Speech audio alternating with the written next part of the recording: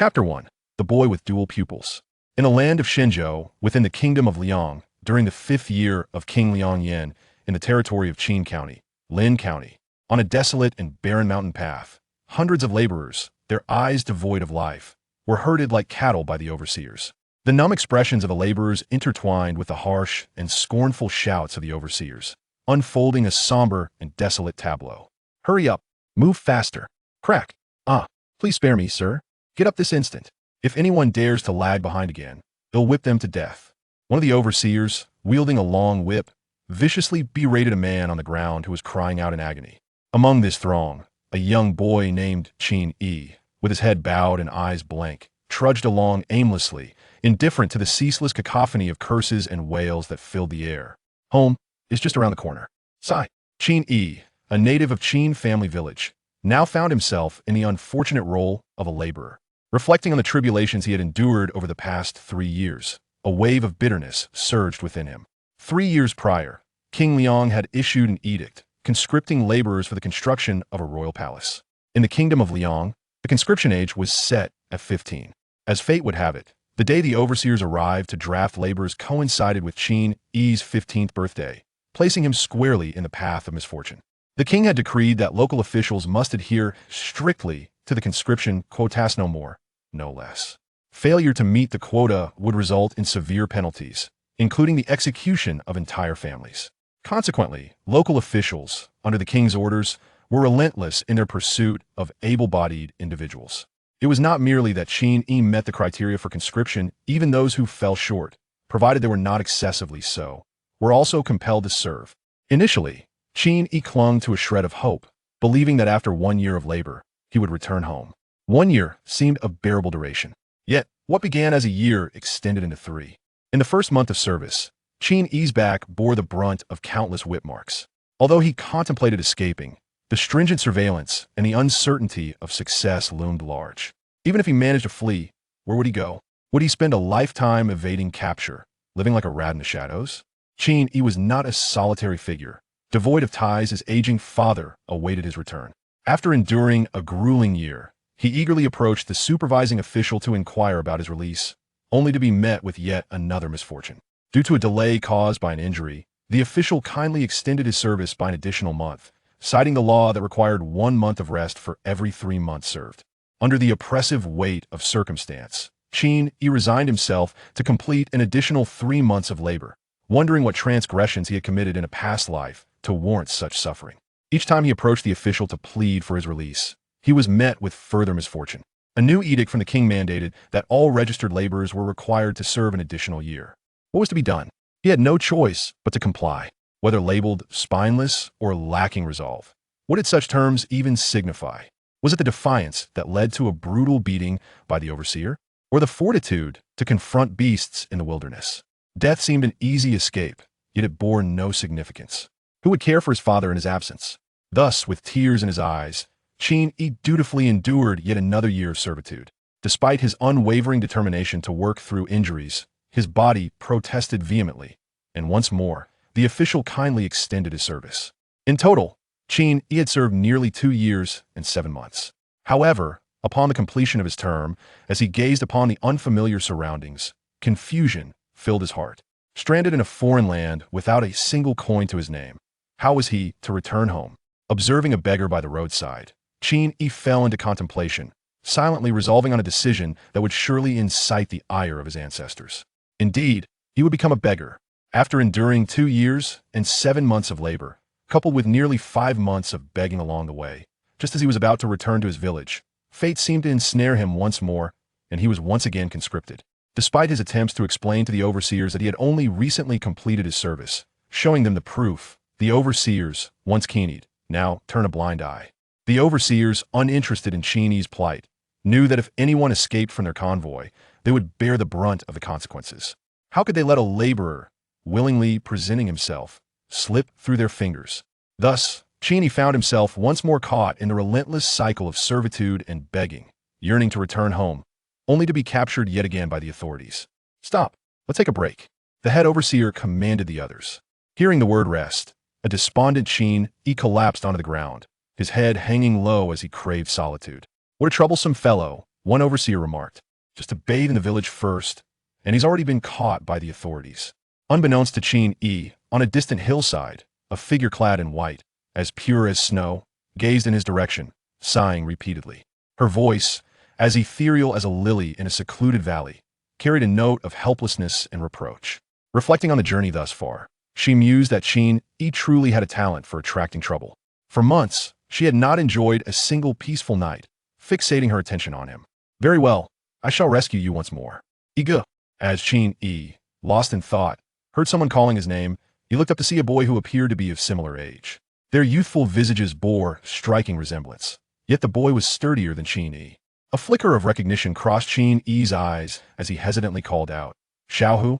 The boy before him scrutinized Qin Yi, and suddenly, a spark of realization lit up his face. It really is Iga. Haha, with those eyes, it must be you, Iga. As Qin Yi raised his head, he inadvertently revealed his secret. It turned out that he possessed dual pupils besides a pair of black eyes.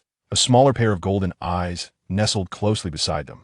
No wonder he had kept his head down in royal circles. Such duality would garner immense adoration. But Qin Yi was merely an ordinary farmer's son. Yet, like ancient sages and emperors, he bore the burden of dual pupils. For Qin Yi, this gift was not necessarily a blessing. At that moment, he confirmed that the boy before him was indeed Su Xiaohu, a childhood companion. The villagers of Qin family village were predominantly of the Qin surname, yet a few outsiders resided there. 3 years ago, when Qin Yi was conscripted, Su Xiaohu had just turned 14. Coincidentally, during that period, he had fallen from a tree while trying to retrieve bird eggs, resulting in a broken leg. Given his age and injury, he was deemed unfit for labor, and by a stroke of luck, he escaped from the overseer's grasp. Excitedly, Su Xiaohu wiggled his way over to Qin Yi's side. Iga, ever since you were taken for labor, you've been gone for 3 years. The villagers said you had perished. I refuse to believe it. What was it you always said, Iga? Awesome? Exactly awesome. A person as awesome as you, Iga, could never die so easily. Hearing the repeated praises from Su Xiaohu, a hint of embarrassment crossed Qin Yi's face, and the heaviness in his heart lightened somewhat. Chapter 2. The Kingdom of Liang has taken my home. This was a phrase Qin Yi himself had coined, and one might wonder how he came to know such a modern term far beyond the current era. The secrets of heaven must not be revealed. Meanwhile, Su Xiaohu called out to a few other boys peeking from the side, Come over here, this is truly our Iga. Following Su Xiaohu's gaze, Qin Yi noticed 5 boys seated on the ground. The more he looked, the more familiar they seemed, yet he struggled to recall their names. Having been away from the village for 3 years, these boys, now in their developmental stages, had all changed considerably. Qin Yi, at that moment, found it difficult to recognize them. Had it not been for his close relationship with Su Xiaohu, who had always been like a shadow to him, he might not even recognize him now. Tiger brother, is this really Iga? Su Xiaohu retorted, just look at his eyes. Who else could it be besides Iga? Upon hearing Su Xiaohu's words, the 5 individuals hastily fixated their gazes upon Qin Yi's eyes, scrutinizing them closely. When they caught sight of the faint golden pupil adjacent to his dark iris, their composure instantly shattered. With the revelation of this duality in his gaze, they were finally convinced that this was indeed the brother Yi who often took them fishing in the river, climbing trees to gather eggs, and always produced an array of fascinating trinkets. Brother Yi, you've been gone for 3 years without a word. We all thought you had perished, remarked a diminutive youth, his voice trembling as he regarded Qin Yi. The sight of his childhood companion and dear friend eased some of the sorrow etched upon Qin Yi's face. As they recounted the tale of his 3-year absence, Qin Yi couldn't help but let out a bitter chuckle. Back then, I truly believed I would return within a year. Yet, who could have anticipated that the court would suddenly issue an edict extending the labor service, and amidst unforeseen circumstances, I would be gone for 3 years.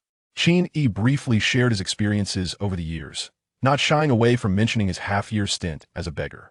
Having spent several months as a beggar, his skin had thickened considerably. What shame could he possibly still harbor? Thinking of his aged father, he hastily turned to Su Xiaohu and inquired, Xiaohu, how has my father been faring? Is his leg any better? And what of his interest in widow Lu from the neighboring village a few years back? Did he marry her? Am I to have a stepmother now?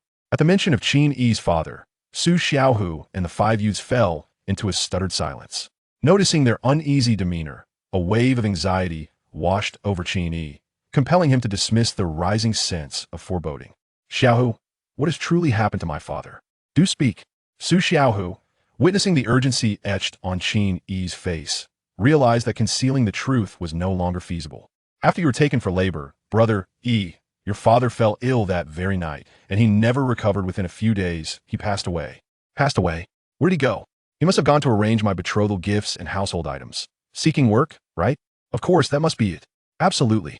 Qin Yi repeated these phrases, yet the tears welling in his eyes did not vanish, even in the face of his own self-deception. Su Xiaohu could no longer bear to see the once resolute and mature brother Yi resorting to such implausible lies to numb himself. His passing means he is truly gone. I personally carved the gravestone for your father. Gone? In that moment, the once vibrant glimmer in his deep black eyes dimmed significantly. What have I endured these past 3 years for?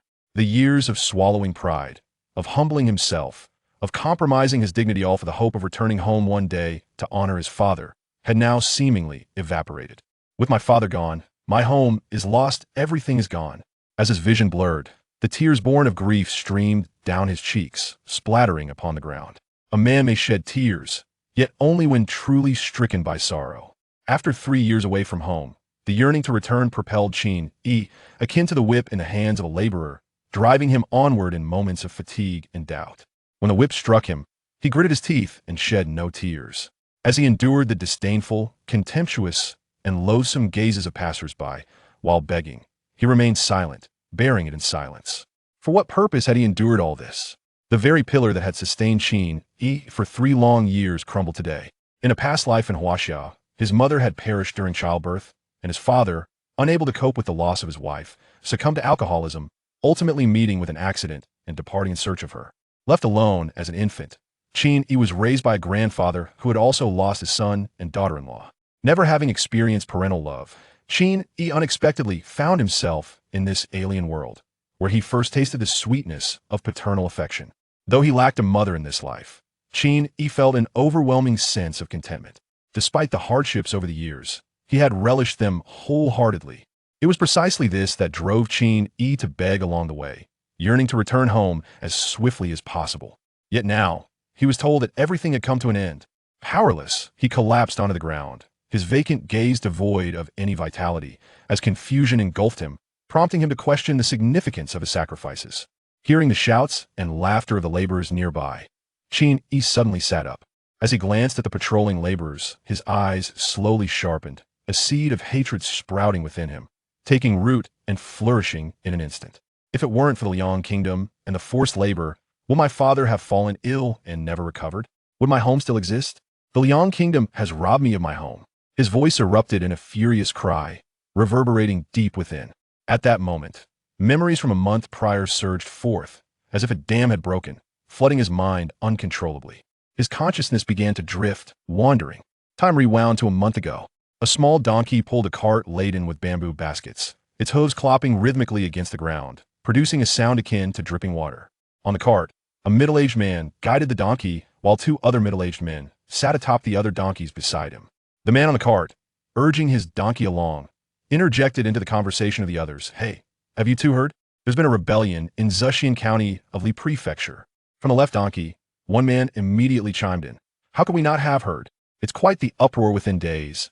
Li Prefecture has fallen. All the county magistrates and prefects have had their heads severed and displayed upon the city walls. The other man added, I hear several other counties have joined in the rebellion after witnessing what happened in Li Prefecture. The man on the cart muttered, what about us in Qin Prefecture? Why haven't we received any news? Should we? Before he could finish, a sharp reprimand interrupted. You fool, are you looking for death? Is this something to be discussed in public? As he spoke, he cast a disdainful glance at a beggar with his head bowed by the roadside. The man on the cart immediately understood and fell silent.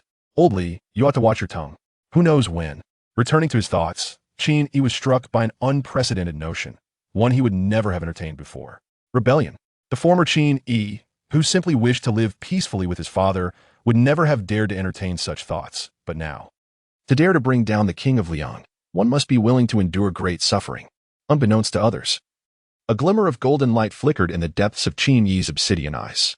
After a moment of silence, Qin Yi hoarsely addressed Su Xiaohu. Xiaohu, I wish to return and pay tribute to my father. Su Xiaohu, upon hearing Qin Yi's desire to go back, couldn't help but let out a bitter laugh and sighed. Brother Yi, we are currently bound by forced labor. How can we possibly return? Xiaohu, Do you understand the fate that awaits those who serve in forced labor? As he spoke, Qin Yi cast a glance at the officials nearby with their backs turned to them and boldly pulled open his garment, revealing several gruesome lash marks etched across his chest. Qin Yi pointed to the most prominent lash mark on his chest and remarked nonchalantly, "This was inflicted when I accidentally stumbled while transporting stones, and the overseer punished me for it." As he spoke, he gestured toward the other scars adorning his chest, elaborating on their origins one by one. Once he had recounted the tales behind the marks on his front, Qin Yi turned around, revealing his back, which bore an even greater number of gruesome lash marks. A flicker of fear passed through Su Xiaohu and his companions as they beheld the array of savage scars on Qin Yi's back. Su Xiaohu's eyes instantly reddened, a surge of fury welling up within him. His address of Brother Yi was not mere formality, but a heartfelt acknowledgement of Qin Yi as his elder brother. "Brother Yi." This. Qin Yi set aside his garments and slowly turned around, gesturing lightly with his hand as he softly remarked, "In truth, none of this is of great significance, for I am still alive." Over the years, he had witnessed countless laborers mercilessly beaten to death by the enforcers. The 5 men summoned by Su Xiaohu gazed upon the myriad of whip marks that adorned Qin Yi's chest and back, listening as he warned that laborers could be killed at any moment. They recalled those from their village who, like Qin Yi, had been taken for forced labor, and none had returned since. The chilling thought of potentially sharing the same fate loomed over them, leaving their youthful faces ashen. Among them, 3 boys appeared particularly pale, for their fathers had been conscripted alongside Qin Yi 3 years prior and had yet to return. In retrospect, it seemed likely that their fates were grim. Su Xiaohu cast a penetrating glance at Qin Yi, who had shifted from despair to an unsettling calm, as if he had begun to anticipate the words and actions that would soon follow. With a swift glance around, Su Xiaohu lowered his voice and inquired, "Brother Yi, are you suggesting that?" Qin Yi cast a discreet glance at Su Xiaohu and his bewildered childhood companions, a fleeting resolve flickering within him. In truth, Qin Yi harbored very little trust for the individuals before him. Even Su Xiaohu, with whom he shared the closest bond, did not command his unwavering confidence. 3 years ago, he would have placed absolute faith in Su Xiaohu, yet the passage of time had wrought profound changes. Now, 3 years later, so much had transformed. However, Qin Yi found himself destitute, devoid of the means to instigate rebellion. Thus, despite the potential risks posed by these individuals, he was unwilling to let them slip away. He resolved to take a gamble, wagering that even if they refrained from joining him in revolt, they would not betray him. After all, death was the worst that could befall him. He had steeled himself, for he was now unencumbered by attachments, existing in solitude, with nothing but a worthless life to lose.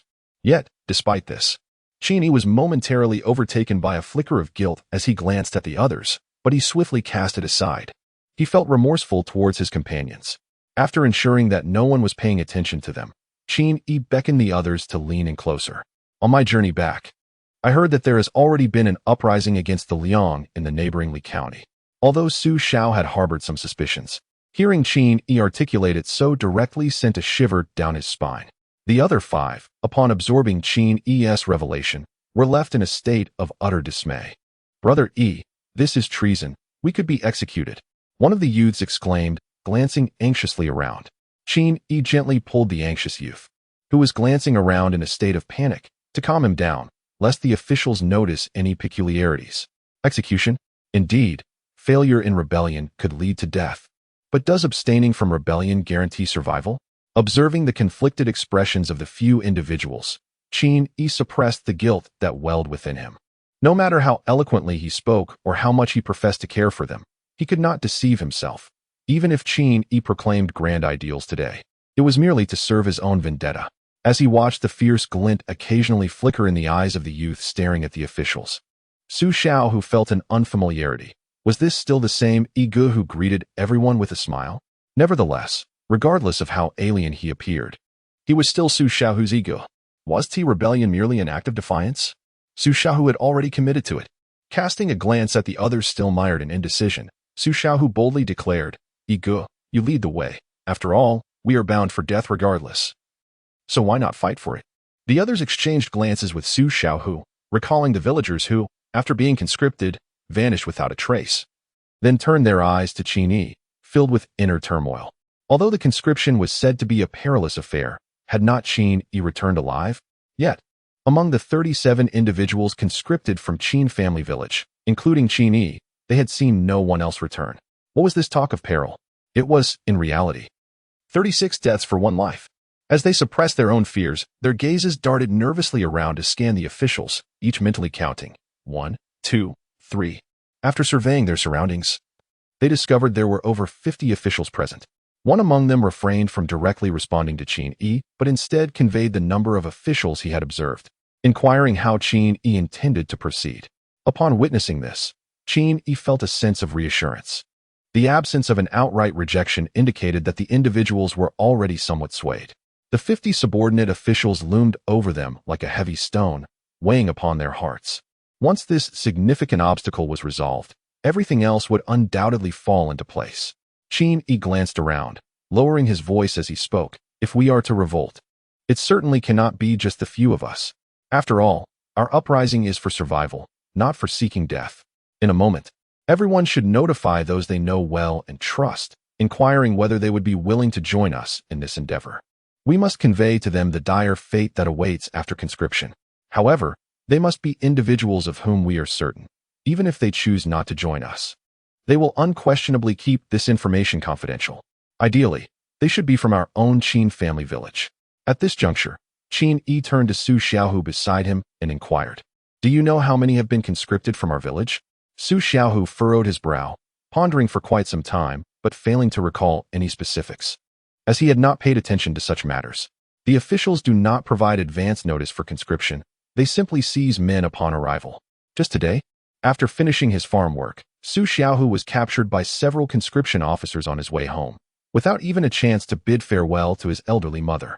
"Brother Yi, I truly haven't been attentive to this," he admitted. At that moment, a rather slender youth suddenly interjected, "Brother Yi, I know a bit. This morning, the officers came to our village, capturing people from every household. Just from what I saw, there were 4 or 5 dozen individuals taken away."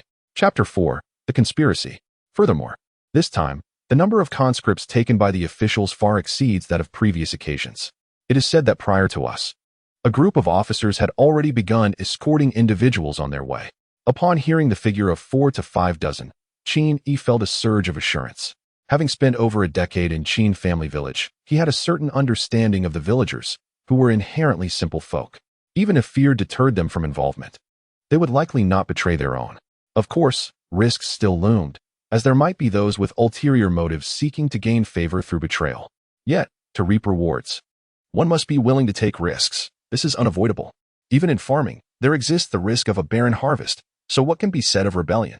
Qin Yi resolved to take a gamble, wagering that these villagers would not betray him, with his very life as the stake.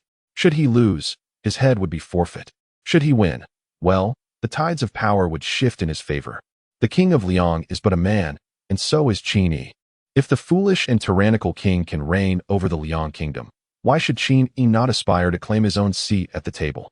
Casting aside his myriad thoughts, Qin Yi turned to the others and articulated his intentions. Under the cover of night, he planned to launch an assault.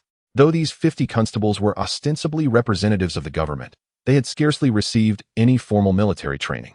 Compared to their rustic counterparts, who had toiled in the fields for years, the constables, armed only with their knives, would find themselves at a disadvantage in many respects.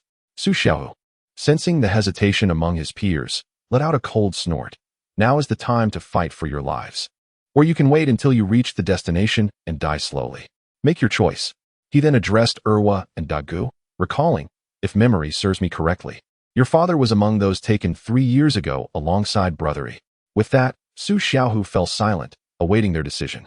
As Qin Yi observed Su Xiaohu urging several individuals, applying psychological pressure, he refrained from voicing any opposition. Su Xiaohu, however, articulated the sentiments Qin Yi had contemplated. Among them, 2 were provoked by Su Xiaohu's remark about slowly awaiting death, while the other 3 were reminded of their father, who had likely perished far from home after 3 years of absence. Gritting their teeth and steeling their resolve, the 5 made a decision that would be regarded by future generations as a source of pride and glory. Their actions were not born from innate rebelliousness or ingratitude towards the sovereign, nor did they seek to defy the court. Rather, it was the court's refusal to offer them a means of survival that compelled them. As loyal subjects of Liang, They felt it their duty to serve their country. Yet their foremost priority was to preserve their own lives. They were, first and foremost, living beings, and only thereafter were they subjects of Liang. Since the court did not regard them as human beings nor provided them with any avenue for survival, they could not be blamed for their choices. Brother Yi, we shall heed your guidance. As Qin Yi gazed at the group, a fleeting sense of disorientation washed over him. After all, their bond was merely a remnant of childhood camaraderie. 3 years had passed since their last encounter, and yet, they dared to entrust their fates to him based solely on the fragile threads of youthful friendship. Resolutely shaking off the myriad of thoughts swirling in his mind, Qin Yi addressed them. Very well, we shall commence our endeavor at nightfall. Should any unforeseen circumstances arise, we will act preemptively. Understood. Observing the cautious movements of his companions as they gradually maneuvered through the surroundings, Qin Yi let out a silent sigh. He was acutely aware that this hasty decision to take action was far too impulsive, lacking any preparation time. The very individuals he needed to rally were being sought out at the last moment. One could say that Qin Yi was treading a precarious tightrope. A single misstep would lead to dire consequences, separation from his head, a grim fate within the belly of a beast, a soul adrift in the wilderness, and bones scattered in unmarked graves. Yet, he found himself powerless, or perhaps it was the blinding fury of vengeance that clouded his judgment, rendering him unwilling to invest time in devising a strategy. He could have bided his time for a few days, personally engaging with and selecting a competent team. While it may not have eliminated the risks entirely, it would have certainly mitigated them compared to the present situation. However, Qin Yi could not afford to wait even a few days. He was a gambler at heart, treating his life as if it were but a trifling matter. As night fell, 500 laborers settled onto the ground, taking their rest. Meanwhile, on Qin Yi's side, he inquired, Xiaohu, have you untied it? Brother Yi, it will be ready shortly. All right, Brother Yi, it's done. Qin Yi gently flexed his stiff wrist and, shrouded in the cloak of night, hurriedly untied the ropes binding the others. Xiaohu, swiftly assist the others in freeing themselves. Be quick, yet cautious. Understood. After a while, Su Xiaohu and the others gradually made their way over. Fortunately, when they had notified their companions earlier in the day, they had advised them to approach cautiously while on the road. Thus, there was no need to search far and wide for them, including Qin Yi. A total of 43 individuals, all hailing from Qin village, were involved in the undertaking. Su Xiaohu and his companions harbored reservations about disclosing their plans to those from outside the village. In a hushed tone, Qin Yi cautioned the few individuals beside him about the areas that required vigilance. He had strategically positioned people near nearly every direction where the officers were present. Xiaohu, take a few men and proceed cautiously towards the officers patrolling the western side. Erwa, you and your companions head to the base of that large tree in the south. Uncle Xing, the northern area is entrusted to you. In an instant, Qin Yi had dispatched 32 individuals, leaving him and 10 others responsible for addressing the officers in the east. With 32 plus the 10 accompanying Qin Yi, they totaled merely 42. One individual was unaccounted for. Upon arrival, everyone should refrain from acting hastily, adhering strictly to the plan we discussed earlier. The moment any noise is detected, we must strike simultaneously, without delay. Do you understand? Qin Yi, with a solemn expression, earnestly addressed the group. Rest assured, my dear comrades, I cherish this head of mine. He asserted, when it comes to matters concerning our heads, even if we do not fully comprehend, we must strive to understand. Casting a glance at several drowsy guards nearby, Qin Yi lowered his voice and took a deep breath. All right, let us prepare for action. Everyone, exercise caution as you approach the guards. We will act upon the sounds we hear. With that, the group stealthily maneuvered away from the inattentive guards, dispersing to draw closer to the respective guards assigned to their territories. Qin Yi, too, scooped up a handful of soil and sand, creating distance among his companions as he cautiously advanced towards a drowsy guard ahead. In the distance, beneath an ancient locust tree, a figure in white flickered in and out of view. What could this young one be plotting? After a considerable time, Qin Yi found himself merely 10 paces from the guard. Calculating that Su Xiao and his companions should be in position, he prepared to act. Steadying his mind and compelling himself to remain calm, he reminded himself that in critical moments, panic must be avoided. In the obscurity of night, unseen by all, something seemed to rise and fall within the depths of Qin Yi's dark, lustrous eyes. Qin Yi tightened his grip on the handful of sand, only to suddenly realize that the grains had become a clump, saturated by the sweat from his palm. Qin Yi hastily scooped up a handful of mud and sand from the ground, simultaneously nodding towards a slight figure in the crowd behind him. The slender figure promptly responded, cupping his hands to form a trumpet shape at his mouth. Coo, coo. A sound identical to that of a dove reverberated through the stillness of the night sky. The 43rd individual emerged, as Qin Yi had instructed him to remain in place to convey the signal for action to the group. In the depths of the night, this dove-like call was strikingly clear, yet it garnered little attention from those nearby. Chapter 5. The Tyranny of the Overbearing. They can be replaced. Qin Yi had previously noted that there were likely doves in the vicinity, as the cooing could be heard periodically from the surrounding woods. Thus, the sudden sound, aside from startling the nearby laborer who looked at the slight boy in confusion, did not draw the attention of the guards. Suddenly, Qin Yi sprang to his feet. He had risen. With 2 swift strides transforming into one, Qin Yi charged toward the slumbering constable. Whether it was an instinctive sixth sense or the urgency of Qin Yi's hurried footsteps, the constable was roused from his dreams. As he beheld Qin Yi rushing toward him, confusion clouded his mind. However, he quickly regained his composure and, upon recognizing the imminent threat, hastily readied his weapon. Qin Yi locked his gaze onto the constable's eyes and flung a handful of dirt and debris toward him. The constable instinctively reacted, rubbing his eyes in reflex. After all, he was but an ordinary constable, not one of the elite soldiers. Had it been the formidable Liang army, even the instinctive reactions would have been overridden by their combat training, compelling them to advance and strike. This distinction between the elite and the ordinary is not solely manifested in physical prowess but also in the realm of psychological fortitude and instinctive combat response. Seizing the moment, Qin Yi delivered a powerful kick, sending the constable crashing to the ground. He firmly pinned the constable's weapon-bearing hand with one foot, while the other relentlessly struck the hand that clutched the blade. Let go, let go! Qin Yi bellowed, furiously kicking and stomping, nearly resorting to biting. Yet, the more he pressed, the tighter the constable gripped his weapon, for relinquishing it would likely cost him his life. At that critical juncture, a stone whistled through the night, striking the constable's arm. With a cry of pain, his limb went limp, and the knife was sent skidding from his grasp by Qin Yi's swift kick. Qin Yi initially believed that his offensive strategy had taken effect, not pondering further. Meanwhile, the unfortunate errand boy, who had been kicked and struck by Qin Yi and subsequently ambushed with stones, instinctively curled up in a ball, grasping a long knife from the ground.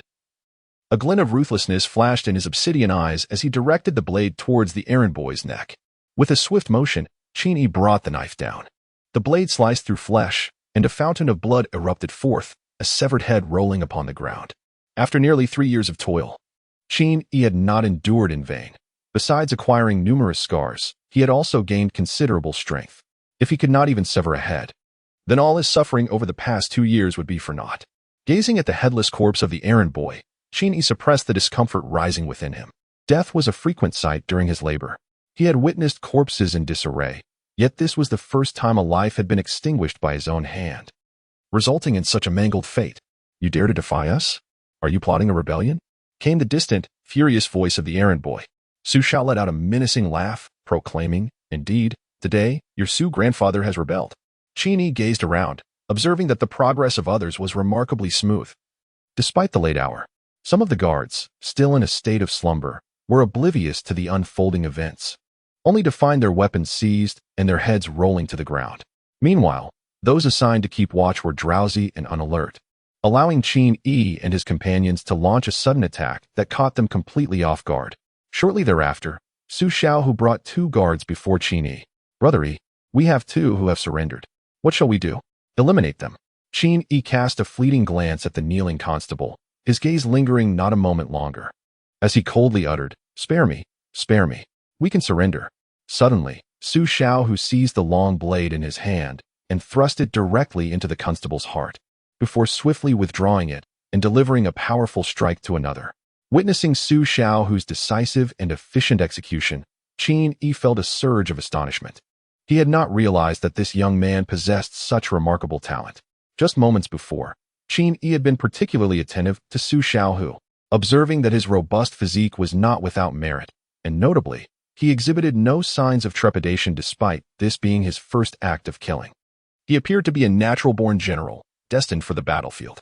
Recalling how Su Shao who had effortlessly hurled one constable aside with a single hand, Cheney speculated that he might indeed be one of those rare individuals of innate strength often spoken of in ancient times. Though such individuals were not numerous in history, they were certainly not absent. Most gained renown within the military, leaving behind a formidable legacy on the battlefield. It seems that Qin Yi's fortunes have finally taken a turn after 3 years of unexpected misfortune. Xiaohu, gather everyone and see if anyone is injured, he commanded.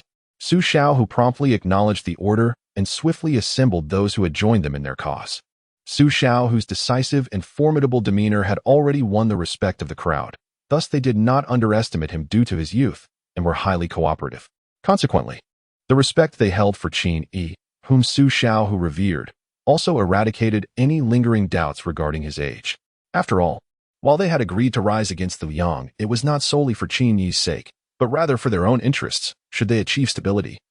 Parting ways would be an option. Yet, if they were to raise the banner of rebellion against Liang, who could assure that ambitions would not arise concerning the leadership position? Before long, Su Xiaohu returned with several individuals whose arms were bandaged. He pointed out their injuries, explaining, "Brother Yi, they were accidentally cut, but the wounds are not deep. Just wrap them in cloth to stop the bleeding." Seeing that only a few had sustained minor injuries and that there were no fatalities, Qin Yi let out a silent sigh of relief. After expressing his concern for the wounded and ensuring their comfort, he warmly escorted them to the shade of a large tree, advising them to rest well. After a flurry of activity, Qin Yi finally departed. Whether he wished it or not, a mask seemed to have settled upon his face. Approaching the laborers, he observed the expressions of sheer terror that adorned their faces. He called Su Xiaohu over, moved to the side, and whispered a few instructions into his ear. Su Xiaohu regarded Qin Yi with a peculiar expression, yet refrained from speaking, merely nodding in agreement before hastening to execute Qin Yi's directives.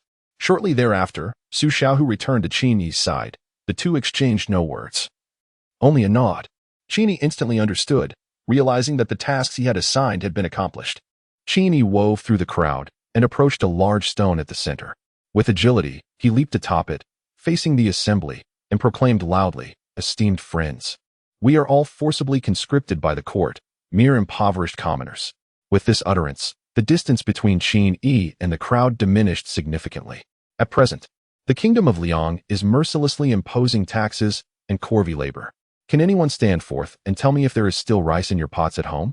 Once conscripted for labor, who tends to your fields while you are away? Upon hearing these words, the crowd's expressions grew somber. They were acutely aware that the Liang court demands grain monthly, and their meager possessions were well known to them. Last month, hunger had already begun to gnaw at their households, and this month they were scraping roots for sustenance. As for next month, they could only hope to survive until then.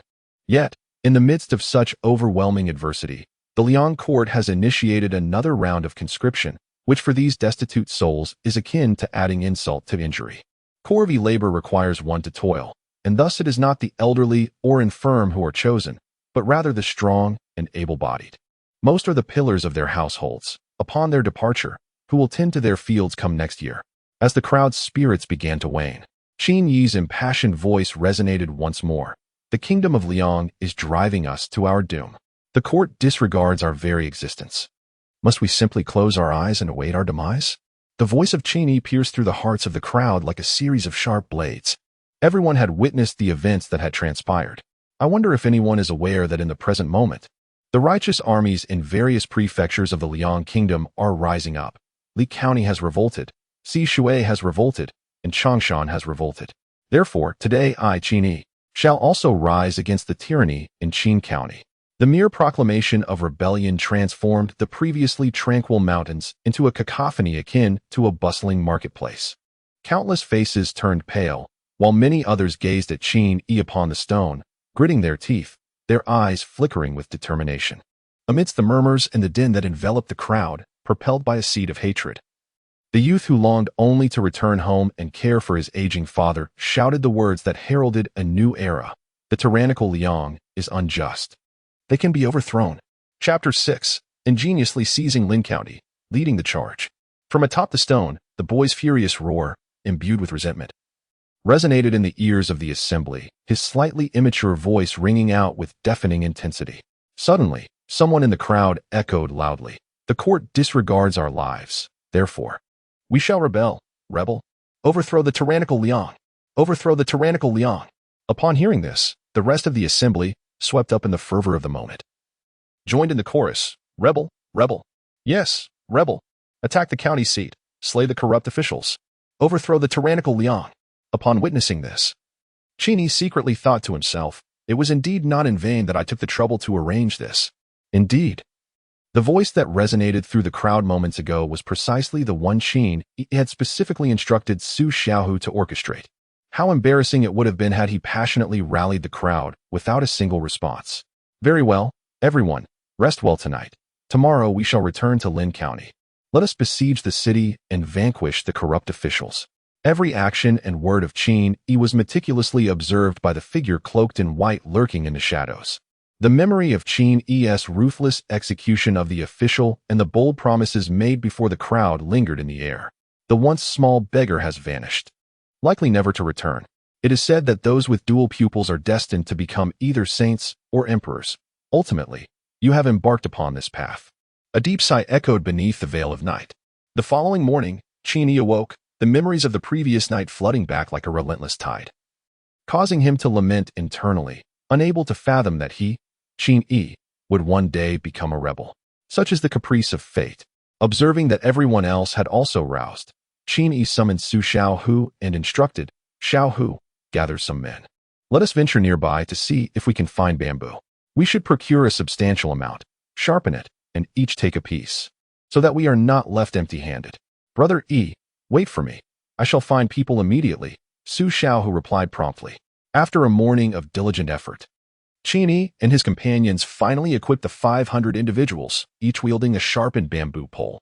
Although the armament was rather rudimentary, it should suffice, albeit barely, for confronting a county town with minimal military presence. Qin gazed at the multitude before him, a flicker of uncertainty stirring within.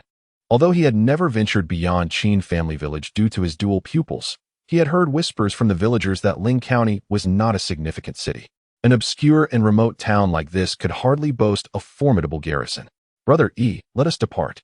Indeed, unbeknownst to all, a figure cloaked in white trailed closely behind the crowd. As dusk approached, Qin and his companions finally arrived near Ling County. Observing the town in the distance, Qin pondered strategies for its conquest. Watching the townsfolk pass through the city gates, a plan began to crystallize in his mind. "Xiaohu, the county remains unaware of our uprising, and the city is surely unprepared. Take a few men and proceed first, concealing your weapons and posing as returning citizens. Upon entering the gates, swiftly seize control of them, and I shall lead our forces to storm the city. Thus, capturing Ling County shall not prove to be a daunting task." After contemplating for a while, Qin could only devise such a plan. Although Lin County is a remote and small town, it is still a fortified city, with his mere 500 troops, which hardly qualify as a proper army. The notion of launching an open assault on the city is nothing short of fanciful. As for why Qin chose not to accompany Su Xiaohu, it was simply a matter of prudence. He was reluctant to entrust his life to another, should he venture to the city gate alongside Su Xiaohu. And if any of those left behind harbored ulterior motives to bide their time, then Qin and his companions would not be seizing the county town, but rather unwittingly enhancing the county magistrate's record of achievements. On a certain date, the magistrate executed several rebels. Observing the sky gradually darkening, and realizing that the city gate would soon close, Qin urged Su Xiaohu and the others to act swiftly, for delays could invite unforeseen complications. Qin advised Su Xiaohu with utmost caution, "Xiaohu, proceed with great care. If the situation becomes untenable, swiftly retreat with your men. A temporary setback in a county is not insurmountable. We shall devise another plan. The safety of our brothers is paramount." This seemingly casual remark garnered Qin a measure of goodwill among his comrades. Those beside him and behind him felt a warm surge in their hearts upon hearing his words, realizing that their lives held value beyond mere numbers.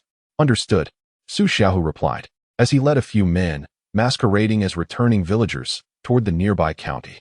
He even engaged in light-hearted banter, casually resting an arm around a companion's shoulders as they strolled along. Qin fixed his gaze upon the increasingly formidable ebony eyes, intently watching Su Xiaohu's retreating figure. Should Su Xiaohu find himself in peril, he would promptly lead his men into the fray. While engaging in light conversation with those around him, Su Xiaohu's eyes inadvertently scanned the city gate. There, he observed 4 guards, yawning and lazily standing their post. The returning townsfolk merely received a cursory glance from the guards, who showed no further interest. At this sight, Su Xiaohu felt a surge of elation. Indeed, this county would soon belong to them. As they approached the city gate, Su Xiaohu swiftly drew the long knife concealed behind his back and swung it towards the head of the guard, who had been preoccupied with thoughts of sneaking a glance at the widow's bath in the western part of the town that evening. In the distance, Qin Yi noticed that Su Xiaohu and his companions had made their move. He quickly rallied the men lying in wait beside him, shouting, "Brothers, charge! Seize the county and slay the corrupt officials." With that, Qin Yi raised the bamboo pole in his hand and led the charge toward the city gate. At this moment, the 500 men did not yet feel a sense of allegiance to Qin Yi. They were merely following him temporarily due to his leadership in this uprising. If Qin Yi were to hide in the rear while they risked their lives in the front, who would not harbor feelings of resentment? Why should they bear the brunt of the danger while he remained behind to reap the rewards? They all emerged from the same laborious struggles. Why was Qin Yi deemed their leader? Why could he not be the leader himself? Although Qin Yi is not particularly adept at winning people's hearts, he is still capable of contemplating this matter. If he wishes to gain the allegiance of others, he must achieve something noteworthy. He must demonstrate to everyone why he, Qin Yi, is deserving of the leadership role. Qin Yi led the charge at the forefront, grasping a bamboo pole tightly in his hands. As for why he did not wield a blade, after all, it is a weapon in its own right. That was because Qin Yi believed that on the battlefield, length equates to strength. When martial prowess is lacking, one compensates with reach. The moment Su Xiaohu made his move, the guards stationed atop the city walls, who had been dozing off, immediately sensed something amiss. Now, witnessing a sudden surge of fierce individuals brandishing sharpened bamboo poles from a distance, the county's defenders swiftly rushed to the city gate for reinforcement. Some of the guards armed with bows and arrows remained in place, drawing their weapons to fire upon those below. However, the arrows released from the walls, akin to a mere handful of cats, were woefully insufficient in number and seemingly lacking in accuracy as well. Though they were referred to as guards, it was evident that the forces defending this small town of Lin County were far from being seasoned soldiers. Chapter 7, Slay 1, Divide the Land. In the desperate gaze of the Lin County guards, a youth wielding a long pole burst into the city gate, brandishing his weapon with a chaotic flourish. Yet, it was this seemingly aimless display that effectively intimidated the crowd. The disparity between regular troops and militia was starkly revealed in that moment. Had this been a legitimate army, Qin Yi, the bold pioneer, would likely have been trampled into the mud by the advancing soldiers. Su Xiaohu, observing Qin Yi's bamboo pole dance with vigor that halted the defenders within the city, found himself likewise obstructed. He had no choice but to stand outside Qin Yi's striking range, calling out, "Brother Yi, step aside." Implicit in his words was the notion that he was blocking their path. Suddenly, Qin Yi regained his focus. With a steely resolve and a fierce glint in his eyes, he plunged into the throng of people. As Qin Yi stated, his life was of little value. If he were to perish, so be it. He would descend to the underworld to serve his late father. Fueled by this reckless determination, Qin Yi boldly charged into the crowd. What right did a destitute farmer have to fear for his life when aspiring to achieve greatness? Should he die, his soul would return to the netherworld to honor his father. Should he live, the vast sea would welcome his leap, and the lofty skies would allow the birds to soar. The city's guards proclaimed that for each enemy slain, a plot of land would be granted. Such was the reward for valor. The local villagers were to remain undisturbed. Those who defied this decree would face execution. Do not question the source of a mere farmer's ambition or the capital from which he dares to boast, for once he captures Lin County, will he not have the authority to claim a few acres? Yet, if Qin Yi fails to conquer the city, what fate awaits him? In Qin Yi's mind, there was no scenario of failure. Today would yield but two outcomes. Either he would seize control of Lin County, or he would meet his demise there. Among the crowd behind him, some astute individuals began to grasp the implication of Qin Yi's words regarding slaying enemies and claiming land. In the village of Qin, a middle-aged man glanced at the skeptical eyes among the crowd and bellowed, "If we conquer Lin County, it shall all be ours." Su Xiaohu, not one to be underestimated, felled a soldier before him with a swift stroke, rallying the spirits of his comrades. "Brothers, seize the moment. The Lord has proclaimed that those who vanquish the enemy shall be rewarded with land. Should you emerge from battle empty-handed, you shall only watch as others claim their shares." Su Xiaohu boldly invoked the name of their Lord, solidifying Qin Yi's status, while the throng reveled in the prospect of land to be divided. No one paid heed to the implications of their actions. They were unaware that many events unfold subtly, shaping their fate. To the farmer, land is their lifeblood, and the soldiers of Lin County appeared to them as mere vessels of that life, ripe for the taking. Eliminate these sycophantic officials, they cried. 1 acre. I'm coming for you. Previously uncertain about the siege, the crowd now found their purpose. Kill one, claim a plot. With eyes ablaze, they surged towards the throng, spurred by the promise of great rewards. Little did they know that this very assembly of common folk would one day become a nightmare for the realm. Outside the city, a pair of cold eyes fixated on the gates of Lin County, simmering with frustration. Fool, you're only causing chaos. I shall leave you to your folly. Suddenly, a figure clad in white leapt to the city ramparts, and in a flash, several heads soared into the air. Humph, I shall aid you one final time. Amidst the thunderous cries of battle, Qin Yi mechanically thrust and withdrew his slippery bamboo pole, his senses dulled, blood seeping from wounds on his chest and back. Qin Yi possessed a pair of mesmerizing double pupils, much like Xiangyu. However, possessing such striking eyes alone does not bestow one with Xiangyu's unparalleled martial prowess. Suddenly, as a soldier seized the opportunity while Qin Yi thrust his bamboo pole forward, he charged towards Qin Yi, raising his long blade, poised to strike. By the time Qin Yi registered the imminent threat, retreat was no longer an option, and a flicker of madness gleamed in his eyes.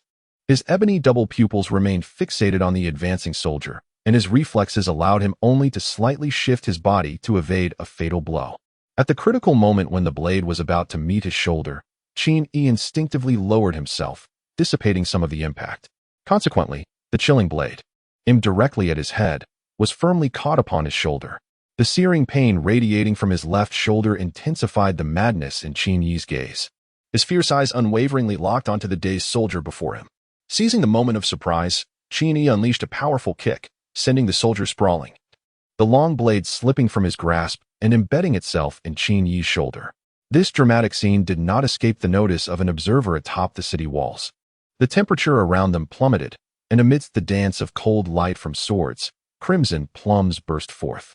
At this juncture, Su Xiaohu and his men arrived just in time, repelling the nearby soldiers of Lin County who sought to capitalize on the chaos. Brothery, are you all right? Su Xiaohu's concerned inquiry went unanswered as Qin Yi glanced at the terrified soldier on the ground, his bamboo pole discarded, his hand reaching out to seize the hilt of the blade. A fleeting expression of anguish crossed Qin Yi's face, yet the madness in his eyes intensified. With a low, muffled groan, he forcefully withdrew the long blade embedded in his left shoulder. Vivid crimson droplets cascaded from the blade's edge, their rhythmic plops drowned out by the cacophony of battle cries echoing through the air. The complexion of Qin Yi was remarkably pallid, a consequence of excessive blood loss. However, his steps were steadfast and resolute, propelled by the hatred seething within him. He grasped the hair of a soldier, whose terrified visage bore wide, pleading eyes, desperately seeking mercy from him. Qin Yi remained utterly indifferent, slowly raising his blade, which gently descended upon the sun-kissed neck. In the next life, may you exist in an era of peace. The long sword suddenly swept across, followed by a decisive thrust, and a headless corpse gradually collapsed. Qin Yi clutched a handful of long hair, beneath which lay a severed head. Su Xiao gazed at Qin Yi's garments, now drenched in crimson, filled with concern, wishing to inquire. However, upon observing the fervent eyes of those around him fixed upon Qin Yi, he promptly abandoned the thought. Qin Yi's actions undoubtedly inspired those around him. However, should he choose to speak at this moment, it might significantly diminish the impact of his influence. Nevertheless, Su Xiaohu could not afford to disregard Qin Yi's injuries. Gripping his long blade with fervor, he relentlessly raised and struck down, eager to conclude the battle swiftly. Perhaps influenced by Qin Yi, he instinctively beheaded an adversary, raising the question of whether such an act could become addictive. In no time, Su Xiaohu held 3 severed heads in his grasp. Observing this, others armed with blades began to imitate him. The garrison of Lin County started to retreat towards the county office. Xiaohu, eliminate the defenders on the city walls while I lead the search for the county magistrate. Understood. As he watched the soldiers in the city flee in disarray, Qin Yi commanded Su Xiaohu. Suppressing the excruciating pain coursing through him, Qin Yi bellowed to those around him. The rest of you, follow me to find the county magistrate. Those who know the way to the county office, lead the way. Qin Yi led approximately 100 men swiftly towards the county office, which was not far ahead. Within the county office, a panicked voice exclaimed, "My lord, calamity has struck. Rebels have revolted. The city gates are under the control of insurgents disguised as common folk, and they have already infiltrated the city. It seems there are over 1,000 of them." Upon hearing this report, County Magistrate Zhang Kai was taken aback, his countenance paling in shock.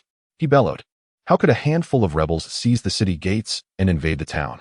What are the city guards doing? Quickly, summon all the officers. We shall eradicate these rebels." Chapter 8. The Loyal County Magistrate. At that moment, another individual rushed in, breathless and distressed, reporting, "My lord, the rebels have breached the county office." As the words left his lips, Zhang Kai was met with the sound of chaos and clamor outside. A flicker of fear crossed his eyes. Yet his face remained resolute with rage. "We, who receive the imperial stipend, must bear the burden of the court. Stand with me. We shall confront the rebels in a fight to the death. I vow that we shall either survive or perish with the county." The officers, inspired by their magistrate's fervor, felt their own spirits ignited. They gripped their long knives tightly, shouting, "Let us fight to the death against the rebels." As Zhang Kai witnessed his officers charging forward, he hurriedly made his way towards the back door of the county office, fleeing in desperation. No one would have anticipated that this was the same loyal magistrate who had so fervently vowed to battle the rebels to the end and share the fate of the county. Once Qin Yi and his men had dealt with the officers in the county office, they discovered that the magistrate had vanished. Qin Yi cast a glance at his mangled left shoulder, his complexion pale as he summoned an individual, instructing, "Quickly, inform Xiao who to seal the city gates, prohibiting anyone from entering or exiting. As you command."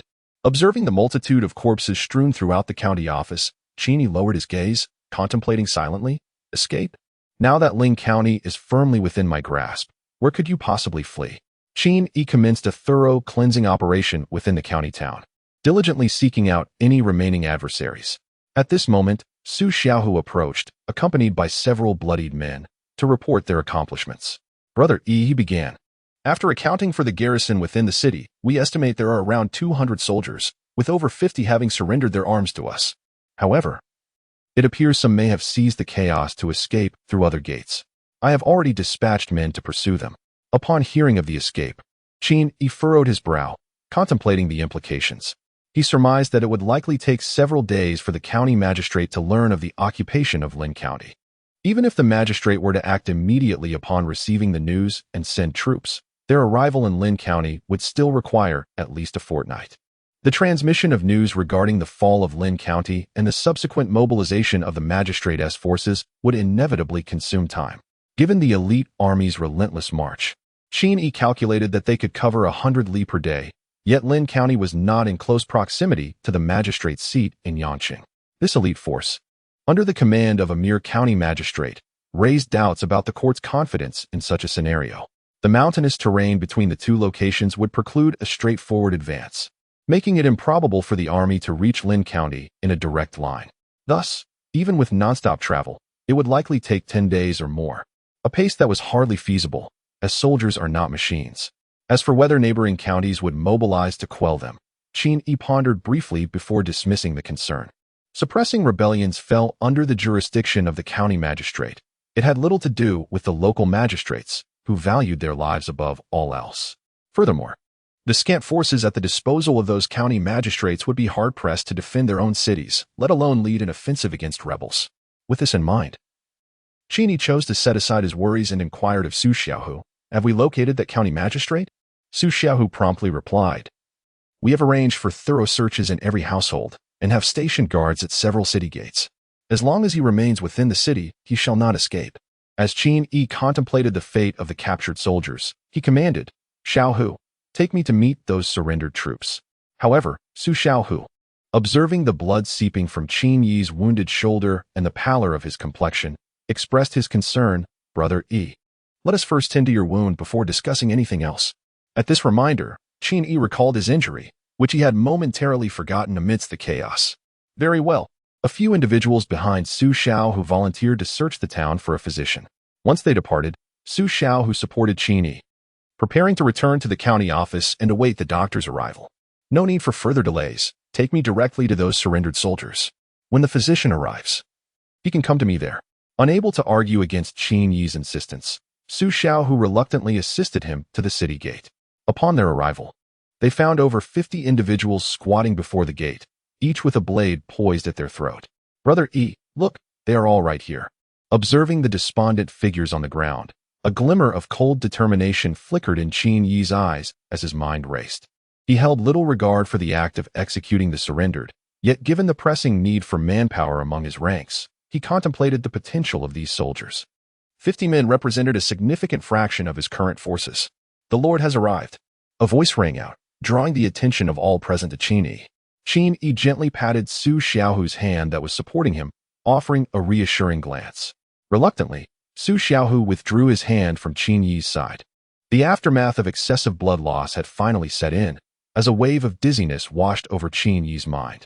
He realized that if he did not take action, he might faint in public right at the city gate. Qin Yi forcefully dislocated his left shoulder, and an intense pain surged through him, causing beads of cold sweat to form on his forehead. Yet, the effect was remarkably beneficial. The foggy sensation that had enveloped him dissipated instantaneously, and he clung to this excruciating pain to brace his faltering body. The onlookers, unaware of Qin Yi's physical state, observed his steady gait and mistakenly assumed his injuries were not severe, thus paying little heed to his condition. However, the fierce determination he had displayed by leading the charge through the city gate had indeed earned the admiration of those around him.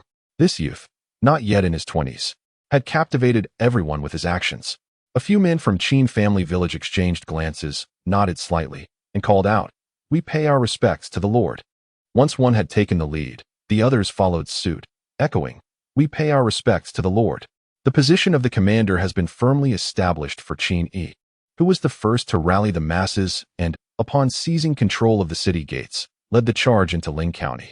This commanding role would not garner the allegiance of the others, regardless of who assumed it. However, if either Qin Yi or Su Xiaohu were to take on this mantle, there would be no dissent. Qin Yi, enduring the excruciating pain in his shoulder, managed to force a smile as he surveyed the crowd around him. He proclaimed loudly, "Today, our successful siege of Lin County is a testament to the unwavering contributions of all present brothers. I, Qin Yi, am fortunate to have your support in assuming this esteemed position. I shall speak no empty words. Let it be known that as long as there is sustenance for me, there shall also be sustenance for each of you." Behind him, Su Xiaohu observed Qin Yi's calm demeanor, as if his injuries were of no consequence, behaving as though he were entirely unscathed. Qin Yi continued, "I have previously stated that for every enemy slain, a land of an acre is gained." As Qin Yi's words echoed in the air, a multitude of fervent gazes gravitated towards him. Without exception, these were individuals who had just taken the lives of one or even several soldiers guarding the county. Xiaohu. Upon hearing his name called by Qin Yi, Su Xiaohu promptly stepped forth from behind him, cupping his hands in salute. "My lord, let us tally the military achievements of our brothers and distribute the land." Chapter 9. The Qin Army. Witnessing Qin Yi decisively affirm the matter of land distribution on the spot, in front of such a multitude, left no room for reneging, unless Qin Yi found the position of lord too comfortable to bear.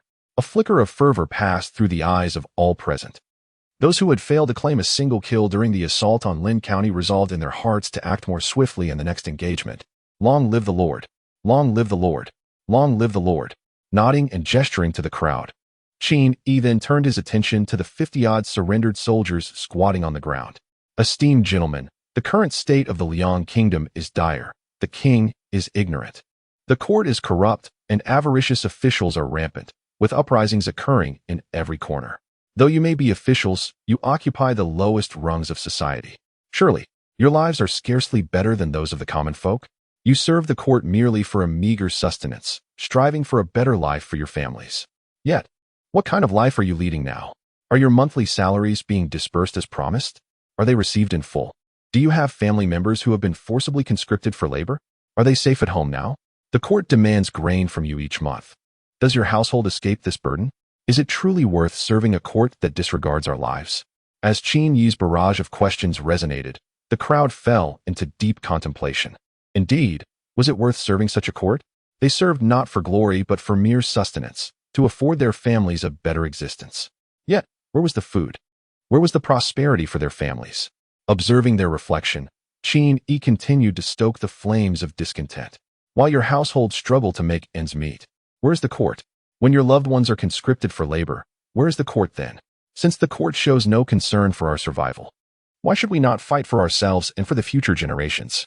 Upon concluding his words, Qin Yi turned his gaze towards the armed individuals standing by and gently urged, "Please, step back and sheath your weapons." Hearing Qin Yi's command for the guards to withdraw, Su Zhao's face was etched with concern. "Brother Yi, is this wise? Have no fear. Everyone step back," he reiterated. "We are all common folk, and when the court shows indifference to our lives and the authorities oppress us, it is precisely in such times that we must unite and support one another. Only by standing together can we seize control of our destinies. Those willing to join us in opposing Liang, please step aside. For those who choose not to, I shall not compel you. You may leave the city." The crowd was taken aback by Qin Yi's intention to spare them, granting them the freedom to choose their fate. "I shall remain," one man declared. "The words of this noble leader ring true. Just days ago, I received a letter from home. My brother has been conscripted for labor. Since the court disregards our lives, why should we serve them? It is time for rebellion.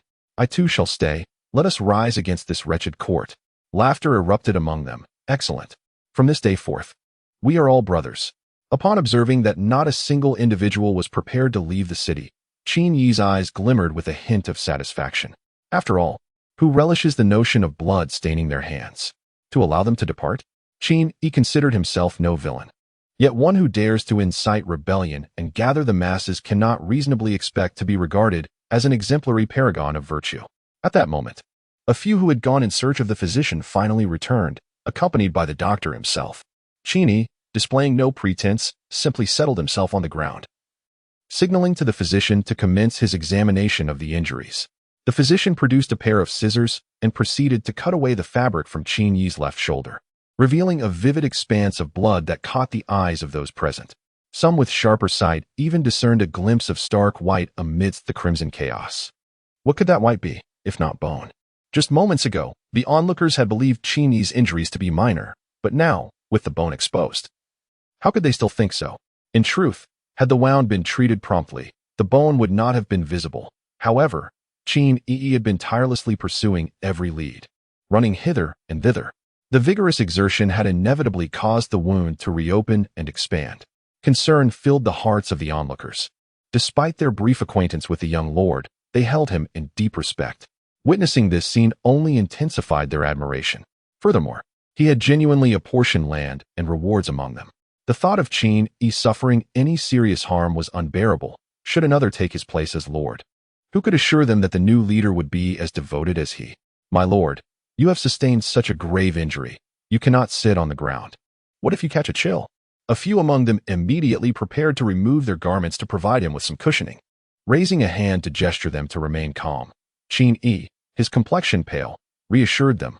"I, like you all, hail from humble beginnings and am no pampered young master. Sitting on the ground for a while will not bring about illness. I have endured far worse while fishing in the frigid winter." Indeed, the resilience of their lord was not to be compared with that of the delicate scions of affluent families. Just look at the musculature on his arms. It was evidently robust. As the physician tended to Qin Yi's wounds, Su Xiao, who squatted beside him, and whispered, "My lord, I neglected to inform you earlier, but there is something amiss atop the city walls. When I led our men up there, I discovered that the defending soldiers had all been decapitated. There were a full 37 of them." Upon hearing this, Qin Yi's brow furrowed in concern. "Have you inquired? Could it be our people who did this?" "No," Su Xiao who replied. "I examined the corpses closely. The manner of decapitation is unlike our own. The severed necks are remarkably clean. It is evident that an exceptionally sharp weapon was employed. While our captured blades are indeed sharp, they pale in comparison." Qin Yi racked his brain but could not fathom who was secretly aiding him, capable of silently eliminating dozens of individuals. Surely, such a person must be a formidable warrior. If he could recruit this ally, it would undoubtedly bolster his efforts against Liang. Observing Qin Yi's furrowed brows and deep contemplation, Su Xiaohu realized that Qin Yi, too, was unaware of the identity of their clandestine benefactor. He had initially presumed it might be someone Qin Yi had befriended over the years, providing assistance from the shadows. "My lord, do not dwell on this matter any longer. We have already initiated our uprising. Surely, we must adopt a name." At the mention of a name, Qin Yi was unexpectedly reminded of his previous life, where his grandfather often insisted on reviewing the family genealogy with him. He murmured, "Grandfather, You must not be deceiving your grandson. Contemplating this, Qin Yi made a resolute decision. From this day forth, we shall be known as the Qin army. With the name Qin, we shall rise against the tyrant Liang. Qin army. Su Xiaohu echoed, the phrase rolling off his tongue with a certain resonance. Moreover, the character Qin, aside from being Qin Yi's surname, evoked a sense of grandeur and majesty. When the others learned of the title Qin army, they too found it pleasing to the ear, imbued with an air of formidable authority. In the 5th year of King Liang Yan, the Qin army was established. A terrifying nation was slowly awakening from its slumber. Simultaneously, in the land of Chu, a man clad in white instinctively twitched his fingers as if sensing something. With a sudden snap of his fingers, he burst into laughter, disregarding the peculiar gazes of those around him, continuously murmuring, "Soon, soon." The boundless black armor from the divination. And that mysterious attire. We shall meet again shortly. After more than 1,000 years, it is indeed time to bring this all to an end. As night fell, Qin Yi stood bare-chested in the courtyard, gazing up at the luminous moon hanging high in the sky, reflecting on the day's events. This world is truly strange, forcing a man who merely wished for a peaceful life into the role of a rebel leader. With a resigned chuckle and a shake of his head, Qin Yi turned to return indoors, preparing to rest. Unbeknownst to anyone, within the depths of his obsidian eyes, something seemed to tremble, poised to break free. Suddenly, a sudden and excruciating pain surged through Qin Yi's mind, causing him to collapse onto the bed. The wound on his left shoulder immediately tore open anew. Yet, in comparison to the overwhelming agony echoing in his mind, the pain from the injury on his shoulder was trivial. Qin Yi's entire body instinctively curled up. What is happening? Why does my head ache so intensely, as if it might split apart? As Qin Yi was about to call for help, an even more intense wave of pain surged through him, causing him to lose consciousness entirely. The commotion within the room did not disturb anyone, not even the figure clad in white seated on the roof beneath the moonlight. Time passed, and gradually, amidst his unconscious state, Qin Yi began to regain a semblance of awareness, though he remained in a fog, yearning to continue sleeping indefinitely. Chapter 10. A sudden change. The spiral dragon pillar. An unknown altar. Suddenly, a blinding beam of obsidian light pierced the darkness, striking directly at his eyes, and his muddled mind instantly awakened. After a considerable moment, Qin Yi slowly regained his senses. He abruptly sat up and gazed towards the source of the light, only to discover that he was surrounded by an endless shroud of black mist, which rendered the place devoid of light. Yet, deep within the boundless darkness, Qin Yi discerned a flickering emerald glow, dancing rhythmically and ceaselessly. Where's this place? Qin Yi surveyed his surroundings with a vigilant gaze. Uncertain of the situation, he dared not act impulsively, choosing instead to remain seated. Forcefully suppressing the turmoil within, Qin Yi understood that panic would not resolve his predicament. It would only muddle his thoughts. Everything around him appeared exceedingly strange. He distinctly recalled preparing to rest when an excruciating pain suddenly surged through his mind, causing him to lose consciousness. Upon awakening, he found himself in this bizarre locale. Remaining idle was not a viable option, so Qin Yi cautiously prepared to rise. As he instinctively pressed his left hand down for support, he anticipated the sharp agony from his wound, yet it never came. Turning his gaze to his left shoulder, he noted that the bandaging was no longer present. He reached out to pat his shoulder, and to his surprise, there was no pain. Qin Yi tore open his garment once more, only to discover that the conspicuous wound from earlier had inexplicably vanished. The wound had disappeared. While one might expect him to feel elated, an unsettling sense of strangeness enveloped him instead, for such a significant injury could not simply vanish without reason. This unknown force instilled in him a deeper apprehension towards this place, rendering his countenance increasingly grim. The more peculiar the surroundings became, the more it seemed that his chances of departure diminished. After standing still for a moment and contemplating his situation, he realized he possessed no means of leaving this place. With no other options, he resolved to investigate the source of the light emanating from the depths of the black mist. Perhaps it held the answers to his bewilderment. For reasons unknown, a thought suddenly sprang forth in Qin Yi's mind, and once it emerged, it became insistent and unrelenting. It felt as though an unseen voice was urging him onward, compelling him to approach the faint glow. The intensity of this sensation grew stronger, to the point where Qin Yi found himself unable to muster even the slightest resistance, as if failing to heed this call would lead to a grave error. Qin Yi gently lifted his foot and slowly stepped towards the direction where a faint glow emanated in the distance, and a wondrous scene unfolded. As Qin moved, the pervasive black mist that surrounded him began to recede, seemingly parting to clear a path. Observing the mist retreating of its own accord, an inexplicable sense of familiarity welled up within Qin. It appeared that he could sense a wave of emotion emanating from the black mist. Was it excitement? Indeed, it was excitement. The mist seemed to rejoice at Qin Yi's arrival, parting to create a passage while simultaneously swirling and roiling in a lively manner. Witnessing this spectacle, Qin Yi's curiosity deepened, and the urge to advance became increasingly compelling. As he drew ever closer, the black mist ahead continued to dissipate, gradually revealing a colossal silhouette. Upon witnessing this, Qin Yi was instantly overwhelmed by a sense of insignificance. If a mere outline could evoke such feelings within him, how profound must the true visage be to leave one in awe? Qin Yi could not help but quicken his pace. As the retreat of the black mist hastened in tandem, time became an indeterminate concept, and eventually, Qin Yi came to a halt, his gaze lowered to the ancient, ink-colored steps that lay before him. Even as he stood at the threshold of the staircase, the true form of this colossal entity remained shrouded in the dark fog. What lay atop these steps? Suddenly, an excruciating pain surged forth, manifesting mysteriously as if the boundless mist were pulsating with emotions.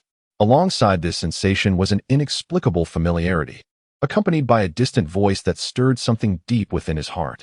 What did all of this signify? Shaking his head to dispel his inquiries, Qin Yi focused intently on the faint glimmer above. There, he believed, lay the answer. Qin Yi did not hasten to ascend the steps. Instead, he circumnavigated the edge of the staircase. Within the shrouded black mist, the enormous silhouette emerged, and with the ancient patterns etched upon the steps, Qin Yi surmised that this must be an ancient edifice. Though it was indeed an antiquated structure, Qin Yi refrained from associating it with the architectural styles of various dynasties of Huaxia, for he was presently in the realm of Shenzhou, an alternate world entirely. As he swiftly navigated along the edge of the steps, a sudden halt ensued. He lifted his gaze in an upward manner, instinctively swallowing hard as his throat moved reflexively. What had transpired to render Qin Yi so flustered? His obsidian-hued eyes brimmed with astonishment, yet what lay before him was not some fantastical object, but rather a singular column, a rather extraordinary one at that. It stood completely black as ink, adorned with a myriad of intricate carvings. And Qin Yi estimated its diameter to be approximately 10 meters, while its height remained an enigma. From a considerable distance, he could already feel waves of frigid air emanating from the column, compelling him to retreat several steps until the piercing chill gradually dissipated. Raising his head, Qin Yi continued to scrutinize with unwavering focus. He discerned that, at a higher point of the mysterious pillar, there appeared to be something coiled. However, the distance hindered his ability to see clearly. At that moment, a sudden warmth enveloped his gaze. What was once indistinct at the pinnacle of the enigmatic column now lay before him with astonishing clarity. Touching his eyes, Qin Yi murmured to himself, "It seems that these eyes of mine truly possess the legendary double pupil, rather than being the result of an affliction." As Qin Yi marveled at the possibility that the legend of the dual pupils might indeed hold truth, he examined the mysterious pillar through the lens of the dual pupils. At the upper section of the pillar, a vividly crafted, menacing black dragon coiled around it, its head protruding, and a pair of imposing dragon eyes fixated intently on a singular direction. That direction was precisely where Qin Yi intended to go, the very location of the faint glimmer. The mysterious pillar? The coiled dragon? As Qin Yi seemed to recall something, he circumvented the imposing Xian pillar and continued to traverse the edge of the steps, eager to validate the conjecture that lingered in his mind. Just as he brushed past the Xian pillar, a sudden thought struck him. He removed his garment and cast it beneath the pillar. Having completed this act, Qin Yi resumed his exploration along the periphery of the steps. As he ventured further, he encountered the second Xian pillar, accompanied by the second black dragon, the third Xian pillar, alongside the third black dragon, and so forth, until he reached the ninth Xian pillar, which bore the ninth black dragon. In total, he had observed 9 Xian pillars and 9 menacing black dragons entwined upon them. Remarkably, these 9 pillars and dragons appeared to be chiseled from the same mold, and upon a cursory glance, Qin Yi discerned that they exhibited no discernible differences. Without lingering, Qin Yi continued to stride forward. With 9 being the ultimate number, could the next pillar be the first mysterious column he had previously encountered? Indeed, When Qin spotted the garment he had carelessly discarded beneath that very column, his conjecture was confirmed. These 9 pillars seemed to form a protective arc, encircling the edifice at the center. As he recalled the steps he had traversed along the periphery, an ancient architectural structure, one that belonged to a bygone era, suddenly emerged in his mind: an altar. 9 dragons encircling, serving as a magnificent foundation for such an imposing altar. Qin now finds himself increasingly intrigued by the enigmatic objects above. With a determined stride, he officially embarks upon the inky staircase, ascending step by step. The length of this staircase remains a mystery, and the culmination of his journey is uncertain, yet Qin remains unperturbed, for he knows that haste is futile. Aware that impatience serves no purpose, he chooses not to burden his mind with unnecessary worries. Chapter 11. Wuan Baiqi. I have the honor of meeting young Master Yi. Bored and restless, an imaginative spark ignites within Qin as he turns to count the steps he has already taken. 1, 2, 3. Qin ascended step by step, each step a count. 900, 901, 999. As Qin ascended the seemingly endless staircase, he counted each step with meticulous precision. Upon reaching the 999th step, he felt he was but a fraction closer to the faint glimmer ahead. Yet, he estimated there remained a considerable distance to traverse before reaching it. Just as he poised to step onto the milestone of the 1000th stair, an overwhelming pressure descended upon him with a thunderous force, causing his body to lurch downward. However, he quickly steadied himself beneath its weight. This sensation was strikingly familiar to Qin, reminiscent of the burdens he bore during his time of servitude, when he had never been unencumbered by light loads. Was this a warning against further advancement, or a test of my worthiness to proceed? Qin Yi's footsteps grew increasingly heavy, yet each step he took was resolute, measured, and devoid of haste. As he had previously asserted, he was no pampered young master. During his 2 years of service, countless souls had faltered, seeking a swift escape from their plight. He once encountered familiar faces, but in the end, he found himself utterly alone. In this world, it is only suffering that truly tests one's mettle. Today, I must behold that object. Should you fail to crush me upon this ink-stained step, then witness my ascent to the pinnacle. The madness inherent in Qin has been compelled to surface. Now, even when faced with the exit from this place, he would likely choose to disregard it. Step by step, he ascends towards greater heights, never glancing back, embodying his very nature. Even if the path ahead leads to certain doom, once he has made a choice, it remains unaltered. He is determined to forge a way to survival, even if it means butting his head against the wall. Retreat? He is willing to traverse the paths of death, despair, or the road of shattered souls.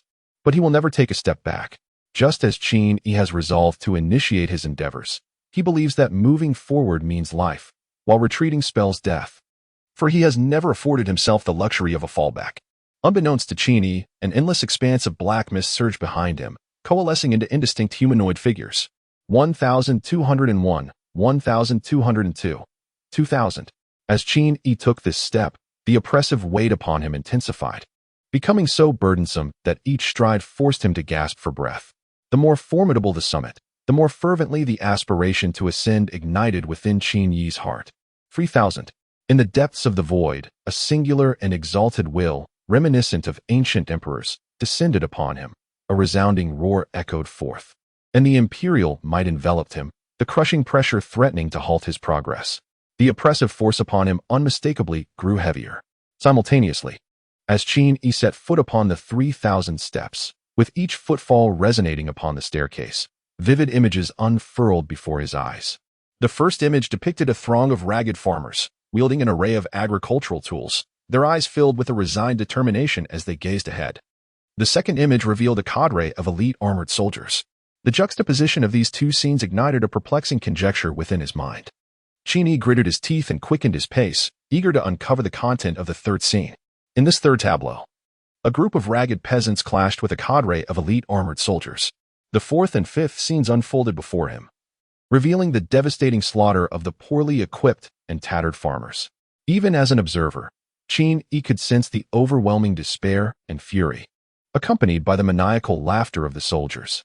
The images continued to flicker by, and he witnessed a monumental transformation of those once helpless and vulnerable peasant militias, who had previously been at the mercy of their adversaries.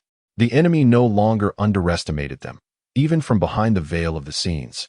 Qin Yi could perceive a palpable sense of dread emanating from the once mighty foes. For the first time, fear appeared upon the faces of those who had previously regarded the farmers as nothing more than insignificant pests. Qin Yi discerned the profound transformation that had unfolded, recognizing that it was all instigated by the arrival of a singular individual. In that fateful year, a dashing young nobleman, who was destined to traverse the realms with grace, found himself in a destitute and wild land. On that very day, a ruler, intent on enriching his nation and empowering his people, issued a fervent decree in search of wise talents. It was also on that day that a man, brimming with ambition yet devoid of an avenue to channel it, appeared before the decree. Their paths converged. He brought forth a new legal framework to this frail and barren territory, and an army, once branded as wolves and tigers, gradually took shape under his command.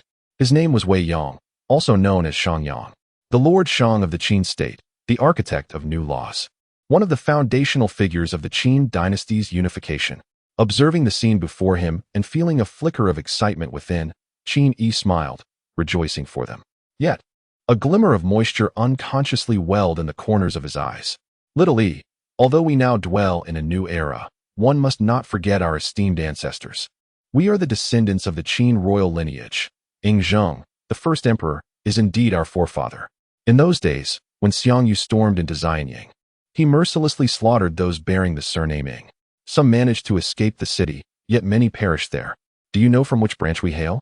It is the lineage of Crown Prince Fusu. Our ancestors met with tragic fates, yet the progeny of our forebear, who was also our ancestor, was secretly taken away. We are the true direct descendants of the first emperor, the legitimate heirs of the great Qin. In times past, you might have even had the chance to become a prince yourself. 4,000, 5,000, 6,000, 7,000, 8,000. Qin Yi ascended step by step, leaving behind a trail of crimson footprints. The oppressive weight bore down upon him, contorting his body as eerie white bones protruded from various joints. With each arduous step, he endured immense agony, progressing with deliberate slowness. Yet, who among those present witnessed him pause for even a moment? His once handsome visage was now marred and swollen, a result of his own relentless self-infliction. He sought to rouse himself through physical suffering. Yet the pain emanating from his exposed bones could not dispel the pervasive numbness that enveloped him. It seemed he had reached his limit. However, oblivious to the dissipating black mist surrounding him, Qin Yi remained focused solely on his ascent. Behind him stood an innumerable legion clad in black armor. The air crackled with a chilling aura of slaughter, as if it were on the verge of crystallizing into dew. Clang! The sound of a weapon striking the ground resonated as a black-armored soldier knelt before him. 1, 2, 3, hundreds of thousands. Countless black flags fluttered without wind, adorned with a symbol resembling a swallow. No, it was a dark bird. The dark bird, the black flag, the black armor. These were the illustrious spirits of the Qin elite, who once swept through the realms, establishing the supremacy of the great Qin within the universe. Why did the heroic spirits of the great Qin elite manifest in this place? Qin Yi seemed to sense the unusual presence behind him. He paused momentarily and gradually turned around, his gaze descending upon a formidable army clad in black armor. In front of this legion stood a man in white, whose countenance radiated with a cheerful smile as he regarded Qin Yi. As if sensing Qin Yi's scrutiny, the man in white bowed respectfully, proclaiming, "I am Bai Qi, the esteemed general of the great Qin. Accompanied by 1,000,000 valiant warriors, I pay my respects to young Master Yi." The name Bai Qi, renowned throughout the annals of Chinese history, surged through Qin Yi's mind like a tempestuous wave. Instinctively, he prepared to descend the steps. "Young master," Bai Qi bellowed, halting Qin Yi's movement with a piercing gaze akin to that of a hawk. "Do you comprehend the purpose of this altar? It was erected in the days of His Majesty's ascension to the throne. After its construction, you are the first, aside from His Majesty, to tread upon this sacred ground once more. The path to emperorship offers no return. Advance leads to life, while retreat leads to death. Go forth. The treasures above can assist you in reinstating the great Qin. The queries that dwell in your heart will one day find resolution." Chapter 12, Mandated by Heaven. May you endure in eternal prosperity. Upon hearing these words, Qin Yi, despite the myriad of perplexities swirling within his heart, could only turn away and continue his ascent of the imperial altar. At this moment, the oppressive aura that had once enveloped him had vanished without a trace. It was clear that merely withstanding the pressure would not suffice for him to reach the summit.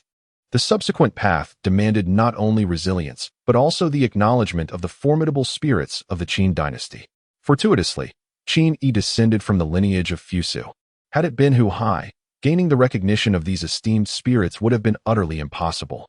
A fallen nation requires but one scion. A lesson learned once is sufficient. After much endeavor, Qin Yi was on the verge of reaching the pinnacle of the imperial altar. At last, he took that monumental step, traversing the 9,999th stair. As he gazed upon the grand green seal floating at the center, emanating a soft emerald glow, his heart raced uncontrollably, and his blood began to boil. It seemed as though the seal sensed Qin Yi's arrival, slowly drifting towards him. With trepidation, he scrutinized the seal, observing the 5 small green dragons coiling upon its surface. Trembling, he extended his hand. Yet, upon seeing the bloodstains that marred his hands, he hastily sought a cleaner part of his attire to wipe them. However, the blood had already dried and crusted, making mere rubbing futile. Resolutely, he removed his inner garment, baring his torso, and wrapped the seal in the cleaner fabric, cradling it with great care while he examined it closely. Indeed, it was unmistakably the great seal of the Qin dynasty, a national treasure of Huaxia, the imperial jade seal. Flipping it over, he beheld the 8 small characters inscribed in seal script.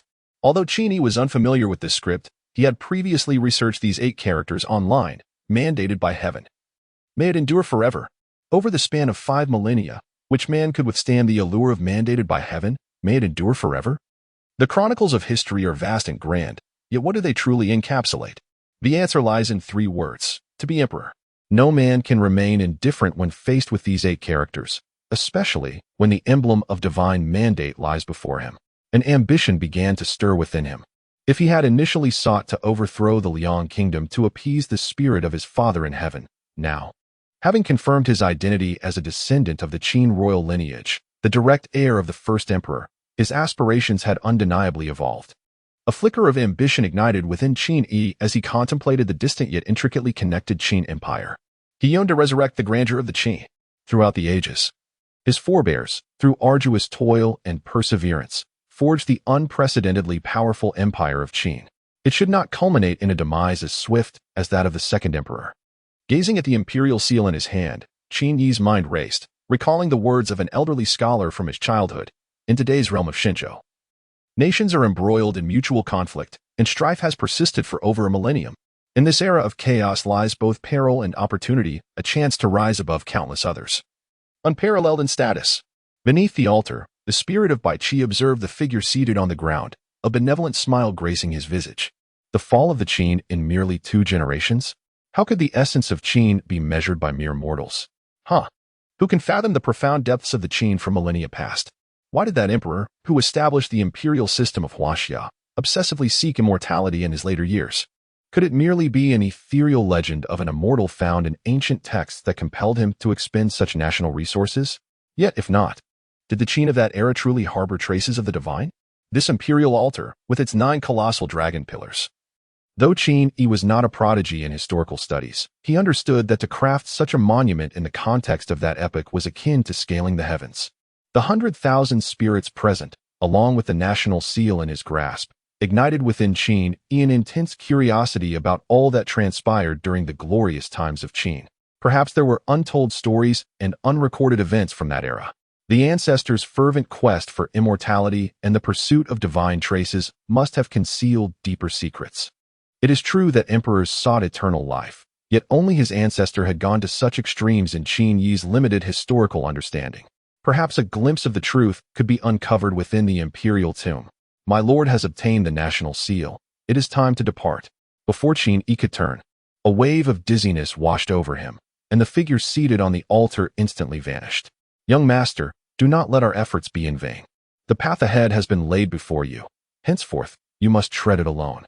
As Qin Yi departed, the previously dark-armored army dissipated into black mist, leaving Bai Qi alone at the imperial altar. Soon, he too would rise to wage war for the Qin once more. In just a few brief statements, a wealth of information was revealed. The Qin, a once mighty empire that swiftly withered, still harbored the potential for revival thousands of years later.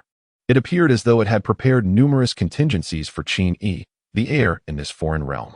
Within the chamber, a cry of pain echoed as Qin Yi abruptly rolled onto his side, gazing at the white bandage wrapped around his left shoulder, stained with blood. Was this a dream? Yet why did it feel so profoundly real? As Qin was about to rise and tend to his wound, he noticed that something seemed to have been added to his embrace. Qin was momentarily taken aback, slowly lowering his gaze to the verdant square seal cradled in his arms. A whirlwind of emotions, surprise, exhilaration, flashed rapidly in his eyes as Qin lifted the imperial seal. Before he could further admire it, the seal transformed into a beam of radiant light, swiftly darting towards his forehead. Instinctively, he tapped his brow, as if pondering whether he could summon the seal forth. Seemingly in tune with Qin thoughts, the imperial seal indeed materialized, hovering gracefully before him, spinning in a mesmerizing dance. Qin seemed to have realized something, contemplating the retrieval of the imperial seal. It transformed into a beam of light and surged into Qin mind. Placing it here certainly alleviated quite a bit of trouble. Qin could faintly sense that this imperial seal was far more than a mere symbol. His arrival in this extraordinary realm was undoubtedly intertwined with it. Furthermore, should he aspire to conquer this divine land in the future, this seal would undoubtedly serve as his greatest ally. Setting aside such thoughts, the vast expanse of the divine land felt distant. He decided to establish a modest goal first: conquer Qin County. Glancing out of the window, he realized that dawn was rapidly approaching. Qin resolved not to rest any longer, for he needed to return to Qin family village today, and upon his return, a multitude of tasks awaited him. Qin summoned Su Xiaohu, saying, "Xiaohu, please take me to my father's grave shortly." Su Xiaohu remained silent, merely nodding in acknowledgement. He was not one to offer comfort, and he understood that his brother did not require consolation. Qin family village. Qin gazed upon the modest mound before him, his thoughts drifting back to yesteryears. Those were the most fulfilling days of his life. "My son, look what I have brought you," he would exclaim. "Your favorite, a succulent chicken leg." "Ah, son, today I encountered the daughter of old Zhao from the neighboring village. She possesses a beauty that is simply enchanting. I shall speak on your behalf another day." "But father," the son would retort, "didn't you say I should tend to the fields? Why have you returned to work the land?" "I have cleared a few patches of wasteland. This year we must cultivate more grain. How else will we provide for your future bride?" He would reply, "While my health still permits me to labor, I must prepare ample provisions for your future." Having experienced such a loss before, Qin felt the weight of sorrow once more. Bowing deeply 3 times before the wooden tablet at his father's grave, he silently vowed to bring the head of the king of Liang as an offering to his father. Whether one deemed him petty or lacking in magnanimity, this grudge would forever be etched upon the king of Liang. Casting one last glance at the humble grave, Qin murmured softly, "Father, endure this hardship for a little while longer. It shall not be long before I construct a royal tomb for you. If I fail to achieve that, I shall return to lie beside you." Qin resolutely rose to his feet, striding forth with determination, before turning to depart. In this moment, he was uncertain if he would ever have the chance to return. After Qin departed, a figure clad in white appeared before Qin's father's grave. "Is this the reason you chose to embark on this path?" Chapter 13. Slaying enemies and achieving merits, exchanging achievements for land. Upon returning to the city, Qin was listening to a report on the wealth of grain and money that had been meticulously counted overnight from the treasury of Lin County. When he heard the figures relayed by his subordinate, the magistrate of Lin County truly opened Qin's eyes. The granary contained over 40,000 shur of grain, and within the government office they had unearthed more than 10,000 taels of silver, over 500 pieces of gold, along with a variety of jewelry and precious stones. While the amount of money was substantial, Qin could accept it, as it was the result of corrupt officials. However, the quantity of grain discovered from Lin County astonished him. What does 40,000 shur of grain signify? 1 shur in the Liang Kingdom is estimated to equate to 120 jin in the former Huaxia, assuming an individual consumes 3 jin of grain daily. This bounty of 40,000 shur could sustain an army of 50,000 men for over a month. Though the quantity of grain was impressive, it was not what astonished Qin the most. What truly surprised him was that this surplus of 40,000 shur was what remained after the magistrate had sent the grain designated for the court away. Qin could scarcely imagine how the people of Lin County would fare under the rule of the court next year. After a moment of contemplation, he began to pace back and forth in the hall. The realm of Shenzhou was profoundly different from the ancient Huaxia. Its expanse was vast, and its population was immense. Although the counties of various nations bore but a single name, the populace under their governance far surpassed that of the ancient counties of Huaxia. Qin was not a historian, so he could not accurately recall the population of a small county in ancient times. However, in Shenzhou, a single county, taking Lin County as a mere example, boasted an astonishing population of over 100,000 souls. Of course, this figure encompassed not only the townsfolk, but also all the villagers from the surrounding rural areas. With a firm resolve, Qin commanded Su Xiaohu, have announcements for conscription disseminated throughout Lin County. Those who join my Qin army shall be provided with 3 meals a day. Qin held steadfast beliefs regarding the military. He was determined not to be frugal. Qin was acutely aware that the makeshift army he had assembled could not possibly rival the imperial forces. In order to swiftly bridge the gap between them, he understood that sacrifices must be made. The first priority was to ensure that his subordinates were well fed, while simultaneously instilling in them the belief that aligning with him offered greater prospects than serving the court. Otherwise, if everyone received the same treatment, it was inevitable that some might desire to defect to the imperial side at the first sign of stability. If following Qin merely provided a modest existence, whereas surrendering to the court promised the same, why would they risk bearing the label of traitors? Moreover, the principles of achieving victory through valor and exchanging merit for land must be prominently displayed on 2 large wooden plaques. However, a prerequisite for joining Qin's forces was that they must supply their own weapons. This was not due to Qin's stinginess, but rather the stark reality that he could not acquire arms at this juncture. Some might question how, after capturing the county seat, there could be a lack of weapons. While the county did possess arms, they amounted to little more than 200 long swords and some discarded spears from the military. As for the standardized armor, it was a privilege reserved for the troops in various county capitals. Anyone else would face dire consequences. The county's arsenal was merely sufficient to maintain public order, and any excess would surely raise the court's suspicions. Thus, for the time being, compromises had to be made. Qin's actions cannot be deemed as peculiar. For in the Liang Kingdom and throughout the myriad states of Shenzhou, it is customary for the populace to furnish their own arms while the court provides armor. During conscription, envoys are dispatched to inform the citizens, who, upon learning of their summons to the military, make their way to the blacksmith to forge a suitable weapon for themselves. Over time, it has become an unwritten rule that households across Shenzhou possess some form of weaponry. The various states tend to overlook the arms held by citizens, provided the quantity remains reasonable. This pertains only to the regular army. Elite troops receive specialized weaponry and superior iron armor from the court. In this era, ordinary soldiers do not receive a salary, as the noble cause of defending one's homeland should remain untainted by the lure of monetary gain. Thus, Qin refrains from stretching his resources thin to provide military pay. After securing Qin County, he can then ensure that proper remuneration reaches the ranks. Qin was untroubled by the prospect of failing to recruit personnel. In the present Liang Kingdom, multitudes were suffering from hunger. The mere promise of daily sustenance for those who joined the Qin army would incite a fervent rush among the populace. As for the label of rebel, who would concern themselves with such trivialities when faced with the gnawing pangs of hunger? Whatever one proclaimed to be, as long as the conditions were met, one could assert even the most outlandish claims.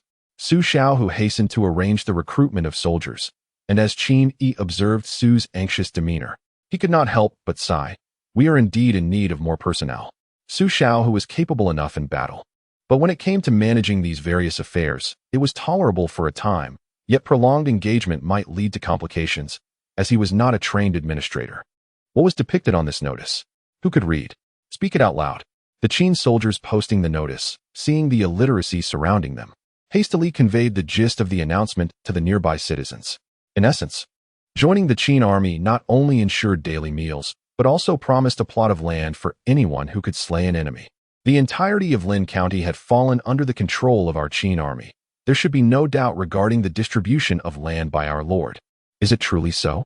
In these times, one can acquire land by enlisting? A Qin soldier quickly clarified. It is not merely by joining the Qin army that one receives land. It is contingent upon presenting the head of an enemy in exchange. Regardless of land distribution, for the sake of daily meals, I shall join the Qin army, for I am nearly starving. I too wish to enlist. The grain at home is nearly depleted, and if I refrain from eating, my family can endure a little longer. Fellow villagers, the recruitment station is located in the east of the city. Those wishing to join our Qin army should make their way there. The number of recruits is limited, so do not delay. Let us go to the east of the city." As dusk approached, Qin Yi arrived at the recruitment station in the east, witnessing a considerable throng of citizens eager to enlist in the Qin army. Qin Yi approached a relatively young soldier who was engaged in registering the common people and inquired, "How many individuals have been enlisted thus far?" Upon recognizing Qin Yi's presence, the young soldier promptly rose and reported, "My lord, we are on the verge of nearing 2,000 recruits." Surveying the surroundings, Qin Yi noticed that among those registering the citizens were several elderly men. "Are these individuals also part of our military?" he asked, furrowing his brow and pointing at the older men. The young soldier quickly clarified, "In response to your inquiry, my lord, the commoners who wish to enlist must be recorded upon passing the assessment. However, many of my comrades are illiterate, and my efforts alone in recruiting would be rather slow. Thus, I sought out some literate elders from the town to assist with the registration, which has significantly expedited the process." Perhaps fearing that Qin Yi might perceive him as abusing his authority, the young soldier hastily added, "I assure you, I have already compensated them for their labor." "Oh," Qin Yi mused, having not previously taken note of this detail. His interest was piqued. "You can read and write?" "Indeed. My father taught me literacy from a young age." "And what is your name?" "I am Zhao Xian." "Zhao Xian," Qin Yi echoed thoughtfully, finding the name somewhat familiar, reminiscent of a character from the Three Kingdoms. "Is the remuneration for the scholars coming from your own funds?" he inquired once more. "It is indeed from my own resources," the young soldier replied. Curiosity began to stir within Qin Yi. Just the day before, we were engaged in corvée labor, and the military had not disbursed any funds. From whence, then, did you acquire your money? Are you, perchance, one of the guards from the county town? The young soldier explained. "I have indeed been laboring alongside my lord in the corvée. This money was obtained through the exchange of land. Both my parents have passed away, and with no one to cultivate the land, I resolved to convert it into currency. For each acre, I received 4 taels of silver, and I exchanged my land for a total of 16 taels." Chapter 14. Into the fire and water, my lord. Qin Yi's eyes sparkled with excitement. 16 taels of silver could indeed purchase 4 acres of land or eliminate 4 enemies. He had not anticipated that among the 500 laborers, there were hidden talents. Since these individuals were of value, and given that Qin Yi was currently in need of personnel, he resolved to make the most of their abilities. He entrusted the matter of conscription entirely to Zhao Xian, instructing him to report directly to him when the time came. Zhao Xian was momentarily taken aback that Qin Yi would delegate such a significant responsibility to a mere novice like him, but joy swiftly replaced his astonishment, and he promptly declared, "I shall obey your command." After Qin Yi offered some advice on the intricacies of recruitment, he had scarcely departed from the conscription office when Su Xiaohu approached him with palpable excitement. "My lord, we have located that scoundrel county magistrate. You won't believe how we found him." Before Qin Yi could inquire further, Su Xiaohu eagerly recounted. "It's said that the magistrate has been involved with a widow from the west side of the city. He has taken refuge at her home with his wife. Today, for some unknown reason, the magistrate's wife and the widow had a fierce argument. Coincidentally, a few of our brothers were nearby, and one of them recognized the magistrate's wife immediately. Haha, you wouldn't believe how peculiar she looks." Upon hearing such a dramatic account of the magistrate's capture, Qin Yi couldn't help but shake his head, reflecting on the adage that misfortune often befalls one's doorstep. However, he soon pondered another question. Why had his subordinates been loitering near the widow's house? He muttered the word widow a couple of times, and it dawned on him that she must possess some allure. Otherwise, she wouldn't have entangled the magistrate, nor would his men have been drawn to her. "Let us go and see our esteemed county magistrate." When the two arrived at the widow's residence, Qin Yi cast a glance at the widow, who indeed appeared quite charming, and he understood why she could ensnare attention. Nevertheless, he felt no particular desire. Having experienced the internet age, he had encountered countless beautiful women. Although he was not a eunuch, he was certainly not one to be easily swayed by beauty. Su Xiaohu, observing Qin Yi appraising the widow, wondered if perhaps Qin Yi had taken a liking to her. Once Qin Yi's injuries healed, he might send someone to court her. Suddenly, a booming voice interrupted their thoughts. "Traitors!" the county magistrate bellowed, startling everyone around. He glared furiously at Qin Yi, proclaiming, "How dare you rebel against the authority, gathering to conspire against the court? What?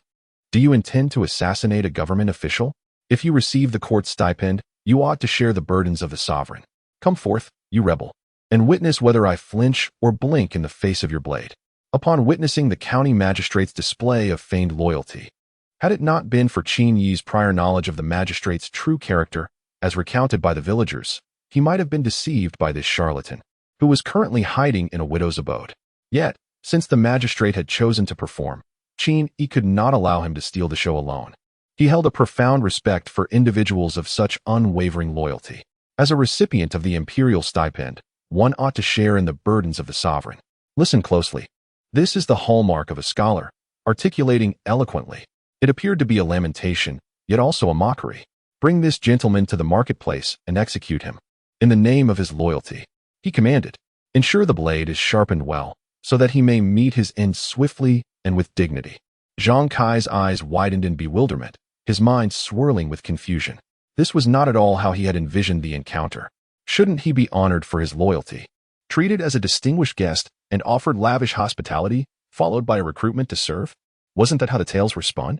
How could it escalate to execution at the slightest disagreement? Realizing his ruse had failed, Zhang Kai dared not continue his charade, internally cursing the despicable storytellers. He hastily pleaded with Qin Yi, "My lord, please wait. Upon reflection, the court is rife with corruption, and the Liang king is a tyrant. What we truly need is a wise leader to save the common folk from peril. I merely sought to test your character, and your calm demeanor in the face of my vile words demonstrates your magnanimity. Though the world may denounce me as cowardly, what do I have to fear? I, Zhang Kai, am willing to serve you with utmost loyalty, even facing fire and water for you, my lord." Zhang Kai's fervent speech left the two soldiers holding him utterly baffled. Observing his subordinates ensnared by Zhang Kai's bluster, Qin Yi snapped, "What are you all dawdling for? Drag him away." "My lord, what shall we do with the county magistrate's wife?" asked Su Xiaohu, eyeing the magistrate's wife, whose arms were thicker than his own legs. With disdain, he sought Qin Yi's direction. "Spare me. I am but a woman who rarely steps beyond my doorstep, knowing nothing and having done nothing," she cried. "I will issue a letter of divorce to rid myself of that wretched man. I implore you to grant me my life." Listening to her boisterous voice, which was more robust than Su Xiaohu's, Qin Yi's brows furrowed in irritation as he struggled to suppress his rising nausea. "Take her away as well. Let them meet their fates together as a pair of doomed souls. And as for that widow, who has violated her marital duties by consorting with the magistrate and harboring a fugitive, she shall be executed too." The young widow was instantly terrified, her delicate face turning pale. In front of the crowd, she tore off the garment from her shoulders and clung to Qin Yi's thigh. "My lord, please see clearly. I am but a frail woman. The magistrate has forced me, and despite my unwillingness, I am powerless to resist. If you spare my life, my body shall belong to you." This act of the young widow was observed by a pair of eyes lurking in the shadows, gleaming coldly. Qin Yi, feeling increasingly vexed, forcefully pried away the arm that clutched his thigh. "Drag her away." Beside him, Su Xiaohu, witnessing the scene, muttered to himself, "Brother Yi is indeed extraordinary. He is destined for greatness. It's all right. Today, we may dispose of a young widow, but I shall find more for Brother Yi in the future." As night fell, Qin Yi, engaged in his ablutions, gazed into the water's reflection, lost in thought. Observing his dual-colored pupils, he reminisced about the past 3 years. To conceal these eyes, he had bowed his head and hunched his back for 3 long years, never daring to hold his head high. Life outside the village was starkly different. The villagers, having spent their entire lives within the confines of their home, were unworldly and unaware of what his dual pupils signified. Initially, they regarded Qin Yi as a peculiar creature. But fortunately, he was no naive child. He possessed knowledge far beyond that of his time and understood the origin of his unusual eyes. Through deliberate efforts over the years, he successfully integrated himself within the community of Qin Family Village. However, the outside world was a different realm altogether. Ever since he was conscripted for labor, Qin Yi had remained cautious, bending his back and lowering his head while conversing with others, adopting the demeanor of a timid girl who dared not face the world. Although his dual pupils were not easily discernible at first glance, he was unwilling to gamble his life on others' perceptions. For 3 years, he did not dare to raise his head, fearing that someone might catch sight of his eyes. After all, in modern times, such a peculiarity might merely elicit curiosity. But in ancient times, if someone knowledgeable reported him to the authorities, it would propel him onto a perilous path with dire consequences. This world, with its history stretching back a millennium, bore an uncanny resemblance to his previous life. It too had the sage Songjia, the creator of characters, as well as the 3 sovereigns and 5 emperors. However, everything had unraveled since the time of King Yu of Zhou. If one were to inquire how Qin Yi, a child raised in Qin family village, came to know of such matters, it was due to an old scholar from his childhood who had enlightened him. Bringing his thoughts back to the present, Qin Yi touched his eyes resolutely. From this day forth, no one shall compel me to bow my head again. Chapter 15. Su Xiaohu's strange weapon. 3 days swiftly passed. My lord, why do we not continue to recruit soldiers? In my humble opinion, we could enlist another 5,000. Qin Yi shook his head, smiling yet remaining silent. This fellow truly speaks without thought. Enlisting soldiers is not merely a matter of how many one wishes to recruit. While one might be able to support them, the question remains whether Lin County can bear such a burden. The enlistment of thousands has already shaken the livelihood of the people there. If we recruit more, who will tend to the fields? Furthermore, our supplies are limited and must be managed with utmost care. Upon hearing Qin Yi's words, Zhao Xian suddenly realized the short-sightedness of his subordinate. Zhao Xian, I have been observant of your actions in recent days. You have handled the recruitment affairs with reason and order.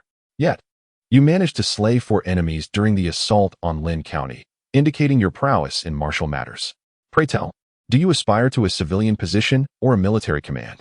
Zhao Xian immediately stood tall, clasping his fists in salute, and replied in a deep voice. I am willing to fight valiantly for my lord on the battlefield.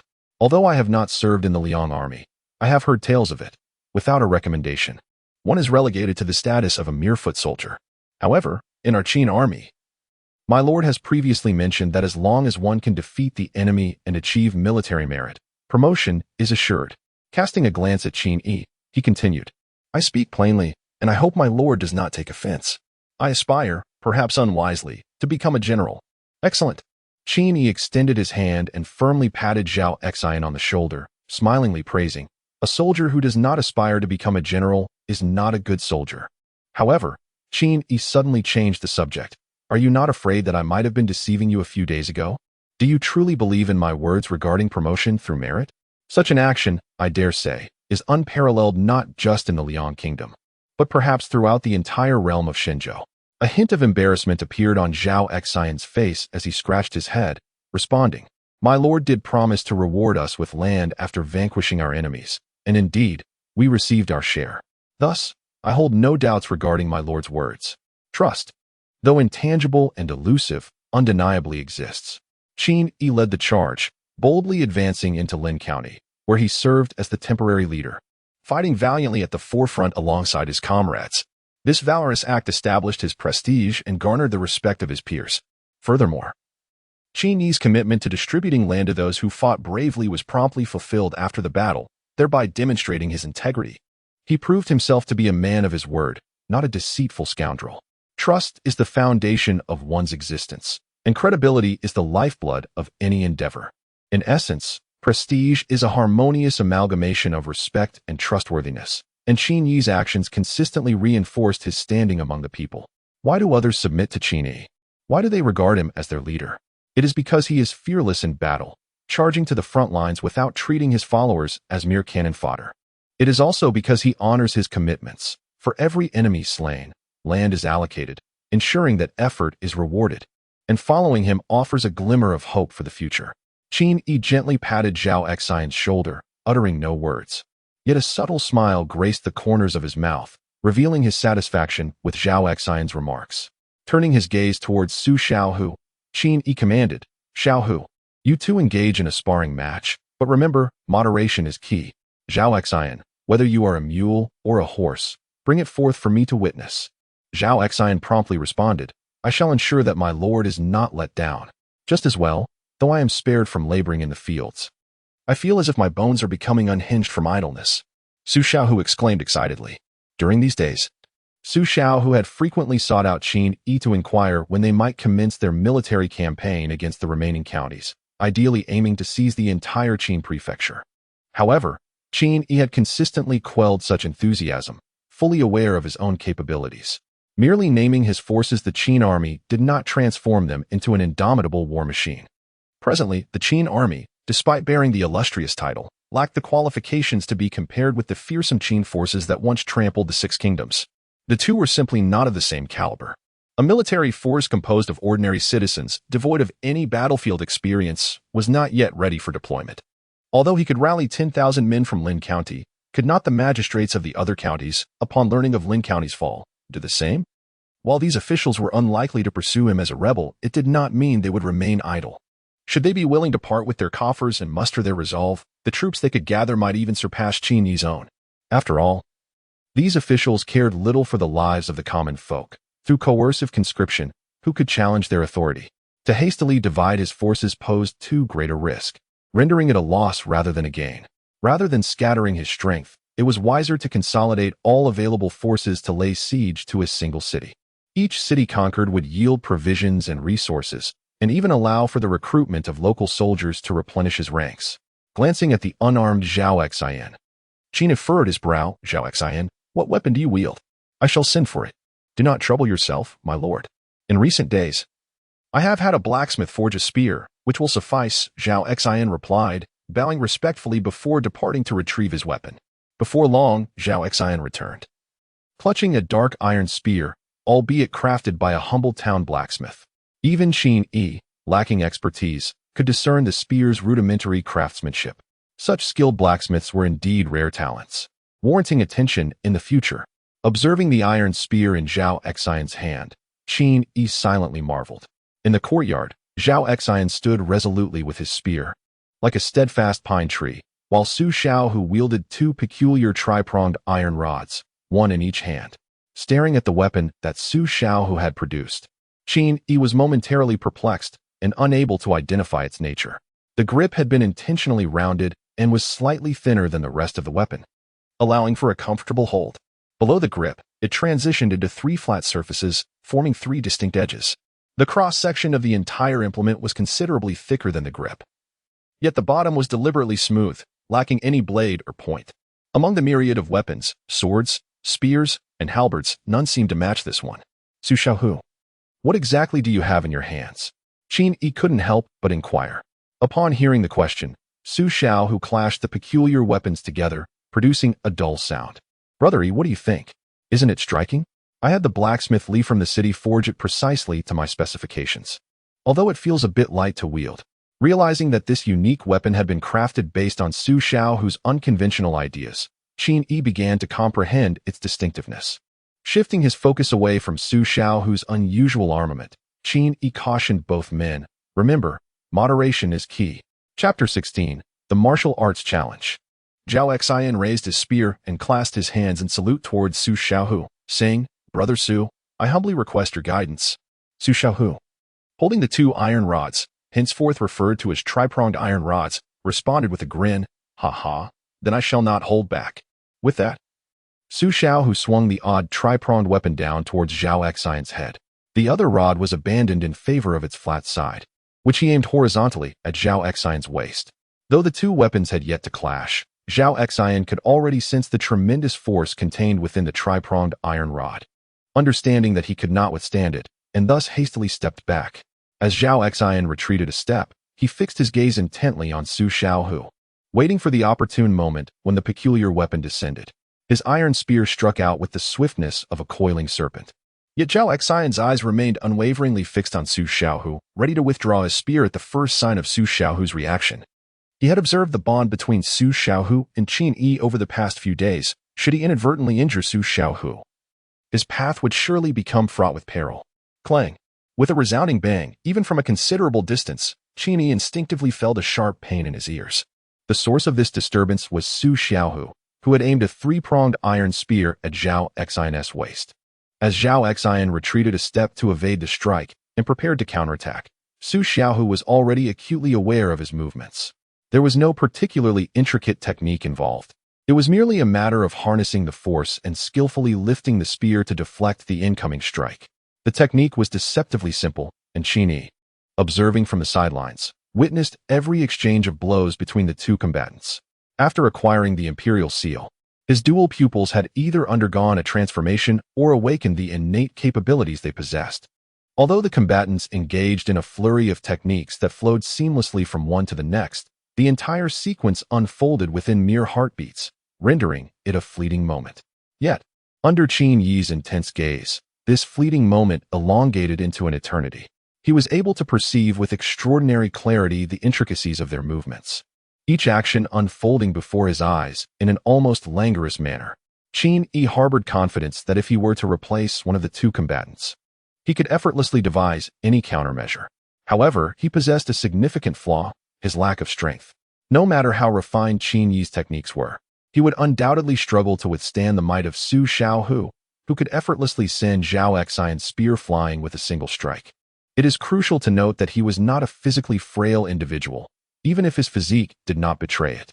After all, he had endured over 2 years of labor, and to assert that he lacked strength would be an understatement. In fact, he was confident that even compared to seasoned farmers, older than himself and accustomed to arduous toil in the fields, his physical prowess did not fall short. Yet, when juxtaposed with the innate strength of Su Xiaohu, a disparity remained.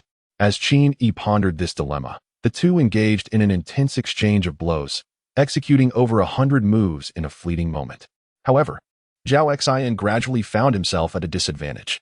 In terms of technique, both were evenly matched, having honed their skills through personal exploration. Yet, Su Xiaohu relied on his prodigious natural strength, causing each clash of their weapons to leave Zhao Xian's hands numb from the impact. Remarkably, Su Xiaohu displayed no signs of fatigue. His expression remained unchanged throughout, and as time passed, he appeared increasingly at ease. In contrast, Zhao Xian was suffocated by Su Xiaohu's relentless onslaught. Qin Yi had already anticipated the outcome, choosing not to compel them to determine a winner or a loser. Cease, he commanded, aware that he had already delayed the conscription matter in Ling County for far too long. He was soon to lead an offensive against the various counties. These two were akin to his right and left arms, and any misstep during this critical juncture could prove disastrous. Upon hearing his directive, both combatants exchanged glances, a flicker of reluctance evident in their eyes, yet they obediently retreated to catch their breath. Brother Xiaohu, you truly possess divine strength. My hands are still tingling from the encounter, Zhao Xian remarked, scrutinizing Su Xiaohu closely. Initially, he had underestimated him, believing their abilities to be equally matched. However, after this bout, he realized he had overestimated himself and underestimated the capabilities of others. Listening to Zhao Xian's heartfelt words, Su Xiaohu waved his hand dismissively, replying nonchalantly, "You are not lacking either. We have had our fair share of skirmishes with the fellows from the neighboring villages. Yet, none could withstand a single slap from me without returning home in tears. You are the first to endure such an extended bout and still remain standing." Qin Yi observed the two individuals beside him, pondering thoughtfully. The young warrior, Xiaohu, still possessed considerable potential for growth in martial prowess. However, it remained uncertain how he would fare in the art of commanding troops. No matter how formidable his strength, without mastery in military strategy, he could only aspire to be a general, not a leader. Qin Yi contemplated the prospect of Su Xiaohu one day commanding an army. Although there existed no blood ties between them, their bond resembled that of true brothers. Nevertheless, such matters were best left for another time. It was premature to discuss them now. Glancing at the two individuals beside him, who were comfortably draped over each other's shoulders and cheerfully calling out to each other as Brother Xian and Huzi, Qin Yi interjected, "Xiaohu, Zhao Xian, accompany me to the training grounds outside the city." "Certainly," they responded in unison. Outside the western city gate of Lin County, within the training grounds. It was rather misleading to call it a training ground, as Qin Yi had merely designated a patch of land beyond the city walls for this temporary setup. After all, Lin County lacked even a proper garrison, so it was hardly surprising that there was no semblance of a proper training facility. As Qin Yi stepped through the gates of the training grounds, he was accompanied by Su Xiaohu and Zhao Xian, along with 10 robust middle-aged men exuding an air of authority, selected by Su Xiaohu to serve as Qin Yi's personal guards. Initially, Su Xiaohu had chosen 50, but Qin Yi retained only the 10 most skilled among them. "Greetings, my lord." As Qin Yi ascended the elevated platform erected at the front of the training grounds, the crowd below knelt on one knee, clasping their fists in salute and calling out in unison. Listening to their resounding voices, Qin Yi felt a ripple of emotion within. At present, they numbered merely in the thousands, but what magnificent scenes might unfold in the future when they swell to tens or even hundreds of thousands. Such formalities are unnecessary in the military. No need for such honors. Qin Yi raised his hand in a gesture of dismissal, indicating for the crowd to rise. Thank you, my lord. Observing the disorganized formation of men below, Qin Yi couldn't help but feel a sense of frustration in merely a few days. The military discipline had yet to take shape, though their show of respect was commendable. Pointing towards the 10 platforms set up nearby, Qin Yi proclaimed loudly, "Today, my Qin army boasts a force of 10,000. Yet how can a military force exist without its commanders? We shall hold a martial competition to appoint our officers. Each platform shall accommodate 1,000 men, and all within the army may participate. Those who can defeat 3 opponents without losing shall be appointed as squad leaders. Those who best 6 shall be promoted to team leaders, and those who conquer 10 shall be granted the title of 100-man commander. The last man standing on this platform shall be honored as a 1,000-man general, commanding 1,000 soldiers. Those who perform commendably in this competition may be promoted beyond the usual ranks. After 3 consecutive battles, one may request a brief respite, though the rest period shall not exceed the duration of 3 matches." Upon hearing these words, a cacophony of excitement erupted from the crowd. Should an uninformed observer witness Qin Yi's initiative, they might dismiss it as folly, appointing commanders without any achievements to their name. Ignorant of the character of those within the military, how absurd! Yet, Qin Yi's actions were driven by thoughtful consideration.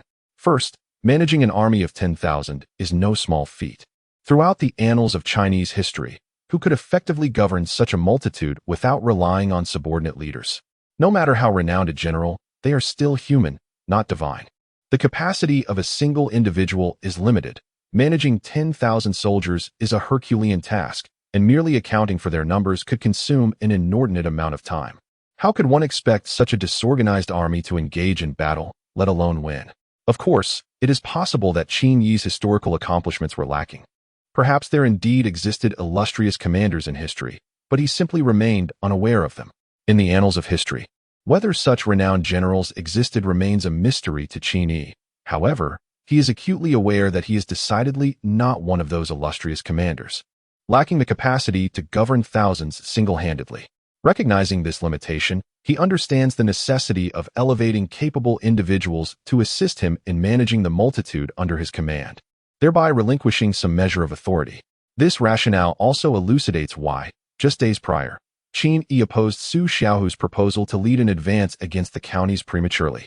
Su Xiaohu is a trusted confidant, and should he depart with troops ahead of time, the only reassurance Qin Yi could muster would be Zhao Xian, who he believes is somewhat reliable. With the Qin army now comprising a vast multitude, the risk of someone coveting the position of lord is ever present. Thus, relying solely on Zhao Xian may prove insufficient to deter nefarious intentions. Although military power has been delegated by Qin Yi, it does not equate to an unwavering trust in the several thousand commanders chosen in the near future. To place faith in an unfamiliar individual of uncertain character is a leap of faith that Qin Yi does not yet possess. Below the high platform, the clamor of the crowd swells increasingly, yet Qin Yi remains steadfast in his position, his expression serene, seemingly impervious to the surrounding tumult. Perhaps this shall serve as a test for those 1,000 commanders he is yet to meet, Qin Yi murmured softly, and no one knew what kind of challenge he had prepared for the few chosen generals. Soon, 10,000 individuals were divided into 10 groups of 1,000, each group facing a colossal arena. The competition commenced. Qin Yi turned to Su Xiaohu and Zhao Xian below the stage and instructed them. Each of you should find a platform for combat. Xiaohu, with your strength, defeating a 1,000-man general should be nearly assured. However, do not underestimate your opponent. Even if you face a frail adversary who could be toppled by a gentle breeze, you must remain entirely vigilant. Rest assured, my lord, I understand. Su Xiaohu replied before swiftly departing, casually selecting a platform and immersing himself among the crowd. Qin Yi then turned his gaze towards Zhao Xian and softly remarked, I shall say no more. Hasten to prepare a competition platform. Understood. I, Zhang San, stand here. Who dares to challenge me? You young one, quite audacious. Allow me to teach you the virtue of humility. Zhang San faced Wang Wu. Zhang San prevails. The arena was abuzz with fervor, while Qin Yi settled into a chair brought by his loyal guards on the high platform. His obsidian-hued eyes scanned the 10 stages, hoping to uncover a hidden gem. At this moment, the land of Shenzhou had already succumbed to winter, with the biting cold wind causing shivers to ripple through anyone exposed to its chill. Noticing the frigid air and Qin Yi's injuries, a guard expressed concern. "My lord, should I bring a brazier? Your shoulder has yet to heal. We wouldn't want you to catch a chill." Qin Yi, without turning his head, casually remarked, "No need. Should I feel cold, I shall simply roam a few arenas." And so it was. An hour passed. Qin Yi gazed at the 10 arenas, shaking his head. Gold is gold, and even if it is tarnished, it remains precious, not easily found.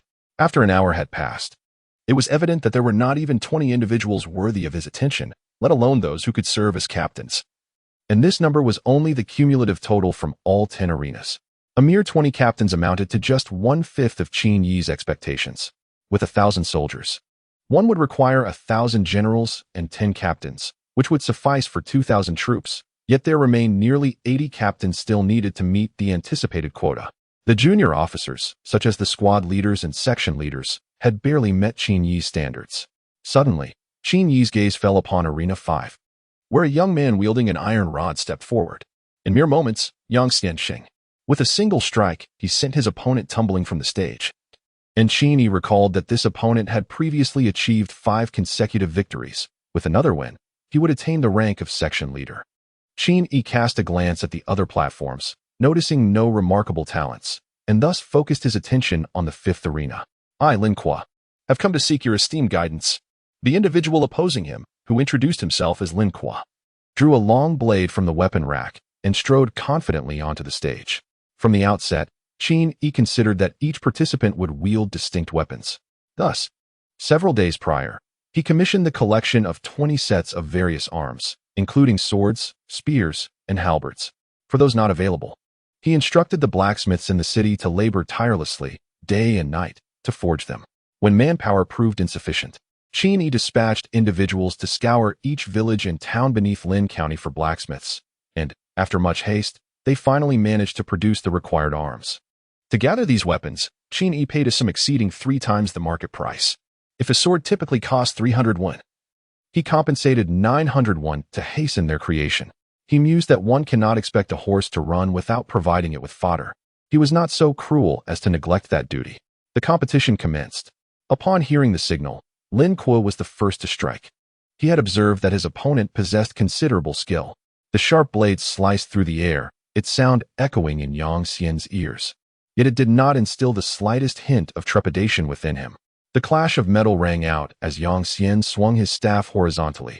The long blade quivered slightly, the force of the impact nearly causing Lin Kuo to lose his grip. In contrast, Yang Xian stood tall and unwavering, as if effortlessly absorbing the blow. Seizing the moment, he delivered a swift kick to Lin Kuo's chest, sending him stumbling back 5 steps before he managed to regain his balance, barely avoiding a fall from the platform. Noticing that his kick did not unseat his opponent, Yang Xian shrugged it off with a jest. "Brother Lin, your blade lacks power. Allow me to demonstrate the strength of my staff." With that, he wasted no time, raising his iron rod and aiming a fierce strike at Lin Kuo's head. Lin Kuo, upon realizing the imminent danger, narrowed his pupils and hastily swung his blade to deflect the incoming blow. However, he underestimated the force behind Yang Xian's strike and overestimated his own capabilities. The tremendous impact sent Lin Kuo crashing off the platform, his sword clattering to the ground, his hand trembling uncontrollably.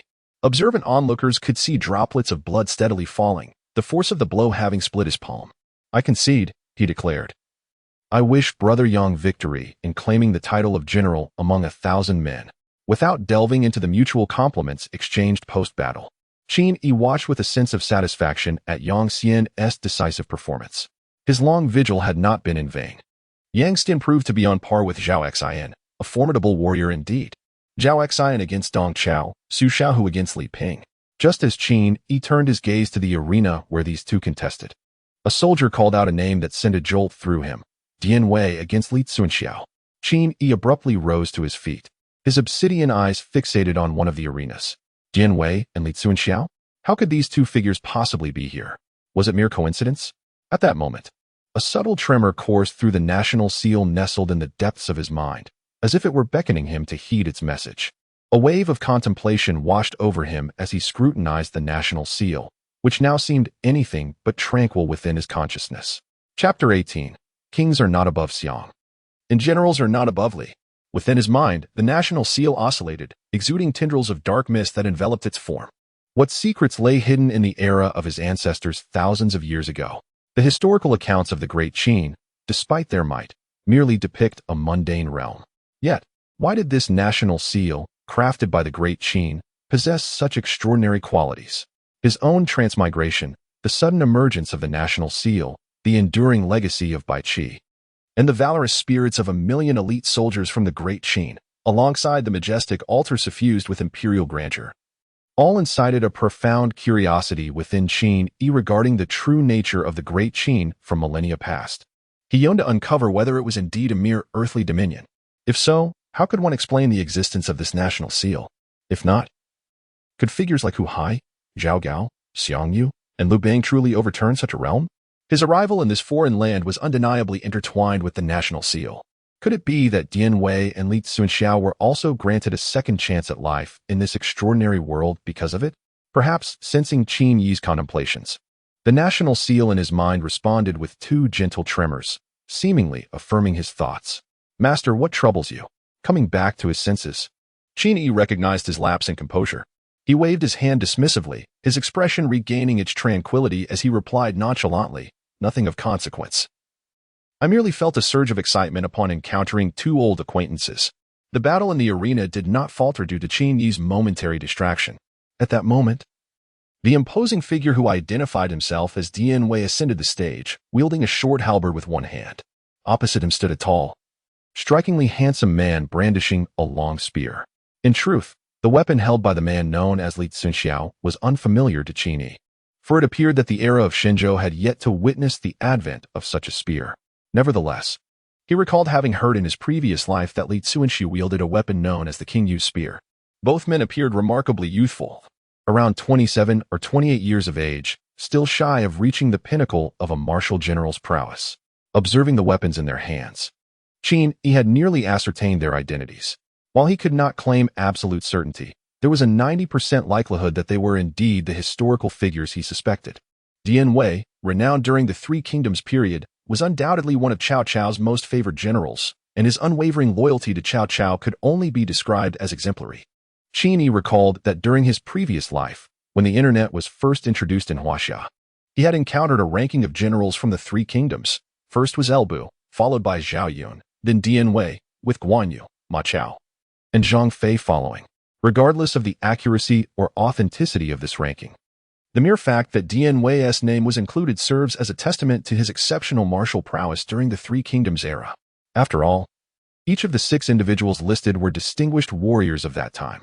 While many did not shy away from standing alongside Elbu, not everyone possessed the martial prowess to be compared to him. Suffice it to say, that particular general was undoubtedly unworthy of such a comparison.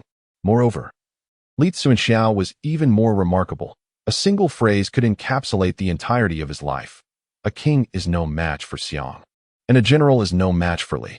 Qin Yi was uncertain about the ranking of Li Tsunxiao's martial prowess among the myriad warriors of various dynasties in Huaxia. However, when it came to being compared with the likes of Xiang Yu, Li Tsunxiao stood alone, leaving Qin Yi hard-pressed to think of anyone else worthy of such an accolade. Admittedly, he was no expert in history. Perhaps there were indeed formidable figures lost to time, but his ignorance stemmed from his limited knowledge. The competition commenced with a resounding call to action, instantly capturing Qin Yi's attention. His keen, obsidian eyes fixated on the two combatants engaged in fierce confrontation upon the stage, eager to decipher their techniques. After observing for a while, Qin Yi discerned that their moves had evolved to a level of simplicity that belied their complexity. Each upward thrust of their weapons was executed with precise angles and deliberate force, indicative of extensive study. Most intriguing was the effortless demeanor of the two fighters. Each maneuver flowed as naturally as breathing, devoid of any sign of conscious effort, as if their bodies were guided by instinct. Did they possess not only remarkable martial skills but also a wealth of battlefield experience? And what are their memories of Huaxia? It seemed prudent to seek an opportunity to probe this further. On the arena, two warriors from disparate eras clashed in an extraordinary confrontation within this alternate realm of Shenzhou, marking a collision between the martial figures of the late Tang Dynasty and the Three Kingdoms period. In truth, Qin Yi had already formed a judgment regarding the outcome. While Dian Wei was undeniably formidable, he paled in comparison to Li Tsunxiao. The unfolding events on the platform only reinforced Qin Yi's convictions. While Li Xuanxiao appeared relaxed and composed, Dian Wei seemed besieged by a formidable adversary. With his extraordinary perceptiveness, Qin Yi noted that after each clash, Li Xuanxiao remained unfazed, while Dian Wei's grip on his halberd quivered ever so slightly. As time progressed, beads of perspiration poured from Dian Wei's brow, cascading down in torrents. What had once been a cacophony of voices in the training grounds gradually subsided, and at some point, the other 9 platforms ceased their competitions. A throng of soldiers ascended the stage, their eyes riveted on the duel before them. Each clash of the long spear against the short halberd resonated deeply within the hearts of the onlookers. From whence did these two emerge? How could such exceptional individuals arise from this humble locale? Although the crowd consisted of mere farmers lacking discernment, they possessed ears to hear the resounding clash of spears and halberds. Witnessing the grand display of combat between the two warriors, they could scarcely fathom how they disregarded the immense recoil. Meanwhile, on another platform, Yang Xian observed their repeated collisions, a flicker of gravity crossing his gaze. While the uninitiated reveled in the spectacle, the discerning recognized the underlying intricacies. Yang Xian, though not an expert, had persevered thus far on sheer brute strength. Yet, from their fierce engagement, he discerned one undeniable truth. Against either of these formidable opponents, he stood no chance of victory. The sudden emergence of such powerful figures within the Qin army boded well for their ambitions. Yang Xian's thoughts mirrored those of the common folk in ancient times. Echoing a form of superstition, in the obscure county of Lin, the appearance of such a fierce individual signified chaos and divine favor for the Qin forces to usurp power. Fortunately, these two warriors were not present on his platform. Alas, it was a pity that they should not share the same arena. To Yang Xian, their martial prowess rendered them unrivaled within the Qin ranks, yet fate decreed that one would be forever estranged from the thousands of generals. Meanwhile, the enigmatic figure draped in white, who had shadowed Qin Yi like a specter, fixated intently on the two combatants, his expression growing increasingly grave. A martial artist of such caliber, if he could harness his abilities fully, would possess the strength to safeguard himself, even against the royal forces of the Liang kingdom. Perhaps then, I would no longer need to watch over him. A hint of melancholy flickered in his autumn-like eyes. The battle raged on, and Dian Wei's complexion paled further. His grip on the short halberds began to numb. He realized he had reached his limit. The position of a 1,000-man general was beyond his grasp. "Brother Dian, you possess considerable strength," exclaimed Li Xuanxiao, thrusting his long spear to disarm Dian Wei. As Dian Wei stumbled back, he cursed inwardly. What manner of sustenance has granted this fellow such might? Seeing Dian Wei's focused gaze, Li Xuanxiao believed he was prepared for further exchanges and bellowed, "Brother Dian, take heed. I shall not hold back this time." What? He had been restraining himself all along. Chapter 19. The Guardian Commander. Ignoring Dian Wei's astonishment, Li Xuanxiao fiercely stomped his foot and lunged forward, charging at Dian Wei, his spear coiling with latent power. Clang! As their weapons met, Dian Wei's short halberd slipped from his grasp, hurtling away as a look of disbelief flooded his eyes. Against Li Xuanxiao's full might, he found himself utterly defenseless, and in a daze, Dian Wei envisioned an insurmountable chasm between them. Clang! Clang! Bang! Two short tridents clattered to the ground, accompanied by the descending figure of Dian Wei from the arena. "I have been defeated. Your skills surpass mine, I concede." He retrieved the two tridents and, with a slight bow towards Li Xuanxiao, proceeded to a temporary resting place while clutching his rear. "Damn it, this hurts like hell." His exclamation elicited laughter from the crowd, and several soldiers of the Qin army, having completed their matches, gathered around him. Observing the tridents in Dian Wei's possession, one inquired with curiosity, "Brother Dian, this weapon is quite rare. May I hold it for a moment?" The speaker, meeting Dian Wei's gaze, sheepishly added, "I am merely curious about the weight of these iron implements." Dian Wei waved his hand dismissively, nonchalantly offering the tridents. "They're quite light, not difficult to wield at all." Seeing Dian Wei's willingness to oblige, the man beamed and reached out to take the tridents. Clang! The man froze as the tridents fell to the ground. And so did the surrounding onlookers. It was not a matter of disdain, but rather a realization dawned upon them all. Clearing his throat, the man flushed and quickly explained, "I simply lost my grip." He bent down to retrieve the tridents, and as he grasped one, he felt his breath quicken. After attempting a few flourishes, his face turned crimson. "Ugh, they're far too heavy. I shall return them to you, Brother Dian." Dian Wei accepted the tridents back with a chuckle. To us, they may seem a trifle light, but I have been scolded by my mother for eating too much since childhood, hence my strength is not to be underestimated. The man understood that Dian Wei was being considerate of his pride, and his admiration for him deepened, a true man of talent, with a kind demeanor, clearly destined for greatness. The others caught on to this sentiment as well, and respect for Dian Wei began to rise within them. One spoke up, Brother Dian. To speak frankly, today was merely a matter of misfortune for you, given your remarkable skills. A burly man, whose appearance spoke of years of toil, added sympathetically, indeed. Had it been any other arena, the position of 1,000 generals would have been a cinch for you. A shorter, earnest-looking middle-aged man chimed in, of course. It would be a walk in the park. Damn it, do you think I don't know that it would be easy? Dian Wei chuckled at their banter, realizing they were jesting about him. Gentlemen, I appreciate your sentiments. Fear not. As long as we possess skill, we need not worry about our rise. Well said. Upon hearing the voice, the crowd turned their gazes, their expressions instantly growing solemn. They straightened their postures and greeted the Lord with utmost respect. Qin Yiji halted the bow of the individual before him and, with a genial demeanor, remarked, Everyone has just concluded the martial competition. Let us relax and not stand on ceremony. As Qin Yiji approached Dian Wei, the onlookers instinctively understood the significance of this encounter. Their hearts swelling with joy for Dian Wei, for his future now seemed undeniably bright. Those who had previously encircled Dian Wei, sensing the moment, discreetly withdrew, clearing the area. Recognizing Qin Yiji, Dian Wei promptly lowered his hand from where it had been shielding his posterior, clasped his hands in salute, and declared, I pay my respects to the Lord. Qin Yi gazed intently at Dian Wei, who stood before him, exuding an aura of formidable strength. In such a guise, he could easily intimidate the faint-hearted on the battlefield without even lifting a finger. Dian Wei, I observed your recent encounter with Li Tsuanshao. Your martial prowess is indeed remarkable. Moreover, these twin halberds appear to be no ordinary weapons. Have you received any formal training? Dian Wei placed his short halberd aside and, with a touch of navet, replied, I hail from a genuine peasant family, impoverished to the core, with barely enough to eat, let alone spare funds for martial arts training. These are merely the clumsy moves I've improvised while toiling in the fields. As for these twin halberds, I unearthed them from the cellar at home. My mother once claimed they appeared in our dwelling on the day of my birth. However, I suspect that was merely a ruse. Such occurrences are hardly credible. As Dian Wei continued to murmur, unaware of the tumultuous stir within Qin Yi's heart, the latter discreetly gestured to several of his loyal guards behind him. One guard, perceiving the signal, subtly nodded towards a distant direction.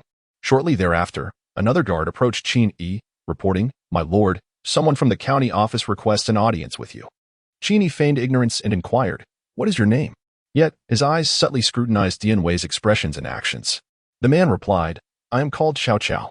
Dian Wei's demeanor remained utterly unchanged. The name Xiao Qiao resonated within him as if it belonged to a complete stranger. Qin Yi gradually comprehended that the figure before him was indeed the renowned Dian Wei from the Three Kingdoms period, yet he bore no memories of that era. It could be said that from this moment forth, there existed no Three Kingdoms Dian Wei. Instead, there was only the Dian Wei of the Liang Kingdom in Shenzhou. From Lin County, having confirmed his suspicions, Qin Yi casually concocted an excuse to let the matter fade into the background. Dian Wei, I find myself in need of a captain of guards. Would you be willing to accept this role? Upon hearing this, Dian Wei's face instantly reflected a flicker of astonishment. A captain of guards was not a position just anyone could hold. I am honored by your regard, my lord.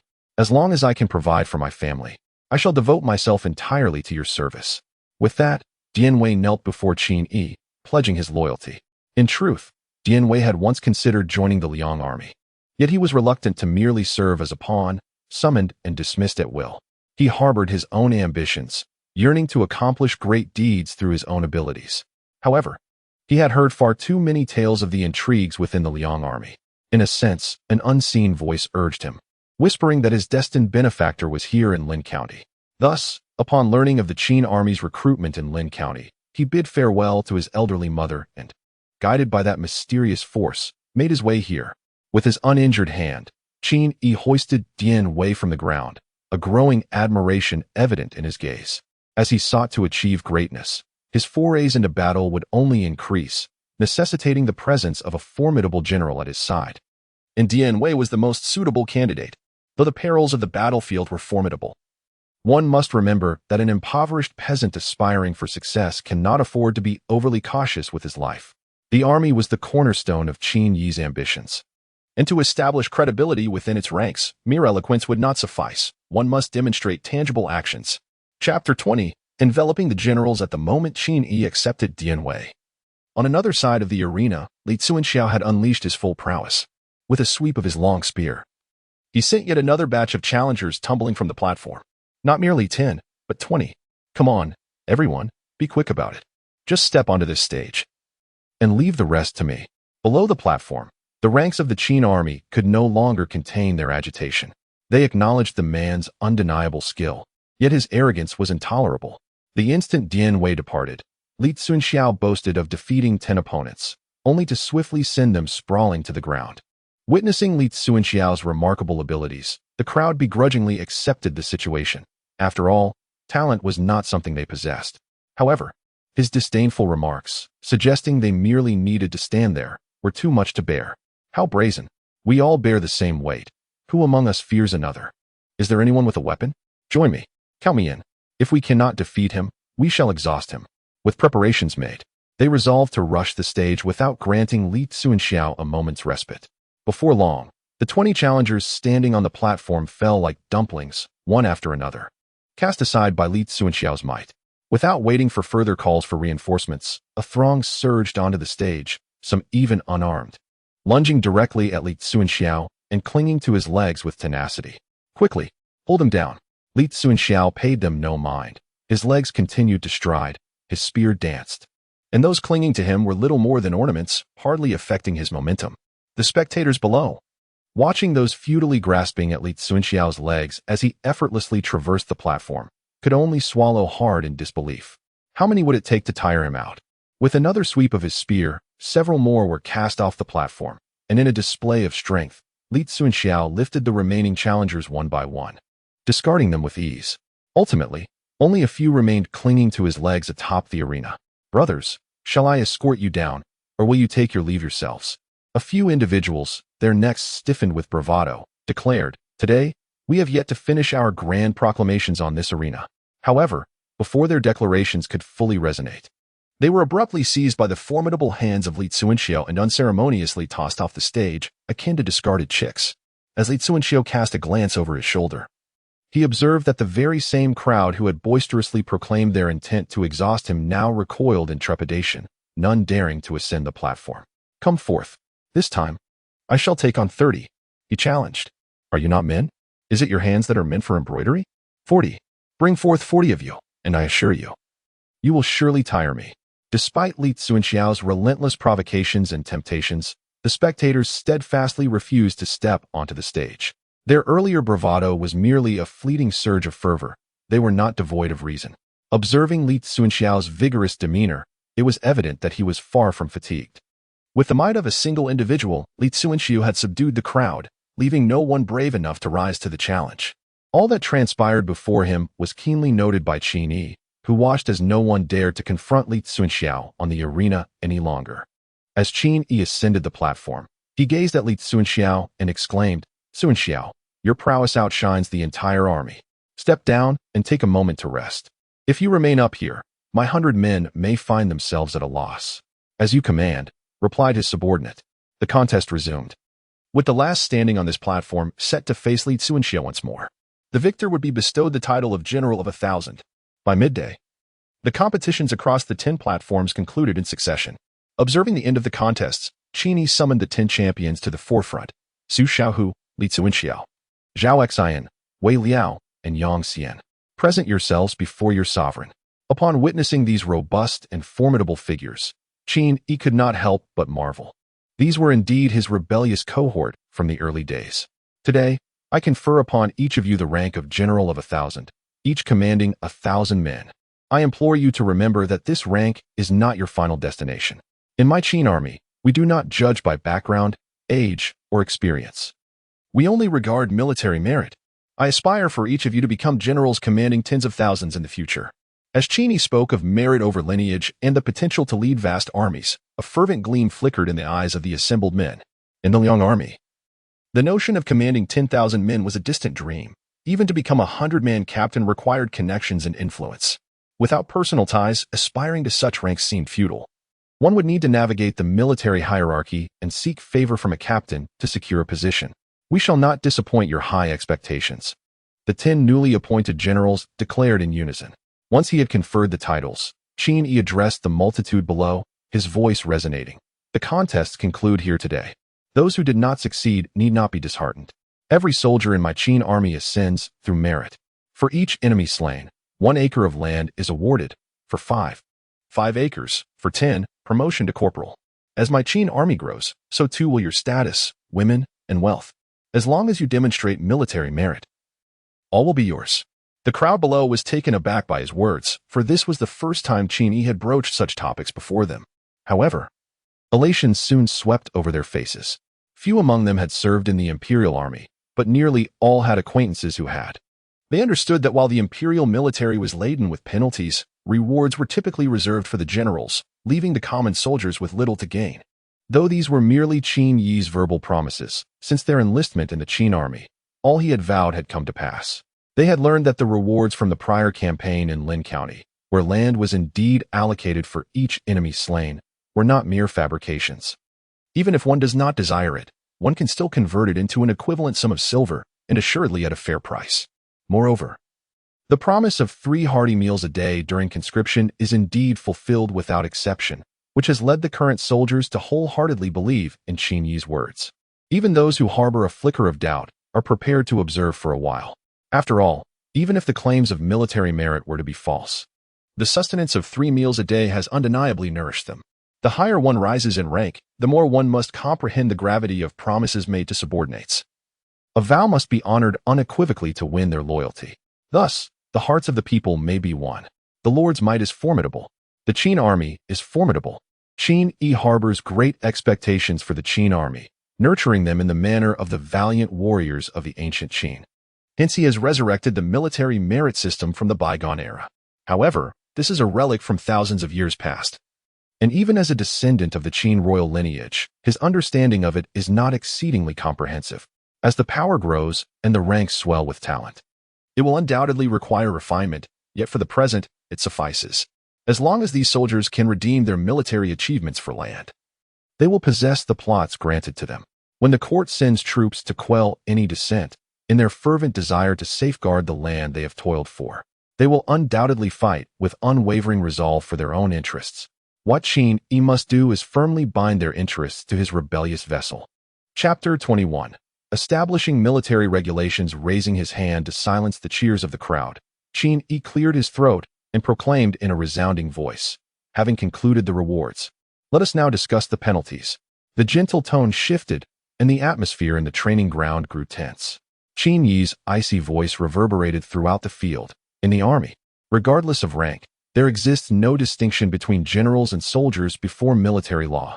Should anyone dare to harbor ill intentions against the common people or commit acts of usurpation of military merit, they shall face execution without mercy. A palpable sense of dread filled the training ground. All understood that the young lord on the platform was not merely speaking empty words. Anyone bold enough to instigate rebellion and seize a county, even if they were merely a youth not yet 20, was not to be underestimated.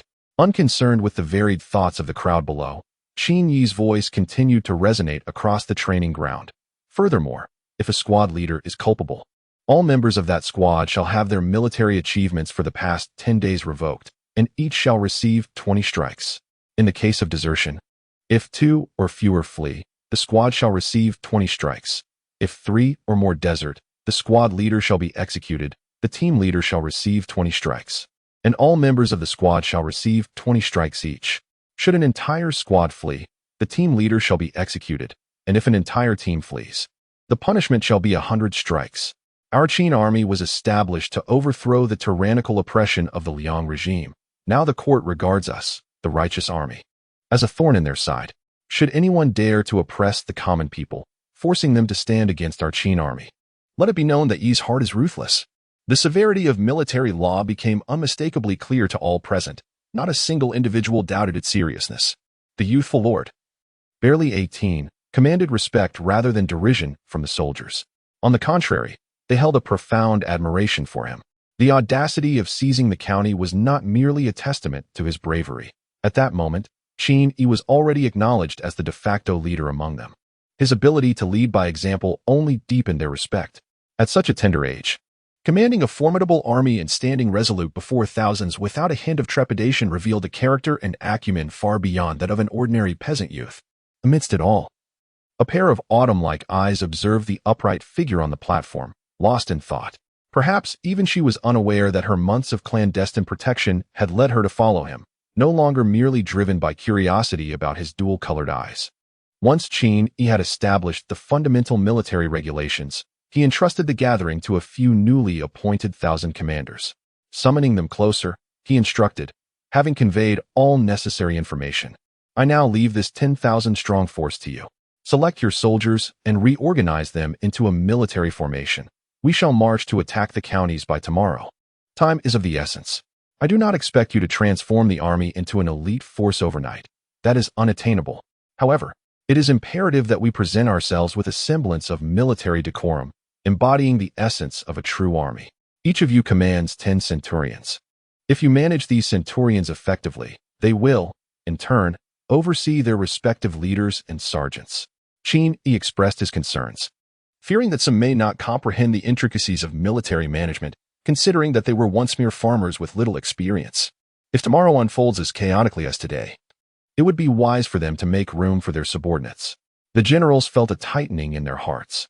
None wished to be demoted so soon after being appointed as commanders, for that would be a considerable loss of face. Having conveyed his thoughts, Qin Yi decided against imposing further pressure, knowing well the balance of tension and relaxation. Observing the soldiers below, he pondered for a moment before speaking softly. The Qin army is still in its infancy, and many matters remain unaddressed. Select one individual from each 100 to form a supervisory battalion. Those who falter in battle or falsely report achievements shall face immediate execution without mercy.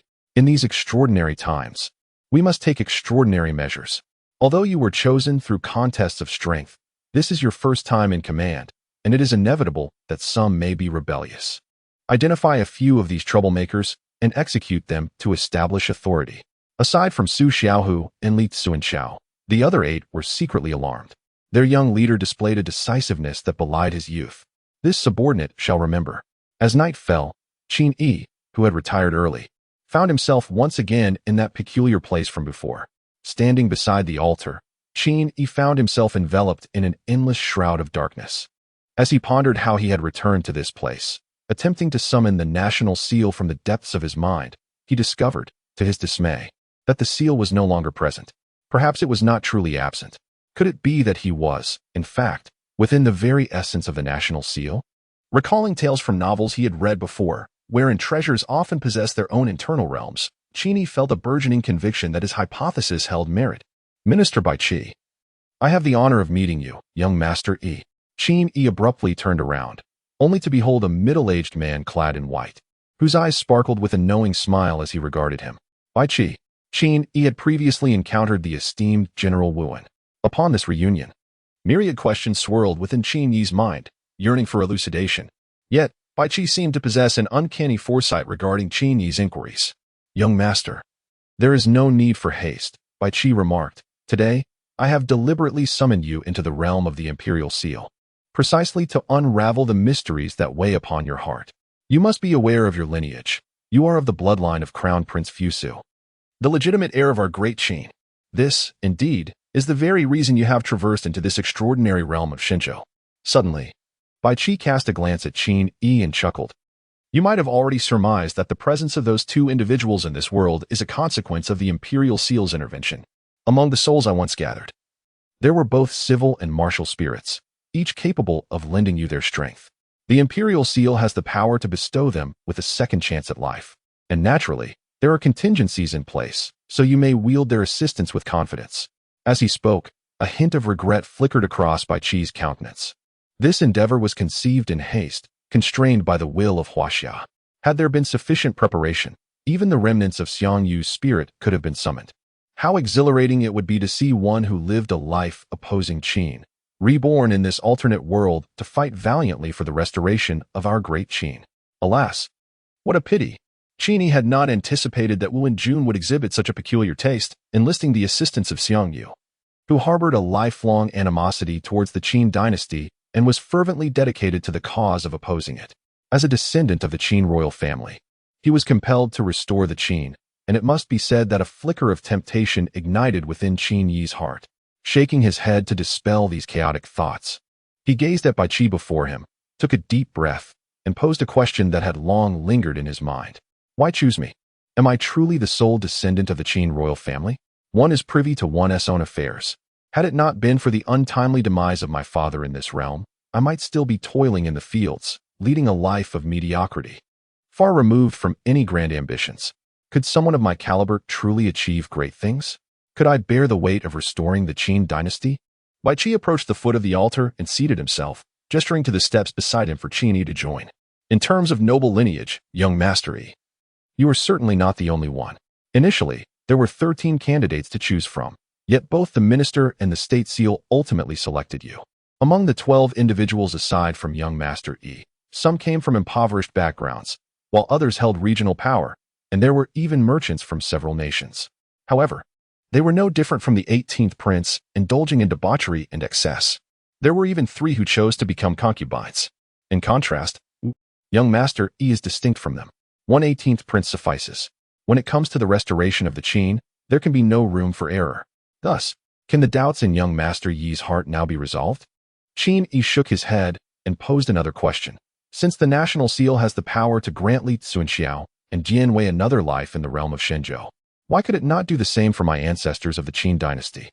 A flicker of melancholy passed through Bai Qi's eyes as he slowly replied, the national seal has indeed sought out the illustrious sovereigns of your. But despite traversing the expanse of Huaxia, it could not find them. Your Majesty, consumed by the quest for immortality and burdened by the backlash of national fortune, your soul has lost all hope of rebirth.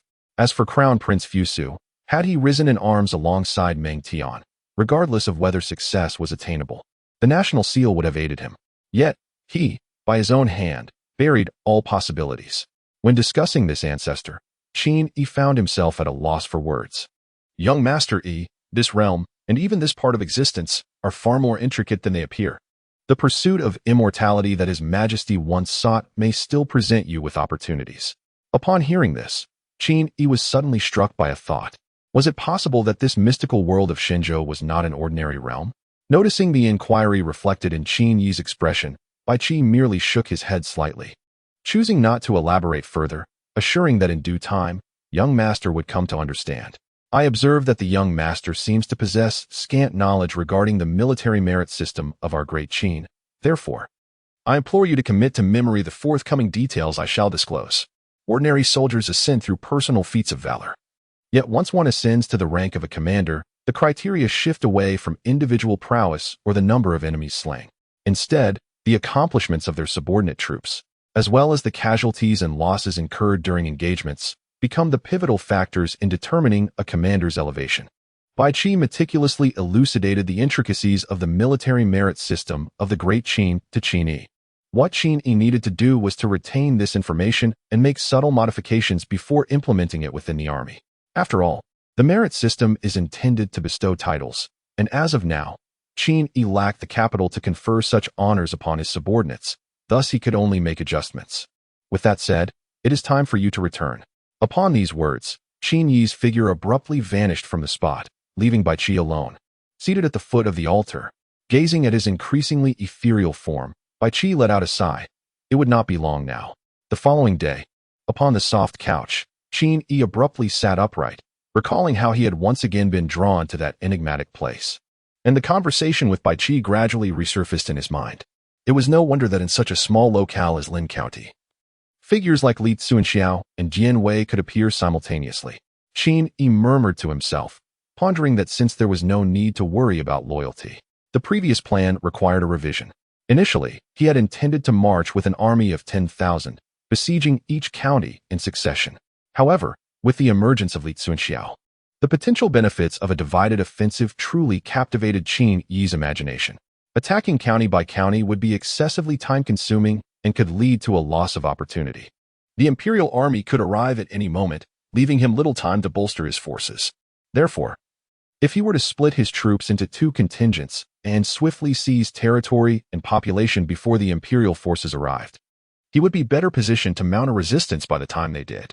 The next day, at the training grounds outside the city, Qin Yi ascended the high platform with measured strides, casting his gaze upon the throngs below. The military demeanor of his forces, when compared to the previous day, was akin to the disparity between heaven and earth. He did not harbor expectations for this newly formed army to exhibit exceptional prowess. However, at the very least, they ought to possess the semblance of a proper army, projecting an image that could instill a sense of intimidation. As for leading a cadre of untrained soldiers to assault various counties, Qin Yi found himself at an impasse. Military training is not achieved overnight. Would the court patiently await the moment he had honed his troops, their wings strengthened, before launching a crackdown upon him? Summoning the several newly appointed generals from the previous day, Qin Yi raised his gaze to Zhao Xian among them and inquired, "Zhao Xian, how fares the intelligence you were tasked to gather a few days ago?" In response, Zhao Xian replied, "My lord, according to the reports from our scouts, upon hearing of our Qin army's uprising in the occupation of Lin County, the surrounding counties have fortified their defenses. Presently, each county has no less than 1,000 guards, with some boasting upwards of 3,000. Additionally, the individuals dispatched to the prefectural city to gather intelligence have yet to return with any information." Qin Yi let out a soft sigh, for indeed, the events he had dreaded had come to pass. Various counties had fortified their defenses, and the strength of the garrison had significantly increased. However, there was a glimmer of good news. It appeared that these officials were merely avaricious misers, reluctant to part with their meager resources. If each county were to muster tens of thousands of soldiers, Qin Yi would certainly not entertain any thoughts of confrontation. A force of 10,000 besieging a county with an equal number of defenders, even if the latter were merely conscripts, was a prospect that Qin Yi did not view with arrogance. For those under his command, when it came to matters beyond the system, they were not vastly superior to the hastily assembled garrison. Turning to Zhao Xian beside him, he instructed, "Please convey the number of garrison troops in the surrounding counties of Lin County to several generals." Understood. Zhao Xian approached the map, pointing to a location. "This is Jade County, situated to the west of Lin County. According to our scouts, there are currently over 1,500 soldiers stationed there." He then pointed to another area. "This is Nine County, to the south of Lin County, with approximately 1,200 defenders." In addition, the scouts had uncovered another piece of intelligence. When the county magistrates ordered the conscription of commoners to bolster the garrison, not a single citizen responded to the call. The magistrates subsequently resorted to forced conscription, and it was reported that there were individuals who led a rebellion against this decree, but they were swiftly suppressed. It was fortunate that our Qin prefecture was not a military stronghold. Otherwise, these magistrates would have lost the support of the people, and the garrison forces across the counties would have undoubtedly surged dramatically. Qin Yi pondered for a moment, recognizing that the garrison forces across various cities were relatively equal in strength. Thus, he decided to attack the nearest target. "I shall divide my forces into two paths departing from Lin County. One will advance towards Nanha, while the other will assault Jade. I will personally lead the troops against Nanha, while the 5,000 soldiers set to attack Jade will be commanded by." Observing the eager expressions on the faces of his companions, Qin Yi suddenly chose to withhold his decision, falling silent. Seeing Qin Yi's hesitation in naming the commander for the army, Li Tsunxiao, unable to contain himself, stepped forward, declaring, "I volunteer, should I fail to capture Jade. I will present my head." With Li Tsunxiao taking the initiative, several other generals, including Su Xiaohu and Zhao Xian, quickly followed suit, each eagerly offering their services, producing military pledges with fervor. "My lord, I too volunteer. If I cannot seize Jade, I will present my head." "My lord, I as well." Chapter 23. Abandoning darkness for light. Witnessing the intense fervor among the generals, Qin Yi no longer toyed with them and stated decisively, "Li Tsunxiao will lead the assault on Jade with 5,000 troops. Anyone who disobeys the military orders, Tsunxiao, I grant you the authority to execute first and report later." Upon hearing that he had been appointed commander, Li Tsunxiao's face broke into a wide grin. "I shall obey. Su Xiaohu, Zhao Xian, and Wei Liao, you five will accompany me to attack Nana County. The rest will fall under Li Tsunxiao's command for the assault on Jade. If there are no objections from the esteemed generals, you may prepare accordingly." The generals exchanged reluctant glances, each reflecting their silent discontent. After all, The position of commanding 5,000 troops was a coveted one. However, having received Qin Yi's directive, it was now a settled matter, and they could only bow in compliance. We shall obey. As he watched his companions depart, along with the army of 10,000, a deep sigh escaped him. Although he was mobilizing a force of 10,000, the actual number involved would far exceed that, including an additional 20,000 summoned to form a supply convoy. The resources of Lin County, whether in terms of finances or populace, had been thoroughly depleted by Qin Yi. The city was left with only a few temporary clerks, not formally part of the military. Qin Yi had even contemplated taking these clerks with him.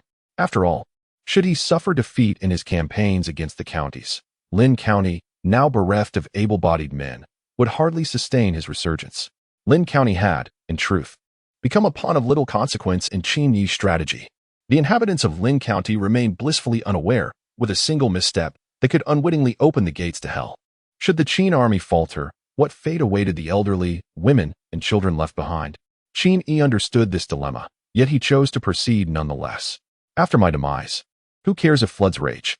For the sake of vengeance and the grand ambitions within his heart, the youth seemed to gradually transform into the very person he once vowed never to become.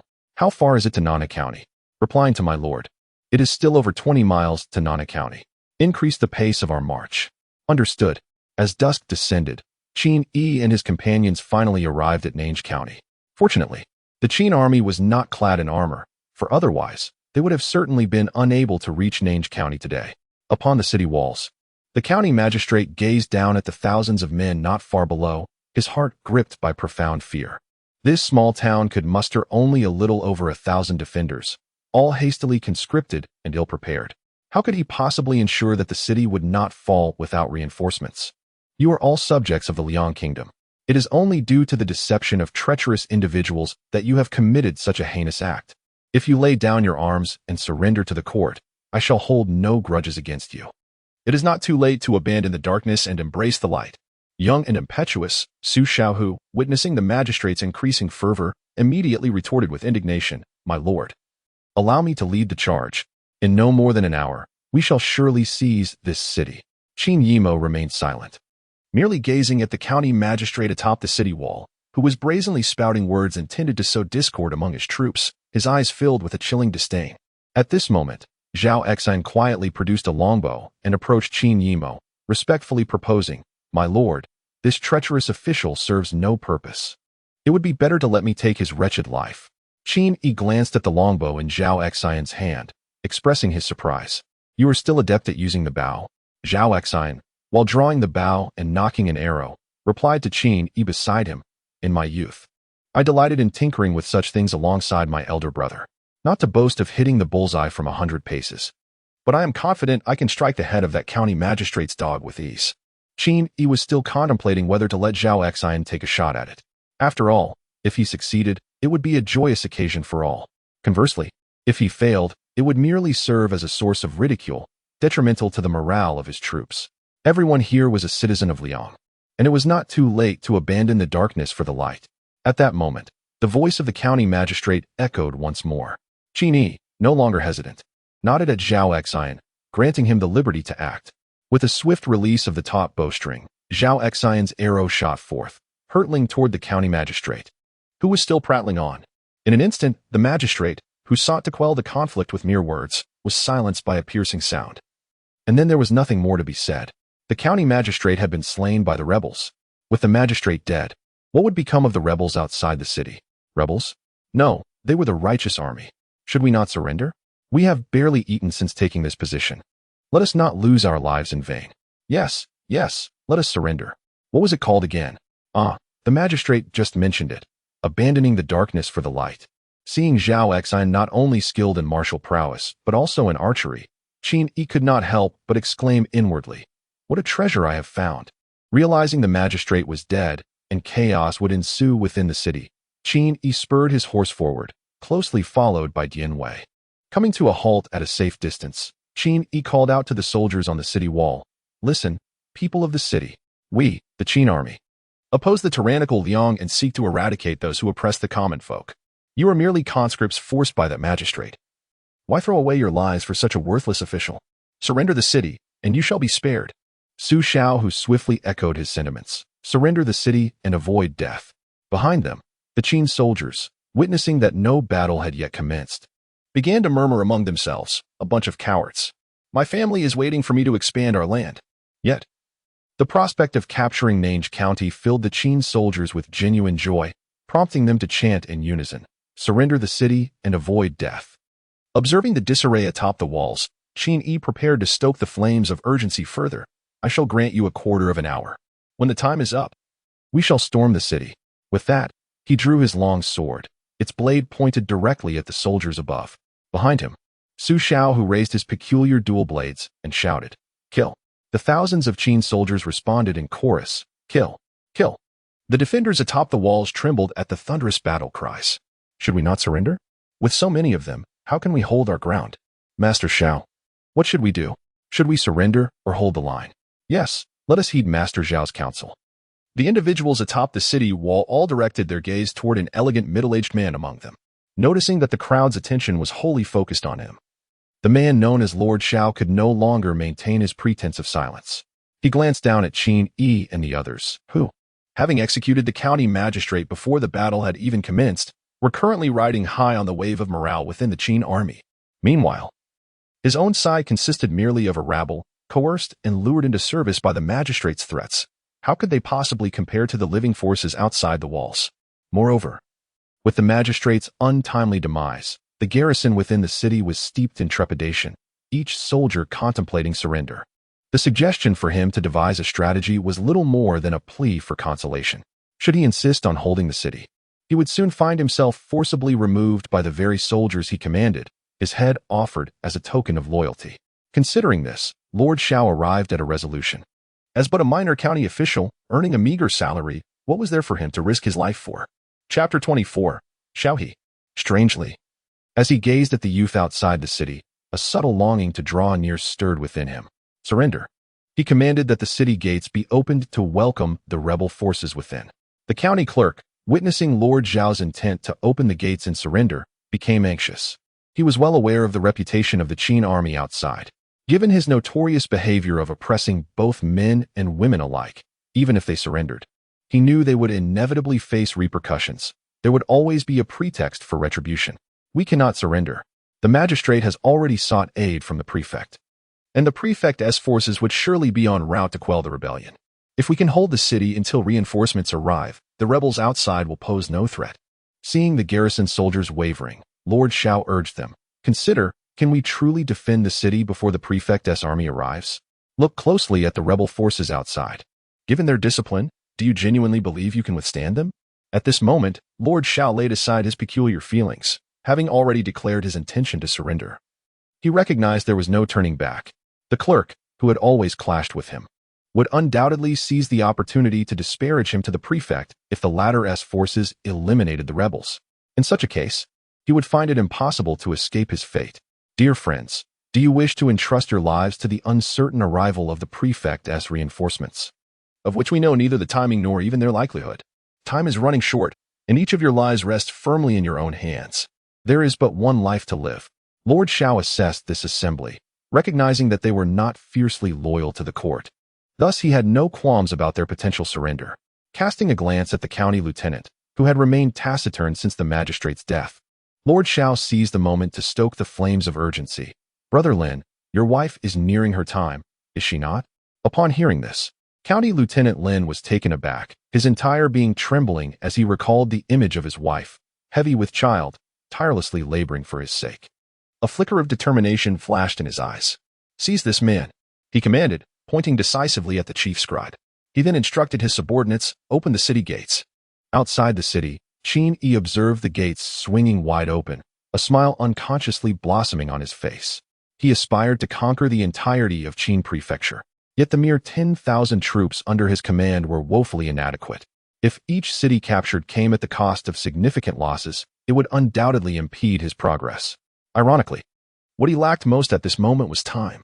Within the city, Lord Xiao and County Lieutenant Lin, accompanied by a contingent of guards, promptly opened the gates. They hurriedly made their way to Qin Yi's forces. County Lieutenant Lin Zhu and County Clerk Xiaohe extend a warm welcome to the righteous army entering the city.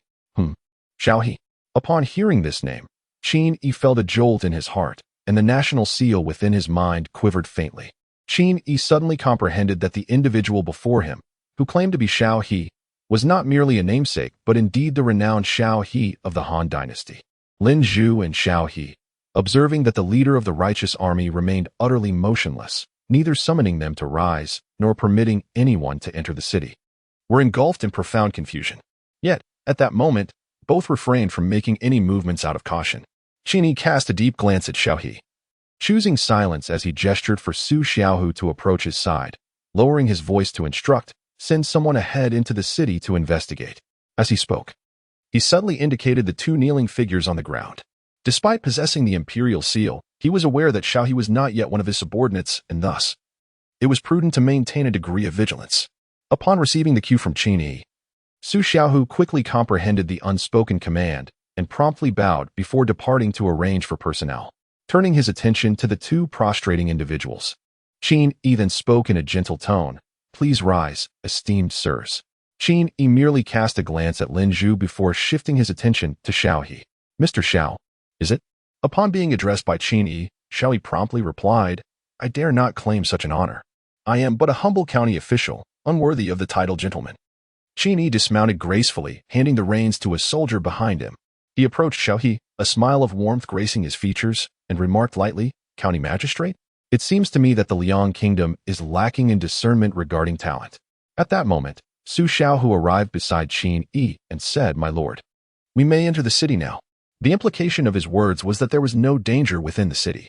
At this moment, Qin Yi also felt a sense of relief, as it seemed the people of the city possessed a modicum of discernment and refrained from engaging in the ruse of feigned surrender. "Zhao Xian, deploy the army into the city, and remember to disturb the populace not. Those who transgress shall face military law. I shall obey your command." Qin Yi had not forgotten that there was a county magistrate beside him. "Lord Lin, our army knows little about Nan County. We must trouble you to take charge of the arrangements for the troops." Having served as an official for so many years, Lin Zhu, though merely a small county magistrate, had acquired considerable experience in his advanced age. The implication in Qin Yi's words was unmistakable. It served as a gentle reminder for him to withdraw. "It was indeed a lapse on my part. I shall take my leave." Casting a glance at the perceptive Lin Zhu, Qin Yi smiled and nodded, choosing not to elaborate further. Turning to his companion, Xiao He, Qin Yi raised his hand in invitation, saying, "Mr. Xiao, let us enter the city together." Xiao He promptly bowed, expressing his trepidation. "After you, my lord." As they journeyed, Qin Yi observed the furrowed brow of Xiao He and softly inquired, "Might you be perplexed, sir, as to why I treat you so distinctly?" Upon hearing Qin Yi articulate his innermost thoughts, Xiao He let out a hollow laugh, yet did not deny it. Qin Yi turned around to face Xiao He, pointing to his own eyes. "Mr. Xiao, please take a look." Following the direction of Qin Yi's finger, Xiao He gazed intently and, upon realizing what he was seeing, stood rooted to the spot. The double pupils. At that moment, a tumultuous wave surged within Xiao He's heart, stirred by Qin Yi's extraordinary eyes. What are double pupils? They signify the mark of a sage, the potential of a divine ruler. Throughout the annals of history in the divine land, those with double pupils have either been saints or emperors. One was the esteemed Song Jie, the sage of characters. The other was Emperor Shun, among the 5 emperors. Noticing Xiao He entranced by his gaze, Qin Yi chuckled softly. "To be honest, sir, my eyes have been different from others since childhood. The moment I saw you, I recognized your extraordinary talent. Such a remarkable individual deserves to be treated with the utmost respect." Without waiting for Xiao He to respond, Qin Yi continued to inquire, "What are your thoughts on the current state of the Liang kingdom?" Hearing Qin Yi's question about the Liang kingdom, Xiao He momentarily set aside his myriad thoughts, furrowing his brow as he fell into deep contemplation. Qin Yi remained unperturbed. After a considerable pause, Xiao He finally articulated his perspective. The sovereign remains oblivious to the nation's peril, neglecting governance for several months, allowing treacherous ministers and sycophants to dominate the court. In the imperial court, the civil officials dare not voice their admonitions, while on the battlefield, the military generals are reluctant to sacrifice their lives. This has led to the rise of righteous armies throughout the realm, with the 200-year-old dynasty on the verge of collapse. Chapter 25. Borrowing grain indeed. Xiao He is truly perceptive, with a profound understanding of the situation. Sir Xiao, in this chaotic world, nations are at war, and the common people suffer immensely. The vast expanse of our homeland is engulfed in turmoil. Yet, for us, this chaos presents an opportunity. In a time of peace, you would merely be a lowly county official, and I, just a simple villager toiling in the fields. It is precisely this upheaval in the Liang kingdom that grants us a chance. Though stabilizing the realm seems impossible now, seizing it may still be within reach. Xiao He was momentarily taken aback by Qin Yi's bold declarations. Seizing the realm? Was he referring to the Liang kingdom or beyond? He pondered Qin Yi's words repeatedly. Even at his current age, he could not deny that he was indeed moved. Despite possessing remarkable talent, Xiao He had been repeatedly rebuffed by the Liang kingdom, relegated to the insignificant position of a county official in the small town of Nana County. Was he truly content with this fate? Somewhere deep within, a voice urged him to accept the proposition of the young man before him. The legend of the dual-eyed sage or emperor also resurfaced in his thoughts. Perhaps this young man could indeed be the enlightened ruler he sought. Compelled by the fervor ignited by Qin Yi's obsidian eyes, Xiao He found himself instinctively bowing in reverence, solemnly declaring, Xiao He, though unworthy, wishes to serve under your command, ready to brave fire and water without hesitation. With Xiao He finally on board, Qin Yi felt a tremendous weight lifted from his heart. Although he had the imperial seal to support him, these remarkable individuals from Huaxiao were flesh and blood, each possessing their own thoughts. Recently, he had been troubled. As his territory expanded, managing civil affairs became increasingly overwhelming for him alone. Xiao He's arrival was perfectly timed. There is no need for such formality. You may simply call me by my name, for I am unworthy of such titles. Upon reaching the county office, Qin Yi contemplated the progress of the battle under Li Tsuanxiao's command, pondering whether they had captured Jin. Although he was confident that with Li Tsuanxiao's capabilities, capturing a small place like Jin would be more than feasible, he still felt uneasy. After all, he needed to act swiftly, striving to bolster his strength before the imperial army's arrival. However, once he secured Qin County, he could afford to slow his pace, enlisting soldiers and gathering resources in preparation for the future. He had not anticipated that the assault on Nanha would proceed so smoothly. Qin Yi contemplated the situation concerning Li Tsuanxiao. Barring any unforeseen circumstances, capturing Jin should pose no significant challenge. Indeed, even in the face of obstacles, the matter remains inconsequential. Having secured the Southern Alliance without a single drop of bloodshed, his contingent of 5,000 soldiers remains entirely unscathed. When the time comes, he can march forth to Jin to rendezvous with Li Tsuanxiao, unperturbed by the prospect of conquering a mere Jin. In this light, it is evident that he cannot afford to neglect his territories any longer. Previously, Qin Yi had approached his endeavors with a mindset of risking everything for success. However, now that the Southern Alliance is firmly within his grasp, and with Jin nearly within reach, he finds himself in command of 3 counties. Even with the imperial army approaching, he is well equipped to engage them. After a moment of contemplation, Qin Yi called out to the door, instructing, summon General Su. Understood. Moments later, Su Xiao the tiger arrived at the county office. Master, you summon me? Upon the arrival of Su Xiaohu, Qin Yi instructed him, Xiaohu, tomorrow I shall lead 4,000 men to Jian. You and your 700 shall remain to guard Nanhe, while an additional 300 will return to Lin County for defense. At this juncture, Qin Yi lowered his voice. Do you not have a few hundred men from our Qin family village under your command? Select 3 of them to accompany the others back to secure Lin County. Su Xiaohu instantly comprehended the necessity of appointing trustworthy individuals, given that it is a county city. Rest assured, my lord, I will ensure that this matter is handled with utmost care. After this, Su Xiaohu recalled another matter and promptly inquired of Qin Yi, my lord. Now that we have captured Nanhe County, should we recruit another group of men? Qin Yi did not rush to respond. Instead, he called out towards the door, instructing, summon Xiao He. Understood. Facing Su Xiaohu's puzzled gaze, Qin Yi elucidated, 10,000 troops require 3 meals a day, supplemented by the 2,000 logistical personnel consuming their share of provisions. Relying solely on the grain seized from Lin County will not sustain us for long. Once Xiao He arrives, we shall assess the grain reserves in the Southern Alliance before discussing conscription. Upon hearing Qin Yi mention the grain shortage, Su Xiaohu glanced towards the doorway and lowered his voice. My lord, I have an idea. What do you think of its feasibility? Noticing Su Xiaohu's furtive demeanor, Qin Yi surmised that the lad might not have any noble intentions. In private, Do refrain from addressing me as my lord. That is merely for appearances. Between us, there is no need for such formality. Speak your mind. Su Xiaohu, shedding his pretense, shared his thoughts candidly. Brother Yi, our provisions have been seized from the government. Yet surely the county holds more grain than just that of the officials. The chaos of war breeds disorder everywhere. To our knowledge, numerous bandits roam near Lin County, with their numbers ranging from a mere dozen to over 100. As Su Xiaohu leaned in closer, whispering his plan to Qin Yi, the latter scrutinized him intently, remarking, "Tiger, how is it that I never noticed your cunning before?" Su Xiaohu, feeling a bit embarrassed by Qin Yi's teasing, scratched his head and timidly inquired, "So, shall we proceed with this plan?" Qin Yi found a chair and seated himself, gesturing for Su Xiaohu to do the same. He refrained from responding immediately, instead pouring a pot of tea and thoughtfully contemplating the proposal put forth by Su Xiaohu. The essence of Su Xiaohu's idea was, in fact, to borrow grain, disguising themselves as bandits to solicit provisions from affluent households within the city. It must be said that Qin Yi was indeed intrigued. Yet he remained preoccupied with a crucial dilemma: how to extricate the Qin army from any potential blame in this affair. He desired the grain, yet he was keen to avoid the ensuing notoriety.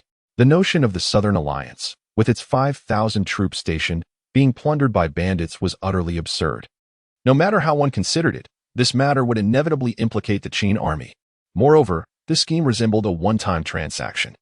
If the Qin army were to enter a city only to have it raided by bandits, anyone would discern the underlying issues.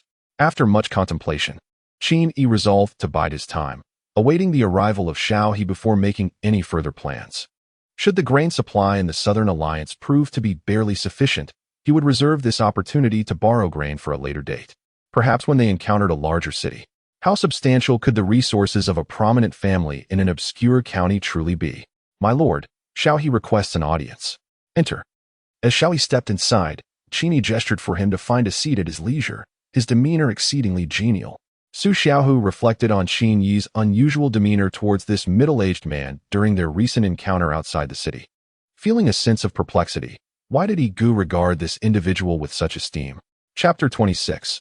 A reunion with former companions. Once seated, before Qin Yi could inquire, Xiao He spoke up. "My lord, I have just conducted an inspection of the granaries and treasury. All the relevant accounts are outside. Would you like to review them?" Qin Yi was taken aback by how well Xiao He executed his tasks. Before he could elaborate further, the matter had already been resolved. "Since you have conducted an inspection, it is reasonable to assume you possess some understanding of the situation. Please speak plainly." Though he refrained from uttering any insincere platitudes about trust, Qin Yi's demeanor unmistakably conveyed his confidence in Xiao He. Xiao He, not one to be underestimated, readily comprehended that this was Qin Yi's way of extending his trust. In Nanha County, there are 35,000 sure of grain and 3,000 taels of silver. "My lord, the 3,000 taels of silver are merely what is recorded in the accounts. There are also unaccounted resources. I intended to seek your permission to search the county office." "Over 30,000 sure of grain," Qin Yi murmured, realizing this could indeed recruit a considerable number of soldiers, thus alleviating the need to borrow provisions for the time being. He had no intention of reserving this grain for anyone. Why would he save it for the court? "The matter of searching the county office is entrusted entirely to you." Xiao He acquiesced but posed another inquiry. "My lord, how should we handle the over 1,000 surrendered troops in the city?" It was only when Xiao He raised the question that Qin Yi recalled the presence of these surrendered soldiers, casually responding, "Assign them to several generals," allowing each to select a group to integrate into the army. "Agreed." Qin Yi cast a glance at Xiao He and earnestly advised, "As you have just joined my ranks, it is imperative that you swiftly familiarize yourself with the circumstances within the army. In the future, the logistics and provisions of our forces, as well as the governance of the territories under our command, will require your diligent efforts." Xiao He immediately raised his head, realizing that Qin Yi's words essentially entrusted him with the governance of the territories acquired by the Qin army. Such immense power was unexpectedly bestowed upon one who was still a newcomer. Xiao He could not help but be awed by Qin Yi's audacity. A soldier is willing to lay down his life for one who understands him. With such trust and regard from his leader, Xiao He felt a profound sense of duty. Should he let his lord down, he would consider himself unworthy of being a man. "I shall not betray the high expectations of my lord." With a deep bow, Xiao He exited the chamber, invigorated as if infused with boundless energy. Compared to the days of aimlessly drifting through life, he had now discovered his purpose. Once Xiaoyi departed, Su Xiao, the fierce general, voiced his confusion. Brother Yi, it seems you place great importance on this Xiaoyi. Qin Yi took a delicate sip from his cup of tea and chuckled softly. You only need to know that with Xiaoyi by your side, you can focus entirely on leading your troops into battle. The trifles of logistics and provisions shall no longer burden your mind. Su Xiao, however, remained somewhat skeptical. Is that truly the case? Brother Yi, you know we have not received any formal education since childhood. Do not attempt to deceive me. Whether it is a deception or not, you will discover in due time, Qin Yi replied.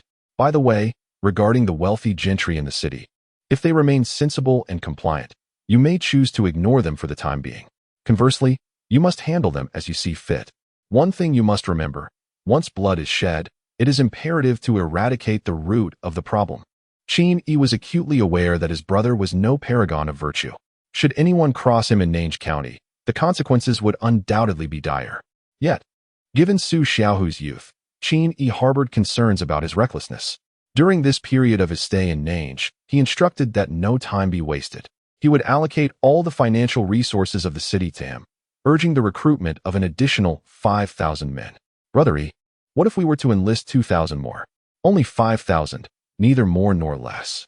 Once the two had departed, observing his soldiers fervently searching the county office, Qin Yi turned to Jianwei and commanded, Jianwei, accompany me for a stroll through the city.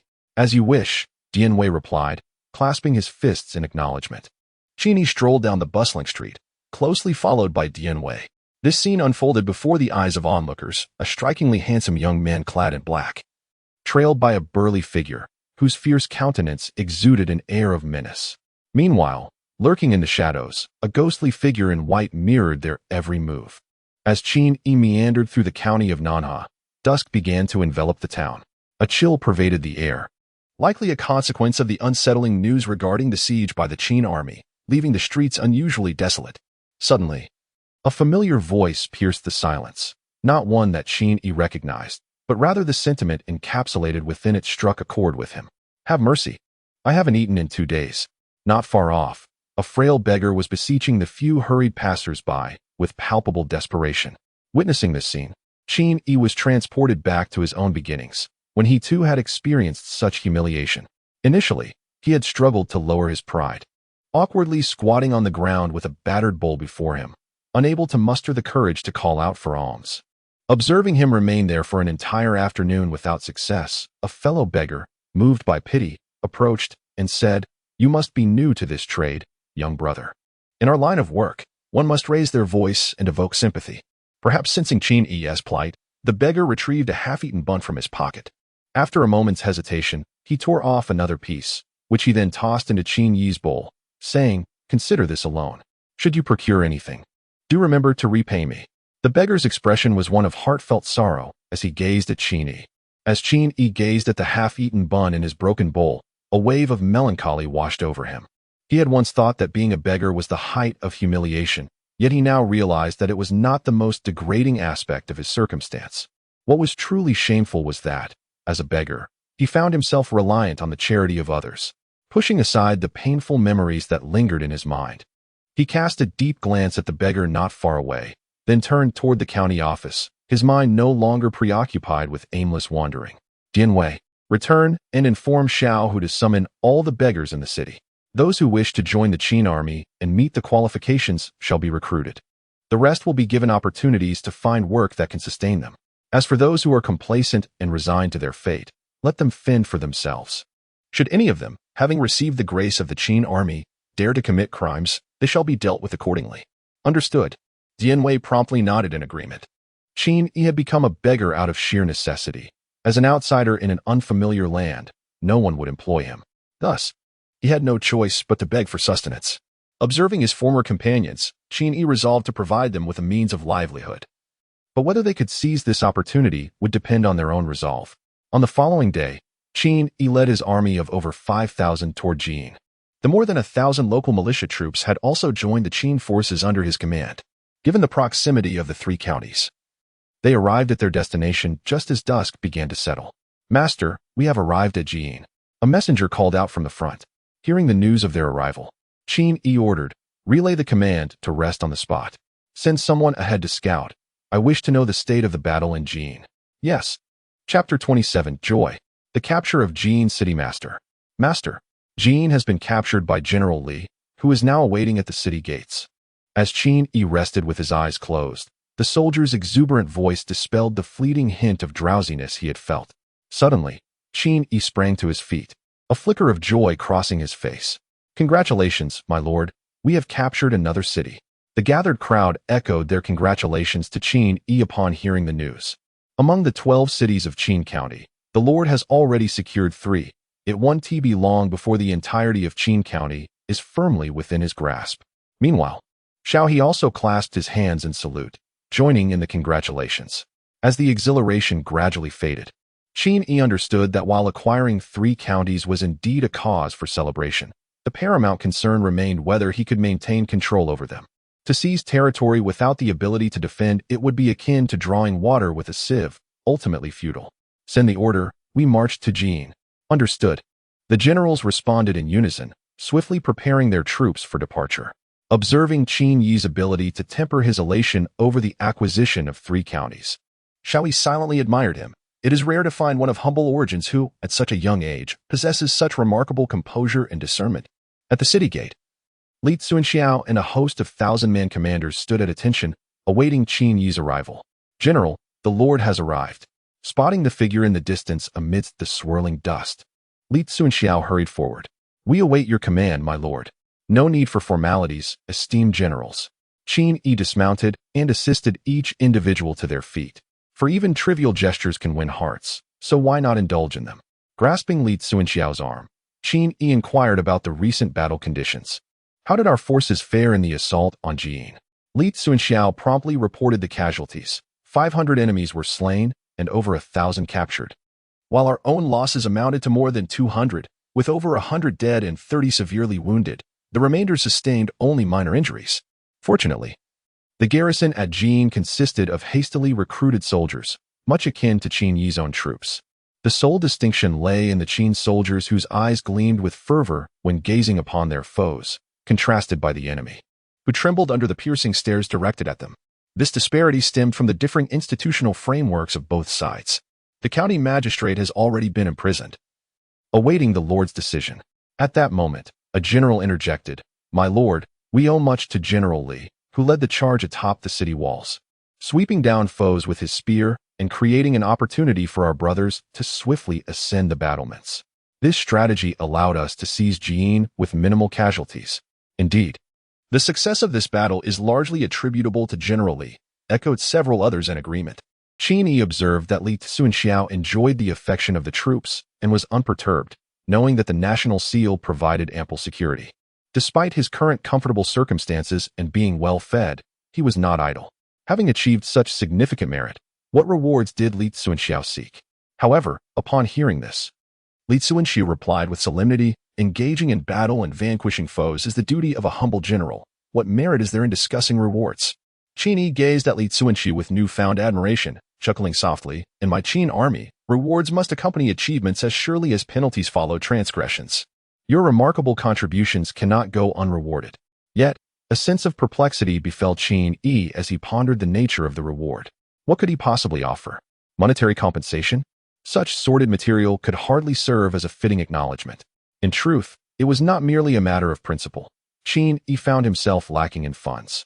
Although he possessed a modest sum of silver, it was earmarked for procuring provisions and subsequently disbursing troop salaries.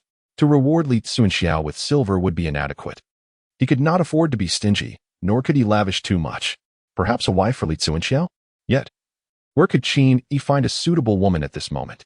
He could not present a common, unremarkable lady, and a beauty of exceptional grace was not something he could simply procure. As he surveyed the rows of soldiers surrounding him, a spark of inspiration ignited within Qin Yi. Acting swiftly, he addressed Li Tsunxiao. Tsunxiao, you currently command 1,000 men. Henceforth, I grant you the authority to recruit an additional 4,000, bringing your command to 5,000. You shall serve as the chief commander. Li Tsunxiao, taken aback by this unexpected elevation, found himself momentarily speechless. This was no mere temporary command. It meant that he would have 5,000 soldiers under his command permanently. Observing Li Tsuanxiao's astonished expression, Qin Yi could not help but chuckle. Despite Li Tsuanxiao's prowess on the battlefield, he had once been an ordinary citizen, and such a reaction was only to be expected. In truth, given the significant advantage in troop strength, capturing Jin County had been a feat that, while commendable, did not automatically warrant a leap from commanding 1,000 to 5,000 men. This was merely Qin Yi's strategic maneuver to elevate Li Tsuanxiao. Having recognized Li Tsuanxiao as one of the heroic spirits brought forth from Huaxia, his martial prowess was beyond question. However, even with this knowledge, Qin Yi could not simply place Li Tsuanxiao atop the ranks without due consideration. As Li Tsuanxiao remained in a daze, Qin Yi gently called out, "Tsuanxiao." Coming to his senses, Li Tsuanxiao promptly expressed his gratitude. "I will not fail to live up to the trust you have placed in me, my lord." As Qin Yi helped Li Tsuanxiao to his feet, thoughts of the more than 200 fallen soldiers weighed heavily on his heart. He sighed inwardly. Casualties were an inevitable consequence of warfare, a truth he must accept. If he mourned the loss of just over 200 today, how would he cope when faced with thousands in the future?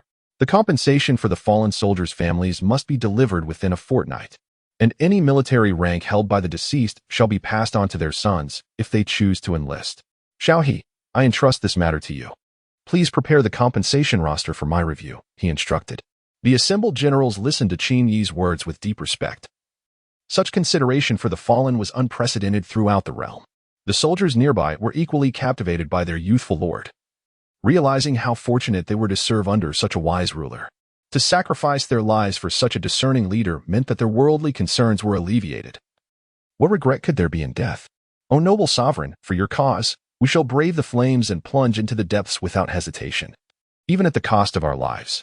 Thousands echoed in unison, and in this moment, Qin Yi's prestige within the army reached its zenith.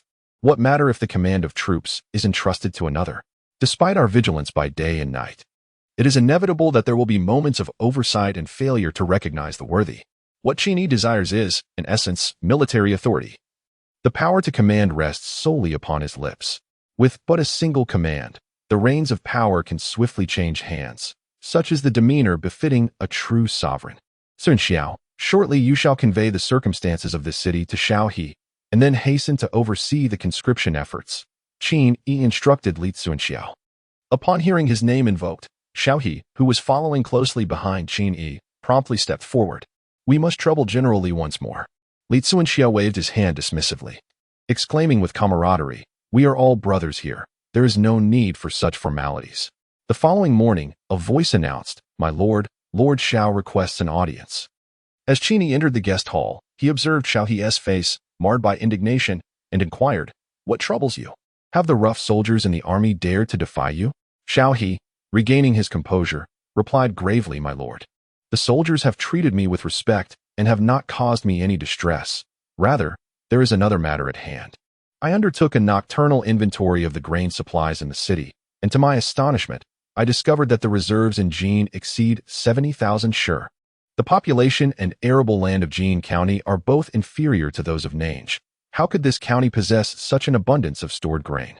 Either the county magistrate has embezzled the grain intended for tribute to the court, or... Chapter 28. How can severity and punishment instill a sense of security in the populace? Upon hearing this, Qin Yi instantly recognized the issue at hand. The population and land resources were not as abundant as in the southern regions, yet the grain supply had remarkably increased by more than double. Furthermore, he doubted that a county magistrate would possess the audacity to embezzle grain meant for the imperial court, for he had learned in recent days that the grain contributions from each county were fixed amounts. The edict issued by the court to the various prefectures merely stipulated the quantity of grain each county was required to deliver, without mentioning any additional taxes. In other words, the court was indifferent to the means by which the grain was procured, the imposition of taxes, or the overall grain stock within each county, so long as the stipulated quantities were delivered punctually. Qin Yi could not help but exclaim, "This county magistrate is indeed avaricious and ruthless. My lord, after accounting for the grain within the city, I sought out the common folk to inquire about the situation here. Following the imperial edict, the magistrate has, at regular intervals, exploited the name of the court to impose various taxes and collect grain from the populace. The people of Jin have not had rice to cook for over a month." As Xiaohe spoke, his face was filled with indignation. In Nine County, although the magistrate was not a paragon of virtue, he was not nearly as deranged and insatiable as the one in Jin County. Furthermore, during that time, Xiao He, despite being merely a county vice magistrate, was well respected by the people and could, to some extent, influence matters within the county. Although the folk endured hardships, they managed to scrape by. However, in Jin County, had Qin Yi and his companions arrived even a few days later, the citizens might have resorted to desperate measures and taken up arms in rebellion due to their dire circumstances. Contemplating the plight of the citizens, Qin Yi maintained a solemn demeanor, pondering for a moment before declaring, issue a conscription notice in the city, calling upon 10,000 able-bodied men to form an army. Shall he discern Qin Yi's intentions? Not only would this save the people, but it would also strengthen their own forces, achieving a commendable balance. Qin Yi continued, stating, upon arriving in Jin, I observed numerous stretches of barren land outside the city. The notice further proclaims that my Qin army shall employ the common folk to cultivate these lands, providing sustenance for each day of labor. As for the elderly, the infirm, and women and children, we shall establish porridge shelters throughout Jin, accessible solely to them. Violators will face 30 lashes. However, a pressing issue confronted Qin Yi. Although Jin possessed over 70,000 stones of grain, how long could it sustain more than 70,000 individuals? Contemplating this shortage, he recalled Su Xiaohu's previous suggestion regarding borrowing grain. Meanwhile, Xiao He had also recognized the looming dilemma of scarcity facing the Qin army. Suddenly, an idea seemed to flicker in Xiao He's eyes, revealing a glint of resolve. My lord, are there not some affluent families and merchants within the city? Surely, they must have provisions. If we could borrow a modest amount from them, we could repay it in due course. As Qin Yi listened, an unsettling familiarity began to envelop his thoughts. Why did these words resonate so deeply? Borrowing grain. Qin Yi instinctively inquired, how do you intend to borrow? Xiao He, with a somber expression, ominously replied, my lord, in these chaotic times of war, the emergence of bandits is all too commonplace. Perhaps we should assign a general to masquerade under the cover of night to procure some resources? Qin Yi gazed at Xiao He in astonishment. Pray tell me honestly, did this idea originate from Shenzhou? Xiao He was momentarily taken aback by Qin Yi's inquiry. What idea? Who is Shenzhou? Are we not discussing the matter of borrowing grain? Qin Yi scrutinized Xiao He from top to bottom, failing to discern that, like the young and audacious Su Hu, he too harbored a multitude of ulterior motives. Xiao He appeared to recall something, a peculiar expression crossing his face. My lord, has General Su also suggested this idea? Qin Yi remained silent, merely nodding gently. This matter could be set aside for the moment. Borrowing grain was not a concern for now. Currently, there are over 10,000 soldiers within Jin City, and allowing bandits to enter would be utterly absurd. Reflecting on Li Suanxiao's words that the county magistrate had been imprisoned, a glimmer of coldness flickered in Qin Yi's eyes. He commanded that the magistrate be brought to the marketplace for slow slicing. Furthermore, summon all the prominent families, the nobles, and the young ladies and gentlemen of the city to witness the execution. They must understand that Jin has changed hands. Understood. Xiao He immediately accepted the order and prepared to depart, but suddenly realized something was amiss. What manner of punishment was this slow slicing? With a dry chuckle, Xiao He awkwardly inquired, my lord, forgive my ignorance, but what exactly does this slow slicing entail? Qin Yi suddenly realized that such a barbaric punishment as lynching had yet to be inflicted in the realm. With this thought, he proceeded to recount to Xiao He the tale of this most infamous ancient torture. Lynching, as it is known, involves the slow slicing away of a criminal's flesh piece by piece, a process that could be likened to the notion of 1,000 cuts. During the execution, it is imperative that the executioner wields their knife with utmost delicacy. Each incision must be made with the lightest of touches, methodically and gently. Do you understand? As Xiao He reflected on the earnest expression that Qin Yi wore while describing Ling Qi, an icy dread washed over him. He could hardly fathom that this youth, despite his tender years, could speak of such merciless brutality with an unflinching demeanor. Though the Lord was generally kind-hearted, the mere mention of such a gruesome punishment revealed a nature far from benevolent. With a sudden collapse to the ground, Xiao He knelt before him, trembling as he implored, I beseech you, my lord, to reconsider. Such a punishment is utterly inhumane, a stark violation of humanity. Bowing his head to the earth, he endeavored to dissuade Qin Yi from this grim notion. Thus, the matter was settled. Torture? Without cruelty. How could one instill fear and command respect?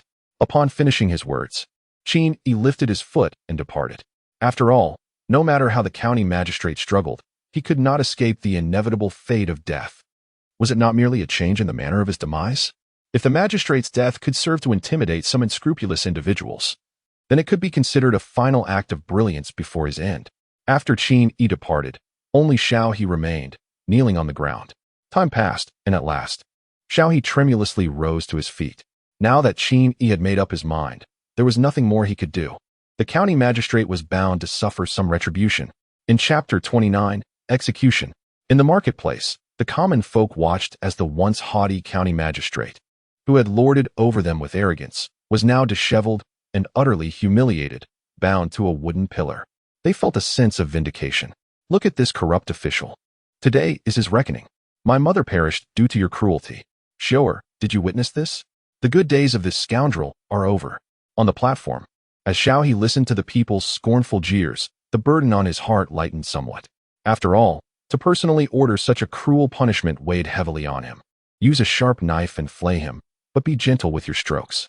This punishment was devised by our Lord and is known as lynching. Upon hearing of this unprecedented form of execution, the county magistrate felt his heart sink. The executioners approached him, one wielding a glistening blade. In despair, the magistrate cried out, "Do not come any closer. Please, do not." With a swift motion, the executioners tore away the upper garments of the magistrate, brandishing the knife as they searched for the proper place to strike, their hands trembling with trepidation. Such a punishment was unheard of, even among seasoned executioners. Amidst the magistrate's anguished cries, the crowd below witnessed flesh being sliced away piece by piece. Though they found the spectacle exceedingly grisly and brutal, they felt a profound sense of relief, applauding and cheering in approval. Do you even know how to wield a knife? If not, let me do it. Why did you take such a large piece? Cut less, but make more incisions. Meanwhile, a figure clad in white, concealed in the shadows, observed the unprecedented cruelty unfolding before her. To invoke such a punishment, the magistrate must have committed heinous acts that provoked the wrath of the people. She believed that even though the young man's status had transformed dramatically, he was still the same individual who once preferred to beg his way home rather than stray onto a dark path. Yet, she was unaware that time changes all. Was the Qin Yi of today truly the same as the one from the past? In the audience, the sounds of applause and cheers from the people of Jin resounded incessantly, while the wealthy merchants and noble families invited by Xiao He appeared visibly pale with fright. At that moment, countless young ladies from affluent families were left with ashen faces, and many young gentlemen felt their legs weaken as they gazed upon the county magistrate being subjected to the torturous punishment of lynching. Observing the enthusiastic crowd below, Xiao He wiped the fine sheen of sweat from his brow, letting out a sigh of relief. It seemed that the reputation of his lord had been preserved. Meanwhile, Li Zuanxiu was filled with eager anticipation. Each time the executioner removed a larger piece of flesh, he frowned in displeasure, believing that this punishment was most fitting for such a corrupt official. However, the executioner was lacking in skill, his hands unsteady.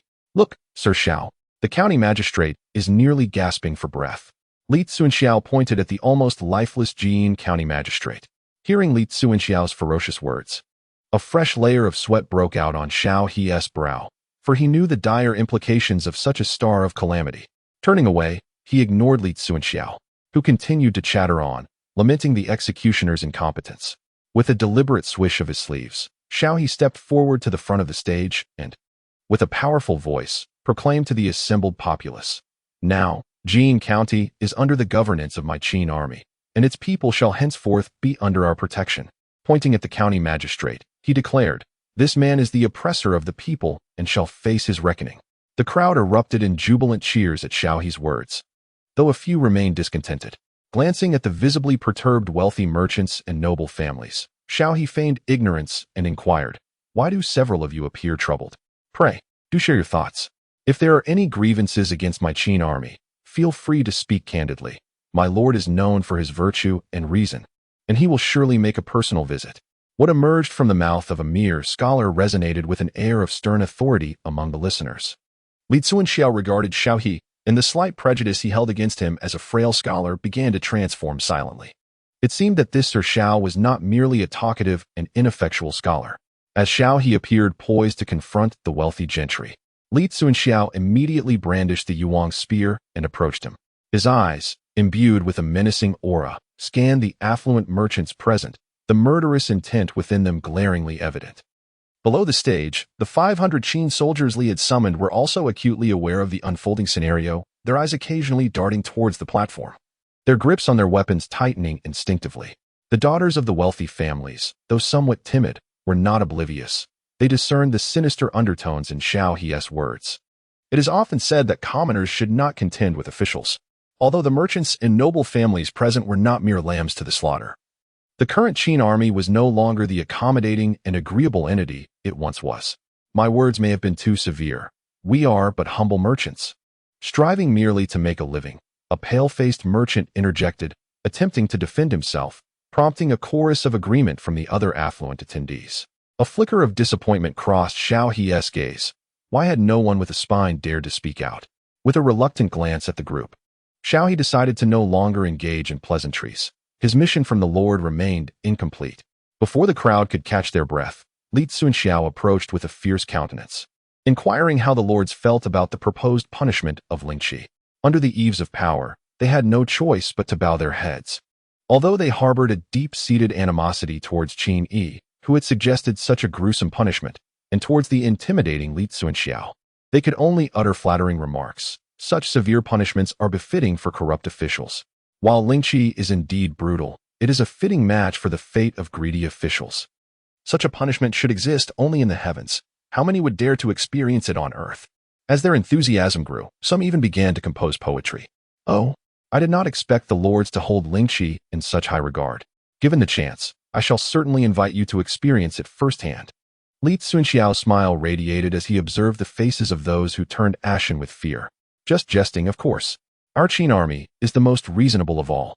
Xiao He, noticing Li Tsunxiao's antics, did not intervene, unconcerned that such behavior might incite rebellion among the merchants.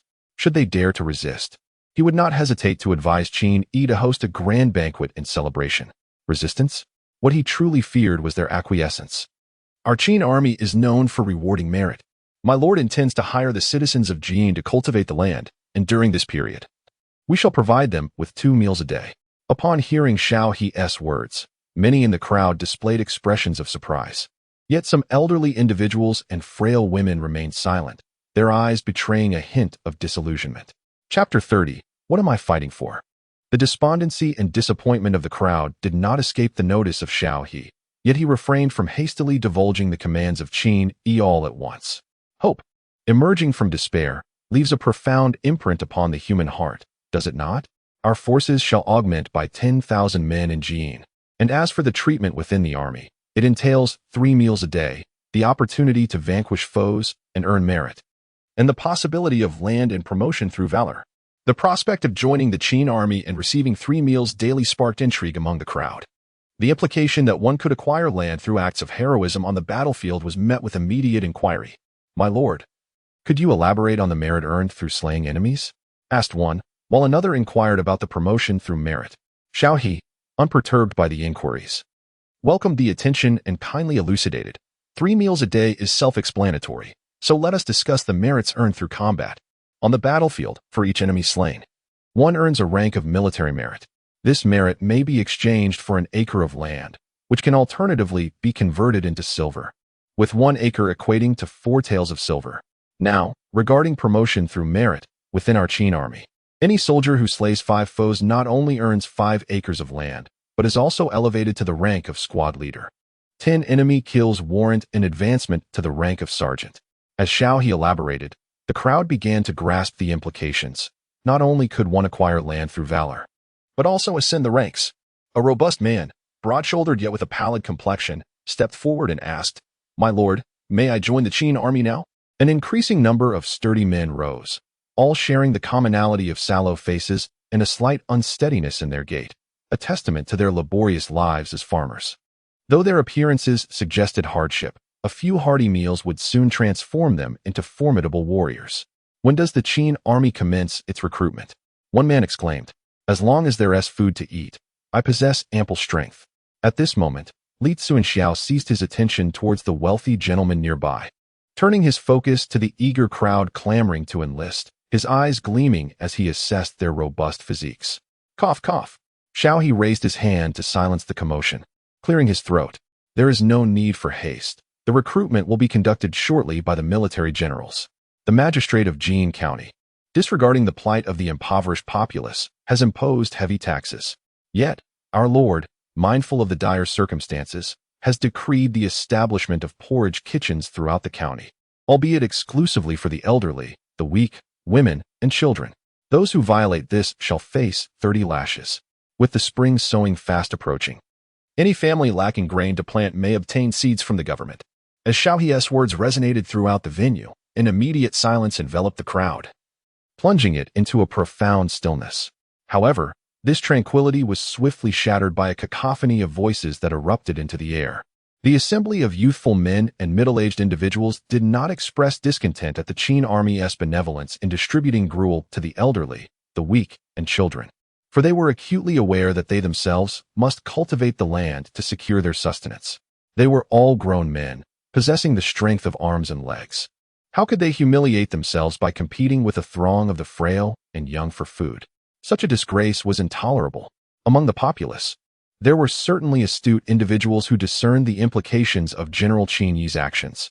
The residents of Jin were bereft of grain, facing imminent starvation. If this commander of the Qin army sought the goodwill of the people, he could not possibly avoid the necessity of opening the granaries to provide relief. Yet, to simply distribute the grain seemed beyond the means of this newly formed army, composed of farmers turned soldiers. Nevertheless, the general transformed the relief effort into a scheme of hired provisions, ensuring that the grain, once relinquished, could yield some benefit for the Qin forces, thus recouping some of the costs. Had there been such a figure in the great capital 30 years ago, he would have surely been a blessing for the Liang state. Yet now, in a Liang that resembles a candle before the wind or a lamp in the rain, the emergence of such a person might be a misfortune for Liang. Yet it remains a stroke of fortune for us, the people of Liang. Amidst the crowd, several emaciated figures turned their gaze towards Xiao He on the platform, contemplating the reputedly 18-year-old commander of the Qin army. Despite their pallid visages, their eyes sparkled with remarkable brightness. They were a group of disheartened scholars. In stark contrast, the elderly and frail who had resigned themselves to await death at home were moved to tears upon hearing of the Qin army's intention to provide them with gruel. They were oblivious to the intricate calculations of public sentiment. They simply recognized that Qin Yi's gesture was a genuine lifeline, and that was sufficient for them. Among the throng, an elderly man with a head of white hair trembled as he grasped the arm of a fellow man, making his way through the throng. As they approached the elevated platform, they were intercepted by the Qin army's guards. The old man spoke little, but lifted his gaze to meet Xiao He's. With a slight bend of his knees, he prepared to kneel, yet Xiao He promptly instructed the soldiers below to prevent him from doing so. As he observed the elderly man, Xiao He pondered the purpose behind this sudden appearance. Could he be here to lodge a complaint against someone? Just as Xiao He's mind was awash with speculation, the old man's weathered voice resonated through the air. I am 85 years old. Having witnessed 3 generations of Liang kings, I have been a first-hand witness to the rise and fall of our state, from its former glory to its current decline. Alas, after all these years of hardship, what fortune can I claim? To have survived until now is a testament to heaven's mercy. How could I dare to wish for more? Yet, as I gaze upon my great-grandson, my heart aches. What kind of life are we enduring? Must the suffering and tribulations we have faced also befall the next generation? The words of the old man struck the hearts of many like a thunderbolt, prompting reflections on the lives they currently lead. Must such days inevitably be repeated in the lives of their own children, perpetuating an unending cycle? Unbeknownst to the crowd, a young man clad in dark robes observed them intently, accompanied by a fierce warrior wielding a spear, standing guard at his side. As he beheld the ragged, emaciated citizens and the innocent child cradled in a woman's arms, a string within Qin Yi's heart seemed to be plucked with profound intensity. What was the purpose behind the unification of the realm by his forebears, the establishment of a vast empire? Was it not to ensure that the world would know no more strife, no more bloodshed? And what of my own purpose? Is it revenge? And once revenge is exacted, what then? What is the goal of reinstating the great Qin? Is it an inescapable fate tied to the royal lineage? Or is it ambition? Within the depths of Qin Yi's heart, a relentless series of questions echoed. What significance does his current course of action hold? Is it merely for selfish desires, for the elusive threads of fate, or for the ambition to seize dominion? Is this truly the grand enterprise he aspires to achieve? Can such a venture genuinely lead to success? The voice of the aged man did not falter despite the flicker of confusion that arose within Qin. Though the elder was frail and unable to wield a blade, he still possessed a modicum of strength. Today, he would send his grandson into the ranks of the Qin army, not for the sake of wealth or glory, but for the hope that future generations could live in peace. Upon finishing his words, the elder grasped the robust figure beside him, preparing to kneel. Seeing this, Xiao He intended to call for assistance to halt the gesture, yet another had already acted before him. An elder in the household is like a treasure. At his venerable age, this old man could indeed be deemed a gem of Qin County. Dressed in elegant dark robes, Qin approached the elder, extending his unscathed arm to support the elder's bent form. The elder's murky eyes, now fixed upon the strikingly handsome youth before him, could not help but marvel inwardly, what a remarkable young gentleman. Chapter 31. The Heart of a King. Before he could utter a word, a chorus of voices arose around them. Xiao He pays his respects to the Lord. This humble soldier pays his respects to the Lord. We pay our respects to the Lord. The surrounding populace, upon witnessing the scene, could scarcely contain their understanding that this exceptionally handsome youth, exuding an air of scholarly grace, was indeed the commander of the Qin army. Do not bow. Qin gestured for all to refrain from excessive courtesies as he ascended the platform, his gaze briefly resting upon the county magistrate who was being executed before him, before moving on. Dianwei followed closely behind, his fearsome visage startling some nearby women whose children instinctively buried their heads into their mother's embrace. Mother, that man looks so fierce. Dianwei's keen hearing caught the innocent words of the child, who, unaware of the gravity of the situation, spoke without a whisper. The child's voice, tender and unrefined, reached Dianwei's ears, as well as those of the onlookers in the front row. Upon hearing the child's remark, the expression of the nearby citizens shifted dramatically, casting sympathetic glances at the woman holding the child. It was evident that the fearsome warrior, brandishing a pair of short daggers, was someone the commander of the Qin army held in high regard. To speak ill of such a figure in the presence of the commander himself was a perilous endeavor for those who had long been branded as lowly commoners. Dianwei's thoughts were not as convoluted as those of the crowd. Rather, within his usually fierce tiger-like eyes, an unusual hint of helplessness emerged. After all, one's appearance is bestowed by their parents, and it is not their fault to appear fierce. The child, blissfully unaware, could sense the tremor of his mother's body as she held him tightly. Forgive the ignorance of the young one. May the adults not take offense. The woman's delicate visage was now streaked with tears, her body trembling as she knelt upon the ground. Beside her stood a man with slightly sun-kissed skin, who quietly shielded the mother and child behind him. A voice, tinged with a hint of hoarseness and urgency, emerged. I implore you, noble sir, to show mercy. The child merely wishes to explain, yet the ink within him has long since dried. Such a trivial matter could render a couple so abjectly humble, persistently pleading for compassion. In this moment, the stark realities of class, identity, and status were laid bare. Seeing the couple on the verge of tears, desperately suppressing their emotions for fear of further provoking him, Qin remained silent. This path was never one I wished to tread, yet now there was no turning back. Whether it was Qin slaying the officers, besieging the county town, raising the banner of rebellion, or establishing the Qin army, or stepping onto the imperial altar in the world of the seal, he had embraced the mission of restoring the great Qin the moment he accepted it. As Bai Qi aptly stated, the road to empire, once embarked upon, offers no return. Advance means survival, retreat spells demise. One must either ascend to the pinnacle or become a mere stepping stone beneath the feet of others. Recollecting his myriad thoughts, Qin turned his gaze toward the couple, who were repeatedly bowing their heads to the ground with a resounding thud, and gently waved his hand. The little one was indeed correct. My demeanor as a general does exude a certain ferocity. Dianwei's expression darkened slightly. It is not our fault to possess a fierce appearance. Unbeknownst to Qin, who gazed at the couple with a gentle voice urging them to rise, he observed the small child nestled in the woman's embrace. Shivering as if sensing the gravity of the moment, he paused for a moment, murmuring softly, "What a fortunate little one." No one noticed the fleeting glimmer of envy that flickered in Qin's eyes. Even if they had, they would likely dismiss it as a mere illusion. It seemed absurd for the lord of the Qin army, commanding over 3 counties and thousands of troops, to harbor envy for an innocent child. Such a notion would surely invite ridicule. Only the figure cloaked in white, concealed in the shadows, took note of this and regarded Qin Yi with a hint of compassion. Shao He, take this child to the school. Let him study and learn daily, even if it means facing punishment. Understood. Shao He readily acquiesced, inwardly commending Qin Yi's actions. Whether his intentions were sincere or not, this single act endeared him to the hearts of the people. The couple, who had been pleading with desperation, found themselves overwhelmed with tears, which flowed like a torrential flood. As Qin Yi not only refrained from reproach, but also arranged for their simple-minded son to attend school. As parents witnessing their child grow, how could they not desire him to be educated and literate? Yet, in Jin and even in the Liang Kingdom, schools were established by local gentry, leaving those who toiled in the fields to ponder the futility of aspiring for their children to partake in the same privileged education as the wealthy young lords and ladies. Thank you, my lord, from the bottom of our hearts. Around them, neighbors who often exchanged glances with the couple looked on with a glint of envy.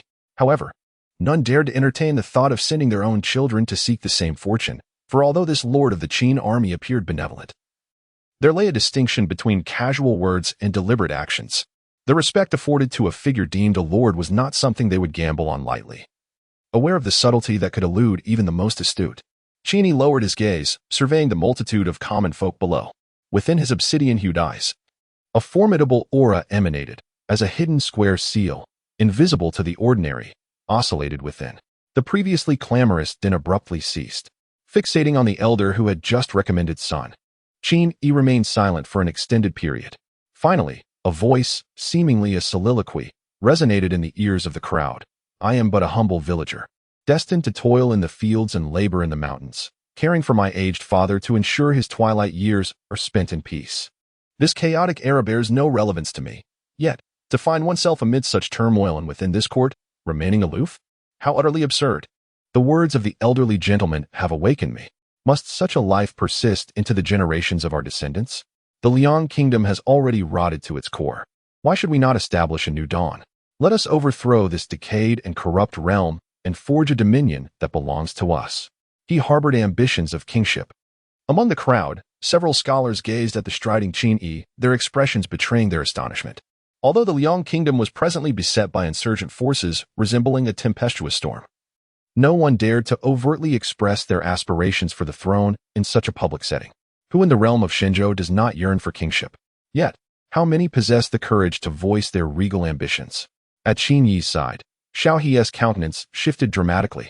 The desire for kingship dwelled within every leader of the Liang Kingdom's righteous army. Who among them could claim to be devoid of such aspirations? Yet, who would dare to openly reveal their ambitions for the throne? Qin Yi's actions will undoubtedly draw the court's attention. A man who boldly declares his intention to become king cannot be ignored by the likes of the foolish Liang king. Alas, our lord is misguided. Chapter 32. Not a Liang person, but a willing Qin subject. Unlike Shao He, Li Tsunxiao and the surrounding Qin soldiers felt their blood boil with fervor. Though they harbored deep desires for kingship, they kept such ambitions concealed.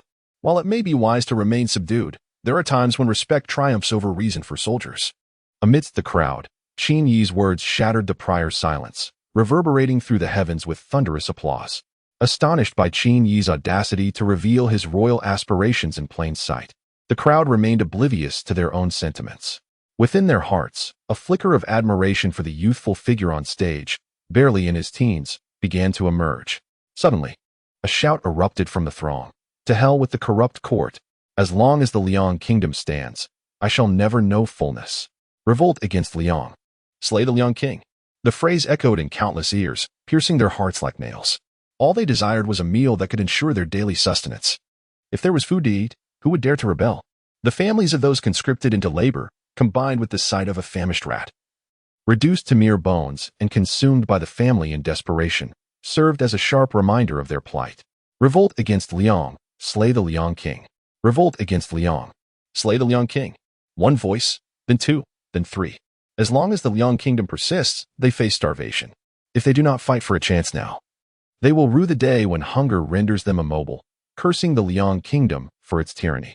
More and more voices joined the clamor against Liang. The adage, "He who wins the hearts of the people wins the world," is not mere rhetoric. If one man wins the people's hearts, yet fails to seize the realm, it can only mean one thing: his support is insufficient. The distinction between winning the hearts of a county and the hearts of the entire nation is stark and undeniable. Suddenly, a voice emerged from the crowd, distinct from the others. To hell with the Liang people. The Qin army feeds us, offers us a way to live. From now on, I, Lin Ji, shall be a Qin subject. Not a Liang person, but a willing Qin subject. In Qin Yi's mind, the national seal underwent a sudden transformation due to the phrase Qin people. Countless strands of invisible black rays, unseen by ordinary mortals, surged forth eagerly towards the center of Qin Yi's brow, flowing into the national seal. Qin Yi remained oblivious to the transformation occurring in his mind, as the national seal seemed to undergo a metamorphosis. Was the Qin people a product of fate or destiny? Observing the throngs of fervent citizens below, he murmured softly. The seemingly mundane title of Qin people resonated with an inexplicable reverence in the hearts of Xiao He, Dian Wei, and Li Tsunxiao. Perhaps only those of the Huaxiao lineage truly understood the profound significance encapsulated within these two simple characters. They represented a lineage steeped in the essence of slaughter. Unwavering supporters of the first emperor, the cornerstone of the imperial system of Huaxia, and the architects of a unified realm. Among the trio, Xiao He felt the most profound awe, as if he had heard tales of the Qin people long ago, hinting at an untold story entwined between them. Suddenly, Xiao He snapped back to reality, witnessing the common folk bowing their heads in homage to the Qin people, and he hurriedly suppressed that flicker of reverence, redirecting his thoughts to the present. Since the Lord had already expressed his desire for kingship, it would be unwise to linger in the shadows. Hoarding strength for a gradual ascent, Xiao He scrutinized Qin Yi, his brow furrowed, instinctively assessing him from head to toe. When his gaze settled upon Qin Yi's obsidian eyes, a thought surged forth. The path ahead necessitated the creation of momentum, with those striking eyes proclaiming him as the destined one. What could possibly hinder the notion of aligning with the heavens and responding to the people's will? With a resounding thud, Xiao He bowed deeply. The tyrant Liang is unjust. The sovereign is dim-witted. Treacherous ministers and power-hungry officials usurp the throne, leading to the collapse of the court. The Lord embodies the image of the divine emperor with his remarkable eyes, descending upon Qin Jun, bearing the Qin surname, establishing the Qin army, all of which signify that Qin is the rightful destiny. Today, let the masses rally for the Qin people, for the direction of the people's heart. Li Tsunxiao forcefully plunged the Yu King's spear into the ground, his formidable tiger-like physique kneeling on one knee, proclaiming, "The tyrant Liang is unjust, and the Qin people rise to combat him. The tyrant Liang is unjust, and the Qin people rise to combat him." Qin Yi raised his hand, signaling for silence among the crowd. Setting aside his identity as a citizen of Liang, he embraced his role as a man of Qin. From this day forth, many lives would be lost. Among them would be fathers, husbands, and sons. Do you truly feel no remorse in your hearts? Qin Yi could regard Lin County as a mere pawn, yet upon witnessing the ragged yet fervently determined populace yearning to serve the Qin, he ultimately succumbed to compassion.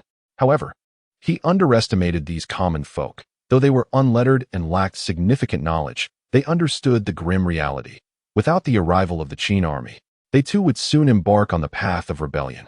In the current state of the Liang kingdom, opposing the regime still held a glimmer of hope, while remaining an obedient commoner. That would only lead to starvation, and ultimately to the underworld to confront the king of hell, pleading for justice against the tyrannical Liang monarch. Long live the Qin people. Long live the Qin army. My life shall henceforth belong to the Qin army. To join the Qin army is to rebel against the court. This was the collective response of the masses. Though fear of death is a universal human trait, they found themselves devoid of the luxury of choice. Qin Yi gazed intently at the common people below and instructed Li Tsunxiao beside him. "Tsunxiao, let us not change locations for conscription. It must commence immediately. The pace of recruitment must be swift. Whatever we can muster today must be gathered without delay, for we cannot afford to postpone our deployment until tomorrow." "Understood," Li Tsunxiao replied eagerly. "This matter is entrusted to you." After issuing his instructions to Li Tsunxiao, Qin Yi turned to Xiao He, saying, "Xiao He, return with me to the county office. I have a matter to discuss with you." "Yes." As they departed, Li Tsunxiao, now the highest authority in the area, ordered the executioners who were torturing the county magistrate to be removed, replacing them with the onlookers who watched the magistrate, barely clinging to life, gnashing their teeth in fury. It must be said that hatred is a potent catalyst. It can transform an honest, simple commoner into a more proficient executioner than the hired hands themselves. Observing as thin slices of flesh, delicate as gossamer, were severed, even a fierce warrior like Li Tsunxiao felt a wave of discomfort wash over him. While the torture continued, Li Tsunxiao remained occupied with conscription. Any able-bodied young man, free of ailments or disabilities, was sought after by the Qin army. Even some elderly citizens attempted to enlist, but were gently turned away by the soldiers. Thus, as the magistrate on the platform continued to moan in anguish, Li Tsunxiao, witnessing the throngs eager to join the military, could hardly contain his joy. Mine, all mine. These are my soldiers. Mother, your son has achieved something great. I command 5,000 men.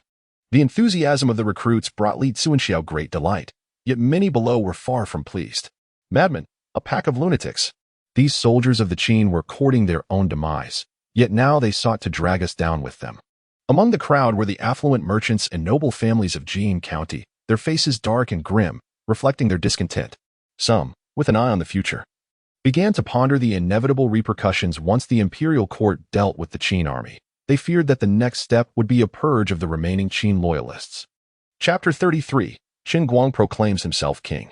Upon returning to the county office, before Xiao He could utter a word, Qin Yi summoned a Qin soldier who had been waiting outside. Relate to Lord Xiao everything you know without omission. The soldier bowed respectfully to Xiao He and began. In Lijun, Qin Guang commands an army of 400,000 and has erected an altar to heaven, declaring himself king. Upon hearing this, Xiao He felt a tremendous upheaval within him. He had heard of Qin Guang, the very spark that ignited the uprising of the Liang kingdom's righteous forces. It was only after the rebellion in Lijun that various factions rose in response. In such a brief span of time, Qin Guang had managed to muster an army of 400,000. Yet, this was not the most astonishing aspect. The most remarkable fact was that Qin Guang dared to proclaim himself king while the Liang kingdom still existed. 2 kings in 1 Liang kingdom. To describe it as a mere affront to the Wang of Liang is to understate the matter. It is, in fact, akin to ruthlessly trampling his dignity into the ground and then exacerbating the humiliation with additional spittle. When Qin Yi received this news, he was profoundly astonished. The timing of Qin Guang's rebellion was not significantly earlier than his own, with merely a month's difference, yet he had already assembled an army of 200,000. Xiao He inquired, do you believe that Qin Guang acted impulsively, driven by a desire for the title of king? Or does he possess the genuine resolve to claim sovereignty? Xiao He did not respond directly to Qin Yi's question, but instead chuckled softly. My lord, does it truly matter? Whether Qin Guang covets the title of king or genuinely possesses the capability, it is no concern of the Qin army at present. The real urgency lies with the Liang kingdom. With 2 kings in 1 nation, once the palace receives word, I fear they shall lose their sleep. Previously worried that Qin Yi's rashness might provoke the court, Xiao He now reflected that if he could perceive the folly in such actions, how could his lord be deemed a fool? All of this was likely part of Qin Yi's calculations. Observing Qin Yi, lost in thought and bearing the demeanor of someone far beyond his years, Xiao He pondered briefly before speaking. Now that Qin Guang has declared himself king, once our army captures Qin County, my lord too might consider claiming kingship. That sentiment is misguided. Qin Yi shook his head, dismissing Xiao He's suggestion. Yet Xiao He seemed to misunderstand the implication of Qin Yi's words and continued, but Qin Guang is merely a soldier. He initiated his rebellion over a month before my lord, and has already proclaimed himself king of Qin. You, my lord, embody the virtues of a sage, commanding the loyalty of countless subjects. What would prevent you from becoming king of Qin? At this moment, Qin Yi began to sense something amiss. Why was Xiao He persistently urging him to claim kingship today? Did he not understand the extent of Qin Yi's resources and whether they warranted such a title? Qin Yi turned to gaze at Xiao He, who had consistently opposed his proposal to ascend the throne. To his surprise, there was no trace of anxiety on Xiao He's face. Instead, a hint of admiration flickered in his eyes, which led Qin Yi to an immediate understanding. His captivating, dual-toned eyes fixated intently on Xiao He. Meanwhile, within his mind, the national seal seemed to be enveloped by the grand fortune of the Qin dynasty, drawn irresistibly towards his obsidian eyes. Countless awe-inspiring glimmers of profound light swirled within Qin Yi's gaze, as a weighty imperial majesty surged forth, enveloping Xiao He. Instantly, the fabric of Xiao He's garments became drenched, and beads of cold sweat cascaded from his forehead to the ground. "Forgive me, my lord, it is I who have overstepped." Shao He exclaimed, suddenly collapsing to the ground, his hands struggling to support his weakened frame. Qin Yi remained silent, taking his place at the head of the table. He brewed a pot of tea, pouring himself a cup with deliberate slowness, savoring each sip. As time flowed gently by, Shao He maintained his stance with arms planted firmly on the ground. Unaware of how long had passed until Qin Yi's voice finally broke the stillness, "This is both the first and the last time." Shao He swallowed hard, cold sweat trickling down his brow. "Your subordinate understands. You may leave." "Thank you, my lord." Your subordinate takes his leave. As he reached the door, Qin Yi observed Shao He's limping figure departing. He set his teacup down with a soft chuckle, remarking, "It is fortunate that you are Shao He. Had the one testing my patience today been anyone else, the outcome might have been dire." Perhaps only Qin Yi and the heavens truly comprehend the gravity of the situation. Meanwhile, the limping Shao He felt a tingling sensation radiating from his thigh, his face twitching in response. Reflecting on his earlier actions, he involuntarily swallowed again, pondering how he had misstepped by daring to test his lord. As a subordinate, to attempt a trial of the master was a folly deserving of the harshest punishment. That night, Qin Yi stood in the desolate courtyard, gazing up at the full moon hanging high in the sky. The news of Chen Guang declaring himself king and commanding an army of 400,000 stirred a sense of urgency within him. The court would undoubtedly not sit idly by while Chen Guang amassed such power. His ambition was glaringly evident, and he would not easily surrender. As for whether the Liang kingdom would seek to placate Chen Guang, Qin Yi deemed it unlikely. Chen Guang had claimed kingship, and in the era of the Huaxia imperial system, a king was a king. However, this was the land of Shenzhou, where the ultimate rulers of various states were kings. If Chen Guang were to be placated, it would result in a grievous anomaly of two sovereigns within one nation. A clash between the two was now inevitable, and his course of action was to bide his time, letting them engage in mutual destruction while he reaped the benefits. Let Chen Guang and the court fight fiercely, while he led the Qin army from behind, seizing cities and territories, amassing population and land. When the moment was ripe, raising a banner of kingship would pose no issue. At that point, who would be deemed righteous and who would be deemed rebellious? Ultimately, the victor would be crowned king and the vanquished branded as bandits. The cosmos remained uncertain, and who could say who would emerge triumphant in the end? Meanwhile, in Yangcheng, at the prefectural governor's residence, "My lord, reports indicate that the Qin army has captured Jin and Nange, and with Lin County as well, 3 counties have now fallen." Upon hearing this, Governor Chen Yi's eyes flared with anger. "Have we ascertained the strength of the rebels?" "My lord, the rebel forces are estimated to number over 10,000.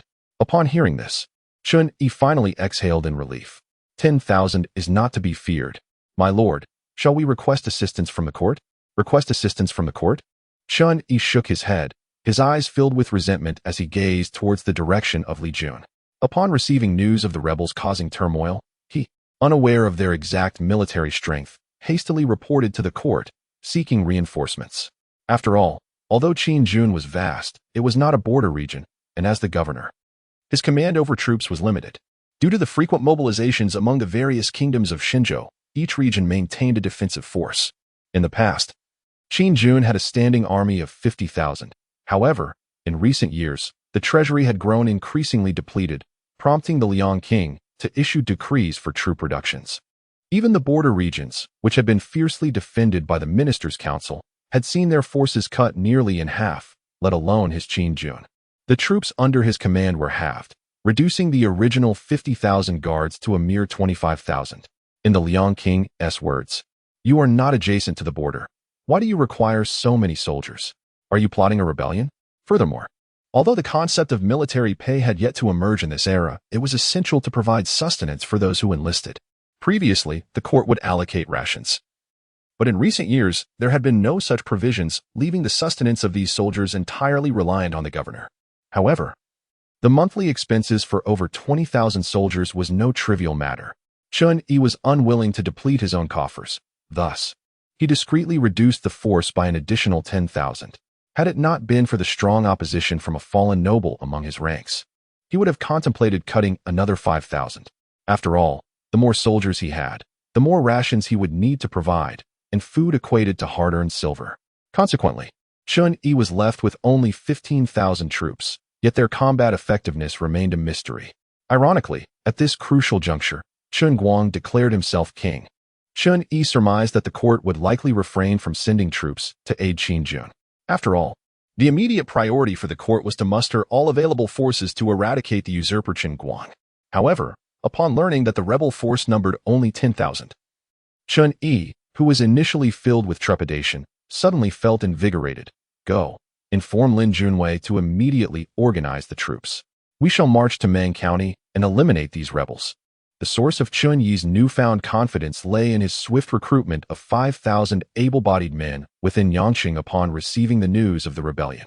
Now, with a total of 20,000 troops at his disposal, vanquishing a mere 10,000 rebels seemed a task easily accomplished. In Chen Yi's mind, the rebels were merely common folk, old, young, women, and children, whose most formidable attribute was their sheer numbers. Yet, this particular group of rebels numbered only around 10,000. Unlike other regions where the rebel forces swelled into the tens or even hundreds of thousands, with Chen Guang himself boasting an army of 400,000. With only this paltry force before him, what was there to fear?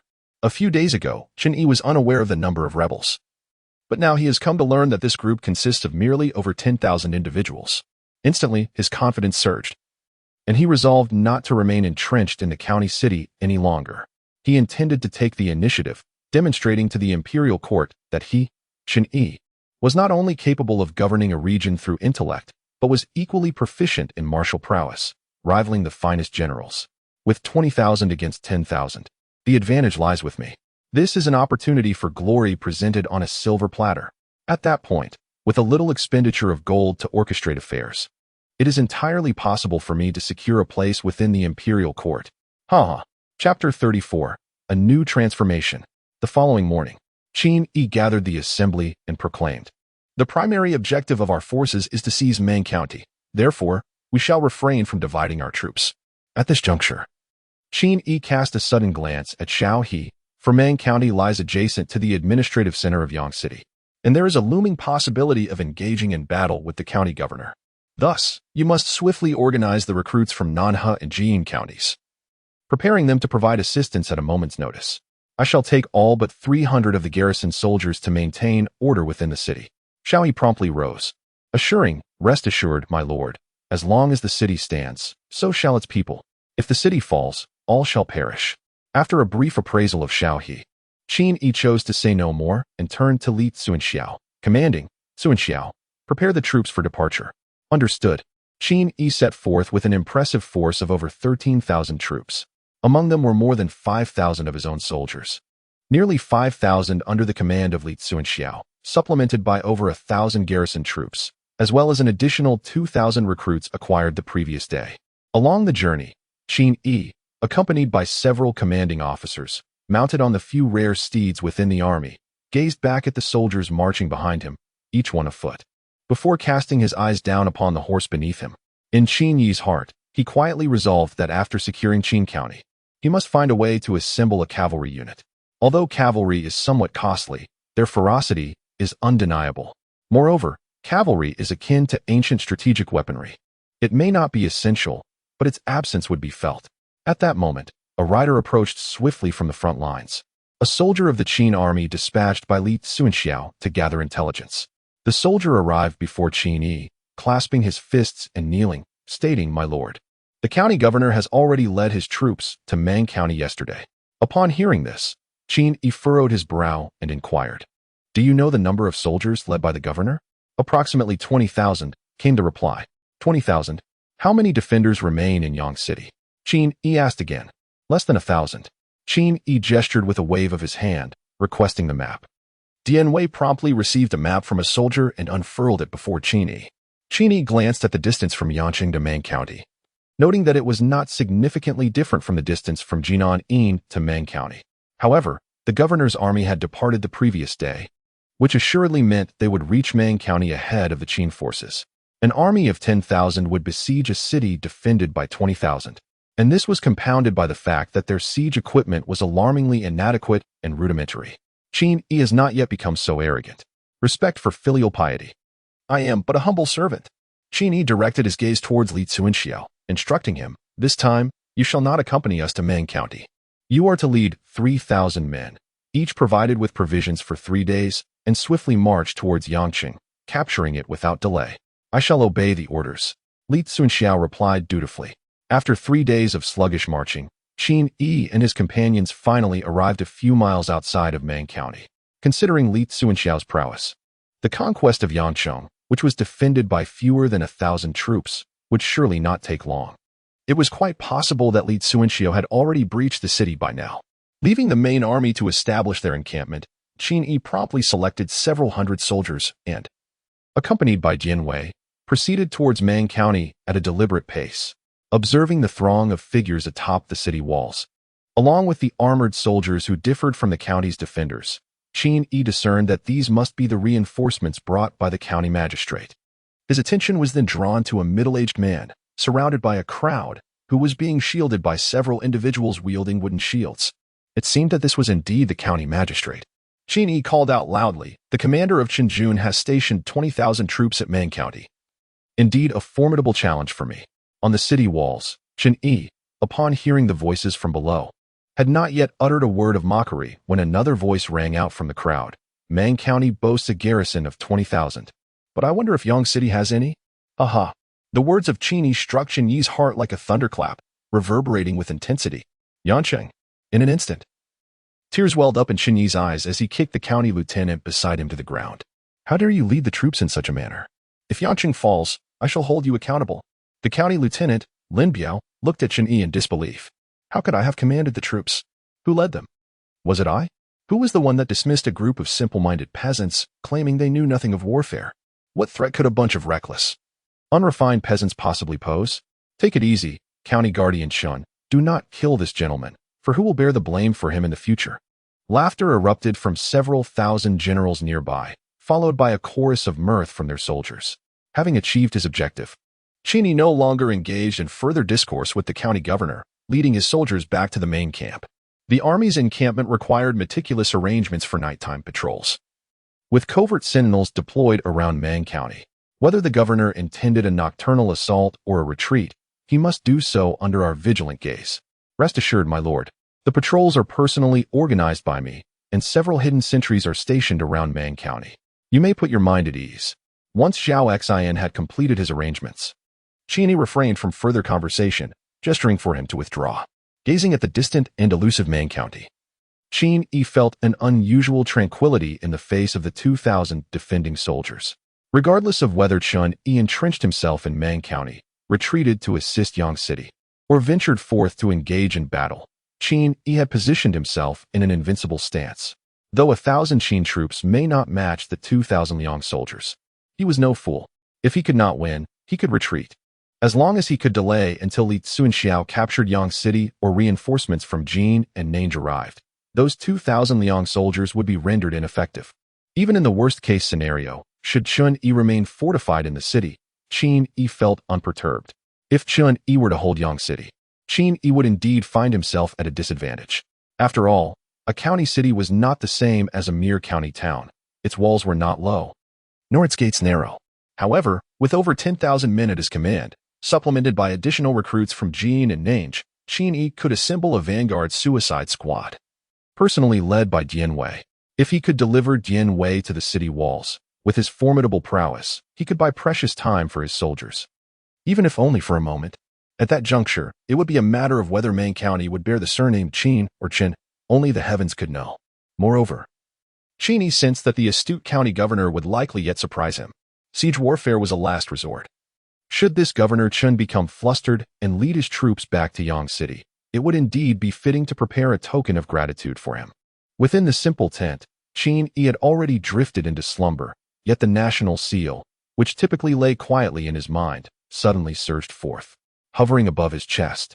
It emitted a gentle luminescence, illuminating the myriad strands of dark energy that enveloped him. With a soft hum, a beam of black light darted toward Qin Yi, who, in a state of drowsiness, felt as if the very earth had spun beneath him. When he opened his eyes again, he found himself suspended in the vast heavens. As he beheld the surrounding scenery, an involuntary shiver coursed through him. He was not afraid of heights. However, anyone would be startled to awaken in a place so high up in the sky. Yet, his momentary panic was quickly dispelled by the sight of the ethereal green national seal, entwined in dark energy. for reasons unknown. Qin felt as though the 5 small dragons depicted on the seal had come to life. Was this merely an illusion? In response to Qin Yi's inquiry, a small dragon, lying low, suddenly stirred its claws and flicked its delicate tail. Chapter 35. The true ace, related to the territory below, shaking its body. The emerald-hued dragon raised its diminutive yet majestic head and let out a long, resounding roar towards the heavens.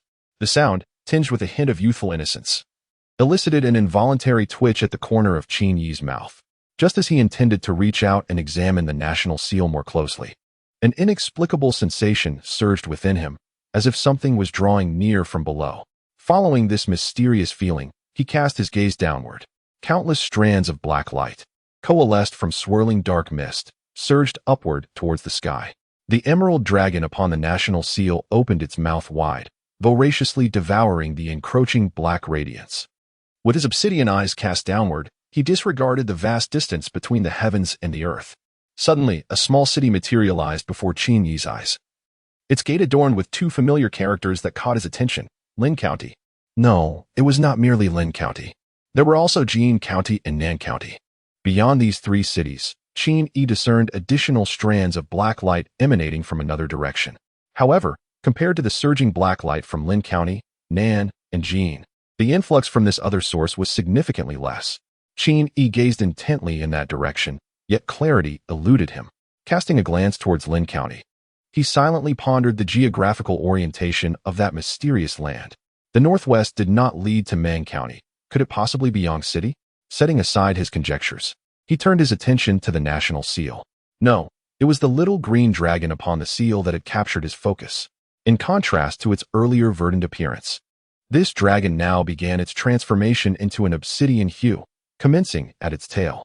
This metamorphosis appeared to emanate from within, and Qin Yi observed that with each tendril of darkness the dragon consumed, the transformation accelerated. Ultimately, after approximately a quarter of the dragon's form had shifted to a deep black, the dark energy ceased its influx, and the dragon returned to repose atop the national seal. Compared to its previous lifeless demeanor, the little dragon now exuded a vibrant spirit. Before Qin Yi could continue his scrutiny, the national seal trembled slightly, and the vast expanse above resumed its former desolate and uninhabited state.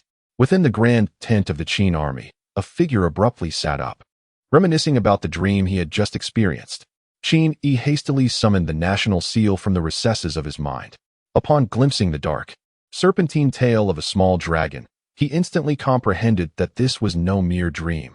The national seal had once again ensnared his soul. His calloused, rough hands, thickened by toil, caressed the dark tail. As a faint whisper reverberated within the tent, it appears that the true contingency left to me by the great Qin has yet to reveal itself.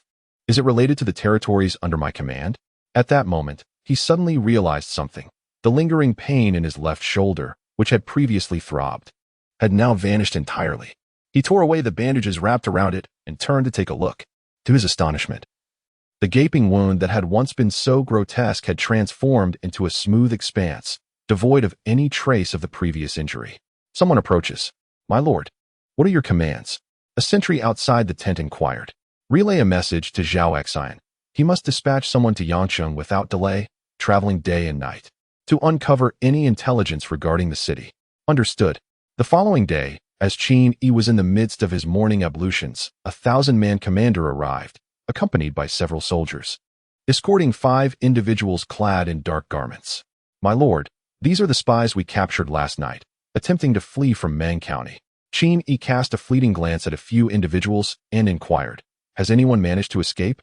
The captain immediately thumped his chest in assurance, declaring, "Last night, it was my 1,000 brothers who guarded the 4 gates, with over 200 men at each entrance.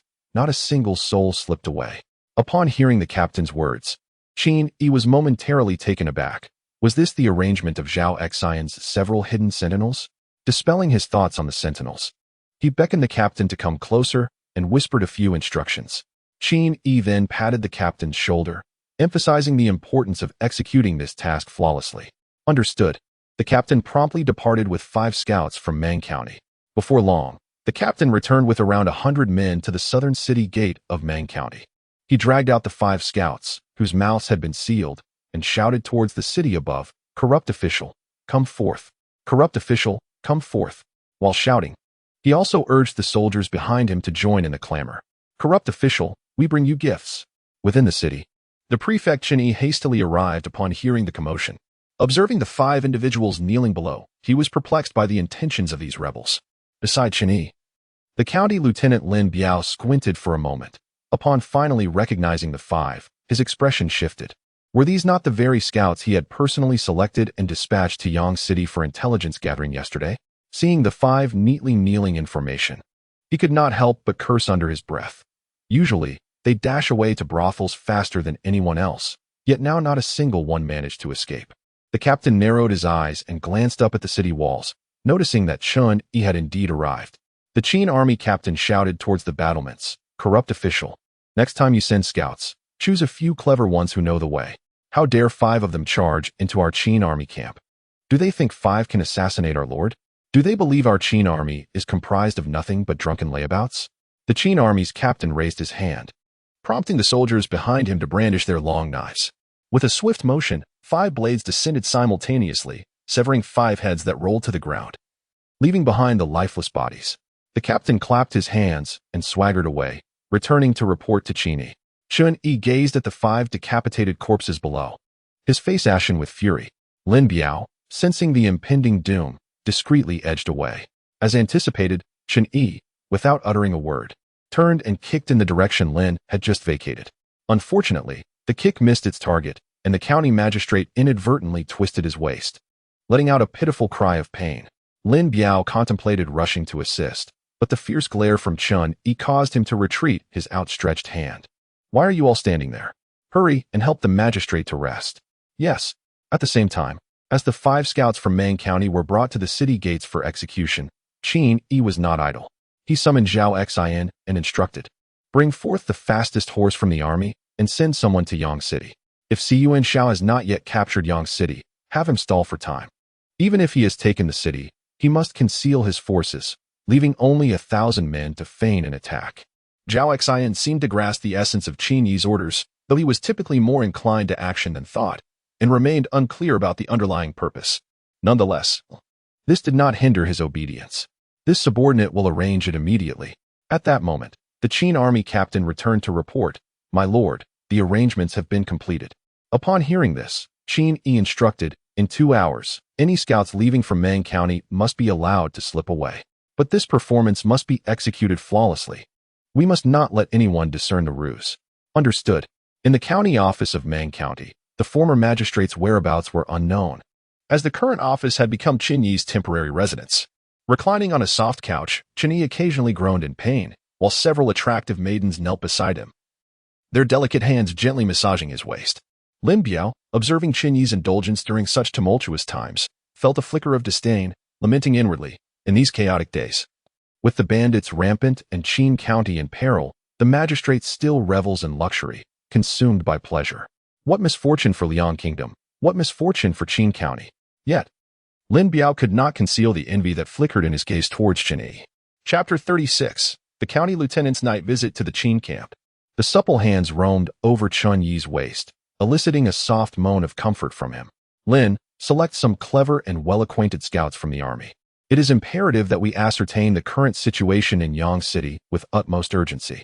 Should that farcical incident involving the 5 individuals arise once more, do not blame me for lacking in compassion." Lin Biao wiped the cold sweat from his brow, and although he had mentally berated Chen Yizhu thoroughly, his face remained an impeccable mask of composure. "Rest assured, my lord, I shall personally oversee the matter." Chen Yi, without raising his head, waved his hand dismissively, signaling Lin Biao to depart, stating that he had pressing affairs to attend to, leaving Lin to his own devices. Lin Biao, eager to vacate the premises, had no desire to linger and gaze upon Chen Yi's shameless countenance any longer. He offered a perfunctory bow and hastily withdrew. Meanwhile, Chen Yi was blissfully oblivious to Lin Biao's indifference, reveling in the attentions of a beautiful maid. Upon exiting the chamber, a sultry voice called out, "My lord, you are still injured." Hearing the enticing sounds from within, Lin Biao felt a surge of indignation. "I once fought valiantly for the great Liang, only to find myself subservient to this man." Reflecting on the current state of chaos in Liang, with rebel forces rising and the court overwhelmed, Lin Biao's expression darkened. I am not ungrateful for the king's favor, nor am I inherently disloyal. But where is the king's grace towards me? I toil for whom? With thoughts of recent rumors regarding the Qin army, of slaying foes and achieving merit in exchange for land and promotion, Lin Biao had resolved upon a course of action. On the battlefield, I am no less formidable. Casting a cold glance behind him, Lin Biao snorted disdainfully and swept away. As night fell, the torches illuminated the walls of Mang County, where several guards peered down vigilantly. Noticing no sign of the Qin army, one of them hastily departed. At the southern city gate, Lin Biao, wielding his authority, replaced the guards with his loyal confidants. He stared intently at the firmly shut city gates, lost in contemplation. Reporting, "My lord, we have yet to detect any signs of the Qin army outside the gates." Upon hearing this, Lin Biao steadied himself and whispered, "Open a small section of the gate and close it immediately after I exit." Understood. Thus, Lin Biao ventured out alone, without a soldier in tow, nor even a weapon in hand, heading towards the direction of the Qin army camp as he recalled from the daylight. Uncertain of how long he had walked, Lin Biao reached a small incline and suddenly felt a sense of alertness as several figures emerged from the shadows ahead. Turning to look behind, he noted figures flanking him from both sides, subtly encircling him. Yet, Lin Biao showed no fear. Instead, a smile graced his face. "Gentlemen, I am Lin Biao, the county lieutenant of Qin County, seeking an audience with your lord. I would appreciate your guidance." From the shadows, a voice of skepticism replied, "What rank does a county lieutenant hold? Regardless of rank, he is still an official and must possess at least 4 taels of silver. We can share the spoils later." As Lin Biao observed the few individuals around him, he realized not only had they disregarded his words, but they were also conspiring to divide his fate among themselves. A flicker of trepidation towards the Qin army stirred within him, yet it swiftly dissipated without a trace. It is said that the commander of this Qin army once hailed from a humble farming background. It was indeed surprising that he could rally such a formidable and lethal force. Nevertheless, it would not be Lin Biao who would bear the burden of this Qin army in the days to come. Seeing that the group had reached a consensus and were encroaching upon him, Lin Biao hastily articulated his intentions. While he had the audacity to venture alone into the Qin army's camp, it did not imply that he was unafraid of death, should he meet his end. It must not be in such a humiliating manner. I have urgent matters to discuss with your esteemed commander. The life of one man is worth merely 4 taels of silver, yet the business I wish to negotiate pertains to a significant transaction that could affect an entire prefecture. Do not let the small matters lead you to overlook the greater picture. I trust you do not wish to incur the wrath of your leader?" The soldiers of the Qin army, though uncertain if this man was merely trying to deceive them, recognized the gravity of the situation and dared not treat it lightly. Though they had been mere farmers before joining the Qin ranks and were largely illiterate, they possessed enough common sense to grasp the fundamental principles at stake. The more territory the Qin army conquers, the stronger they become, the greater their strength, the more benefits they reap. Several soldiers of the Qin army turned their gaze toward one individual and inquired, "Shichong, what do you think?" The Shichong glanced at Lin Biao, pondered for a moment, and then gestured for them to proceed, saying, "Please." On the surface, Lin Biao remained composed, nodding slightly as he walked slowly toward the Qin army's camp under the attentive gaze of the soldiers. Yet, within his heart, he was profoundly astonished by the title of Shichang. The mere mention of such a rank revealed to him that the Qin army was not a mere assemblage of ordinary peasant militias, but rather a genuine military organization. In the past, during the Liang Kingdom, peasant militias had indeed emerged, and even before he was appointed the county lieutenant of Qin County, while still serving in the military, he had personally led troops to suppress several such rebel bands. Though the term militia contained the character for army, it was a considerable embellishment of their nature. Comprised of the old, weak, women, and children, their military structure was rudimentary at best, often led by a single general with several subordinates. When battle approached, they would surge together in disarray, lacking any semblance of strategy.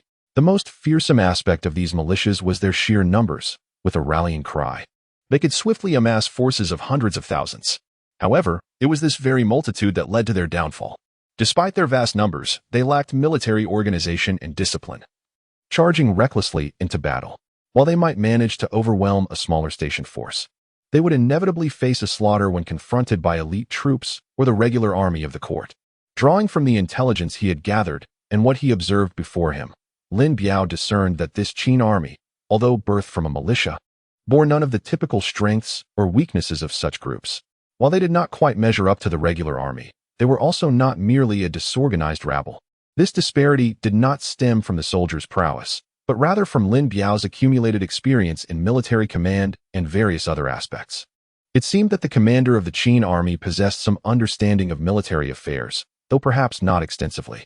Inside the main tent, Qin Yi was preparing to retire for the night when a sudden announcement from Dian Wei interrupted him.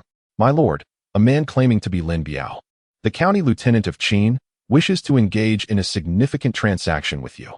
Qin Yi paused, surprised by the mention of a county lieutenant and a great deal. After a moment of contemplation, he commanded, "Bring him in." Shortly thereafter, Dian Wei entered the tent, flanked by several soldiers, escorting a man. Upon seeing the middle-aged individual, Qin Yi recalled that this was the same person who had been unjustly punished by the county governor. He gestured for Dian Wei and Lin Biao to remain, while the others respectfully withdrew. There was no need for concern, as Dian Wei's reputation in the army was well known, and they trusted that Lin Biao harbored no ulterior motives. Qin Yi surveyed Lin Biao, who in turn was assessing the young commander of the Qin army, not yet in his 20s. Chapter 37. Lin Biao joins the Qin army. In truth, Lin Biao could easily have established his own faction with his trusted followers, refusing to remain subordinate. However, he possessed a commendable trait, self-awareness. He could serve as a general and could manage a civil position. Yet he recognized that he was ill-suited for the role of a sovereign. Lin Biao had always held his self-awareness in high regard. For how many individuals can accurately discern their rightful place? Whether one deems him to be lacking ambition or overly modest, he would never aspire to the throne. To assume a position for which one is unworthy is a perilous endeavor, the outcome of which Lin Biao neither knew nor wished to discover. "What brings you here?" "County Lieutenant Lin, at this late hour?" Though Qin Yi had already formed some conjectures regarding Lin Biao's intentions for coming here, he felt compelled to inquire directly. Lin Biao bowed slightly, presenting himself with an air of humility and courtesy. "I am but a warrior, lacking in eloquence, thus I shall speak plainly. Although the Qin army has only secured 3 counties in Qin Prefecture, it is likely that Yangcheng has already fallen into their hands. Qin Yi commands an army of 20,000, yet their combat effectiveness is difficult to articulate. The soldiers lack discipline, the generals lack valor, and the commander lacks strategy. Chen Yi's defeat is all but inevitable. However, I, Lin Biao, refuse to be dragged down with him. I have come today to seek a path to survival for myself and to carve out a brighter future." Qin Yi did not hasten to respond to Lin Biao, but instead gestured towards the seat on his right, saying, "Lin Junwei, please take a seat." As Lin Biao moved forward, Dian Wei, standing nearby, poised his dual halberds with palpable intensity. A chilling aura of menace enveloped Lin Biao, sending an icy shiver down his spine. He knew that any sign of movement would result in a swift and fatal consequence. From the very first moment he laid eyes on Dian Wei, Lin Biao sensed that this formidable figure was far from ordinary, and now, upon closer inspection, he realized the truth of that impression. With a mixture of trepidation and relief, Lin Biao seated himself, wiping away the non-existent cold sweat from his brow, attempting to suppress the rising panic within. He could not help but silently lament that a warrior of Dian Wei's caliber had not graced the Liang kingdom in many a year. Did Lord Lin truly believe that the 2,000 troops of the county magistrate would be vanquished by this ragtag group, hastily assembled just days prior? Listening to Qin Yi's words, Lin Biao could not suppress a bitter smile. Ragtag? Although the Qin army was still no match for the formal troops of the court, it would be a grave mischaracterization to label them as mere rabble. Qin's modesty was unwarranted. The military meritocratic system of the Qin army was unheard of even in the Liang kingdom, let alone among the myriad states of the Divine Land. With such a military structure, it was not beyond the realm of possibility for the Qin army to sweep away the various rebel forces and establish a new order. Upon hearing the voice, Qin Yi cast a profound glance at Lin Biao, for the Qin army has always been open to talent. The implication was clear. While Lin Biao's inclusion in the Qin army posed no issue, he must first prove himself worthy. After all, one must possess a token of loyalty to join the ranks of the Qin. Lin Biao, not lacking in wit, immediately discerned Qin Yi's underlying message.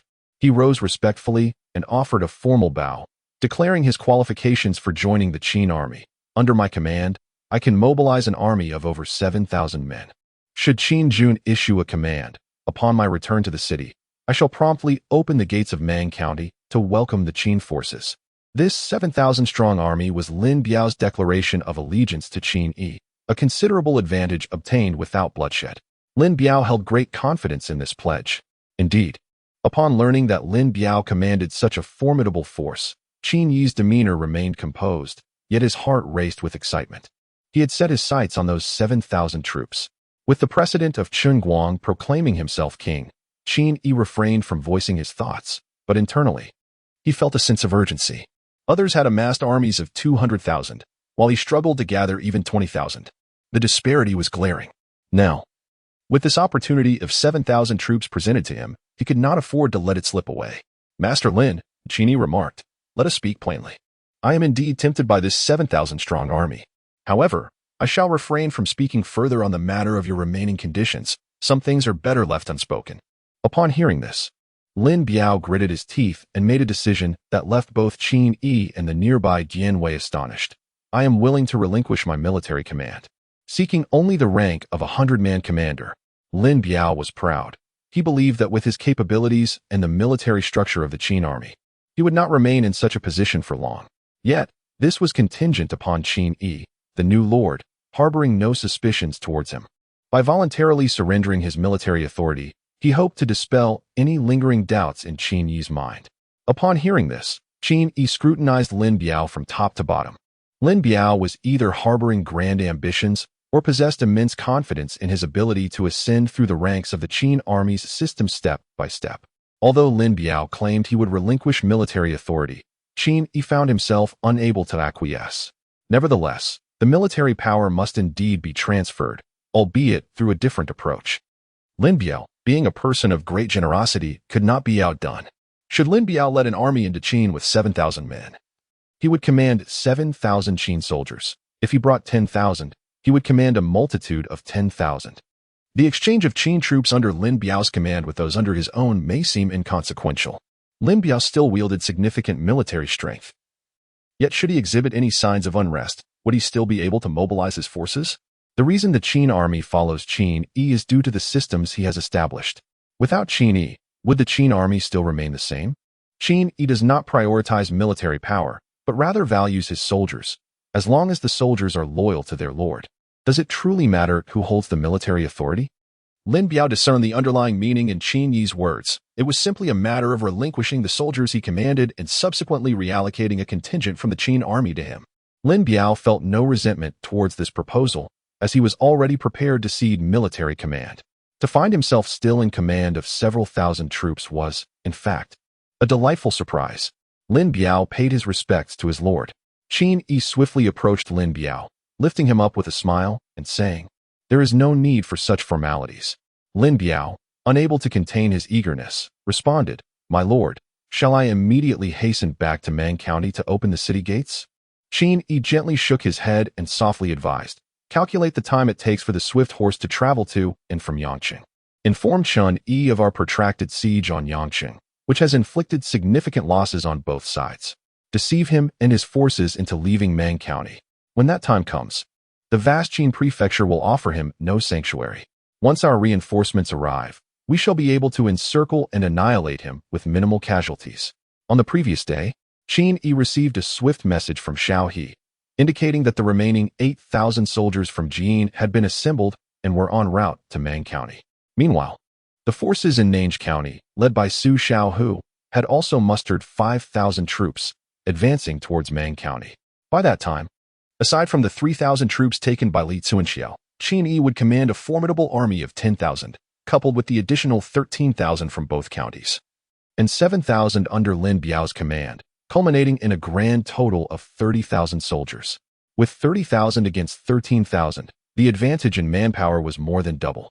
Considering the disparity in military equipment and the motivation driven by meritocracy, the Qin army's combat prowess, combined with its significant numerical superiority, would be sufficient to bridge any gaps. Furthermore, those newly recruited soldiers who survived this battle, though not elite, would undoubtedly exhibit the potential of seasoned warriors. With troops secured, territories gained, and the opportunity to train, the prospects were promising. Chapter 38. We shall undoubtedly follow the esteemed lord's lead. The subordinate understood. Lin Biao responded with a bow. Subsequently, Qin Yi gleaned substantial insights into the internal affairs of the Liang state through Lin Biao, developing a deeper understanding of the Liang king's incompetence. It was said that the young Liang king once had 20,000 troops stationed in the four cardinal directions to guard the royal city. However, in recent years, due to financial constraints stemming from the construction of palaces, he had halved the military forces. Ultimately, having tasted the fruits of military reduction, he set his sights on the garrison forces in various prefectures and even the border troops. Reports suggest that to prevent the Liang king from further downsizing the military, the current grand commander nearly faced execution, while more than 20 ministers knelt outside the palace for 2 days and nights to plead for his life. Though he escaped the death penalty, he could not retain his position, and those ministers who interceded on his behalf were subsequently demoted. "My lord, the dawn approaches. I shall take my leave," Lin Biao stated. Qin Yi had not noticed the changing light outside until Lin Biao mentioned it. He turned to Dian Wei and instructed, "Dian Wei, please see off Lord Lin. As you command." The two men bowed and exited. Qin Yi quietly contemplated the words spoken by Lin Biao earlier regarding the fallen noble from Yang City. Having attained the esteemed position of Grand Commander of a nation, he must surely possess considerable merit. Indeed, the Grand Commander who narrowly escaped execution now resides in Yang City. 2 days swiftly passed. In the dead of night, outside the county office of Man County, Lin Biao signaled discreetly to a dusty, disheveled figure behind him. The man immediately understood the cue, seized a horse from a bystander, and galloped towards the county office, urgently shouting, "Emergency report. Urgent news from Yang City, present it to the esteemed prefect at once." Meanwhile, Lin Biao, seeing his subordinate had entered the county office, hastily returned to his temporary residence. Inside, the prefect, Chen Yi, who had been engrossed in a passionate encounter with a beautiful maid, was now preoccupied with other thoughts. Is the news reliable? Is Yang City still safe? Shen Guang inquired of the scout sent to gather intelligence from Yang City, repeatedly seeking confirmation. "Rest assured, my lord, it is indeed true. The Qin army mistakenly believes Yang City lacks a garrison, having only sent 1,000 aged and infirm soldiers, who are now merely staring blankly outside the city. However, the Qin general, Li Tsuanxiao, is exceptionally valiant, causing significant losses to our defenders. If reinforcements are not dispatched, Yang City may face peril." Upon learning that Yang City remained intact, Chen Yi yearned to return to his quarters immediately and resume his passionate exploits with the beautiful maid, though he was mindful of the pressing matters at hand. "Quickly, summon the county captain." "Yes." At the county captain's temporary residence, the reply came, "My lord, everything has been arranged as per your instructions. The prefect is calling for you." The scout, who had just reported the news from Yang City to Prefect Chen Yi, now stood respectfully before Lin Biao, conveying Chen Yi's message. In the room, aside from Lin Biao, sat 7 robust men clad in armor. Witnessing the smooth progression of events, Lin Biao slammed the table in exhilaration, his face alight with fervor. After today, he would no longer have to endure the shameless visage of the prefect. "Gentlemen, what needed to be said has been said. The current Liang kingdom is rife with injustice, and Qinguang of Li County shall certainly not be the last to claim sovereignty. You are well aware of the sacrifices made to rise to the rank of commander over 1,000 men. The bloodshed and the merits earned could easily elevate one to the rank of a general commanding 10,000 troops. Unlike now, where merely attaining the position of a 1,000-man commander requires us to bow and scrape, exhausting our efforts to curry favor. The system of the Qin army resonates deeply with the hearts of many. Are we not fearful of death having faced the battlefield? Certainly, there exists an element of fear. However, what they dread even more is a death devoid of significance, a demise that bears no value. My lord, we have been your loyal subordinates for many years. Simply instruct us on the next course of action, and we shall follow you resolutely. We have endured enough of this court, although the Qin army is newly established. We are aware of their military structure. Those who have survived the trials of the battlefield possess considerable skills. Otherwise, they would have long since met their demise.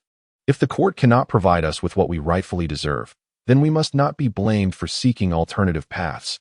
Seeing that everyone had made up their minds, Lin Biao ceased his hesitation and promptly instructed a few individuals to make the necessary preparations. He then hurried towards the county office, where the governor was awaiting him. Shortly thereafter, Lin Biao arrived at the county office and encountered Chen Yi, who was pacing back and forth in the hall. "Your subordinate greets the governor." Without indulging in pleasantries, Chen Yi immediately addressed the matter at hand. Lin County Lieutenant, assemble the troops at once. Under the cover of night, we shall depart the city. Upon hearing this, Lin Biao feigned confusion and inquired, My lord, are we to launch a nocturnal assault on the Qin army? Chen Yi's eyes flashed with disdain as he thought to himself, what a fool. What need has an official for a night raid against a band of peasants? We shall return to Yanqing. Scouts have reported that over 1,000 Qin soldiers are besieging the city. But what do these peasants know of siege tactics? Currently, they are merely standing idly outside the walls. At this point, Chen Yi's contempt was palpable. Yet, Lin Biao felt an even greater disdain for Chen Yi. Recognizing that the governor was already ensnared, he suppressed his excitement and proposed, My lord, should we not leave a portion of our forces to guard Man County? Retaining some troops would help to contain the Qin army outside the city. Fearing that Chen Yi might hesitate, Lin Biao hastily offered an explanation. Upon hearing this, Chen Yi found it reasonable. However, the question arose as to who would remain behind to defend the city. Despite having boasted of annihilating the Qin army upon leaving Yanqing, he had remained inactive since arriving in Man County, thwarting any attempts by Chen Yi to test the military strength of the court. Gazing at Lin Biao, Chen Yi narrowed his eyes, contemplating whether Lin Biao might inadvertently reveal a flaw. Finally, he spoke, Lin Biao, with 3 counties already lost to the Qin, we cannot afford to lose Man County. The individual left to guard it must be one well-versed in military affairs. For this task, only you are capable. Listening to Chen Yi's self-righteous declarations, Lin Biao felt a surge of inner contempt, but also a sense of relief. This was fortuitous. Chen Yi, after all these years of collaboration, I shall ensure your body is retrieved. Chen Yi observed that Lin Biao remained silent for an extended period, leading him to mistakenly believe that Lin Biao was intimidated by the Qin army and reluctant to stay in Man County, attempting to protest through his silence. Chen Yi grew anxious. The walls of Yang City were tall and its gates sturdy, far surpassing the defenses of the small Man County. Only by returning to Yang City could he rest easy. The county magistrate ought to be at ease, for having received the emperor's salary, he should share the burdens of the court. A mere band of miscellaneous troops was hardly a concern. Lin Biao, sensing that Chen Yi was about to lecture him again, hurriedly responded, for he was genuinely disinclined to continue the charade with Chen Yi. Upon receiving Lin Biao's compliance, Chen Yi's face lit up with joy, nearly splitting with laughter as he patted Lin Biao's broad shoulders, showering him with praise as if it were free. Once the imperial army arrived to eradicate the traitors, I shall surely report to His Majesty and commend Lin County's captain for his contributions. On the surface, Lin Biao appeared elated, yet internally he scoffed. Commendations? Perhaps you seek to commend yourself. The defending forces of Man County originally numbered over 2,000, yet this official intended to take away half, leaving you with a mere 1,000 to ensure the defense of Man County. Having finalized the selection of defenders, Chen Yi proceeded to establish the strength of the garrison. Lin Biao's eyes widened in disbelief. What was he saying? Just half? A mere 1,000? And I am to defend Man County for him? Outside the city, the 10,000 Qin soldiers were not even mentioned. In Chapter 39, Chen Yi fell into a trap. He was aware that his words lacked integrity, his gaze wandering, deliberately avoiding eye contact with Lin Biao. Lin Biao recognized Chen Yi's shamelessness, but was astounded by the depths of his audacity. Although he did not particularly care about the number of troops left behind, he still had to maintain appearances, saying, Your Excellency, this is simply unacceptable. There are over 10,000 Qin soldiers outside, and leaving only 1,000 to defend the city. I would be like a skilled cook unable to prepare a meal without rice. Lin Biao passionately expounded his reasoning to Chen Yi, yet he could not sway him. However, Chen Yi feared that if he pressed Lin Biao too hard, he might abandon his post altogether. Reluctantly, he decided to leave behind the 1,000 defenders he had initially planned to take away and additionally stationed another 2,000 in Man County. Thus, the defenders of Man County were finally determined, with County Captain Lin Biao appointed as the commander of the city, leading 2,000 defenders from Man County and 2,000 reinforcements from the county city, totaling 4,000 troops to defend the city. Meanwhile, outside the city, the Qin army's camp resembled any other night, illuminated only by a few scattered torches. However, the soldiers who should have been resting stood vigilant in the camp, weapons in hand, their eyes fixed on the distant Man County. At the grand entrance of the Qin encampment, Chen Yi stood with his hands clasped behind his back, his mind incessantly calculating the passage of time. Should today's endeavor succeed, capturing Qinjun would be as effortless as reaching into one's pocket. My lord, a soldier approached. Breathless with urgency, General Chun Yi has already led his troops out of the city. Dian Wei, gripping his formidable dual halberds, arrived by Qin Yi's side to deliver the report. Upon hearing the voice, Qin Yi's lips curled into a faint smile. Chun Yi had already taken the bait. The next focus would be on Lin Biao. As for Lin Biao, Qin Yi could not claim to harbor complete trust. For as long as the military power remained unexchanged with the Qin army, his vigilance would not wane. Zhao Xian, Wei Liao, and Yang Xian were mere subordinates. Behind him, numerous commanders of the Qin army stepped forward, their voices unified in fervor. Keep a close watch on Mang County. If Chun Yi is prudent, he will withdraw his troops.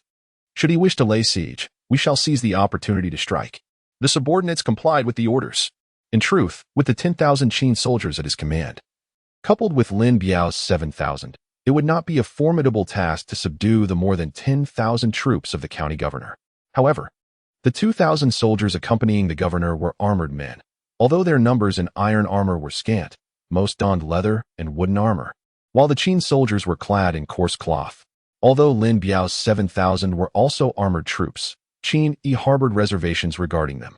Once battle commenced, Qin Yi could not allow Lin Biao and his men to fight at the forefront while the Qin army merely picked up the spoils from behind. Should he resort to such tactics, who would dare to pledge allegiance to him in the future?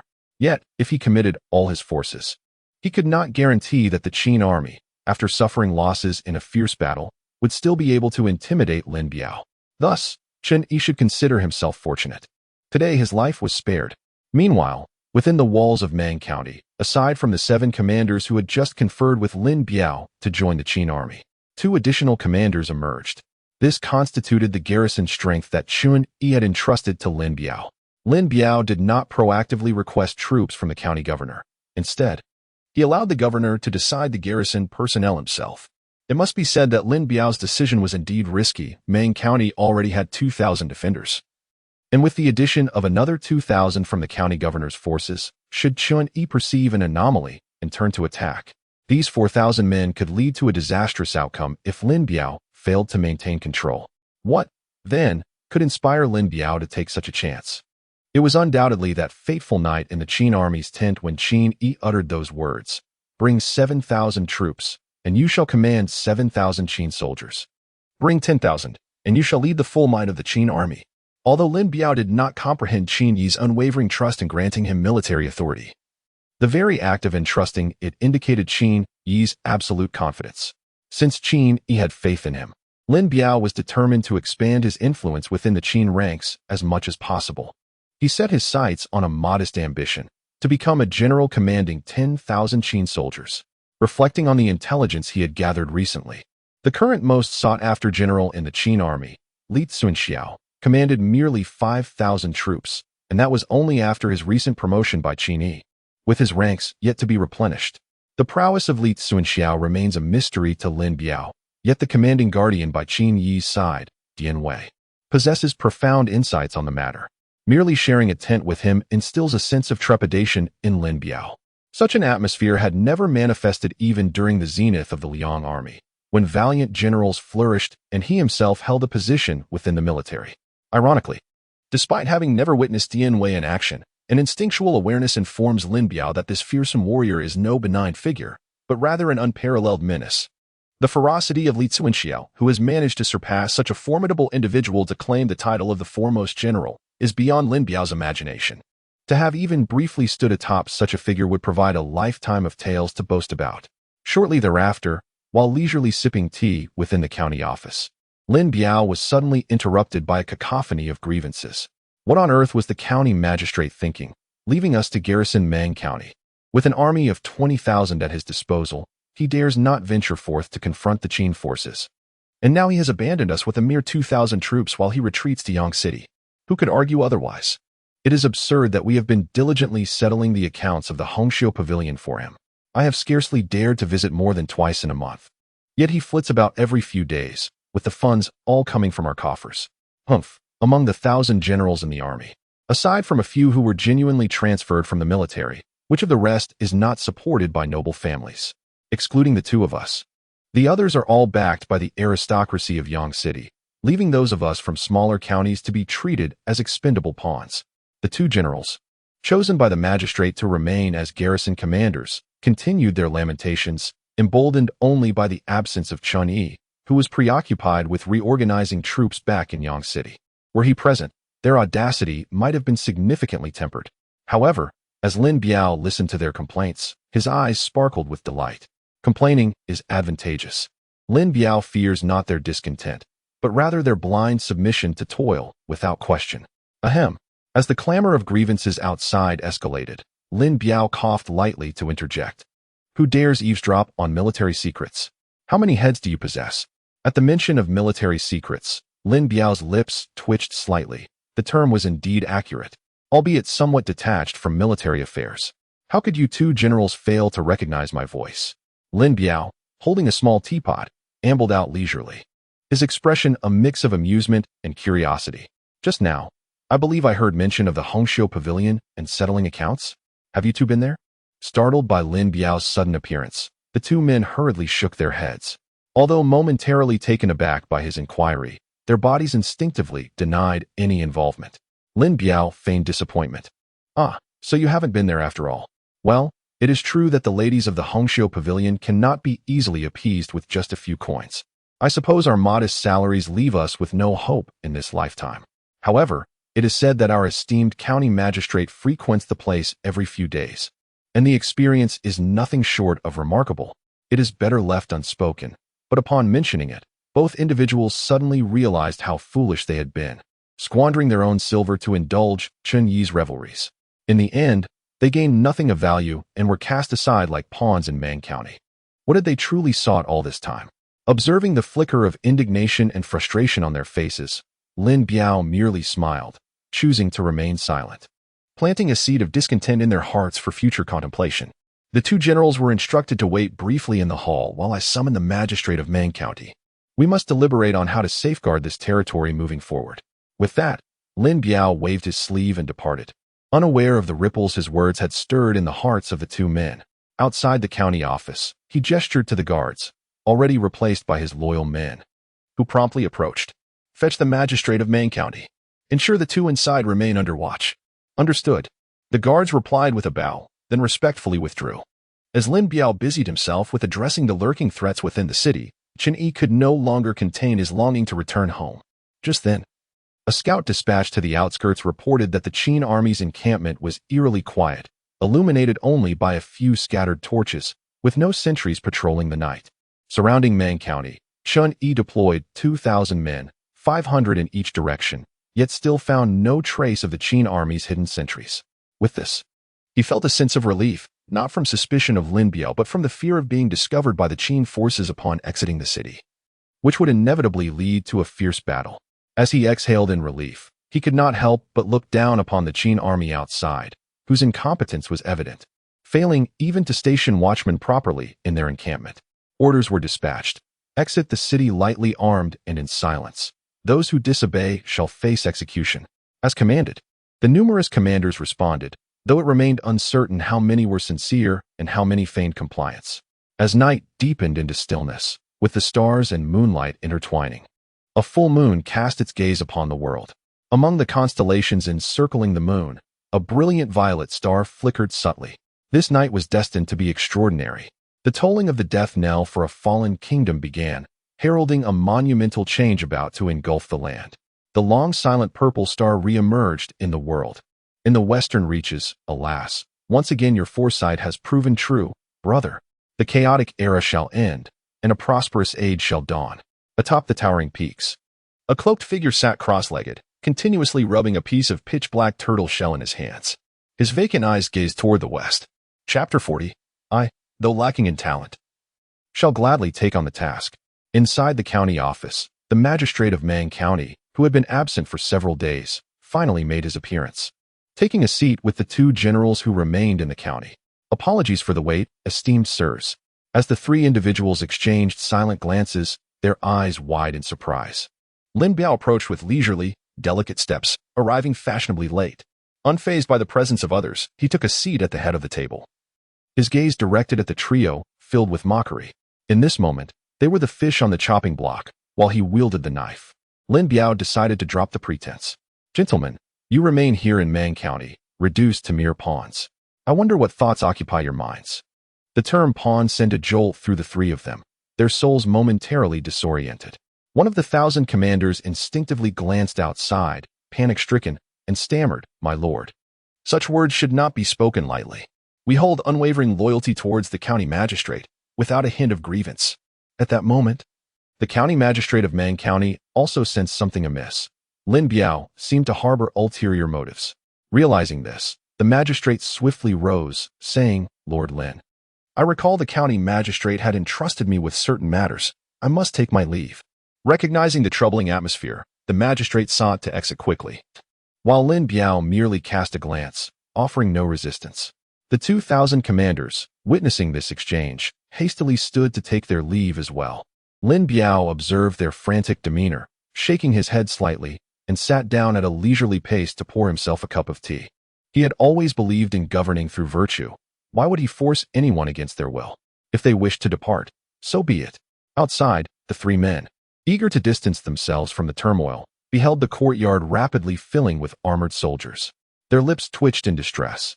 Awaiting their arrival was the 1,000 commander, Yan Li, who, upon seeing the trio hastily exit the room, broke into a broad smile, brandishing a formidable blade that rose to his waist. "County Magistrate Wu, General Zhang, General Sun, where might you be in such a hurry?" The soldiers in the courtyard gradually closed in on the three men, an oppressive atmosphere suffocating them. What was Lin Biao plotting? Did he intend to instigate a rebellion? Their minds screamed in panic. Yan Li raised his large hand, positioning the hefty blade against County Magistrate Wu's neck. Smiling as he inquired, "County Magistrate Wu, will you acquiesce to my lord's propositions or not?" A gulp echoed. The sound of a swallow, usually unnoticed, now rang clear in the tense silence. Beads of cold sweat trickled down Wu's cheek, falling to the ground. Unaccustomed to such intimidation, Wu stood frozen in fear. And Yan Li's eyes flashed with impatience. "Hurry up and give me a straightforward answer. Otherwise, I shall take your head." The atmosphere shifted abruptly. The friendly demeanor Yan Li had just displayed transformed into one of sheer brutality, resembling a street thug. "I shall follow the county magistrate's orders without question." The magistrate of Wu had collapsed into a pitiful heap on the ground, his body rendered limp, and his speech trembled. Casting a disdainful glance at the prostrate figure of the magistrate, Yan Li displayed no attempt to conceal his contempt as he pushed him aside and turned his attention to the two individuals nearby. Before Yan Li could take any action, the two exchanged a resolute glance, their eyes brimming with determination, and then suddenly knelt before him. "We are willing to follow the esteemed county lieutenant, ready to brave any peril for you." At that moment, Lin Biao emerged leisurely, cradling his small teapot, ignoring the numerous armored soldiers in the courtyard. He was taken aback upon seeing the three men kneeling on the ground, exclaiming in astonishment, "Oh dear, why are you three performing such a grand gesture? Please, rise, rise." Witnessing Lin Biao's feigned innocence at such a critical time, the three men gritted their teeth in fury, mentally cursing Lin Biao's ancestors countless times. Just as Lin Biao was assisting them to their feet, Yan Li interjected from the side, "My lord, it is evident that Magistrate Wu and the two generals are utterly exhausted and require rest. They collapsed quite suddenly, which alarmed me greatly.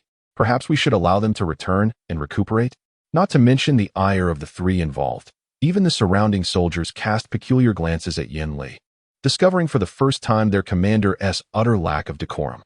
Lin Biao, upon hearing this, regarded Yan Li with appreciation, though his expression portrayed a dilemma. But who shall temporarily command the 4,000 troops in the city? I, unworthy as I am willing to take on the task. My own hardships and fatigue are trivial, but we cannot allow Magistrate Wu and the two generals to wear themselves out.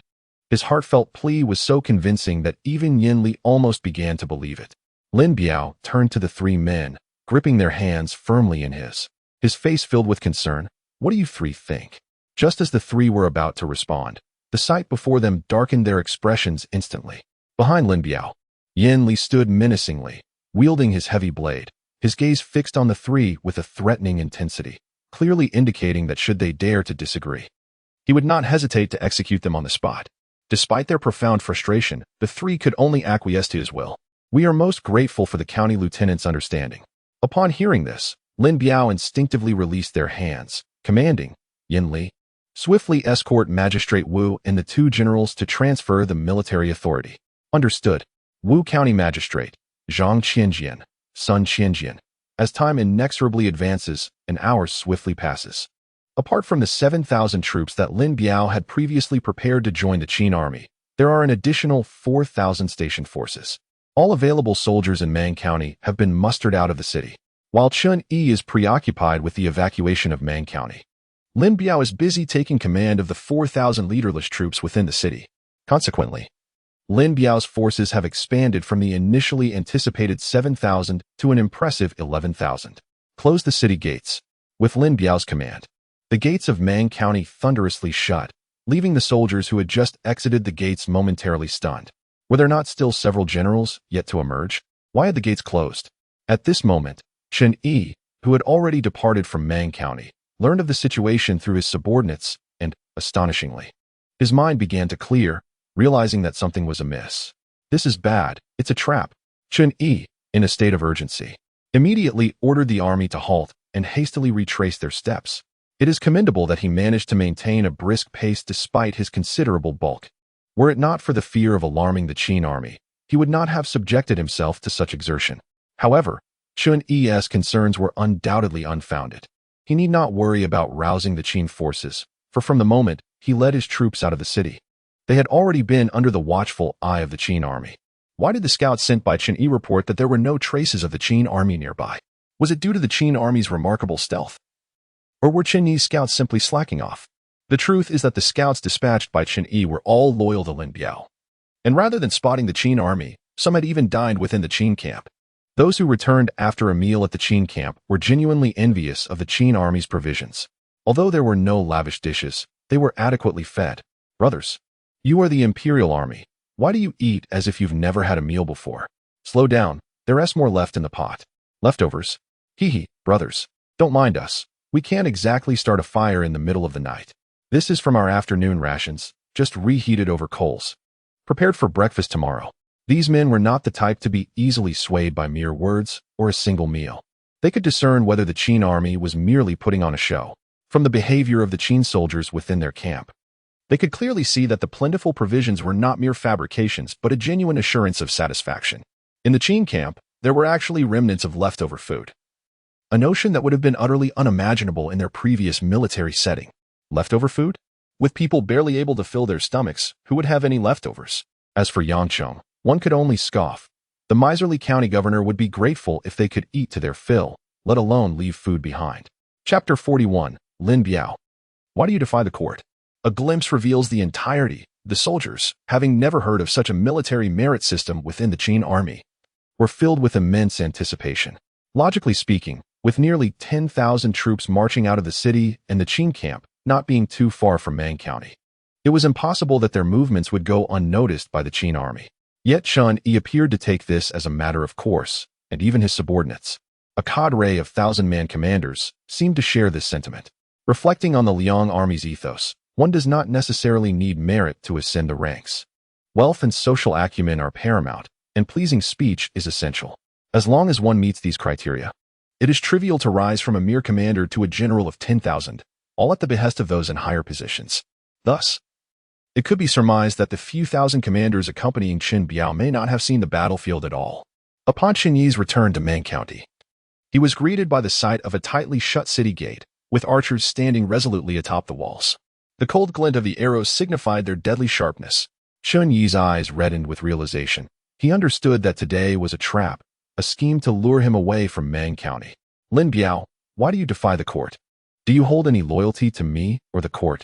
In a fit of rage, Chen Yi pointed at the city wall, unleashing a torrent of expletives. Lin Biao, cradling a small teapot, leisurely strolled to the edge of the city wall and peered down at the furious Chen Yi, his face flushed with anger, and mockingly remarked, "Oh, is that not our esteemed county governor? Instead of ensuring your lineage, you've come to my Mang County. For what purpose?" Chen Yi nearly choked on his ire at Lin Biao's words. Your Mang County? This is my Mang County. My troops, all gone, vanished without a trace. At this moment, the few thousand commanders who had followed Chun Yi began to grasp the reality of their predicament. They had been deceived. Their expressions darkened instantly. Chosen by their families and supported through wealth and connections to become commanders, they may not have been military experts, but they were not fools either. If today was a scheme directed at them, then perhaps the still existing Yangsheng was merely bait dangled by Lin Biao. Let them curse, let their insults echo through the air. What will it cost me in flesh? Archers, should the county governor speak again in a disrespectful manner, do not hesitate to unleash your arrows upon him. Beneath the city gate, the echoes of curses faded away. Lin Biao, curious, leaned out to take a glance, and that single glance brought him amusement. There was Chen Yi, hurriedly retreating into the ranks of his army, dragging his hefty figure behind him. Lin Biao, do not get too complacent. The imperial army will arrive shortly, and your days of frolicking are numbered. Upon hearing this, Lin Biao rolled his eyes, lifted a small teapot, and took a sip of tea, dismissively remarking, "Do you think you can deceive me? Do you truly believe I am as foolish as you? My lord, Chen Yi has already led his troops out of the city, and he is aware of Lin Biao's betrayal. Stay vigilant. As soon as Chen Yi launches an assault on the city, report back immediately." Understood. Shortly after the scouts had departed, Dian Wei approached with a grin. "My lord, that old fellow Chen Yi is quite at ease with us. The supply convoy seems to consist of only 2,000 men." Upon hearing such promising news, the restless Qin generals eagerly voiced their requests. "My lord, allow me to lead a contingent to retrieve the supplies." "How can you be so confident in sending 1,000 men to seize food guarded by 2,000? "My lord, I believe we should at least send 3,000, 2,000 to hold them off, and 1,000 to transport the supplies," proposed Wei Liao, a general among them. "That's still insufficient. Although they claim to have 2,000 guarding the supplies, the rest are neither blind nor deaf, and reinforcements will arrive swiftly," Zhao Xian objected. As the crowd erupted into chaos, Qin Yi quickly intervened. "Enough? Zhao Xian, Wei Liao, Yang Xian, you six shall lead the troops and bring back the supplies. If you cannot, then set it ablaze. At your command." The 6 generals promptly accepted their orders and departed. Meanwhile, Chen Yi remained unaware that his provisions had become the target of Qin Yi's ambitions. "My lord, where should we head now? Back to Yang City?" At the mere mention of Yang City, Chen Yi's previously dissipated anger flared anew. "Return to witness the Qin army flaunting their power within the city? The situation is abundantly clear. Yang City has likely fallen, and Meng County has just been lost. Lead the troops through Mei County and into Yingchuan, seeking refuge with the governor of Yingchuan." As soon as Chen Yi uttered these words, a clamor erupted among the generals. Was this not an overt declaration of surrendering Qin County? Their families remained in Yang City. "My lord, there are 12 counties in Qin County. We have only lost 5. We still hold 7. Is it not premature to abandon Qin County at this juncture?" Chen Yi, already fraught with frustration, became infuriated upon hearing dissent from his subordinates. "Fools! Lin Biao is clearly colluding with the Qin army. 7 counties? How many troops do you think we have combined? Who among you dares to fight against the Qin army? Speak." Chen Yi shouted angrily at the crowd, venting the pent-up frustrations within him. Having worked alongside Lin Biao for many years, Chen Yi understood that Lin Biao would never be the one to instigate rebellion. He must have found a powerful ally in present-day Qin prefecture. Who else but the Qin army could serve as Lin Biao's support? With Lin Biao's allegiance to the Qin army, it had undoubtedly gained considerable influence, and the defense of Qin prefecture was no longer tenable, nor did he desire to maintain it. If he could lead his men to Yingchuan prefecture, even if Qin was not as prosperous as Yingchuan, he, Chen Yi, was still a prefectural governor. As a fellow official of Daliang, the governor of Yingchuan would surely extend him some courtesy. Once he established himself in Yingchuan, who could predict the future of the Gua and Qin families?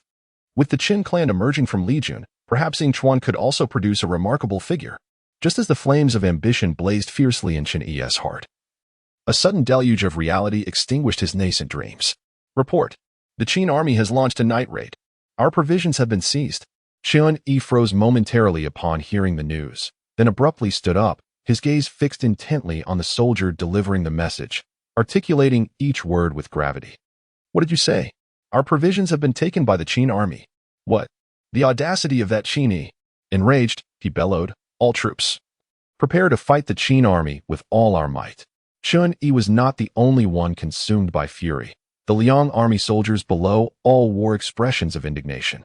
With their meager rations already scarce, to have what little provisions they possessed snatched away by the Qin army was an unbearable affront. Who would not be enraged? Who would not fight desperately? Meanwhile, on the other side, 6 Qin army captains had clearly defined roles. 3,000 were tasked with securing provisions, while another 3,000 faced the enemy. The nighttime ambush caught the Liang army completely off guard, compounded by the overwhelming numerical superiority of the Qin forces. In mere moments, the Liang soldiers left behind hundreds of corpses as they retreated in disarray. Damn it! I ordered you to secure provisions, not to take the fall. Yang Xian glared at the soldiers struggling under heavy pots and carts, his face a mask of frustration. General, we don't have enough pots in our camp. With an exasperated slap to his forehead, Yang Xian waved dismissively. No choice now. Carry them. But for heaven's sake, don't just focus on the cooking pots. Strip the armor off the fallen Liang soldiers. The commander has decreed that all captured weapons and equipment on the battlefield are to be used for our own purposes. Chapter 42. I have shed blood for my lord. I have run errands for my lord. Regarding the financial compensation for the seized military supplies, any soldier with a record of military merit during the battle would be compensated based on material costs, the intrinsic value of military supplies, and the rate of damage incurred. Those without military merit, indicating they had not slain any enemies in battle, would only receive half the standard rate for their contributions, while the other half would be allocated to those who had fought valiantly against the enemy. It was evident that the Qin soldiers had already set their sights on the armor worn by the Liang army, their eyes glinting with desire. Squad leader, put on the armor. Let us hold our ground for now. Understood. On the battlefield, 4 formidable men encircled a robust middle-aged warrior, shielding him from the onslaught of both visible and hidden threats. At their feet lay the headless body of Liang Jun, clad only in his undergarments. The whereabouts of his head remain a mystery known only to the heavens. Perhaps it is being sported by some Qin soldier, parading around the battlefield with it at their waist. This scene unfolds not just in one location, but is replicated throughout the expanse of the battlefield. Among the ranks of the Qin army were primarily peasant men, whose years of toil in the fields had endowed them with considerable strength and robust physiques. Since their enlistment in the Qin forces, they had been well fed, which further enhanced their physical condition. In terms of physical prowess, the Qin soldiers were not inferior to their Liang counterparts. When it came to valiant courage, how could the Liang army compare to the Qin? They relied merely on a slight advantage in weaponry, and once they captured the Qin commandery, they would have ample time to develop their strength.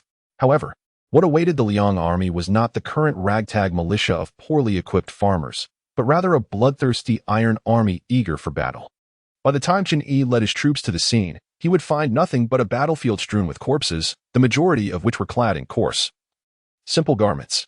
Illuminated by the flickering light of torches, Chen Yi could see in the distance the retreating figures of men hauling grain carts back to the Qin camp. Particularly, upon noticing the dark, bulky items strapped to the backs of several Qin soldiers in the rear, Chen Yi squinted, unable to contain his outrage. Those cursed Qin soldiers, not only plundering grain, but even seizing cooking pots. Report to my lord, the Qin army has been repelled. At that moment, a messenger, still bewildered by the situation, rushed towards Chen Yi, exuberantly declaring the victory. Chen Yi, already incensed, found his face darkening further. Seize this man and execute him. The messenger was immediately taken aback. What had he done to deserve such a fate? My lord, I have shed blood for you. I have served you loyally. As Chen Yi listened, his fury intensified, and he bellowed at the dazed soldiers around him. Are you all deaf? Seize him and execute him. I have shed blood for you, my lord. Spare me. Do not execute me here. The pleas for mercy were abruptly silenced when a terrified head rolled onto the ground, its wide-open eyes fortuitously meeting Chen Yi's gaze. Infuriated by the lifeless glare, Chen Yi kicked the head away. All troops, heed my command. Charge forth and reclaim our provisions. Chen Yi's rallying cry to reclaim their grain ignited a fervor among the soldiers, each one glaring with resentment in the direction of the retreating Qin forces. They were like arrows drawn taut, compelled to release. Without food, how would they survive? As the Qin army retreated with their provisions ahead, they soon detected the pursuing Liang forces. Generals Zhao Xian and Wei Liao, along with 3,000 soldiers, turned to confront the enemy, buying precious time for the supply convoy behind them. Just as the two armies clashed in combat, a sudden cacophony of battle cries erupted from both flanks. It was Qin Yi's strategic ambush, devised to counter the Liang forces' reckless pursuit. With the stalwart Dian Wei guarding him, Qin Yi unleashed his full potential. Wielding an iron spear as he led the right flank of the Qin army into the fray with fierce determination. Ever since that fateful night, upon discovering the existence of the national seal, Qin Yi sensed a subtle transformation occurring within him. Most notably, his strength had significantly increased. Ailments from his past labor were healing, and the ghastly whip marks adorning his body were fading away. This revelation filled Qin Yi with unbridled joy. Who would not desire the unparalleled martial prowess of legendary figures like Li Tsunxiao and Dian Wei, capable of claiming the heads of generals amidst the chaos of battle? Who would not yearn to ride across the battlefield, forging a magnificent legacy? What man does not harbor the dream of a general? With spear in hand and blood soaking the ground, Qin Yi, with the striking duality of his gaze, gradually unveiled the valor reminiscent of a bygone conqueror. His spear swept through the air like autumn winds scattering fallen leaves. Qin Yi meticulously cleared a space within a radius of 10 paces, now strewn with the lifeless bodies of the Liang soldiers. Within 10 paces, none stood upright. Beyond that distance, none dared to approach. At this moment, Qin Yi realized a question he had previously overlooked, although not much time had elapsed since entering the battlefield. His approach had been one of relentless vigor from the very beginning, as evidenced by the disordered, scattered corpses of the Liang soldiers surrounding him. Yet, astonishingly, his breathing remained remarkably steady. In the past, while he might not have been completely out of breath, it would have been impossible for him to maintain such composure, with neither flushed cheeks nor labored breaths, as he did now. In Qin Yi's heart, a notion began to take shape. If this transformation were to persist, the chasm between him and the foremost warriors would continually diminish, until they stood shoulder to shoulder, perhaps even surpassing them, was not an unattainable dream. Not far away, Dian Wei, who was relentlessly advancing toward this scene, gazed in astonishment at Qin Yi, who stood proudly on the battlefield. Did the Lord, with such martial prowess, still require our protection? Just as Dian Wei was struck by the display of Qin Yi's might, Qin Yi, emboldened by his victories, charged deeper into the fray with unwavering determination. Slay. The Lord is magnificent. The participation of Qin Yi in the battle thoroughly shattered the stalemate between the two armies. The Qin troops, motivated by military merit, were already fierce and valiant. With Qin Yi leading the charge, wreaking havoc on the battlefield, the hearts of the soldiers surged with fervor, their eyes aflame with determination as they recklessly advanced towards his position. Had it not been for the disparity in armaments, the 10,000 Qin soldiers would have easily pierced through the ranks of the over 10,000 Liang troops present. Although the Liang army under Qin Yi bore the title of the Imperial Regular Army, years of stationing in the Qin region without combat had diminished their fighting capability. As Qin Yi pressed deeper into enemy territory, the distance between him and his troops gradually widened, and he began to feel a hint of pressure. Yet, it was merely a fleeting sensation. The audacious youth dared to venture alone into the heart of our forces. Where are the armored soldiers? Surround and eliminate him. In an instant, Qin Yi felt the weight of pressure multiply, yet it ignited the madness that resided deep within him. The Qin people revered martial prowess, embodying an innate thirst for blood. Fixing his indifferent gaze upon the Liang general, who was still shouting for his soldiers to encircle him, Qin Yi surged forward towards his adversary. Along the way, the Liang soldiers he encountered fell victim to his iron spear, as he sought to test whether he could claim the enemy general's head amidst the myriad of spears and blades. Seeing that none among the soldiers could match the prowess of the spear-wielding youth, the Liang general finally succumbed to panic. Archers, do you wield your weapons merely for kindling? Fire your arrows. General, shooting now would risk injuring our own troops. Kicking down the one who spoke out, the Liang general bellowed at the hesitant archers. Fire. The arrows flew in a flurry, hurtling towards the direction of Qin Yi. Qin Yi seized the two corpses of his fallen comrades from the ground, shielding himself with them, and then surged forward with remarkable speed. Before the second volley of arrows could strike, he charged into the ranks of the Liang archers with the ferocity of a tiger among sheep. Before they could react, several of the closest soldiers were toppled by the bodies of their comrades. He wielded his iron spear with reckless abandon, shattering any weapon that dared to oppose him. Just as the Liang soldiers began to encircle him, Dian Wei and his troops arrived, calling out, "My lord, I am here." Upon hearing Dian Wei's voice behind him, Qin Yi disregarded the battle unfolding at his back, focusing solely on the retreating Liang general. Observing that the general showed no concern for his men and was desperately fleeing, a flicker of determination ignited in Qin Yi's obsidian eyes as he locked onto the general's escape route. He picked up a longbow from the ground. Though his grip felt somewhat unfamiliar, he drew the string with precision. Whiz. Despite his awkwardness, his aim proved to be impeccable. with the arrow striking the Liang general squarely in the back. Some sharp-eyed soldiers witnessed the entire episode. The general has been felled by our lord's arrow. Our lord is magnificent, they exclaimed. The news of the general's demise at the hands of the Qin commander spread quickly, igniting a spark of fervor among the troops. Encouraged by the sight of their commander engaging in battle, some soldiers shouted, "If our lord can fight on the front lines, where is our county magistrate?" Another soldier chimed in, "I just saw the county magistrate in his tent with a woman." The morale of the Liang forces plummeted. And no one questioned the truth of these claims, as everyone was well aware of the magistrate's character. The decline in morale led to a disheartened retreat, as the Liang soldiers fled in the direction from which they had come, seeing the Liang forces falter. The Qin generals were eager to capitalize on their advantage and pursue the retreating enemy, but Qin Yi promptly intervened to halt their advance. Meanwhile, Qin Yi found himself unjustly accused. As he ordered his troops to pursue the Qin forces, the soldiers from Meng County emerged from behind him, launching their own assault. Though the normally unassuming county magistrate managed to slay a soldier, his efforts, while commendable, paled in comparison to Qin Yi's prowess. The Qin army did not pursue their victory, and Lin Biao also led his troops back to Meng County. Just moments ago, the air was filled with the sounds of battle. Yet now only the faint cries of wounded soldiers remained. As Qin Yi grimly gazed into the distance at the barely visible Qin camp, a cautious officer approached him. "My lord, we have run out of provisions." Upon hearing this, Qin Yi's anger surged within him, and he raised his hand as if to deliver a sharp reprimand.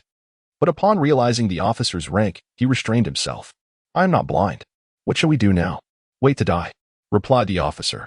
"But my lord, do we not still need to proceed to Yingchuan?" "And why do you ask?" The sound of his nearly uncontrollable fury echoed beneath the night sky. "Lord Lin, now that Qin Yi has but 10,000 troops, why do we not flank him with our main force and eliminate him in one fell swoop?" Seeing Lin Biao order a retreat, the opportunity for a decisive victory was slipping away, leaving his subordinate generals bewildered by Lin Biao's intentions. Yet Lin Biao was acutely aware that the current moment presented an excellent opportunity to annihilate Qin Yi and seize Qin County. However, the priority at this juncture was not merely to eradicate Qin Yi, waving away the surrounding guards. Lin Biao retained only 7 generals by his side and refrained from answering their questions directly. Instead, he posed a query. "What do you think? If I had an unarmored force of 10,000, and at this moment, a man with an armored contingent of over 10,000 came to pledge loyalty, could I trust him? Would I dare to trust him?" Upon hearing this, the others pondered briefly before their confusion dissipated, enlightenment dawning upon them. Although Lin Biao had initially been a martial general, lacking political cunning, he had served as the county magistrate for nearly 7 years, and thus had become somewhat astute through experience. He could surmise Qin Yi's intentions, which were primarily to remain vigilant against him. However, Lin Biao harbored no resentment, for he accepted that this was within the realm of reason. After all, if Qin Yi were truly a man who easily placed his trust in others, Lin Biao would have to reconsider his own path. This understanding was precisely why Lin Biao realized he was unfit to be a sovereign. A ruler must never be overly trusting, yet cannot be perpetually suspicious, which would only instill fear among his subordinates and yield more harm than good. Striking the right balance in this delicate matter was exceptionally nuanced, and Lin Biao considered himself ill-suited for such a role. Observing the 7 generals at his side, all of whom had risen from the battlefield, Lin Biao was determined not to narrow their paths. As mere warriors, though we wield swords, unlike those scholars who grasp pens, our minds cannot dwell solely on warfare. Outside the city, Qin Yi's forces are but meat on the blade of the Qin army, their annihilation merely a matter of time. Our Lord seeks not the complete destruction of the county's forces, but rather a balance. Once all forces are deployed to eradicate the army of the county governor, I ask you, which side will suffer greater casualties, the Qin army or our own? Upon hearing this, the 7 men furrowed their brows in contemplation. Although the Qin army is spurred by military merit and displays a fierce disregard for death, their armor and weapons are their Achilles heel.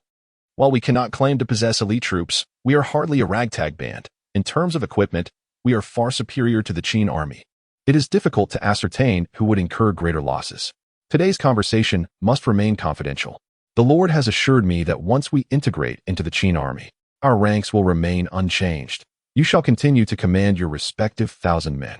However, these 1,000 will be of the Qin army, and our soldiers, aside from the 100-man commanders, will be merged with the new troops soon to arrive from the Qin army. leading to a reorganization. Should anyone harbor reservations, now is the time to speak. If you feel constrained, you are free to depart with your troops. Lin Biao expressed these words with the understanding that he might face repercussions from Qin Yi, yet he sought solace in his own conscience. After all, they had all emerged from the battlefield as brothers in life and death. With that, Lin Biao ceased further discourse. The 7,000 commanders, meanwhile, were reflecting on Lin Biao's heartfelt words. They were no fools, for otherwise, they would not have attained their current positions. Achieving the rank of 1,000 commander within the Liang army is not as simple as merely possessing talent. Unlike the Qin army, the waters within the Liang army run deep. You speak too gravely. Our positions remain unchanged, still 1,000 commanders. It is merely a change in our subordinates. They reasoned, having just joined the Qin army. Gaining the Lord's trust naturally requires some sacrifice. We are genuinely earnest in our desire to join the Qin army, with no ulterior motives. The exchange of military authority will not adversely affect us. One by one, the 7 expressed their resolve to Lin Biao, and seeing their open-mindedness, he felt reassured. Chapter 43. The formal integration of Lin Biao's army. The night swiftly passed, and during it, Qin Yi slept soundly. In stark contrast, Qin Yi, who had previously enjoyed the company of beautiful maidens, found his current circumstances quite taxing. My lord, that old rascal Qin Yi has marched his troops to Meixian overnight, Dianwei reported, pointing to a location on the map. Approaching the map, Qin Yi observed that Meixian was surrounded on 3 sides by the counties of Qin Prefecture, with the river of Yingchuan to the west, a glimmer of intensity flashing in his dark eyes. Though Qin Yi still commanded over 10,000 men, he was confined to a single county, and one could surmise that he lacked the audacity to act recklessly. Dianwei, dispatch someone on horseback to Yanqing to relay orders to Sun Shao. We must intercept Qin Yi at Meixian. He must not be allowed to escape into Yingchuan. Understood. Dianwei, having just entered the tent, hurriedly set about organizing a messenger. Outside, the sun rose high in the east, casting morning light across the ground. As Qin Yi stepped out of the grand tent, he lifted his gaze to meet the blazing sun, affirming the certainty of Qin Jun's destiny. A day later, at the governor's residence in Yangcheng, an edict was issued by the sovereign, commanding General Li to immediately mobilize his forces to intercept the governor's army within the borders of Meixian. It was imperative that they did not escape into Yingchuan. Shortly thereafter, a contingent of armored soldiers, numbering 3,000, surged through the streets of Yanqing with a resounding roar. Following his conquest of Yanqing, Li Tsunxiao was promptly escorted by a discerning and talented individual to the treasury of the county city, where an impressive array of 5,000 suits of armor lay in storage. These were surplus armaments resulting from Qin Yi's military downsizing. While Qin Yi dared to disband troops, he refrained from selling the armor, thus opting to secure it within the treasury. After capturing Yanqing, Li Tsunxiao consolidated the remaining garrison forces, additionally enlisting a fresh batch of able-bodied men from the city, thereby swelling his ranks to 4,000. He left 1,000 to guard the city while taking the remaining 3,000 with him. The command given by Qin Yi was merely to detain Qin Yi, rather than to annihilate him. Thus, 3,000 armored soldiers sufficed. Just as Li Tsunxiao was leading his troops out of the city, the heads of the prominent families within the city received the news. They dispatched emissaries to ascertain the purpose of the 3,000 Qin troops exiting the city. Those sent to investigate in Mang County returned promptly, instructing that he be brought before the old man. Understood. This scene unfolded among the illustrious families of Yang City. Should the Qin army show signs of faltering against the forces of the county magistrate, they would seize Yang City at once. In comparison to the unpredictable nature of Qin Yi, it would be far more advantageous for them to have Qin Yi, with whom they had conducted business for several years, in control of Qin County. Conversely, they would remain still, observing the unfolding events. My lord, the 8,000 troops from Jiying, sent by Lord Shao, have arrived. Dianwei bellowed, his voice resonating throughout the entire camp, heralding his presence before he even entered the tent. Upon hearing that reinforcements had arrived in Jiying, Qin Yi let out a sigh of relief. After all, the prolonged stalemate with Lin Biao was becoming untenable. The two armies remained encamped separately, and over time, it was inevitable that Lin Biao's men would entertain ulterior motives. He dispatched a messenger to Mang County, ordering Lin Biao to lead his troops out of the city. Understood. Dianwei had scarcely stepped into the tent before promptly turning to leave again. In Mang County, the Lord had issued a command for General Lin to immediately lead his forces out of the city. Lin Biao quickly grasped the implication, The reinforcements from the Qin army had arrived. I shall inform the Lord. I will be there shortly. Once the messenger departed, Lin Biao returned to his quarters, shedding his official garments and donning the battle attire he had preserved for years. His hand glided over the cold armor, prompting a swell of memories. He recalled the battlefields of yore, clad in this very armor, navigating through a tempest of spears and blades. He also reminisced about the figure who, under the dim light, had once stitched his battle gear. My old comrade, 7 years have passed. And who would have thought we would once again stand shoulder to shoulder in combat?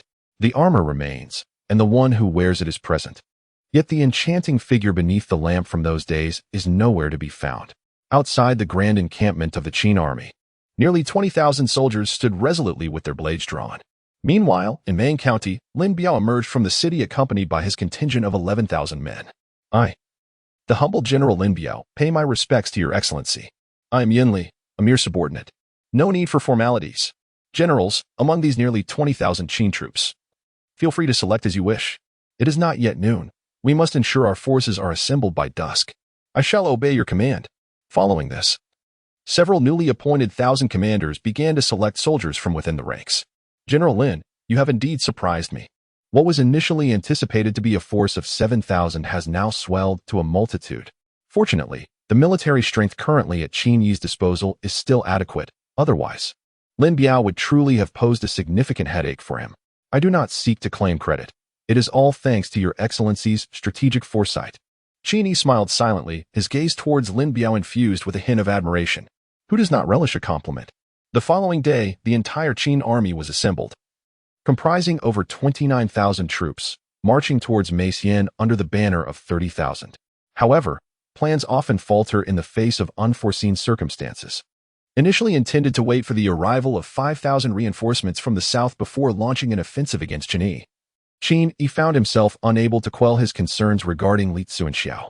Though Li Tsuanxiao was valiant, his soldiers were not on par with his prowess. The prospect of 3,000 men facing off against more than 10,000 troops of the Liang army left Qin Yi deeply apprehensive. Deciding against waiting for the additional 5,000 troops from the rear, he chose to advance towards Meixian with his forces. In the words of Chen Yi, 30,000 against 10,000, the advantage rests with us. Moreover, Qin Yi remained true to his word with Lin Biao, allowing him to command as many men as he had brought. Thus, the Qin army gained its first general capable of leading 10,000 troops. However, how long Lin Biao could maintain this position would ultimately depend on his own capabilities.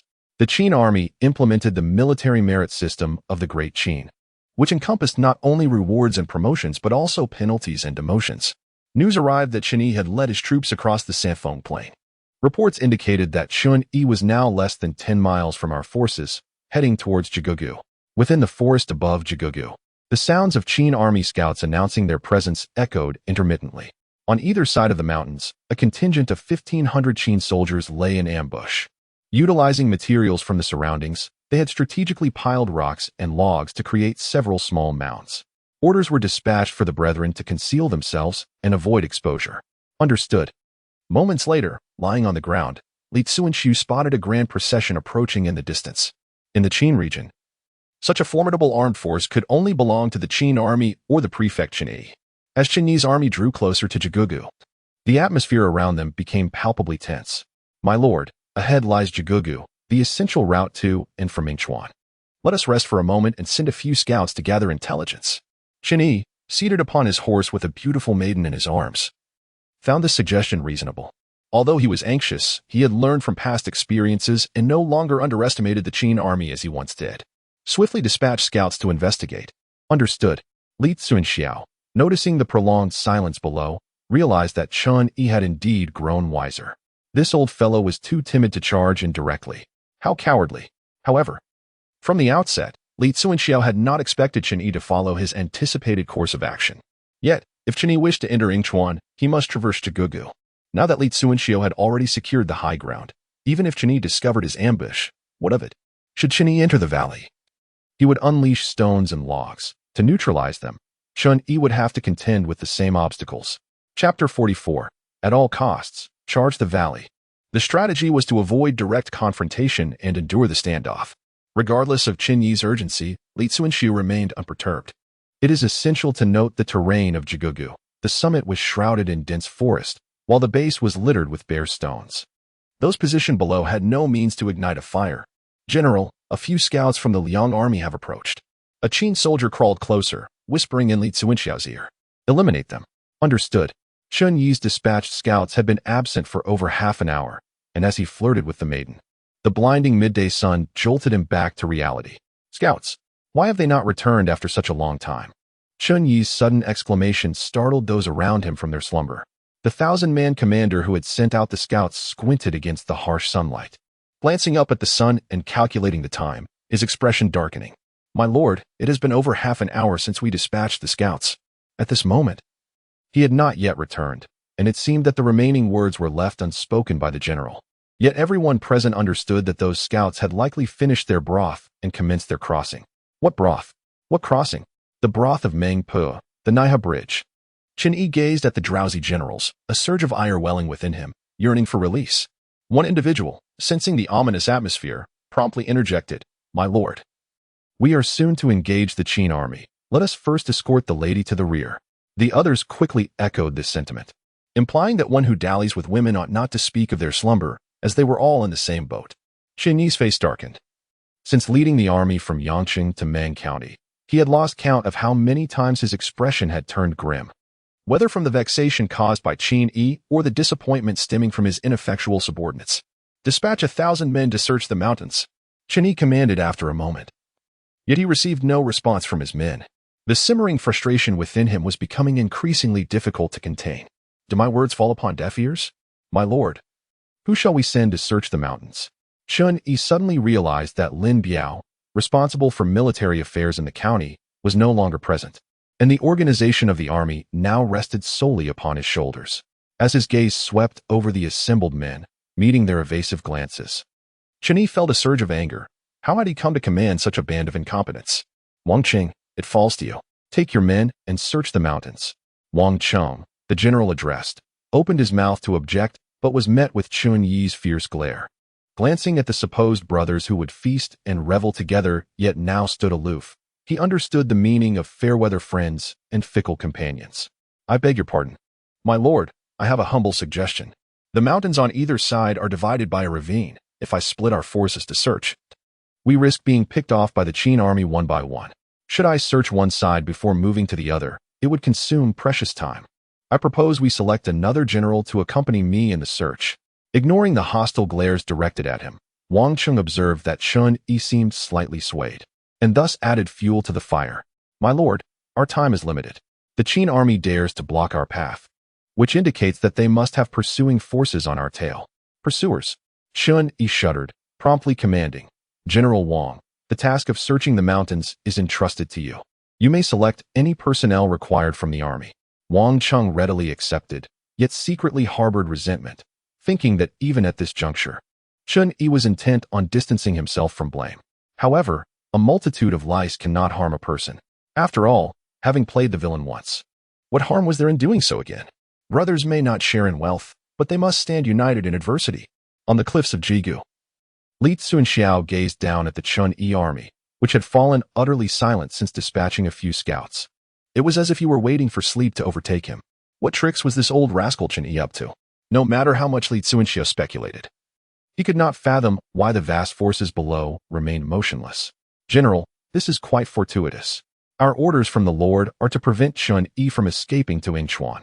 As long as this old fellow does not pass through here, what concern is it of ours?" Li Zuinxiao shot a fierce glare, shoving aside the subordinate who had inexplicably sidled up next to him. "You dare to instruct me? Away with you." The subordinate stumbled either left or right, scram. Right away, observing the subordinate roll on the ground and actually depart, Li Zuinxiao nearly succumbed to the urge to seize the Yuwang spear beside him and jab it at the man's backside. Were it not for his prowess on the battlefield, I would surely have beaten him to a pulp today. This individual was originally a minor soldier under Li Zuinxiao when he was a 1,000-man commander, one of the first to follow Qin Yi in rebellion. After the capture of Lin County, he returned home to visit his ailing mother.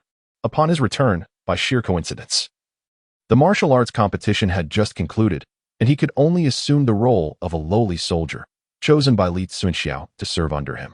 Through sheer tenacity, he managed to usurp the position of a 100-man commander and claim the title for himself. Reporting to the general, the Liang army has approached. They are flanking us from both sides. It appears 2,000-man commanders are leading them. Li Tsuinxiao's body tensed, a glimmer of excitement flickering in his eyes. Finally, they have arrived. Relay orders to the entire army. When the Liang forces advance halfway, let us greet them properly. Understood. Below, the Liang troops formed a line, advancing toward the mountaintop, while sharp blades occasionally emerged from the grass, conducting a thorough search. The higher they climbed, the greater the unease in the hearts of Wang Cheng and another 1,000-man commander. Release. Boom. A thunderous sound erupted from the mountaintop as countless falling stones and rolling logs cascaded downward. Charge forward with vigor. The Liang troops were relentlessly battered, their morale beginning to waver, and desertion became inevitable. Observing this, Wang Cheng felt a sense of foreboding. General, we are positioned below, while the Qin army occupies the heights, and we have no knowledge of their hidden forces. Shall we retreat? Bang. Boom. Wang Cheng's face drained of color, his expression akin to that of a ghost, as he was nearly paralyzed with fear. It was a mere hair's breadth. Had he shifted slightly to the side, he too would have been among those struck down by the falling stones. Retreat. Wang Cheng fled towards the temporary camp at the foot of the mountain, glancing back thrice. Meanwhile, the Liang army on the opposite side fared little better, abandoning hundreds of corpses in their hasty retreat. They had not even caught a glimpse of the Qin army, having lost nearly half of the 2,000 men they dispatched. Chun Yi was seething with rage, wishing he could behead both men on the spot to alleviate his fury. Simultaneously, his resentment towards Lin Biao deepened.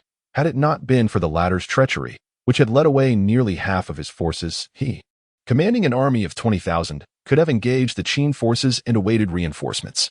Instead, he found himself in this dire situation, unable to return home. Like a defeated hound, drifting aimlessly, gazing at the distant mouth of the ravine, Chun Yi steeled himself, gritting his teeth. Issue orders to the entire army. At all costs. Charge into the ravine. Chapter 45. The Liang army charges the ravine as Qin Yi's command echoed through the ranks. A clamor erupted among the generals. My lord, think thrice.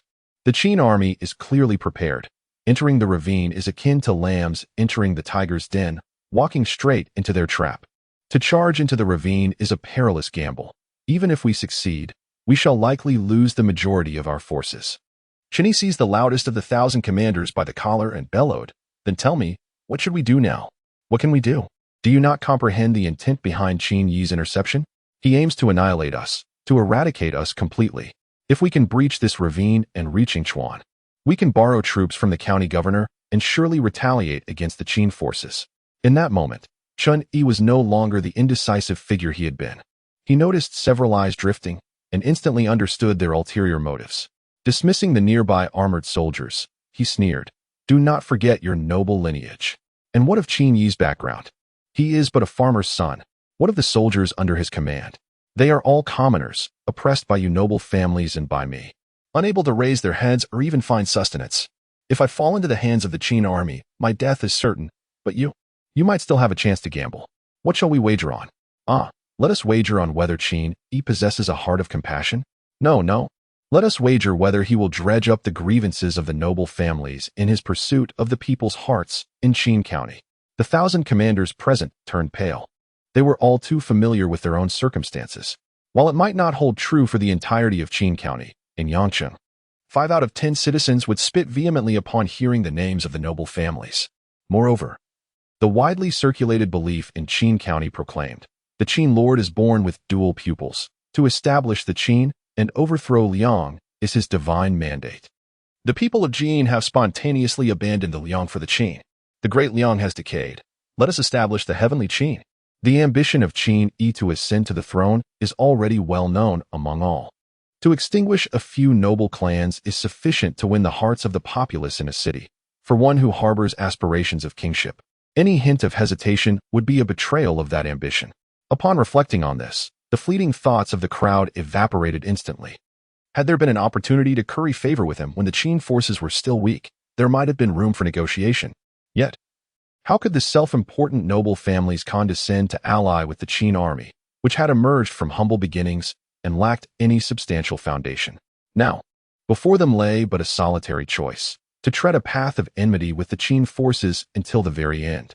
Indeed, It has become evident that it is no longer a matter of the noble families choosing to oppose the Qin army, but rather that the Qin army would not relent in its pursuit of them. General, why has the Liang army once again resorted to their turtle-like tactics? Li Tsuanxiao refrained from responding directly, instead issuing orders. Relay the command downwards, urging everyone to exercise caution. That old rascal Chun Yi surely harbors no good intentions. Understood. As he gazed downwards, Li Tsuanxiao felt a stirring premonition. The grand gift he had meticulously prepared for Chun Yi seemed poised to find its moment of use. Old fellow, do not let me down. The fate of our 10,000 soldiers rests upon you. Finally, the Liang army, which had kept the Qin forces in eager anticipation, began to move. Over 10,000 troops surged forward, coalescing into a serpentine formation, rapidly advancing towards the mouth of the valley. Report. The Liang army is charging the valley. Like a tranquil lake suddenly boiling, the Qin soldiers' faces illuminated with ecstatic joy upon hearing the news. Ha! Chun Yi is indeed a benefactor to me. All troops, heed my command. Channel the vigor you displayed during your meals to properly attend to our benefactor. Anyone who dares to show negligence shall receive 50 strokes of the military cane from me. As the order was issued, in an instant, several crimson plum blossoms burst forth spectacularly along the valley path. The air thickened with blood as rocks tumbled and logs crashed down, the cacophony drowning out the helpless cries of the Liang army. This battle, though devoid of direct confrontation between the two forces, marked an unprecedented brutality for the Qin army since its establishment. However, the carnage primarily befell the enemy, as the Qin army played the role of merciless executioners in this conflict. Yao Wu, gather your men and follow me to the valley entrance. Yes, my lord. Yao Wu, 1,000-man commander under Li Tsuanxiao, immediately obeyed the command, summoning his soldiers. As Li Tsuanxiao prepared to block Chun Yi's retreat, one wonders what predicament Chun Yi now faced. Almost there. Almost there. My lord, the exit lies just ahead. Chun Yi paid no heed, for at this moment, he had concentrated all his strength in his two legs. He was no longer in the central army, nor in the rear. Instead, he stood at the forefront of the vanguard. At this very moment, faced with the falling rocks and rolling logs from the Qin army above, no one would deliberately slow their pace. Each individual wished they could sprout an additional leg. What? Then, allowed Chun Yi, despite carrying excess weight, to avoid hindering the advance of the great army behind him? The heavens do not forsake me. Qin County, I shall surely return. Qin Yi, consider this a minor victory for you. For now, Qin County remains in your grasp, but in the future, I shall demand it back with interest. It was the desire for revenge, the hope of a resurgence. Yet, most crucial was the looming threat of death posed by the Qin soldiers above him. General, do you think Chun Yi will be so enraged that he might spew blood? At the entrance of the ravine, 1,000 Qin soldiers stood ready with their blades, their gazes towards the entrance filled with anticipation. Yao Wu recalled the grand gift he had prepared for Chun Yi within the valley, a smirk unconsciously forming at the corners of his mouth. Li Tsuanxiao, wielding the Yuang spear, paused to gaze into the valley, and upon hearing Yao Wu's words, an odd expression crossed his face as he silently mourned for Chun Yi. One could only assume that old fellow was nearing his destination. At this moment, Chun Yi, the focus of their conversation, also beheld the grand gift prepared for him by the Qin army. Cease the assault. The Qin army halted at an opportune moment, having already presented their offerings. It was only fitting that one should take a moment to behold them. Whether death comes a moment sooner or later, it matters not in the grand scheme. Bang! In an instant, the light faded from Chun Yi's eyes. He sank into a seated position, his gaze fixed ahead, scrutinizing the grand gift bestowed upon him by the Qin. Had it vanished? Where was the path? Where was the valley's entrance? With a thud, a Liang army captain, unable to accept the reality before him, collapsed to the ground. The valley's mouth still existed, yet the enormous boulder towering before them, standing several men high, rendered its significance moot. This was a grand offering prepared by Li Tsuanxiao, utilizing nearly 1,000 armored soldiers, hastily assembled. In terms of quantity, it was undeniably substantial. In terms of form, it was undeniably immense. After a long pause, Chun Yi slowly rose, his silhouette slightly hunched, enveloped in silence. His time was drawing near. Let everyone seek their own paths to survival. Gazing at the colossal stone before him, it not only obstructed the Qin's access to Yingchuan, but also blocked Chun Yi's own path to life. Reflecting on his existence, apart from his filial piety towards his parents, he realized he had not accomplished a single noble deed. He had betrayed friends, usurped their wives, abandoned his family in pursuit of power, and married the daughter of a noble. After rising to the position of a county governor, he yearned to ascend further into the court, to the very heart of power, which led him to amass wealth through unscrupulous means. After 20 years as the governor of Qin County, to be buried here would not be considered dying far from home. Chapter 46. A general success is built on the bones of the many. Chun Yi met his demise just a step away from Yingchuan, within the valley. Although Chun Yi was dead, the battle within the valley raged on. Rocks and logs cascaded once more.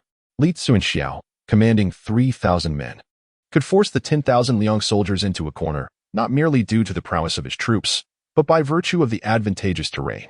In a direct confrontation, the disadvantages in numbers and resources would have left even Li Tsuanxiao uncertain of victory. Thus, from the outset, he had no intention of persuading the Liang troops to surrender, not only due to the immense risks, but also because of the glorious achievement of annihilating 10,000 with merely 3,000. After this battle, it would not be unreasonable for the Lord to reward him with the title of General of 10,000. "We surrender, we yield," cried a Liang captain, his eyes aflame with fury as he cast a glance at the valley's heights. Why does the Qin army not relent? Those lunatics must be intent on exterminating us completely before returning to claim their accolades. With a fierce roar, a Liang captain bellowed, "For those who wish to live, follow me back to fight. Charge out of the valley. Kill." In the desperate struggle to escape the narrow gorge, the Liang army had already suffered heavy casualties. Now, as they turned back, braving the falling rocks and rolling logs, they rushed towards the entrance. Initially, thousands of Liang soldiers had entered, but now only a few hundred remained, fighting for survival in their final throes. In this confined pathway, a single falling stone or a rolling log could claim the lives of numerous men. As the soldiers were packed closely together, thereby significantly increasing the likelihood of being struck. At last, 5 disheveled Liang generals, accompanied by several thousand weary soldiers, reached the entrance. There, waiting patiently, was Li Tsuanxiao. "Gentlemen, this path is impassable." Behind him, 1,000 Qin soldiers gripped their weapons tightly, their eyes glinting with eagerness as they gazed upon the Liang forces. Break through. The two factions clashed violently, with Li Tsuanxiao leading the charge at the gorge's mouth. His spears swept through the air, felling the Liang soldiers before him as easily as harvesting crops. Stepping over the corpses beneath his feet, Li Tsuanxiao advanced deeper into the gorge.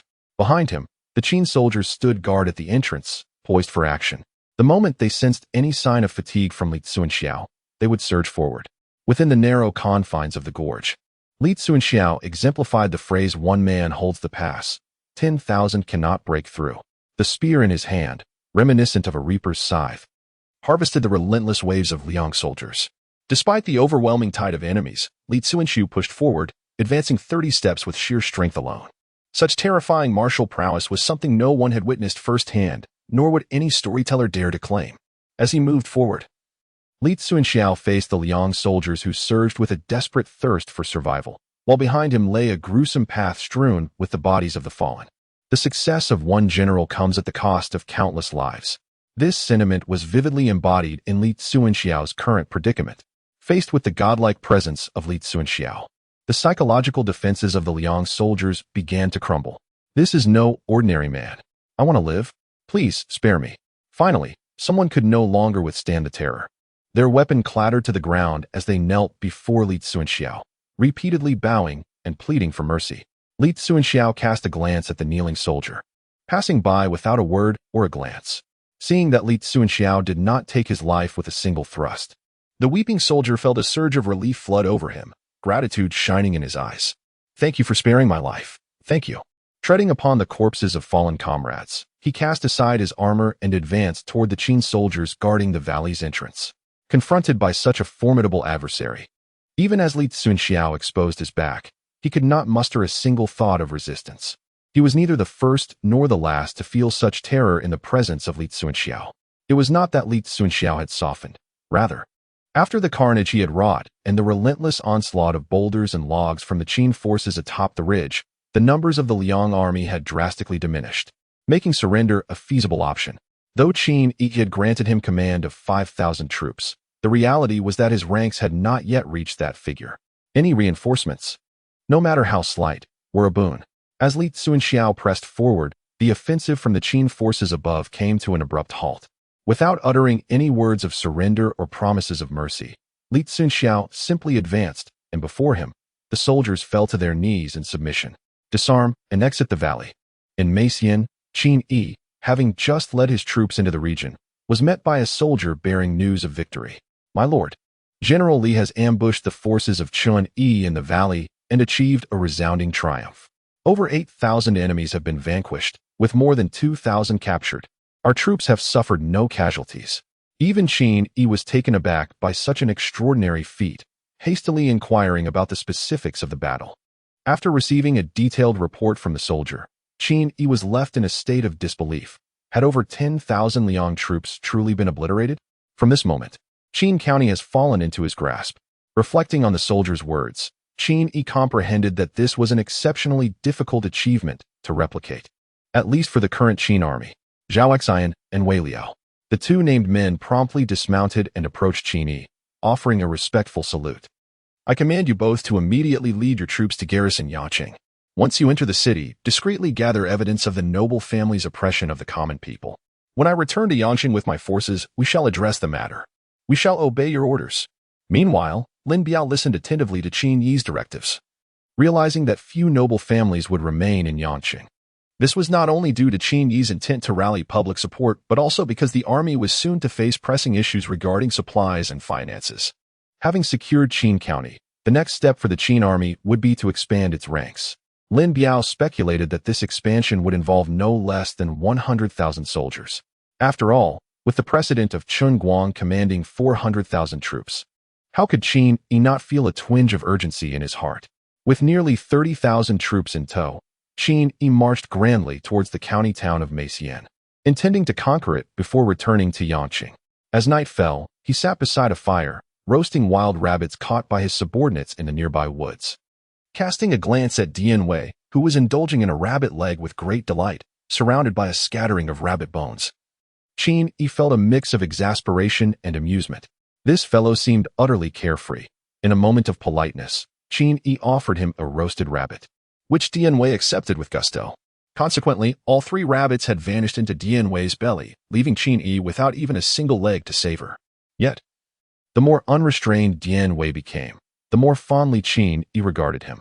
Since assuming his role as lord, he appreciated that, apart from Su Xiao, Dian Wei was the only one who could sit comfortably beside him, unencumbered by the constraints of customary formalities. Your Excellency, we have captured a spy during our patrol. At that moment, several soldiers approached, escorting a man. Sir, I am not a spy. I merely wandered into the mountains out of sheer boredom. My family has been impoverished for generations. We are good, honest folk. Qin Yi handed the roasted rabbit in his possession to Dian Wei, then turned his attention to the loquacious spy who was frantically attempting to justify his innocence. He gestured for a few men to release him and inquired, Pray tell, what brings you to the mountains at such an hour? The young boy, barely older than a child, was addressed as lord by several soldiers.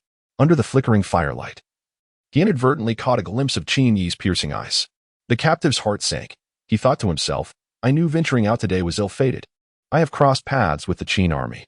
It had already become common knowledge in Qin County that the commander of the Qin forces was a remarkably youthful lad, not yet in his teens, rumored to possess striking heterochromia. Have mercy, noble lord.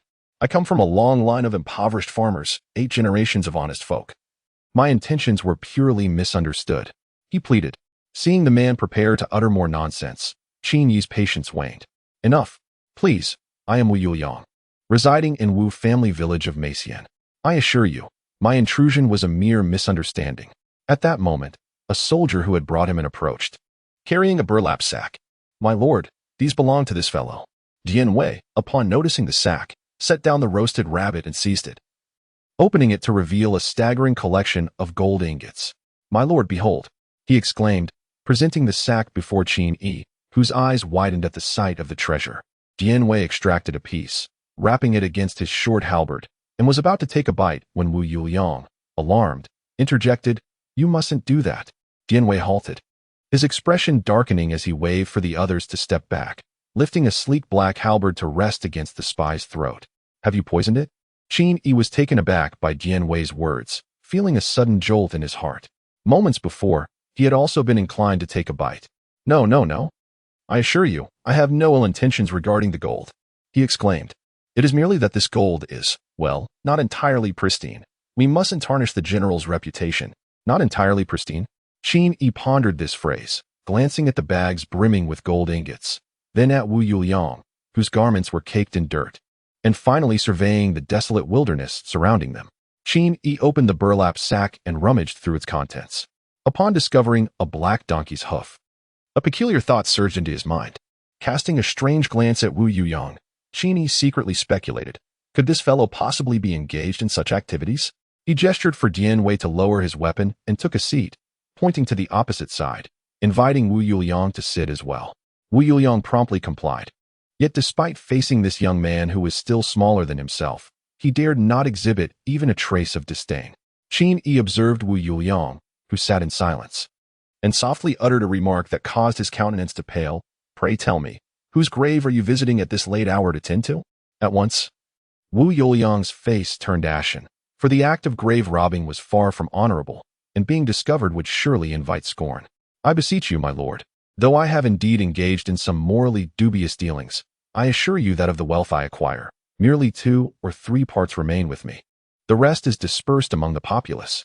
Noticing Qin Yi's frown, Dian Wei promptly raised his iron spear back to Wu Yuliang's neck and growled, My lord inquires. And you shall respond. Should you dare to speak of other matters, do you wish to test the sharpness of my spear? Feeling the chill emanating from his neck and the unmistakable intent to kill from Dian Wei, Wu Yuliang instinctively swallowed hard. In response to your lord, it is the tomb of a general from the Liangqian state. Upon hearing this, a glimmer of excitement sparkled in Qin Yi's eyes. He glanced at the bag of gold ingots at his feet and thought, at the very least, he is a general.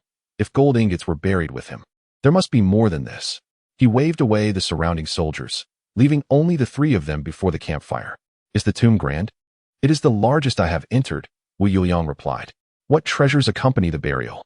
In addition to this bag of gold ingots, there are 5 more chests within the tomb.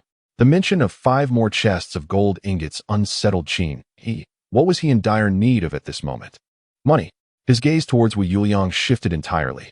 Although Wu Yuliang's means of acquiring wealth were somewhat unscrupulous, they were undeniably low risk, quick to yield results, and highly profitable. As for the taint on reputation from grave robbing, the tombs Wu Yuliang plundered bore no relation to him. Qin gazed at Wu Yuliang and proposed, Would you be willing to follow me from now on? Upon hearing Qin Yi's enticing offer, Wu Yuliang's expression was one of great difficulty and resistance. Follow you? What purpose would that serve? To rebel? I have engaged in many clandestine activities that are best left unspoken, and I shall not tarnish the reputation of the Qin army. Upon hearing this, Qin Yi said nothing further, merely casting a glance at Dian Wei before settling down to stoke the fire. Dian Wei instantly understood, raising his pair of iron halberds and resting them upon the shoulders of Wu Yuliang. A gust of wind swept through, prompting him to call out, Brother Wu, what did you just say? The wind is too strong. I could not hear you. Feeling the biting cold against his neck, Wu Yuliang swallowed hard and immediately knelt on the ground, proclaiming, I, Wu Yuliang, am but a humble servant, here to pay my respects to my lord. Grateful for your lordship's favor, I vow to serve you faithfully, riding alongside you through thick and thin, until my last breath. As Qin listened to Wu Yuliang, he increasingly regarded him as a remarkable talent. His eloquence was truly delightful. It might be worth considering keeping him close in the future. Suddenly, Wu Yuliang, kneeling on the ground, felt a chill beneath him, a premonition warning him that continuing the conversation could lead to trouble.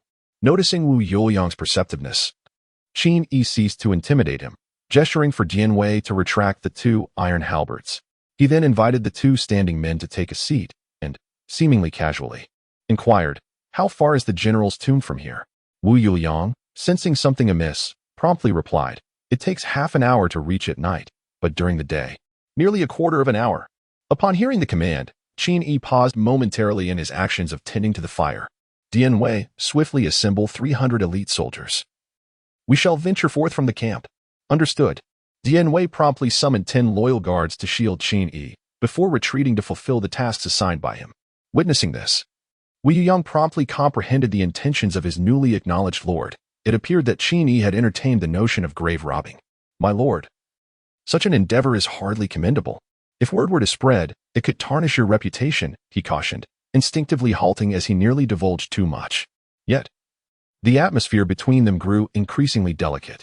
Wu Yuliang's countenance darkened considerably. He understood everything. He had been perplexed about why Qin Yi, soon to command the Qin army, would choose to involve a grave robber like himself. Now, clarity dawned upon him. He was being prepared to undertake the odious tasks, bearing the brunt of public scorn. Could he truly swallow that bitterness? Chapter 48. The Incense of Ancestry. My lord, the 300 soldiers are assembled. Just then, Dianwei returned. In truth, it was not beyond his capacity to endure, for upon hearing Dianwei's robust voice, Wu Yuliang's reservations dissipated entirely. The prevailing circumstances, alongside Dianwei's imposing presence, alongside the numerous Qin soldiers within the camp, conveyed a singular message. This matter left him no option but to acquiesce. Brother Wu, lead the way. Wu Yuliang, filled with inner turmoil, rose and, with his sack in hand, proceeded under the protection of Dianwei, guiding Qin Yi and the others toward the general's tomb he had spoken of. Meanwhile, a pair of keen, inquisitive eyes trailed Qin Yi's figure from the shadows. Filled with perplexity, where could he possibly be heading at such a late hour? Just as Qin Yi remained oblivious to the unseen follower, this shadowy figure was equally unaware of the lively, cunning gaze fixated upon her. One could only wonder what spell this young man had cast upon that sly fox, who followed him so closely. Was she in search of a lover? This young man certainly had his fair share of romantic fortunes. My lord, this is the location of the general's tomb. Wu Yuliang gestured ahead, observing the minuscule entrance resembling a dog hole. Qin Yi glanced back at the 300 soldiers behind him, contemplating if he was truly to crawl through such an entrance in front of his subordinates. Had Wu Yuliang been privy to Qin Yi's thoughts, he would have passionately defended the entrance, proclaiming, "What dog hole? This is a tunnel I have labored over for nearly a day." Wu Yuliang adeptly positioned himself at the entrance, crouching down to enter, while also calling back, "My lord, do come in. The passage is rather narrow. We shall have to crawl for a while." Dianwei, with a swift motion, yanked Wu Yuliang back by his leg, exclaiming in disdain, "How dare you expect my lord to crawl through this hole you excavated?" Dianwei turned his gaze towards Qin Yi and spoke, "My lord, please wait a moment. I shall immediately lead a team to excavate a passage." With that, he beckoned, and several men from the 300 armored soldiers stepped forward to enlarge the hole that Wu Yuliang had dug. Each of them exerted themselves with fervor, and whenever someone slowed down, another would swiftly come forward to take their place. Wu Yuliang had spent nearly a day digging the theft tunnel, but under the relentless effort of the 300 Qin soldiers, who continuously rotated and toiled with vigor, the passage was completed in just an hour, leading them to the burial chamber. Wu Yuliang's eyes sparkled at this scene. Had he had assistance in digging the tunnel, he would not have to labor into the night, ultimately leading to his capture by the Qin army. Dianwei patted the dazed Wu Yuliang on the shoulder and gestured towards the large opening. "Young man, lead the way for your brothers." Wu Yuliang obediently entered the tunnel, accompanied by several soldiers wielding torches. Dianwei stood protectively beside Qin Yi, following closely behind, while 200 soldiers remained outside the tomb to guard it, and the rest promptly followed Qin Yi into the tomb. Inside, Wu Yuliang led everyone directly to the main burial chamber. Upon entering, Qin Yi's gaze fell upon the neatly arranged large wooden boxes within. Before he could speak, Dianwei immediately called for men to investigate. Before long, a soldier hurriedly approached, reporting to the lord, "There are 10 boxes, of which 5 contain gold. The remaining 3 are filled with iron lumps, and 2 boxes hold bamboo slips." Qin Yi hurriedly approached the chest filled with gold, and the dazzling radiance compelled him to squint. He reached down to lift the bottom of the chest. To his astonishment, it did not budge at all. How much gold must this chest contain? Yet, if such a bounty could be obtained from a general's tomb, what treasures might lie within a royal mausoleum? Contemplating the burial goods that might be found in a king's tomb, a flicker of fervor ignited in Qin Yi's eyes. Throughout history, armies have perpetually been insatiable gold-devouring beasts. In the present time, pursuing legitimate means to amass wealth appears futile. Aside from his lack of resources, time is simply not on his side. Thus, he must resort to seeking financial aid from the departed. At that moment, Dianwei approached, gesturing towards the sarcophagus in the center of the tomb and inquiring, "My lord, shall we open the coffin?" Qin Yi cast a glance at the coffin placed centrally, a fleeting glimmer of intrigue passing through his eyes, yet it was swiftly subdued. He had come today for wealth, It would be an imposition to disturb the resting peace. By the way, where are the incense sticks I asked you to find? Light them all for the deceased. Consider this gold as offerings for the incense. Take it all away. Understood. However, when Wu Yuliang approached the coffin and noticed the 3 smoking twigs slanted beside it, a slight twitch appeared at the corner of his mouth. Incense offerings? At this moment, Qin Yi also noticed the 3 branches skewered into the ground before the coffin, which were emitting wisps of smoke. He immediately summoned Dian Wei and pointed to the smoldering branches, inquiring, "Is this the incense you sought?" Dian Wei scratched his head, visibly troubled, and replied, "My lord, we are here for battle. Who in the army would carry incense for no reason? Besides, aren't they all the same? They all produce smoke regardless." Such nonsense. Qin Yi immediately adopted a serious demeanor, instructing, "Bring more sticks to light. No, let's encircle the coffin with a ring of incense. We may be impoverished in many aspects, but we must never skimp on the offerings to our ancestors." Acknowledging his previous misstep, he declared, "I shall personally oversee this matter to demonstrate my sincerity." Wu Yuliang, observing from the side, was almost amused by the antics of the master and servant. Indeed, the character of a leader often reflects the nature of their subordinates. Outside the tomb, 2 pairs of eyes were fixated on the scene, and had it not been for the presence of 100 armored guards, they would have ventured inside to investigate. Such reckless behavior, daring to engage in tomb raiding, was this not giving others leverage against him? In stark contrast to the anxious figure clad in white, a seductive figure in red lurked in the shadows, eyeing the guarded entrance with eager anticipation. Tomb raiding. I wonder if this young man possesses the audacity to plunder a royal mausoleum. It is all that insufferable fox's fault for keeping a watchful eye. Otherwise, I would have considered abducting this lad back to my clan. At that moment, Qin Yi emerged from the tomb alongside Dian Wei, observing the 2 individuals busily gathering firewood. The hidden gazes of the onlookers speculated silently about the motives behind their actions. "My lord, what shall we do with these 3 boxes of iron lumps?" In the midst of Qin Yi and Dian Wei preparing to offer incense around the coffin, a soldier approached Qin Yi to inquire. It was only then that Qin Yi recalled that within the tomb, alongside 5 large chests of gold, there were also 5 colossal boxes. Approaching the boxes, he rummaged through the remnants of numerous bamboo slips that had long since decayed into fragments. His gaze shifted to the iron lumps contained within the other 3 boxes. Though referred to as iron lumps, Qin Yi perceived them to be significantly heavier than ordinary iron of the same size, and upon touch, they emanated an unusual chill. Unlike any commonplace metal, as these belonged to a general, it was evident that they were no ordinary materials. "Remove them," he commanded. "Yes," came the response, as several armored soldiers fetched ropes to secure the boxes and began to drag them away. Once everyone had exited the tomb, Qin Yi gazed upon the 5 chests of gold laid out on the ground, inhaling deeply as the scent wafted enticingly. With these 5 chests of gold, the cavalry would undoubtedly find their fortune. He had just witnessed how it took a combined effort of 4 or 5 men to lift even one of those boxes of gold, swaying precariously as they did so. Qin Yi estimated that this box of gold ingots equated to a staggering 10,000 taels of gold in the present age, and the difference was negligible. Contemplating the 50,000 taels of gold, when converted to silver, amounted to an impressive 500,000. The next time they ventured into a tomb, it would be like effortlessly acquiring 500,000 taels of silver. Wu Yuliang was indeed his benefactor. Returning to the camp. Yes, they had set out with 300 armored soldiers, and upon their return, they still numbered 300, but now they bore an additional 8 large boxes. After the crowd departed, a figure clad in red emerged outside the tomb, having grown up without ever having entered one. A voice, enchanting and alluring, resonated through the silent wilderness, accompanied by her striking scarlet attire, adding an unexpected chill to the desolate landscape.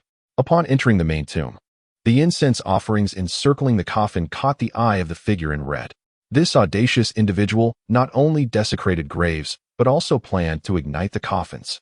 Chapter 49. My lord, there is someone within the tomb. You vile fox.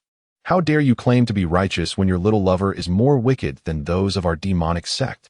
All the valuable items had been taken by Qin Yi, leaving behind only 2 boxes of worthless bamboo slips. The figure in red wandered through the tomb, hoping to unearth something of value. Although she held little regard for such things, it would be a shame to return empty-handed after such an endeavor. This individual had indeed searched thoroughly, leaving nothing behind. A voice filled with frustration echoed within the tomb as she turned her attention to the coffin of the tomb's master. Noticing the coffin was sealed tightly without any signs of having been opened, she felt a surge of joy. At least this individual had a semblance of conscience. With that thought, she drew her long sword from her waist and inserted it along the seam of the coffin. The blade slid smoothly until it met resistance. With a determined shove, the iron nails securing the coffin were instantly severed. With a swift motion of her fair hand, the heavy coffin lid was sent flying aside. As the coffin opened, a pungent odor wafted out. Fortunately, the remains inside had long since decayed into a pile of bones after hundreds of years, devoid of the stench of rotting flesh. The figure in red rose on her toes, peering inside, where she discovered not only a skeleton clad in armor, but also a sword that likely belonged to the tomb's master during his lifetime. A general, no less. Alongside the sword was a diminutive jade seal. Examining the inscription, which was in the script of the Yu Kingdom, illegible to her, she disdainfully tossed it aside. What kind of general are you? The jade tag worn by my dog is of far greater quality than this. As she grasped the sword and attempted to pull it free, disappointment flickered in her eyes. No wonder the monks of the Buddhist order avoided the Liang Kingdom. How impoverished. She cast the sword back into the coffin, muttering that it was that fellow who had raided the tomb and pilfered the treasures. If anyone sought retribution, it should be directed toward him, not her. Otherwise, they would find no rest, even in death. Glancing at the pile of firewood beside the coffin, she added, "And it was also that fellow who intended to burn your coffin." As the figure in crimson muttered incessantly, she remained undeterred, rummaging through the coffin in search of a treasure befitting her status as a general. Just as she was sifting through the remains, Qin Yi returned with his companions. It occurred to him, inspired by the dramas and novels he had once perused, that tombs often concealed hidden doors. This revelation prompted Qin Yi to lead his team back, reasoning that an extra excursion would bear little consequence. If there were nothing to uncover, he would incur no loss. Yet if fortune favored him, the rewards could be significant. As Qin Yi hurriedly guided his companions towards the tomb, nearing the main chamber, Dianwei suddenly seized him, exclaiming, "Wait, my lord, there are others within the tomb." This alarming declaration sent shivers down the spines of all present. In this desolate wilderness, amidst the tomb, were there truly others besides their party? Qin Yi was also taken aback by Dianwei's words, a cold sweat breaking out at the thought that had he rushed in recklessly moments before, he might have encountered that enigmatic presence within the tomb, whether it be human or specter. How could one ascertain that there were indeed others within the grave? Dianwei immediately whispered, "Just now, aside from the sound of our footsteps, there was another noise, unmistakably not that of footsteps. Moreover, this sound emanated from within the tomb. I am certain of it." Upon hearing this, Wu Yuliang, who was trailing behind them, promptly retrieved a black donkey hoof from his satchel, bowing repeatedly towards the surroundings, exclaiming, "Forgive me, General, forgive me." Casting a disdainful glance at Wu Yuliang, Dianwei scoffed, "Even a ghost would have to pay respect to us." He then addressed his lord. "Allow me to venture inside, first to discern whether it is a person or a spirit dwelling within." At this moment, Qin Yi steadied his mind, summoning the national seal from the depths of his consciousness. If indeed it were a ghost, the impact of this seal, which bore the fortunes of the great Qin and the essence of Huaxia, would surely shatter its soul. Be cautious. If anything feels amiss, withdraw immediately. A trifling sum of wealth is not worth it. A warm feeling flickered through Dianwei's heart as he assured, "Rest easy, my lord." Inside the tomb, Hong Yi listened intently to the chaotic footsteps echoing from outside the chamber, her countenance turning pale. Has this fool eaten his fill and now seeks more? He has already plundered the treasures of the tomb and yet dares to return. Glancing around the desolate chamber, devoid of any hiding spots, her gaze fell upon the coffin before her, and she shook her head defiantly. "I would rather perish than lie in that coffin." Dianwei stepped into the tomb, his eyes locking onto the slender figure of Hong Yi standing before the coffin, a chill coursing through him. By heavens, I have truly encountered something malevolent. Fixating on her delicate silhouette, Dianwei bellowed, "My lord, flee. There is a female ghost." His shout startled not only Qin Yi outside the tomb, but also sent a tremor through Hong Yi, who stood before the coffin. Outside, upon hearing Dianwei's furious call, Qin Yi hastily instructed the soldiers beside him, "All of you retreat to outside the tomb." With that, he transformed 2 strides into 1, racing towards the chamber. The soldiers who followed cast glances at Qin Yi's retreating figure, their eyes glinting with an unusual light. One soldier, Regaining his senses, shouted, "My lord, if you perceive us as lowly, how can we repay you? Only with our lives." Grasping his broadsword, he charged into the tomb, and the other soldiers, shaken from their stupor, suppressed their fears of the supernatural and followed closely behind. It is natural for one to fear ghosts, yet at that moment, they were more willing to face death alongside their lord.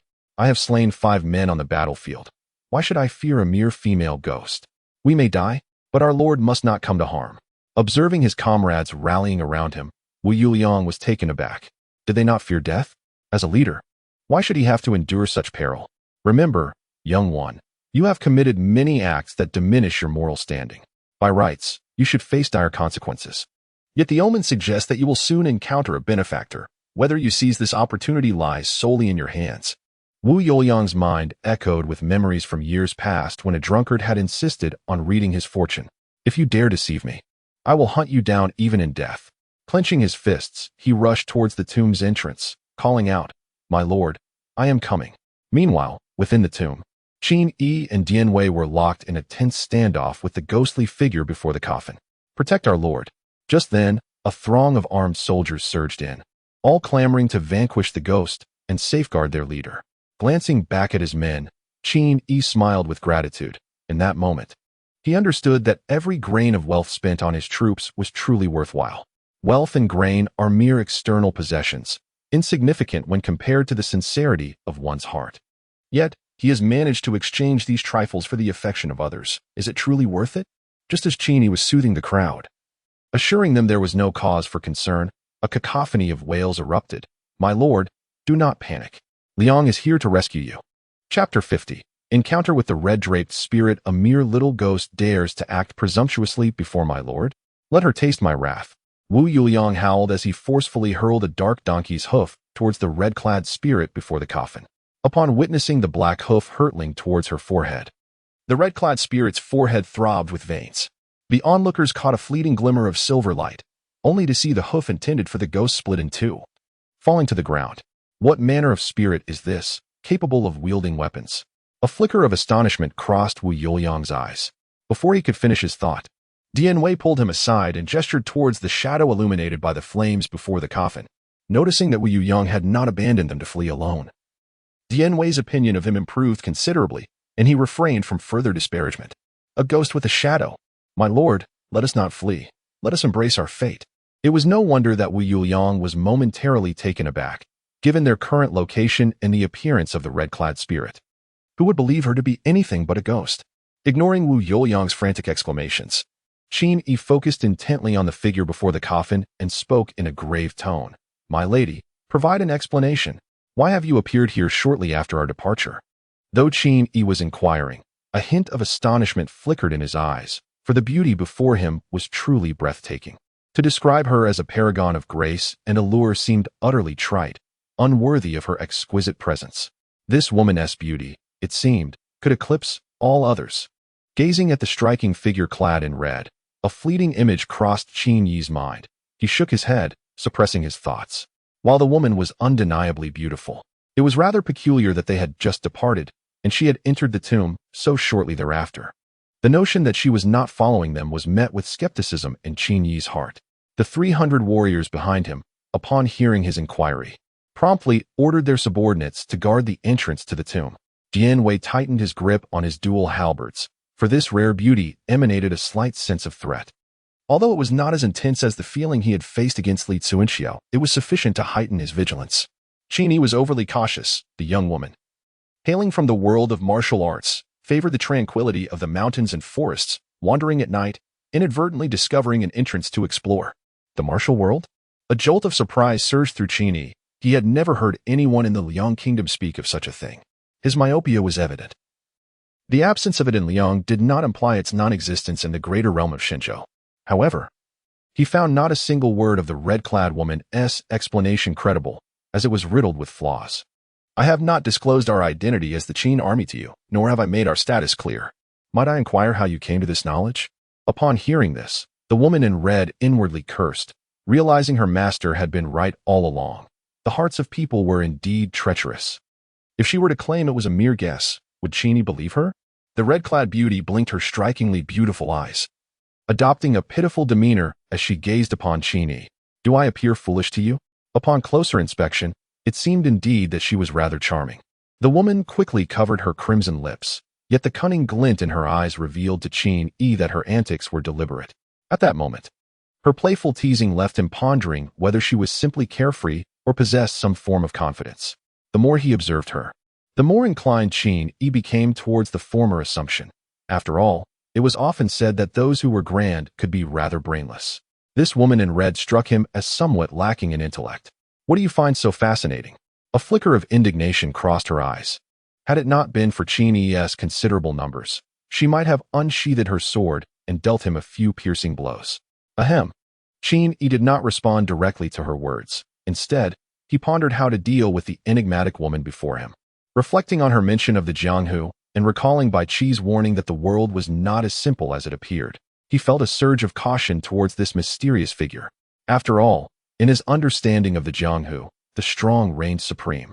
And with Bai Qi's words echoing in his mind, Qin sensed that the waters of this realm were far from shallow. Given the woman's stunning beauty, he surmised that she must have formidable forces backing her or possess noteworthy martial prowess herself. Otherwise, one could only wonder which band of mountain bandits or which young master had abducted her. His primary goal at present was to counter the Liang regime. It was prudent to avoid entanglements with the denizens of the Jianghu whenever possible. This is but a misunderstanding. Dianwei, clear the way. Upon hearing this, Dianwei promptly waved his hand, and the entrance to the tomb, previously guarded by layers of Qin soldiers, opened up. The woman in red, surprised that Qin had so readily allowed her to pass, felt a flicker of intrigue in her eyes. She was acutely aware of her own beauty and was taken aback that he was such a gentleman. It was no wonder he had caught the attention of the cunning fox. With a glint in her lively eyes, a thought crossed her mind. You have been hiding away. Let us see how long you can endure. As a newcomer to the Liang kingdom, unfamiliar with her surroundings, she ventured to ask, Might His Excellency allow this humble girl to accompany you on your journey? Qin decisively turned his back to the walls of the tomb. Without glancing back, he said, I have military affairs to attend to. I kindly ask you to amuse yourself. Seeing Qin neglect such a striking beauty as herself, and instead focus on the tomb's walls, the lady in red couldn't help but feel taken aback. Was she not as captivating as a stone? Unbeknownst to her, it was not that she lacked beauty. On the contrary, she possessed a charm so profound that Qin could only regard her from a distance. Throughout history, it has been said that a beautiful woman often brings misfortune. Qin now desires nothing more than to diligently pursue his grand ambitions, focusing on the overthrow of the Liang dynasty, postponing any unnecessary entanglements for the time being. The exquisite beauty of the woman before him, her formidable backing, and her identity as a figure within the martial world all represent unpredictable variables that he cannot afford to engage with. As Hong Yi observed, apart from a rather unsightly man fixated on her, the rest of the assembly was engrossed in their search along the tomb's walls. Prompting her curiosity, what is it that you seek? Yet, her inquiries went unanswered, as everyone remained preoccupied. Undeterred by their indifference, Hong Yi approached Dianwei with familiarity, inquiring, What are you all looking for, you ugly fellow? You seem quite a stunning beauty, yet your words are so harsh. Upon hearing Hong Yi's unflattering remark, Dianwei's expression soured, and he turned his head away, unwilling to engage. However, the sense of threat she had previously exuded compelled him to refocus his gaze upon her. His large eyes fixed intently on Hong Yi. For the sake of his lord, he resolved to endure. When Qin summoned him, Wu Yuliang hurried to his side, addressing him as my lord. As he surveyed the stone wall before them, Qin turned to Wu Yuliang and inquired, How many years have you been descending into tombs? In response, Wu Yuliang stated, My lord, I lost my parents at the age of 17, after which I have subsisted by delving into tombs. It has now been 5 or 6 years. Upon hearing Qin Yi's inquiry, his brow furrowed in discontent. After several years of exploring tombs, could he truly not discern whether there were hidden chambers within? Chapter 51. The Manipulators of Hearts. Their souls are corrupt. In response to Qin Yi's question, Wu Yuliang sighed with melancholy and said, My lord, you may not be aware that although I have spent several years delving into tombs, I have always done so alone, without a guide to lead me. The intricacies of this realm were solely navigated by my own efforts. Had I encountered any significant tombs, I would not have had the fortune to meet you today. Upon hearing this, Qin Yi finally understood that this fellow was merely a self-taught amateur. "My lord, we have searched thoroughly, but we have found no hidden doors or mechanisms," reported a soldier as he approached Qin Yi. Meanwhile, Red Attire, who had been exchanging glances with Dian Wei, suddenly grasped what Qin Yi and his companions were searching for. "How could I have forgotten about the hidden doors?" she exclaimed, darting past Dian Wei. With her eyes sparkling with excitement, she leaned closer to Qin Yi and suggested, "Shall we consider tearing down these walls?" Qin Yi was suddenly startled by the unexpected voice of the girl in red. Did she walk without making a sound? Meanwhile, Dian Wei, who had been intently watching the girl, was also drenched in cold sweat. Only when he realized that the girl was merely conversing with Qin Yi and had no malicious intent did he breathe a sigh of relief. The girl's movements had been so swift, akin to a specter, that she had vanished in an instant. If she were an assassin, the consequences would be too dreadful to contemplate. At that moment, however, Qin Yi was oblivious to these thoughts and was instead deeply contemplating the girl's suggestion. Wu Yuliang, noticing Qin Yi lost in thought, understood that his newly recognized lord was pondering something significant. He spoke up, "My lord, it was my oversight not to recall the matter of a secret chamber. Yet, we have thoroughly searched the tomb and found no mechanisms, indicating that there is indeed no hidden chamber here." Upon hearing this, the girl in red immediately became displeased. She had yet to uncover anything and tugged at Qin Yi's sleeve, insisting, "Why not give it a try? What if there is a secret chamber?" But no entrance was left behind. Feeling his expertise questioned, Wu Yuliang was equally irked and retorted, "That is impossible. A secret chamber must have an entrance. Without an entrance, how can it be deemed a secret chamber? What purpose would an entrance serve if not to facilitate theft?" The girl in red, refusing to back down, glared at Wu Yuliang with her beautiful eyes. Her spontaneous remark enlightened Qin Yi. He seized a long knife from a nearby soldier and began to tap against the stone wall, moving from one side to another. Finally, when he struck one particular section of the wall, he detected a distinct echo, different from that of the other walls. His heart raced. There was indeed something amiss. Casting a glance back at the coffin positioned in the center of the tomb, Qin Yi silently chastised himself. He then pointed at the stone wall and commanded the soldiers beside him, "Dismantle this wall." However, upon looking at the wall and then at their long knives, the soldiers hesitated, saying, "My lord, we lack the proper tools for this task." Only then did Qin Yi realize that this hasty journey had left him without even the necessary tools. Dian Wei stepped forward, striking the stone wall with his dual halberds, and turned to Qin Yi, saying, "My lord, this stone wall seems quite thick."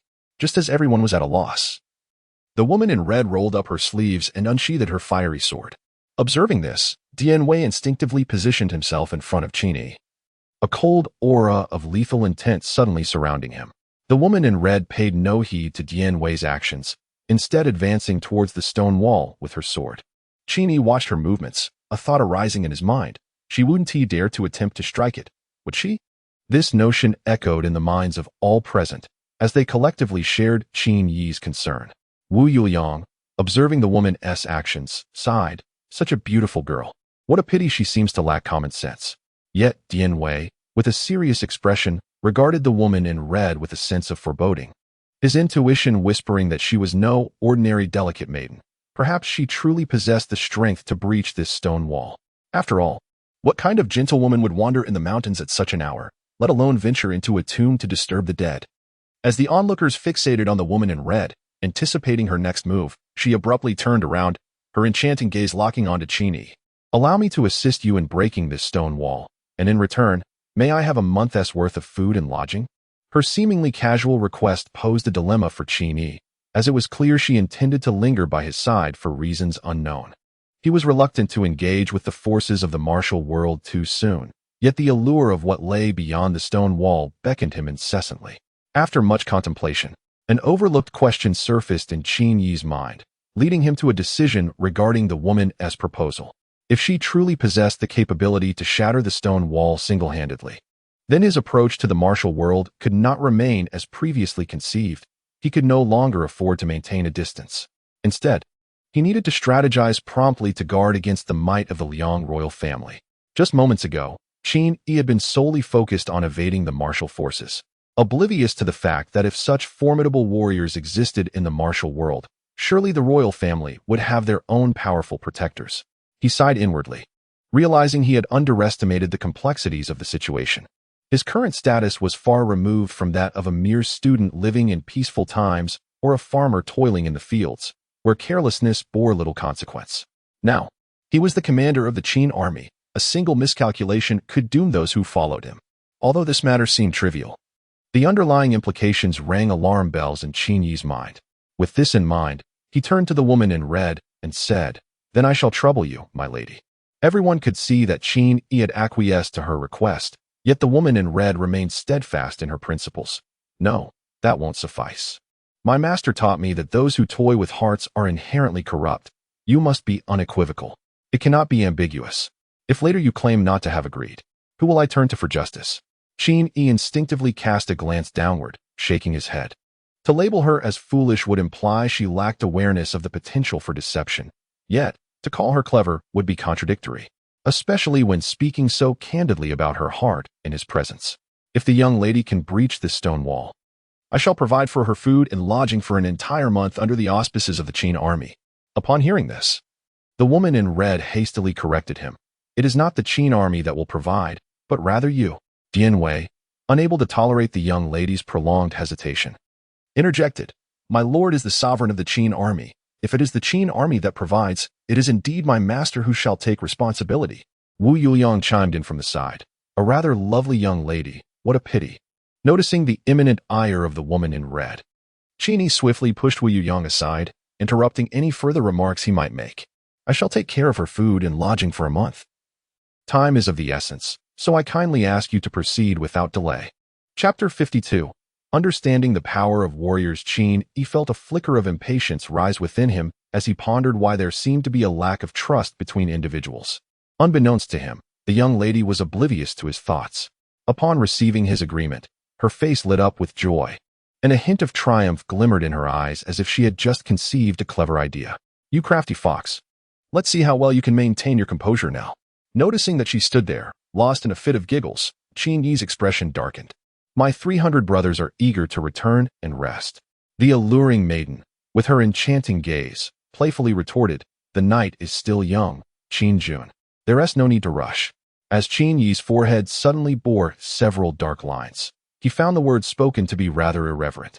After teasing Qin Yi, the woman in red finally prepared to engage in serious business, an invisible wave of energy emanating from her. Dian Wei's hair stood on end, and he instinctively tightened his grip on the twin halberds, while Qin Yi also sensed Dian Wei's unease. At that moment, the national seal in his mind vibrated with a warning, seemingly alerting him to the imminent danger posed by the woman before him. Before the gaze of the onlookers, the woman in red raised her sword and struck fiercely against the stone wall, leaving a menacing gash etched into its surface. Yet, this was merely the beginning. She continued to slash at the wall, each stroke producing deep, vicious scars. As she relentlessly attacked, the invisible shockwaves stirred up debris, causing the spectators to squint their eyes against the onslaught. Frustrated by the wall's resilience after what felt like an eternity of strikes, the woman drove her sword forcefully into the ground and, raising her fair hand, delivered a powerful slap against the stone. To Qin Yi's astonishment, a handprint was imprinted 3 inches deep into the wall. Was this the might of a martial artist from the realm? In an instant, a multitude of questions flooded Qin Yi's mind. What level of prowess did this woman possess within the martial world? Were there many such warriors in this realm? Did the Middle Kingdom harbor martial artists even more formidable than her? Did the Liang Kingdom boast such warriors as well? As the scene unfolded before the assembled soldiers, their earlier scorn for the woman in red dissipated entirely. Observing her hammering the stone wall, Wu Yuliang quietly retreated behind Qin Yi, recalling his earlier jests and wondering if she would hold a grudge. Ignoring Wu Yuliang's subtle movements, Qin Yi felt his previous disdain for the Liang Kingdom evaporate. Although he was uncertain of how such warriors fared in battle, he realized that they would be nearly impossible to guard against in an assassination. For now, he felt a sense of security as the Qin army remained weak and had not yet captured the attention of the Liang Kingdom's upper echelon. However, the Qin army would not remain feeble forever, and the Liang Kingdom could not afford to overlook them indefinitely. While Qin Yi was lost in thought, the woman in red was ignited with determination. With so many eyes upon her, she felt compelled to deliver on her boast. Failing to breach the stone wall would be a loss of face. Cursed be the burial chamber, crafted from such fine stone. if there were no treasures within. She would ensure that no one could find peace. Her incessant complaints caused Wu Yuyang, standing behind the crowd, to feel increasingly uneasy. She was quite a beautiful woman. But sadly, she had a sharp tongue. Hearing her grievances, the woman in red paused her assault and turned to glare at Wu Yuyang. A flicker of anger flashing in her eyes. Just as she was about to teach him a lesson, she reconsidered. Punishing a subordinate in front of their superior could put Qin Yi in a difficult position. Frustrated, the woman in red turned her gaze toward Qin Yi and exclaimed, "I can't continue. This stone is too hard. My hands are sore from slapping it." Upon glancing at the figure in red squatting on the ground, Qin Yi cast a sharp glare at Wu Yuyang. Just as he was about to speak, the red-clad individual interrupted him with a decisive proclamation. "Unless you add an additional month as provisions. Today, if the lady assists our army in breaching this stone wall, all expenses for her lodging and meals under my command will be entirely covered." Fearing that the lady might conjure some unforeseen trickery, Qin Yi took immediate action. No sooner had his words echoed than the chamber was filled once more with a series of resounding thuds. Under the relentless onslaught of the red-clad figure's powerful strikes, the stone wall was finally breached, revealing a substantial opening. Observing this, Qin Yi hurried forward, and upon discovering that the interior indeed held wonders, his heart raced with anticipation, hoping that the contents would not disappoint him. At that moment, Wu Yuyang also approached, peering through the opening to survey the dark chamber within, murmuring incessantly, "There truly exists a hidden chamber." Dian Wei, who followed closely beside Qin Yi, caught sight of the dark chamber and promptly summoned several soldiers to investigate the situation inside. Had it not been for the presence of the red figure, he would have ventured in personally to explore. Several soldiers immediately entered the dark chamber through the newly formed opening, and Qin Yi cautioned, "Exercise caution. There may be hidden traps." Understood. Not long after, the voices of the soldiers emerged. "My lord, we have struck gold. This place is filled with armor and weaponry, and there are several peculiar bows." Upon hearing that the chamber contained weapons and armor, a flicker of excitement crossed Qin Yi's face. These were among the few things he valued more than gold. Conversely, when the red figure realized that the contents were merely armor and weapons, a clear glimmer of disappointment crossed her eyes. The general's tomb lacks intrigue. "I shall seek a royal mausoleum for treasure in the future." As Qin Yi entered the dark chamber, he made a beeline for the weaponry and armor as described by the soldiers, momentarily placing gold on the back burner. However, what greeted his eyes upon entering was not a plethora of weapons and armor, but rather countless large wooden chests stacked high. The first soldiers to enter the chamber quickly approached Qin Yi, carrying 2 towering wooden chests before him. One soldier was about to draw a weapon from the chest to present it to Qin Yi when Sergeant Wu, noticing this, swiftly pulled him back and shot him a disapproving glare. The sergeant pointed at the chest and reported to Qin Yi, "My lord, this chest contains weapons. I have inspected it, and there are precisely 40 blades." Qin Yi withdrew a long sword from the chest, and as his eyes beheld its gleaming silver surface, he couldn't help but feel a surge of joy, accompanied by a tinge of perplexity. Over 2 centuries had passed since the fall of the state of Yu. Yet these weapons appeared as pristine as if they had just been forged. At this moment, Qin Yi's peripheral vision caught sight of the black stones that filled the chest alongside the longsword. He glanced at the nearby Captain Wu, casting an inquiring look his way. The captain, equally puzzled by the chest full of black stones, responded, "My lord, I too am at a loss." Just then, a voice clad in red echoed from behind, revealing, "These are Xian stones, capable of preserving iron for a millennium without rust. Their mines are tightly controlled by the nations of the central continent, and few among the populace are aware of them. The nations of the central continent have engaged in considerable conflict over these Xian stone mines." Chapter 53, The Crossbow. Upon hearing this, Qin Yi immediately comprehended. The term clothing referred to iron armor, known in modern terms as rust. No wonder the weapons from over 2 centuries ago had not succumbed to corrosion even to this day. "My lord, this chest contains leather armor, all of it in pristine condition." Qin Yi set aside the knife in his hand and retrieved a piece of leather armor from another box. Hong Yi cast a glance at the armor, commenting, "This is crafted from the hide of a mythical beast. The workmanship is quite commendable. As for why it has remained in such pristine condition until now, I am uncertain, but it likely possesses some secret." Noting that Hong Yi was equally in the dark, Qin Yi chose not to dwell on the mystery of the armor's preservation. As long as it was usable, that sufficed. He promptly counted the weapons and armor. then instructed to dispatch 1,000 men from the main camp to await 100 paces outside the tomb. Furthermore, he decreed, "The matters within the tomb today are not to be disclosed to a soul. Any violators shall face execution." The armored soldiers before and behind him immediately knelt on one knee, dutifully obeying their lord's command. With a wave of his hand, he signaled for everyone to attend to their respective tasks. Left to his own devices, Qin Yi picked up a piece of obsidian from the box and began to toy with it. Meanwhile, Hong Yi, who had been by Qin Yi's side moments before, busied herself weaving among the soldiers, opening one box after another, revealing a plethora of weapons, swords, sabers, halberds, spears, and armor. With such an arsenal being prepared, she could not help but grumble. Is he planning to wage war against the underworld? As Qin Yi observed the figure in red weaving through the crowd, it resembled a spirited husky untethered from its leash. Shaking his head, he gazed at the mysterious stone in his hand and murmured, "Such an abundance of weapons and armor, preserved in such impeccable condition. Could it be an aspiration for national restoration?" Dian Wei appraised the numerous boxes filled with weaponry and armor, wiping the corner of his mouth. "My lord, we have struck a veritable fortune this time.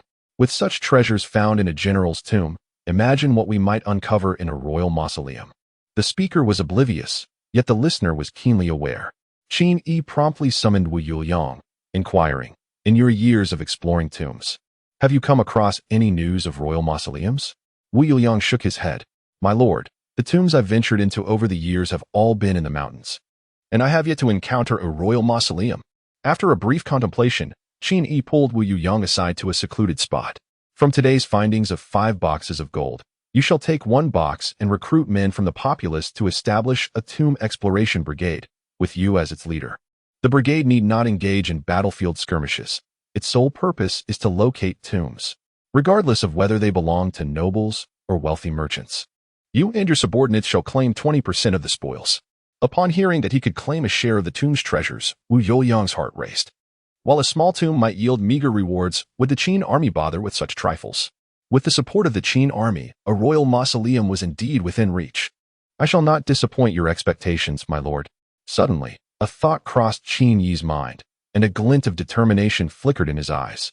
"If you can uncover the tomb of the Liang royal family, the spoils shall be boundless. 30% shall belong to the tomb exploration brigade, and 20% to you." Wu Yuliang perceived the underlying chill in Qin Yi's words.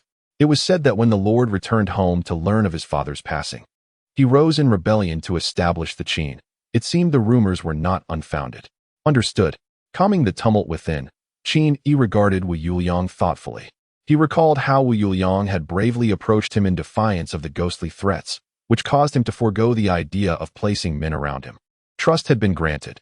If he were to betray that trust for a mere box of gold, he would ensure that the entire Liang nation would learn the consequences of crossing Qin Yi. Though the Tomb Exploration Brigade would be affiliated with the Qin army, it must operate in the shadows. Wu Yuliang immediately affirmed, "I understand." By the time Qin Yi and Wu Yuliang returned, the soldiers had completed the inventory of weapons and armor. A centurion stepped forward, reporting, "My lord, each box contains 40 blades and 40 swords. With a total of 100 boxes, the halberds and spears each have 1 head, with 50 in each box, also totaling 100 boxes. The leather armor comprises 20 pieces per box, with only 200 boxes available." Upon hearing that there were only 4,000 pieces of armor, Qin Yi abandoned the notion of equipping the entire army. Within the ranks of the Qin army, weapons were abundant, yet armor was scarce. Fortunately, the craftsmanship of these weapons far surpassed those brought by the common soldiers, and thus, a replacement of arms among the generals would significantly enhance the combat capability of his troops. In summary, Qin Yi was exceedingly satisfied with the spoils acquired from the tomb.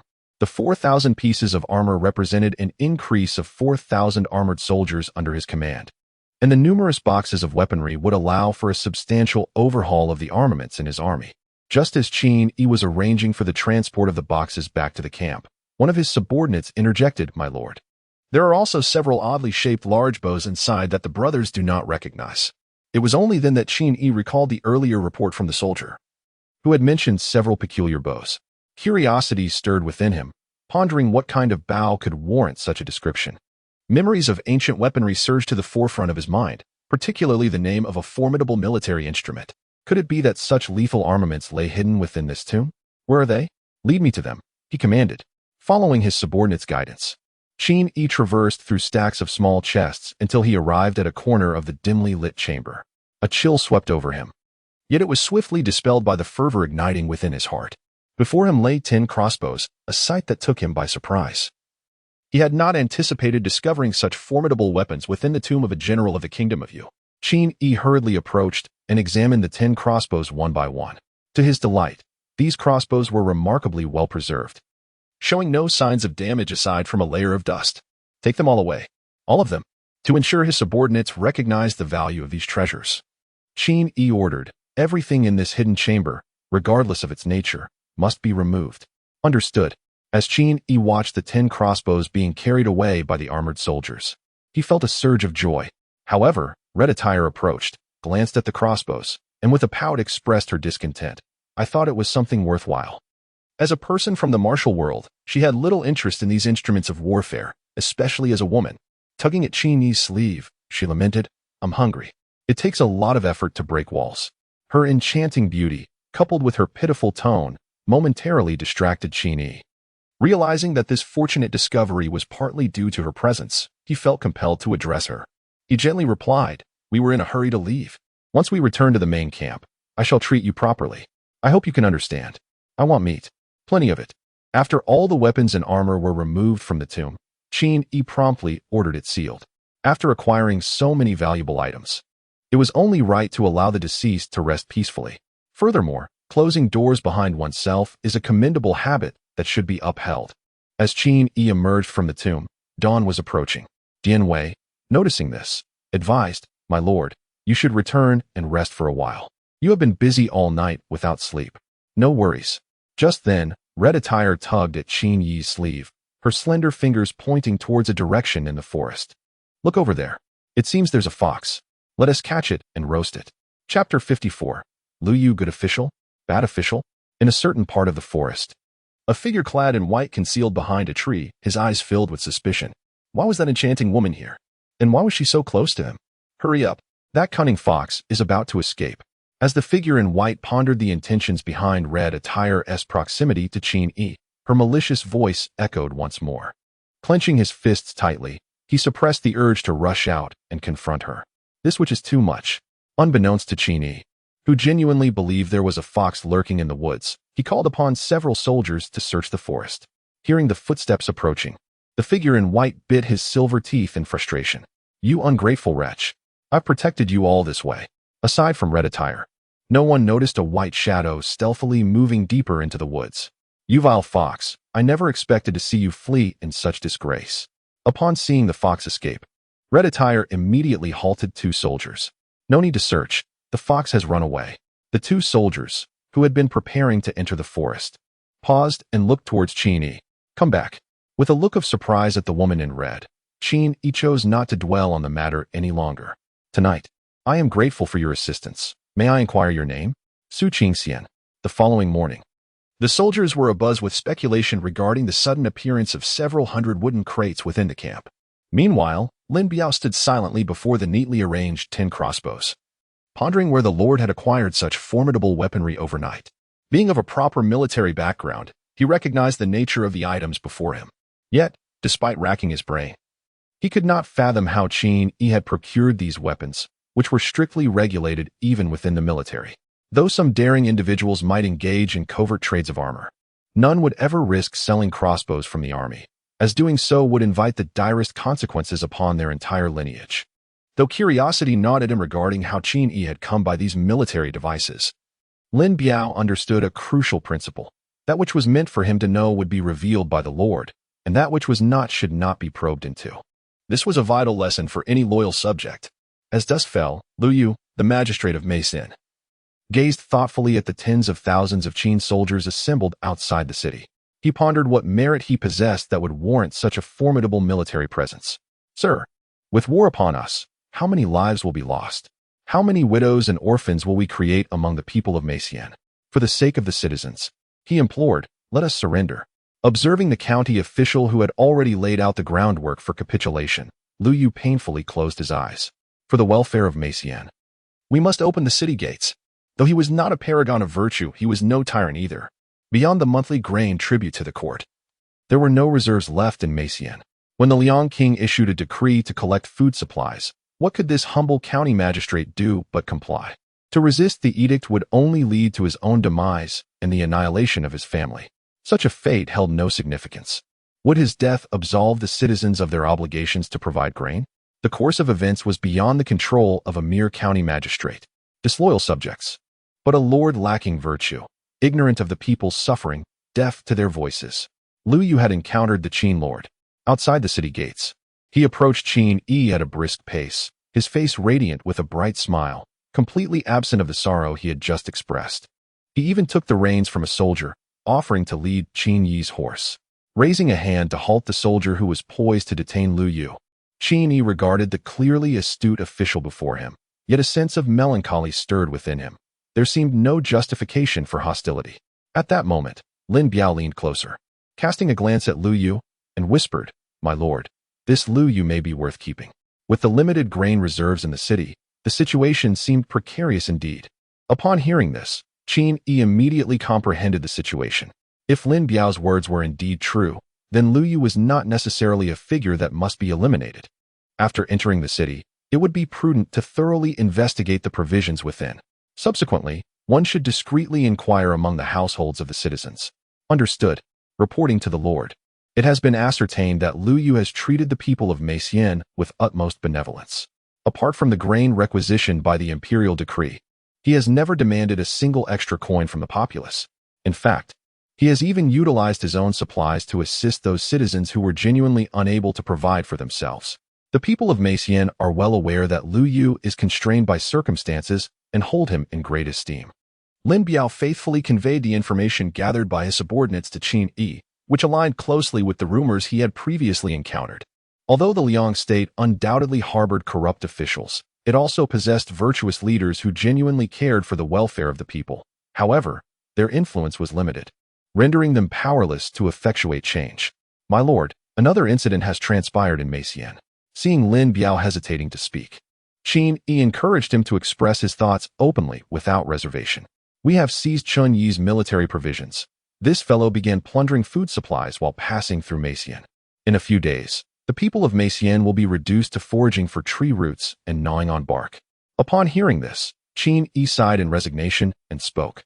"Let us reserve some of the grain seized from Chun Yi a few days ago to stabilize the livelihood of the people in Meixian.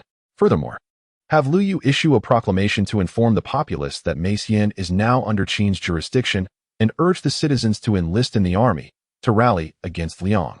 Understood. Lin Biao immediately responded.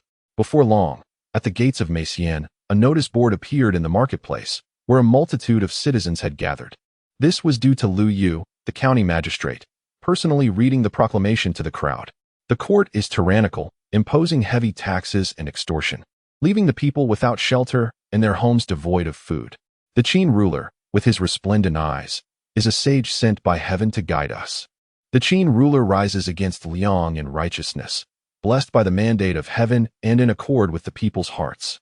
Today, our county surrenders its allegiance to the Qin, not merely for survival, but to secure a future for the tens of thousands of citizens of Meixian.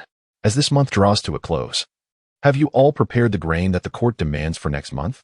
Can your families sustain themselves through the upcoming new year?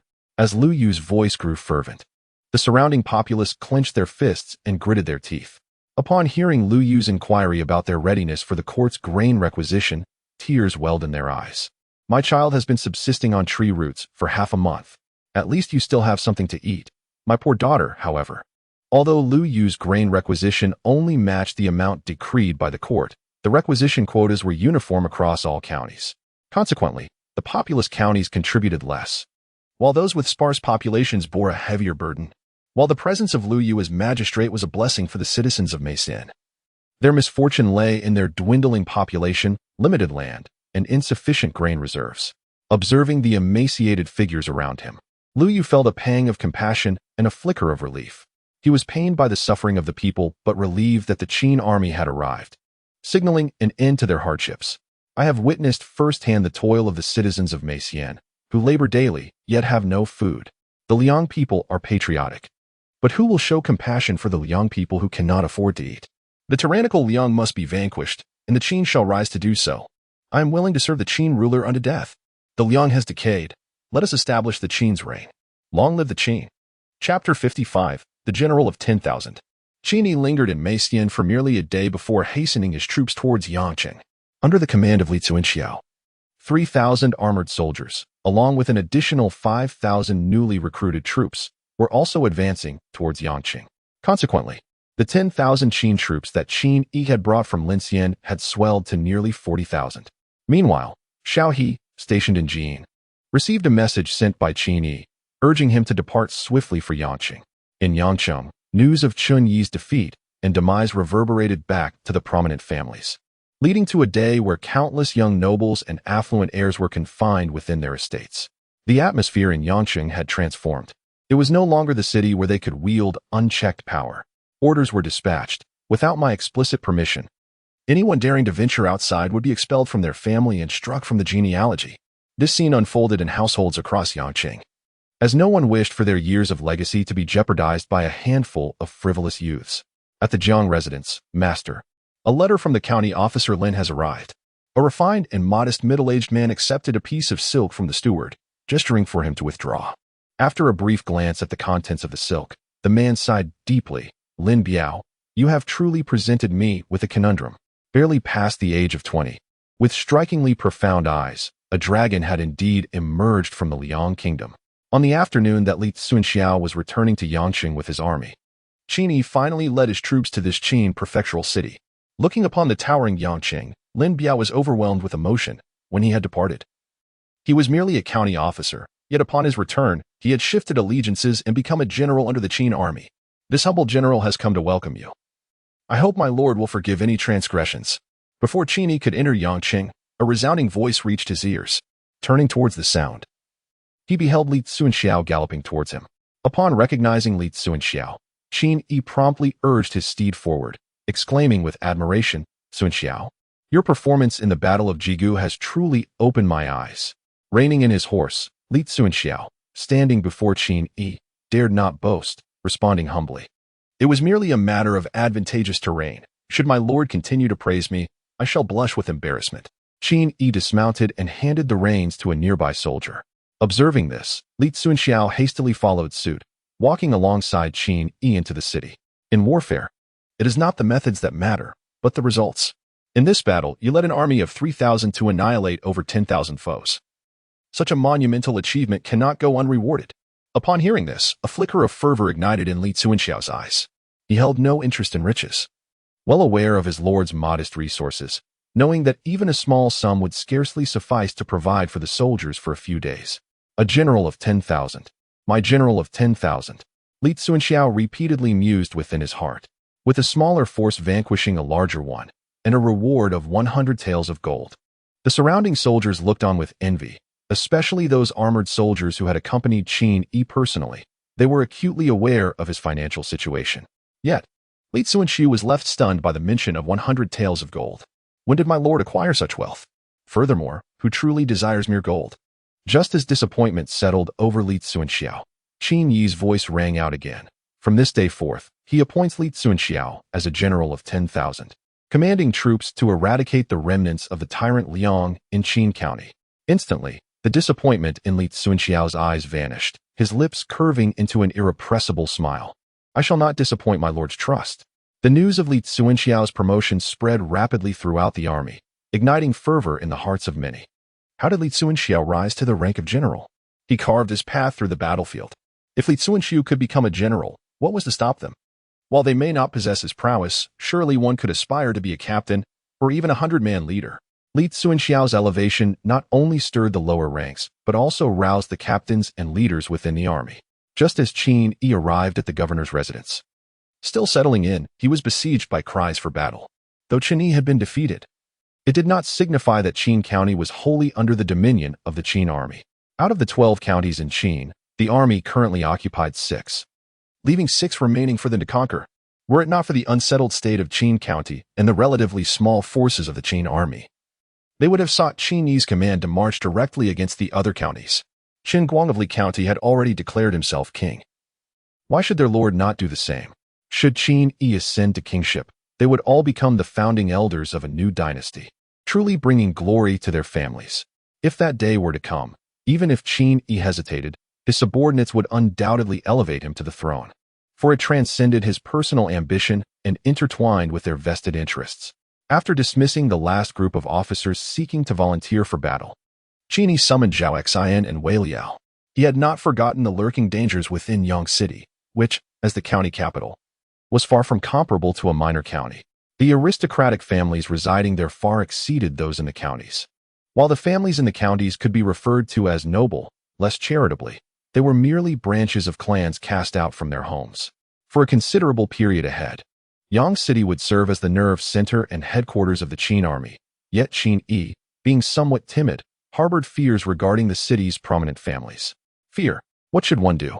It seems I must reluctantly consign them to a lifetime of grievances, to rest in peace prematurely. I shall pay my respects to the sovereign. While Qin Yi pondered the resolution of the hidden dangers posed by the aristocratic families, the voices of Zhao Xian and Wei Liao drifted in from outside the door. Enter. Qin Yi snapped back to reality, commanding from the threshold. Upon their entrance, he directly inquired whether they had accomplished the tasks he had entrusted to them, instructing them to discreetly gather evidence of the noble family's transgressions. Have you made any progress? Upon hearing this, the two immediately knelt on the ground, trembling as they replied, I bear the guilt. Upon hearing this, Qin Yi immediately narrowed his eyes and demanded, Zhao Xian, you speak. Zhao Xian exchanged glances with Wei Liao, who in turn looked back at Zhao Xian. The silent communication between the two only served to infuriate Qin Yi further. What crimes have you committed? Speak clearly. Zhao Xian took a deep breath and revealed the entire story behind their actions. It turned out that upon their arrival in Yangcheng, they had, as instructed by Qin Yi, discreetly gathered evidence against various families for their exploitation of the common people, preparing for future reckoning. However, these families had established themselves deeply in Yangcheng, and their covert inquiries among the populace were quickly reported back by the spies of these families. In a single night, every individual who had previously suffered at the hands of these noble houses mysteriously vanished without a trace. Though Zhao Xian and Wei Liao understood that this was clearly an act of silencing by the families, they found themselves devoid of any evidence. And there were no corpses of the victims to be found. They had been thoroughly outmaneuvered by the aristocracy of Yangcheng. Had it not been for Zhao Xian's intervention, the hot-tempered Wei Liao would have been inclined to mobilize troops and exact revenge immediately. My lord, in just one night, 586 individuals have gone missing without a trace. Zhao Xian trembled as he uttered the staggering number, causing the temperature in the room to plummet. Qin Yi's expression darkened, and he remained silent. So, you wish to play games in the shadows, do you? Chapter 56. Do you not wish to reason? Then let us abandon all reason. With a stern expression, Qin Yi gestured for the two individuals to rise and lean closer, whispering a few words in their ears. Upon hearing his instructions, a flicker of satisfaction crossed Zhao Xian and Wei Liao's eyes. If they were to fail again this time, they might as well take a blade to their own throats. The subordinate accepted the command. On the following day, the generals of the Qin army stationed outside the city received orders from Qin Yi to mobilize immediately to quell disturbances in various counties. Nearly 40,000 troops were dispatched from Yang City, leaving only 100 men under a centurion to guard the city. Casting a cold glance back at Yang City, Qin Yi's eyes brimmed with a chilling resolve. He had initially wished to reason with them, but they had chosen to overturn the table. Since they were unwilling to engage in dialogue, no further discussions would ensue. Meanwhile, the actions of the Qin army naturally reached the ears of the heads of various families within the city. What was Qin Yi thinking? The remaining 6 counties could simply be pacified, yet he chose to mobilize a great force for aggression. Moreover, the defending troops of Yang City were notably suspicious, with only a mere 100 men stationed to protect it. Among the gathered family heads, one individual trembled slightly, his keen eyes glinting with insight. I understand now. I grasp Qin Yi's intentions. Do you all recall that not long ago, 2 generals of the Qin army were discreetly gathering unfavorable information about our families? This clearly indicated that Qin Yi intended to act against them, but was restrained by his reputation, prompting him to investigate covertly. At this moment, another voice chimed in. Master Chang, did we not already send someone to eliminate the threat? What does this have to do with the Qin army's actions today? Master Chang snorted coldly. The two matters are not only related but intricately intertwined. Consider this. If Qin Yi wishes to act against us, why strike now? It is merely due to the constraints of his reputation. Why then does he undertake such actions now? In a vast young city, leaving only 100 to guard it makes the city ripe for the taking. If we seize it, we could easily overpower him, and should he retaliate, he would be justified in doing so. Yet, he remains but a child, acting without sufficient foresight. What motivation do we have to seize the city when we have no pressing matters? Upon hearing Master Cheng's astute analysis, the assembly was taken aback, realizing the depth of his insight. His words illuminated their worries, dispelling their concerns. The heads of the families began to place considerable faith in Master Cheng's deductions, believing that as long as Qin Yi valued his reputation, he would refrain from acting against them recklessly. Finding a reasonable justification for his actions was something Qin Yi could not evade. Let us remain quietly in our homes. What could Qin Yi possibly do to us? They mused, chuckling at the thought of the young man being rendered utterly astonished. They had once regarded him as formidable, only to discover that he was, in fact, merely a fade. Amidst the jubilant cheers of the crowd, the night quietly descended. Under the cover of darkness, Zhao Xian and Wei Liao, having been reassigned, returned to Yangcheng with their troops. Some soldiers clad in armor were ordered to shed their protective gear and don simple garments instead. The 100 men stationed at Yangcheng were currently seated atop the city walls, indulging in wine and meat with their comrades, leaving the wide-open city gates unguarded. Tonight, they reveled freely, caring not for what might transpire, as their sole focus was on feasting and drinking. While the defenders of the city encouraged their men to indulge, they themselves gulped down from a wine jar. Unbeknownst to anyone except the garrison Qin soldiers, 2,000 individuals clad in black veils streamed through the city gates, heralding a night destined to be sleepless. Within the city, Zhao Xian and Wei Liao, their faces obscured by black veils, exchanged a glance. With a grand gesture, they signaled their followers to disperse throughout the city. Soon, a sinister laugh echoed from a nearby courtyard. The young lady of the prominent family. Bring her back as our captive. Who are you to intrude upon this estate? Do you not fear the Qin army's wrath? An elderly man with graying hair glared at the masked intruders, though his legs trembled involuntarily, betraying his bravado. It was evident to the discerning that his bluster was merely a fade. Once we finish this job, we'll retreat into the mountains, letting the Qin army search in vain, boomed the leader among the masked figures, stepping forward with a disdainful smirk as he approached the unsteady elder, weapon in hand. Old man, to live long enough to become a rogue. Out of the kindness of my heart, I shall grant you a swift passage. Fear not. I shall take care of your wife and children, and your wealth shall serve my purpose. Suddenly, a head, filled with terror, soared into the air, crimson blood erupting like a pillar from the severed neck. Master, father, head of the household. Cries of horror filled the air, drawing the leader's gaze. Leave no one but the women. An abduction. A middle-aged man, seeing his wife forcibly embraced by a masked figure, rushed forward with fury in his eyes. Beast, do not touch my wife. He was met with a swift and merciless blade, his headless body collapsing with a dull thud. If I don't touch her, why do you curse me? The masked assailant glanced at the dazed beauty in his grasp and felt compelled to clarify. You saw it yourself. He insulted me first, and I merely retaliated. The lovely woman broke free from his grasp, collapsing onto the corpse of her husband, trembling hands cradling his severed head, weeping uncontrollably. Observing her graceful form, the masked man sighed inwardly. What a pity. If only I could take her back as my bride. The maniacal laughter of the masked figure, the desperate pleas of a man, and the suppressed wails of a woman shattered the serene tranquility of Yang City. On the city walls, the guards, momentarily pausing their revelry upon hearing the cries and shouts emanating from within the city, quickly resumed their merriment, beckoning their comrades to continue feasting and drinking. Meanwhile, not far outside the city, hundreds of armored warriors stood in formation, encircling a young man clad in dark robes. Beside him, a fierce-looking man wielding twin halberds surveyed the surroundings with piercing eyes. Among the crowd was a stunning beauty dressed in a vibrant red gown, scanning her surroundings. Hey, isn't this Yang City your territory? Why do we have to sneak back? Qin Yi did not respond to Su Qingshan's inquiry. Instead, he remained silently gazing into the distance at Yang City. Suddenly, Su Qingshan's ears perked up, and her charming and delicate face instantly took on a serious expression. Her well-defined nose twitching slightly. There was a metallic scent of blood permeating the air.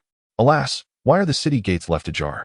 Qin Yi maintained an air of nonchalance, casually remarking, Perhaps they have fallen into the hands of bandits. Su Qingxian quickly tugged at Qin Yi's sleeve, more anxious than he was. Then why don't you hasten to send troops to eliminate the bandits? Chapter 57. A confrontation between two women, drawing swords against each other. I am currently leading troops to quell the disturbances in the various counties of Qin County. Faced with the banditry in Yang City, I find myself powerless. Upon hearing this, Su Qingxian immediately sensed something amiss. Since the day began, Qin Yi's behavior had been peculiar.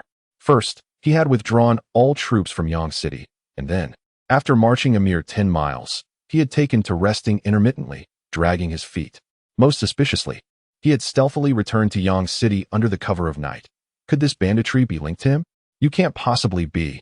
Su Qingxian refrained from articulating her thoughts, yet her conviction and her suspicions had reached a staggering 90%.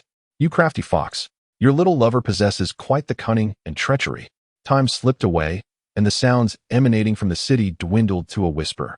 So faint that even Su Qingxian strained to listen, yet could hear nothing. It was at this moment that a shadow emerged from the city, rushing towards Qin Yi and his companions. My lord, everything has been arranged.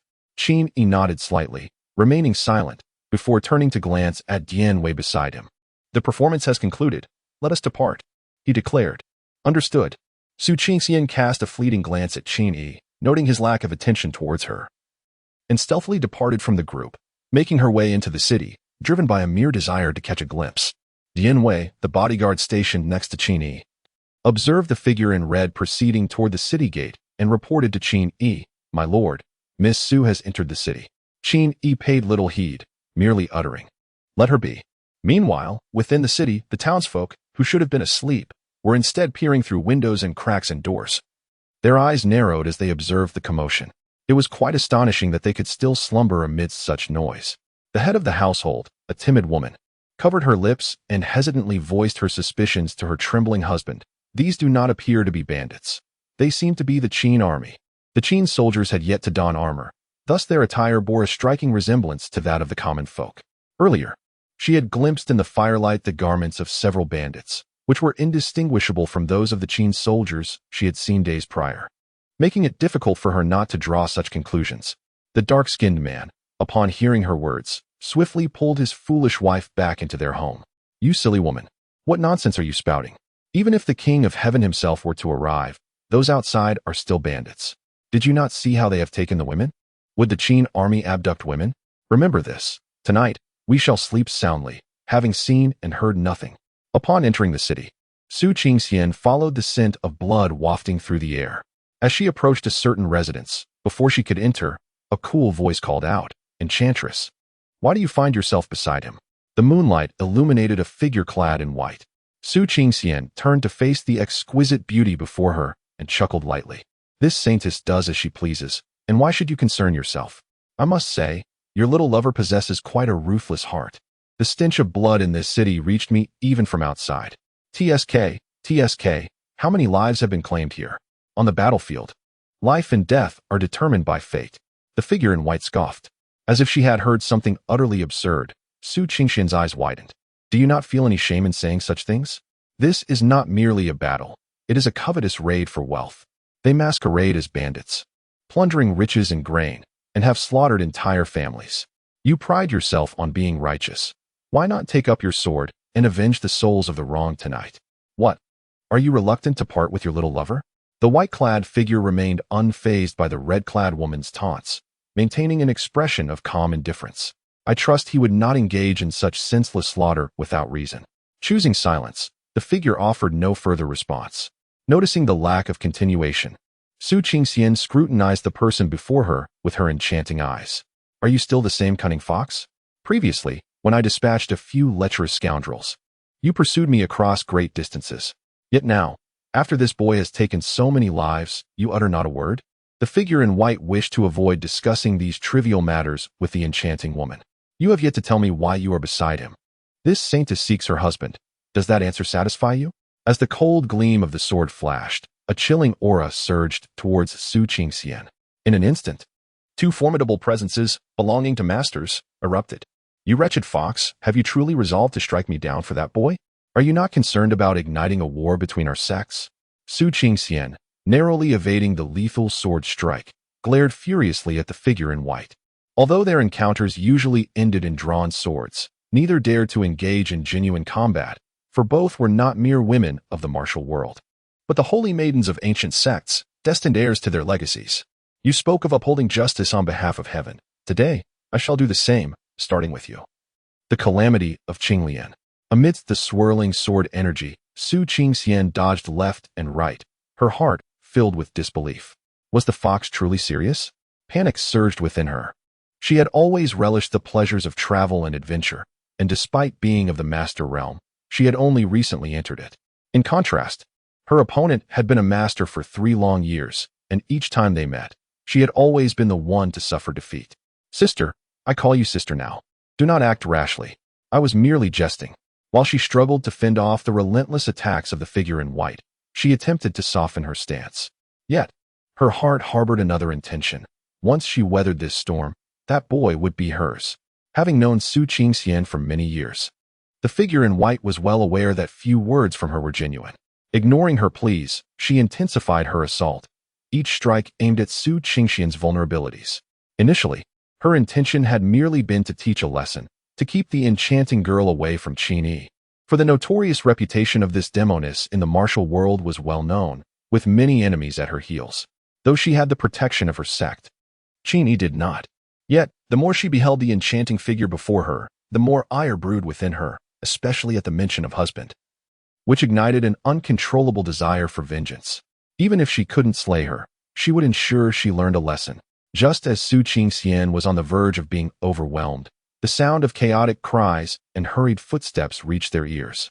Upon hearing this, the figure in white shot a fierce glare at Su Qingxian, who was patting her chest in relief, and hastily withdrew from the scene. As she watched the figure in white depart, Su Qingxian felt a lingering dread. What sort of enchantment had that boy cast upon her? In the span of a single night, apart from the 3 families in Yang City that were known for their benevolence and held in high regard by the populace, the rest fell victim to a ruthless bandit raid, leaving no survivors and stripping their coffers bare. The bandits, despite their villainy, had shown some semblance of conscience by sparing the 3 virtuous households. Chapter 58. My subordinates are doomed. In the courtyard of the Jiang family mansion, a middle-aged man listened to the gradually fading cries and sighed. He understood that after this night, the illustrious Jiang family would vanish into oblivion. Earlier, when the Qin army covertly gathered evidence of the aristocracy's oppression of the common people, the prominent families had dispatched agents to eliminate witnesses. He had speculated on how the commander of the Qin army would address this matter.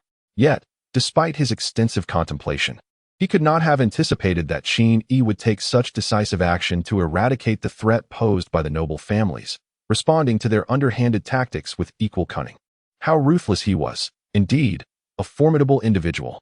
Perhaps it was time for me to reflect on that incident in earnest.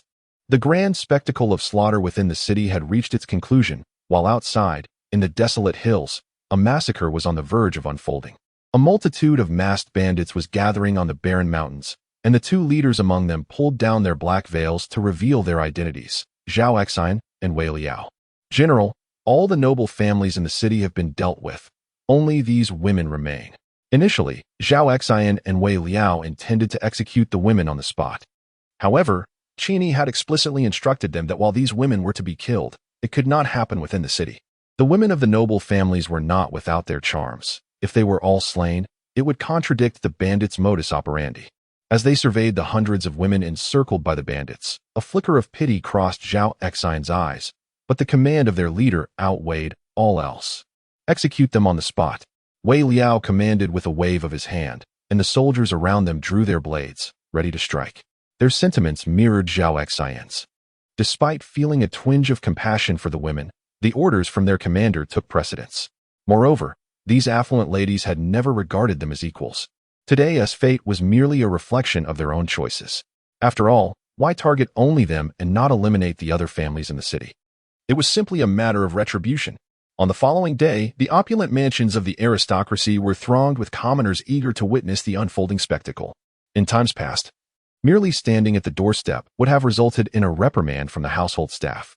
But now, the Qin bandits had performed a commendable deed. Those astute enough to grasp the situation could easily deduce the identity of the bandits from the previous night. However, it was understood among the populace that there was no need to voice such knowledge openly. One must not incur the wrath of the Qin army and endanger oneself. Such an outcome was not worth the risk. Amidst the crowd, a middle-aged man observed the jubilant expressions of those around him and silently condemned their sentiments as deserving of their fate. Everyone knew that the bandits of the previous night were indeed the Qin army, but would anyone rise to champion the cause of the noble families? No, certainly not. Those who follow the path of virtue receive abundant assistance, while those who stray from it find little support. Such is the way of the world. After a fortnight, the forces dispatched to subdue the counties of Qin Commandery gradually returned to Yangqing, and the remaining 6 counties came under the control of the Qin army. At this point, the Qin army had established a firm foothold throughout Qin Commandery. Naturally, Qin Yi's conquest of a commandery caught the attention of the higher echelons of the Liang Kingdom. In the Grand Council Hall of the Liang Kingdom, a minister approached the king with urgency. "Your Majesty, Qin Yi of Qin Commandery, ungrateful for your royal grace, has incited the populace to rebellion, killing the commandery's governor and audaciously claiming to replace Liang with Qin. I implore you to dispatch royal forces to quell this insurrection." Before the Liang king could respond, the chancellor of Liang stood, casting a cold glance at the minister, then turning respectfully to the king. "Your Majesty, do not heed such tumultuous claims. The current state of Great Liang is one of peace. The people are content, with sustenance in the morning and evening. There is merely a handful of bandits to contend with. Merely dispatch the local magistrates to apprehend them. There is no need for military action." Hearing this, the minister's eyes reflected deep sorrow. The treacherous chancellor was leading the nation astray. "Your Majesty, that Chen Guang of Li Commandery," before the minister could finish, the chancellor interrupted sharply. "You repeatedly speak of turmoil. What is your true intent? A few scattered bandits in your words have morphed into rebels. Are you insinuating that the king is inept in governance, inciting the people's ire against Great Liang?" The Liang king, drowsily seated upon the throne, glanced at the minister, and a trace of displeasure flickered in his eyes. "Minister Zhou, you are advanced in years. Perhaps it is time for you to rest." "I am weary, and I shall entrust the matters of state to the chancellor." With that, without waiting for the other ministers to voice their thoughts, the king swept away his sleeve and departed. A few insignificant bandits. Could they possibly be of greater concern than the royal lineage? The beauties in the palace awaited him. The ministers bowed. "We wish you a safe journey, Your Majesty." "Your Majesty, it is rumored that Qin Yi possesses the rare trait of the dual pupils. According to ancient texts, such a feature signifies either a sage or an emperor. We cannot afford to ignore this individual." "Your Majesty," Minister Zhou cried out, watching the king's retreating figure with despair. The chancellor, observing this, promptly commanded the guards. Minister Zhou is of advanced age, and the king, out of compassion, has granted him leave to retire to his homeland. "See him off." "Yes." The guards swiftly responded, moving forward to escort the weeping Minister Zhou from the hall. Within the chamber, the chancellor surveyed the gathered ministers with a demeanor of resolute righteousness. "The king labors tirelessly for the state. As his ministers, it is our duty to alleviate his burdens. How can we allow trivial matters to cause him distress? The banditry in Qin Commandery is not a significant concern. However, the leader of the bandits in Li Commandery, Chen Guang, who dares to usurp the title of king, cannot be overlooked. Dispatch orders to the governor of Nanyang Commandery to swiftly deal with this threat." On this day, as Qin Yi returned to Yangqing with his army, upon reaching the city gates, he beheld 100 guards and their subordinates bound at the foot of the city wall. "I have failed in my duty to defend the city, allowing the bandits to infiltrate and plunder. I bear the guilt. I bear the guilt." Along the streets of the city, a throng of onlookers had gathered, drawn by the news of the Qin army's triumphant return. Before long, Qin Yi approached the kneeling 100. His steps hurried and his eyes ablaze with fury. With a forceful kick to the chest of the captain, he exclaimed, "I entrusted you with Yang City. And this is how you repay my trust? My city, under the rule of the Qin, has been ravaged by bandits. How am I to face the elders and fellow countrymen within these walls? How can I bring solace to the souls who perished at the hands of these marauders?" At that moment, Xiaohe, who had arrived in Yang City a few days prior, sensed that the performance was nearing its climax and hastily stepped forward. "My lord, please calm your anger. The bandit threat from half a month ago was substantial, and Lu Baifu led his men in a desperate struggle. Yet fists alone cannot prevail against overwhelming numbers." Upon hearing this, Qin Yi could not help but glance at the 100 soldiers who were currently kneeling on the ground. "Xiaohe can spin a yarn even better than I can. Perhaps sensing Qin Yi's thoughts, Xiao He immediately cast a knowing glance at the kneeling soldiers. The soldiers, understanding the cue, began to lament. We rose in defiance that day, but the bandits were numerous, and we were utterly outmatched. In the end, we were knocked unconscious, stripped of our garments, and shamefully left naked upon the city walls.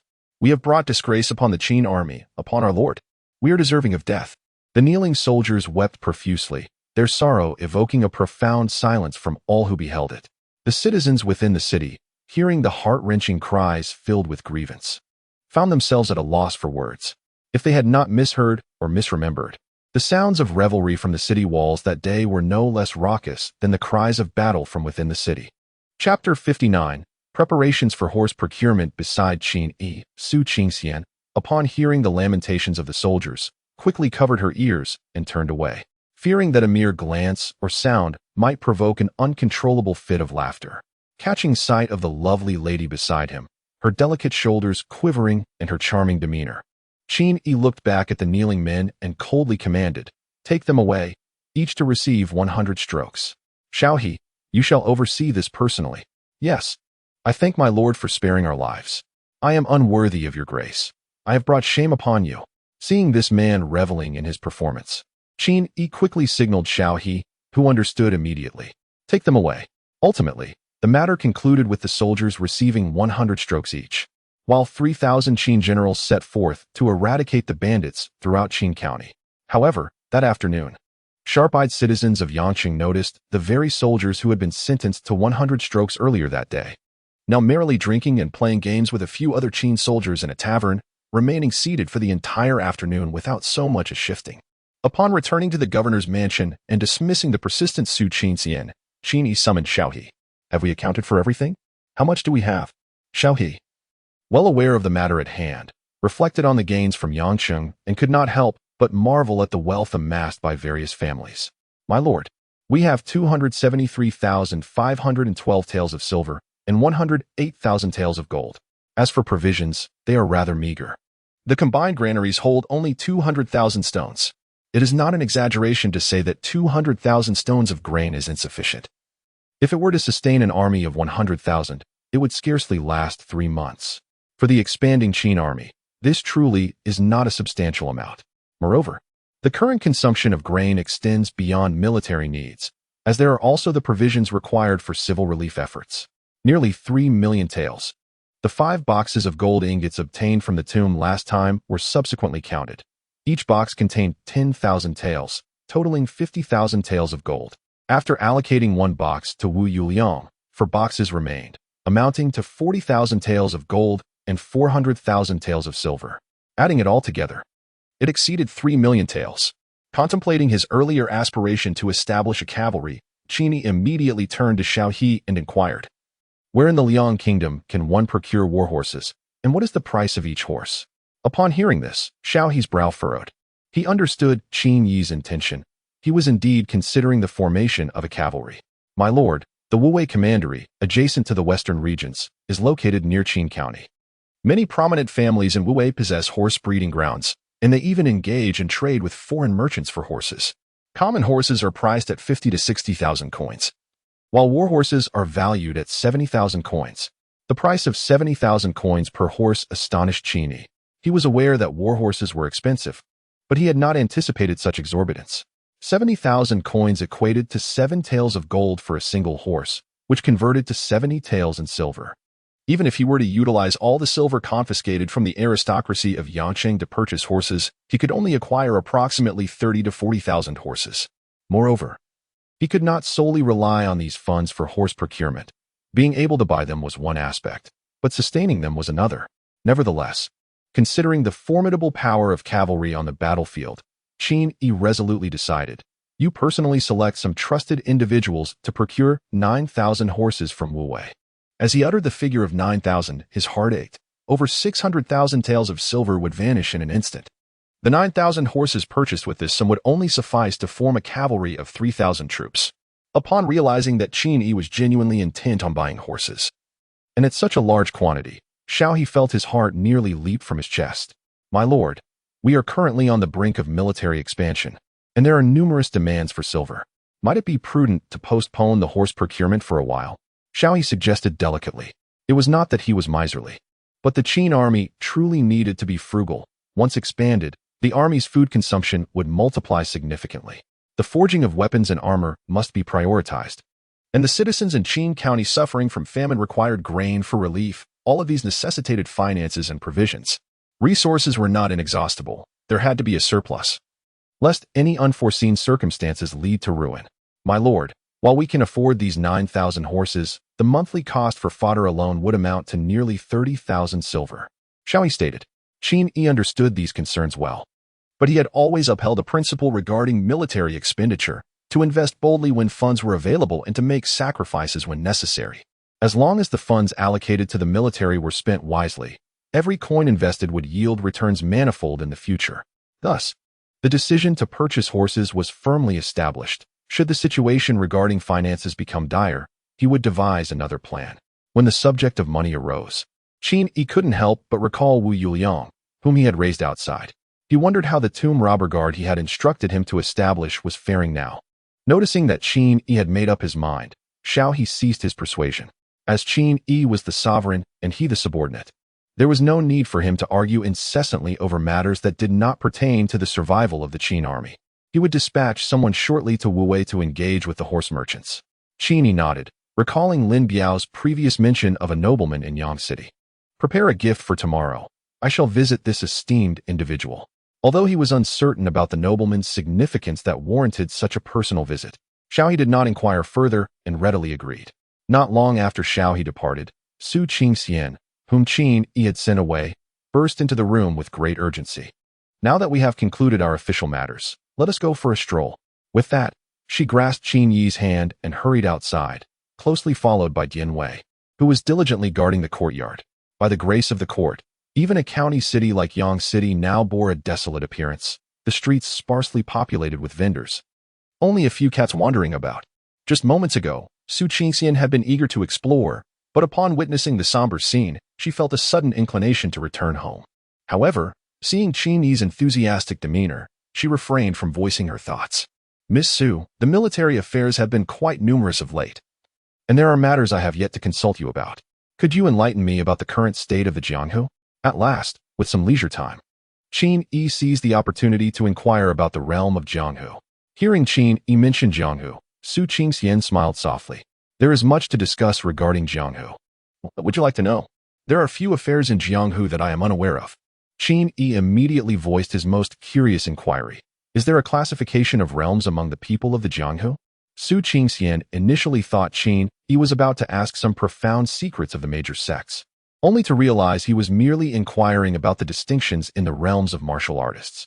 However, considering the current state of Liang Kingdom, where Confucianism is not taught and Buddhism is not embraced, it is likely that most ordinary citizens are unaware that beyond the fragmented territories of various nations, there exists a flourishing martial world filled with the glint of blades and the clash of swords.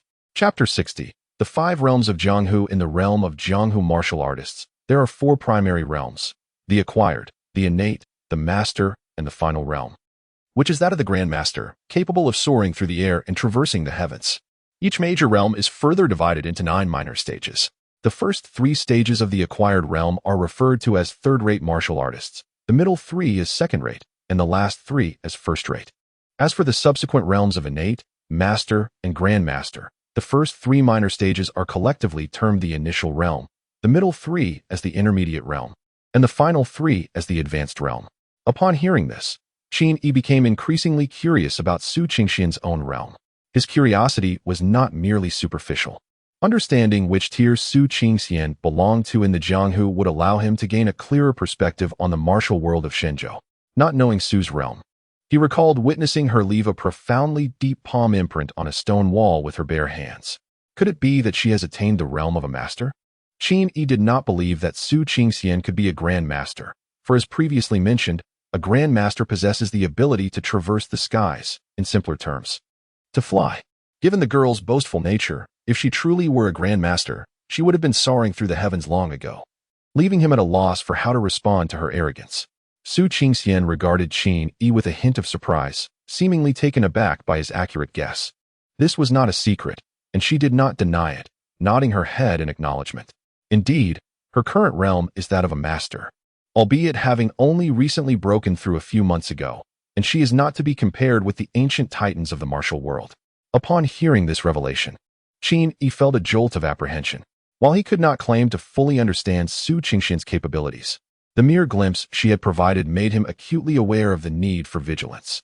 Her martial prowess, though formidable, still did not rank among the pinnacle of the Jianghu.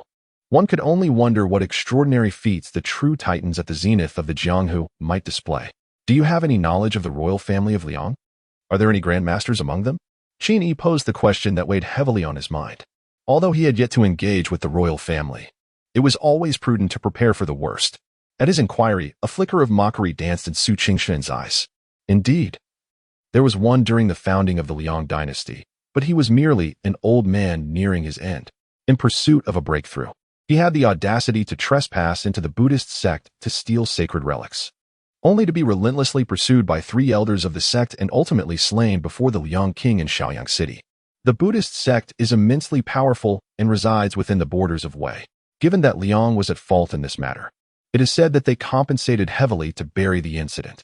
As for the past 2 centuries, I have not heard of any grand master emerging from Liang, though there are surely masters among them. Upon learning that Liang possessed masters, Qin Yi's heart sank. As his own influence grew, he pondered how he could defend against these elusive martial experts should they choose to strike from the shadows. Noticing Qin Yi's furrowed brow and silence, Su Qingxian gleaned some of his thoughts. A mischievous glint sparkled in her eyes as she asked, "Are you concerned about facing the royal family's experts in the future? I have a suggestion for you, one that would bring you countless benefits without any harm." Intrigued by her proposition, Qin Yi responded eagerly, "Oh, I am all ears. You shall marry me." Her enchanting gaze locked onto Qin Yi's, unwavering.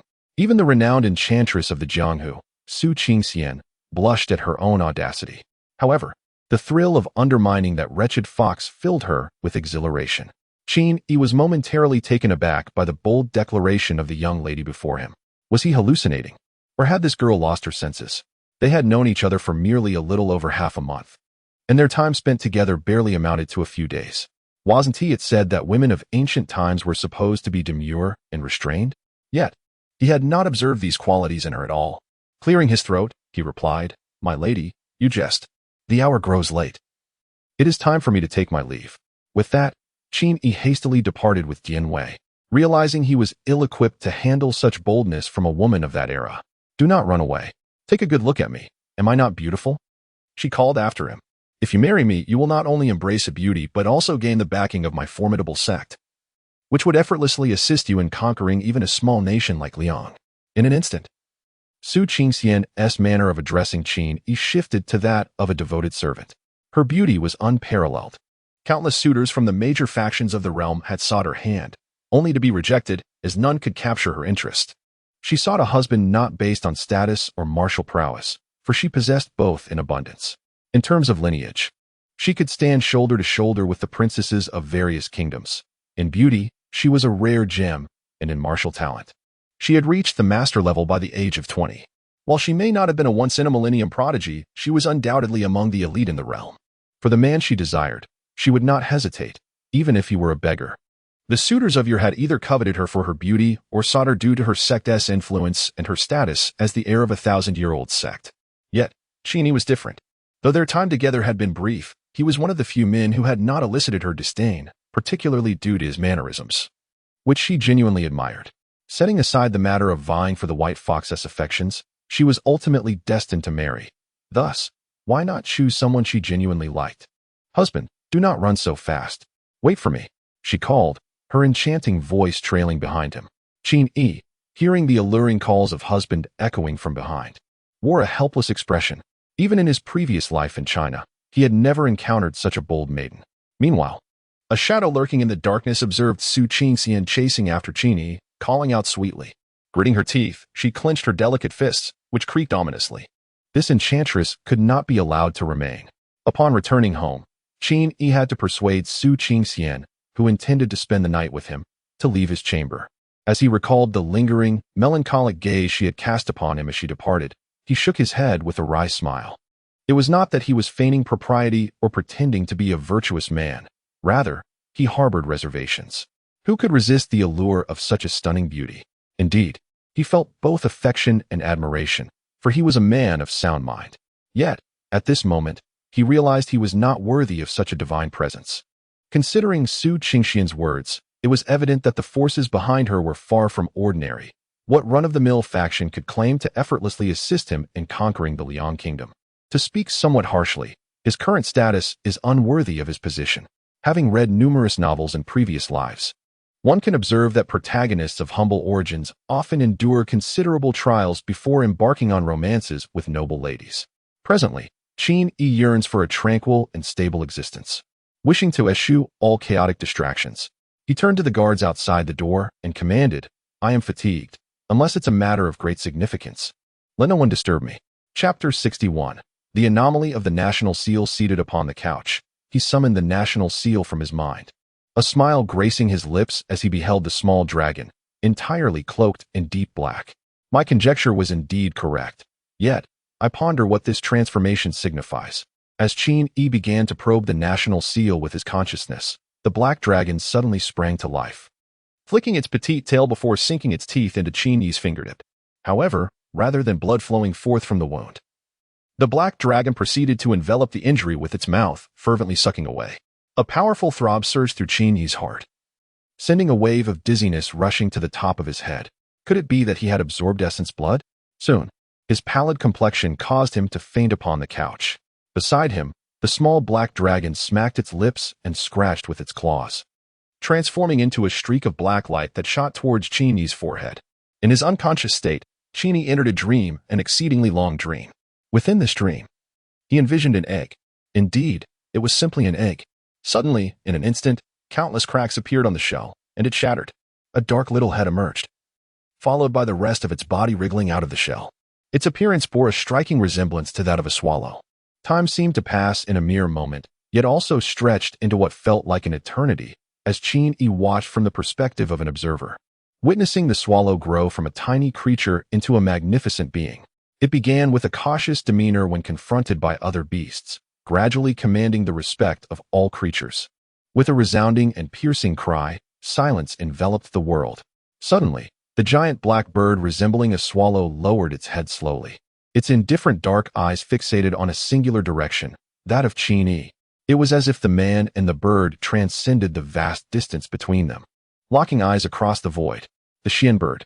In an instant, realization dawned upon Qin Yi. This was the Xian bird, the fated celestial bird of ancient mythology. With a sudden ferocious cry, the Xian bird flapped its wings and surged toward Qin Yi. In the moment their essences intermingled, Qin Yi's consciousness once again sank into darkness. Awakening upon the couch, Qin Yi was besieged by waves of excruciating pain, as though his body were being ruthlessly torn apart. Just as he felt he could no longer endure, a voice, laden with the weight of ages, resonated in his mind. "This is the national seal gathering the fortune of your domain along with my primordial power, working to refine your essence and establish your foundation." The intensity of the pain made Qin Yi oblivious to the underlying irritation in the ancient voice when it mentioned primordial power. "Are you the Xian bird?" Qin Yi inquired. But the bird offered no reply, tacitly acknowledging his question. Observing Qin Yi's trembling form collapsed upon the couch, a voice filled with resentment and anger echoed. "You had best endure, young one. Should my primordial power be squandered in vain, I shall set you ablaze with the flames of the Nine Nether for 1,000 years." The voice, steeped in grievance, sent a chill racing through Qin Yi's entire being, momentarily dulling the agony coursing through him. What offense could he have possibly committed against this formidable elder? As Qin Yi refrained from speaking, the mention of grievances ignited an uncontrollable fury within Shenzhou. Thousands of years prior, I sustained grave injuries and became intertwined with Qin's destiny, nearly resulting in my true essence dissipating at the hands of Hu Hai, that wretched prince. After enduring centuries of cultivation, I finally witnessed a glimmer of recovery, avoiding the depths of slumber. Yet, just as my consciousness reached for the national seal to discern the present circumstances, I was nearly shattered by the tumultuous forces of time and space. Now, after years of accumulation, I have restored a fragment of my primordial power, only for you to mold it into form. What do you say to that?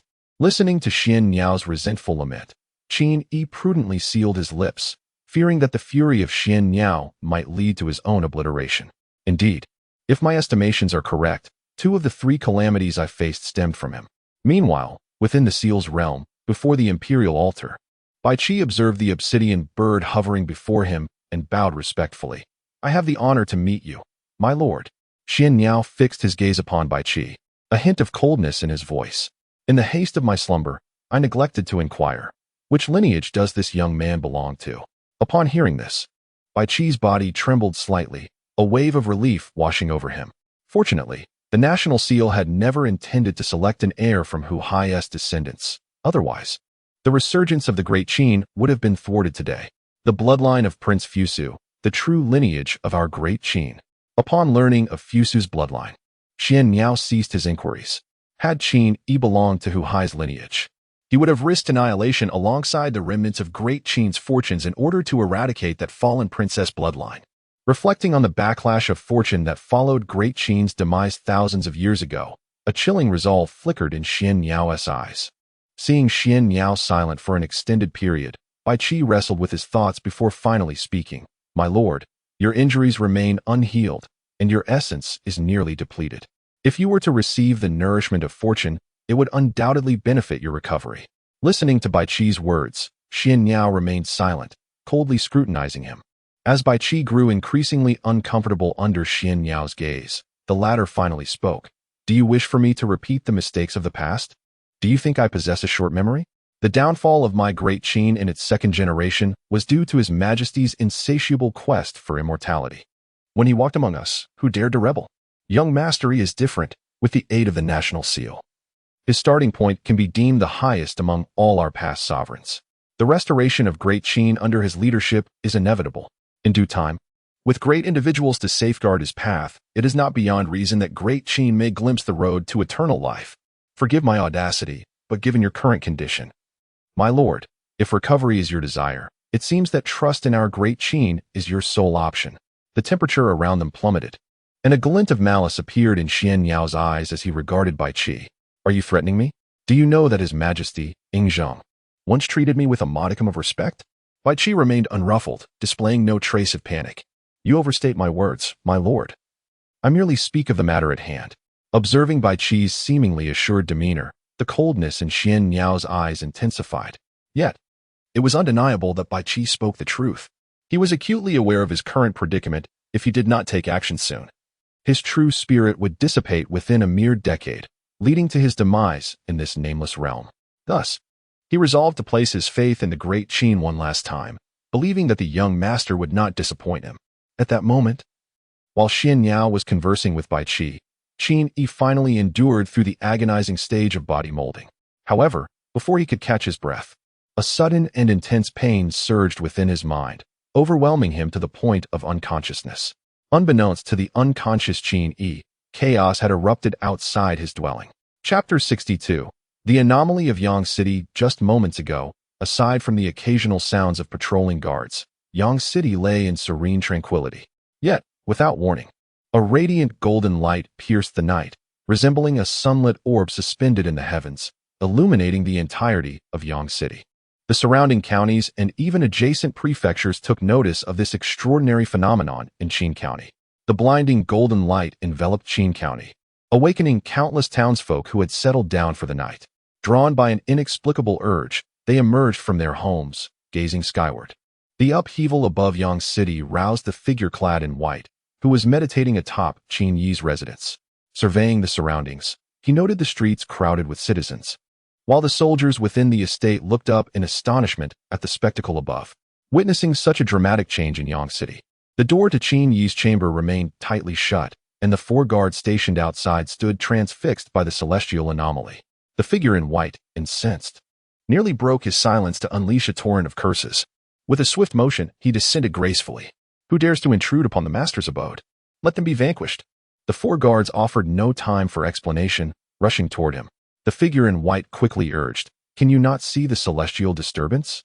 Hurry and escort your master out of the city for safety. The guards snapped back to reality at his words, exchanging glances. 3 fixed their gazes on the figure in white while one hurried to the door, calling out, Master, there is trouble. Master. Receiving no response after several calls, the 3 guards directed their attention back to the figure, shouting, The master claimed to be weary and is surely deep in slumber. Erhu, break down the door. As the guard named Erhu pounded and kicked the door without success, the figure in white grew anxious. With a gentle but forceful push, he sent the 3 guards aside.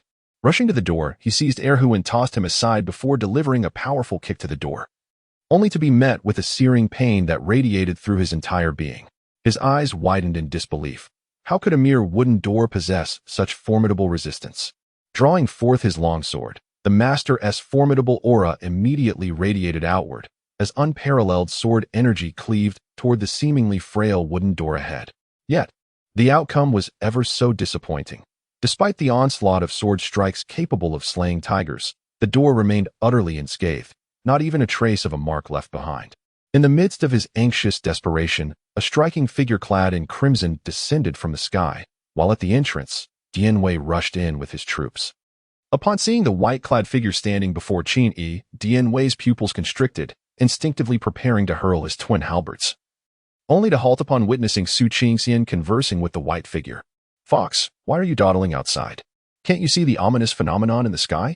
Summon Qin Yi at once and hasten our departure from the city." Su Qingxian, exasperated, observed the white figure, who stood dazed at the threshold. It was rare to encounter someone she found agreeable, and she was frantic at the thought of this peculiar celestial event whisking him away. The door won't open. The white figure's voice trembled with an unprecedented urgency, her heart in disarray at that moment.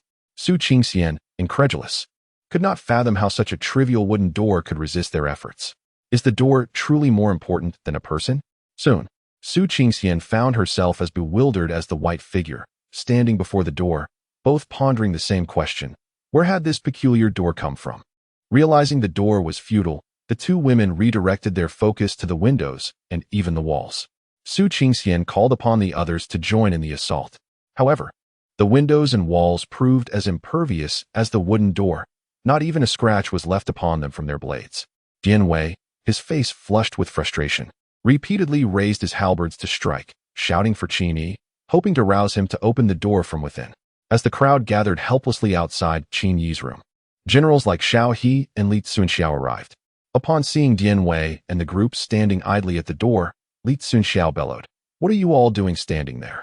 Quickly, escort the lord away from this place." At this moment, Dianwei's fierce visage was on the verge of tears as he exclaimed, "The door is too sturdy.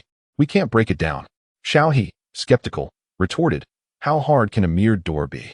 After issuing a command for his subordinates to forcibly break down the door, he paid no heed to matters of rank or hierarchy. However, the subsequent scene left Xiao He and Li Tsunxiao utterly dumbfounded. The blades of the crowd struck the door, leaving not even the faintest mark. The force transmitted from the door left the men's hands numb, causing their weapons to tremble and fall to the ground. Li Tsunxiao swung the Yuan spear high, only to bring it crashing down with great force. In the next moment, the sound of a weapon clattering to the floor reached everyone's ears, revealing the Yuan spear lying on the ground as Li Tsunxiao clutched his trembling hands. His eyes filled with disbelief as he gazed at the door before him. Unable to open the door, Xiao He hastily called out from outside, "My lord, can you hear me? It is not safe to linger in the city. Please come out quickly." As the officials of the governor's office fretted over their inability to breach Qin Yi's door, a throng of people poured into the streets, filling the city of Yanqing. The citizens were awakened by the dazzling golden light that filled the sky. The cacophony resounded like thunder. At the Jiang residence, a middle-aged man looked up at the heavens, his eyes wide with astonishment at the celestial phenomenon unfolding above.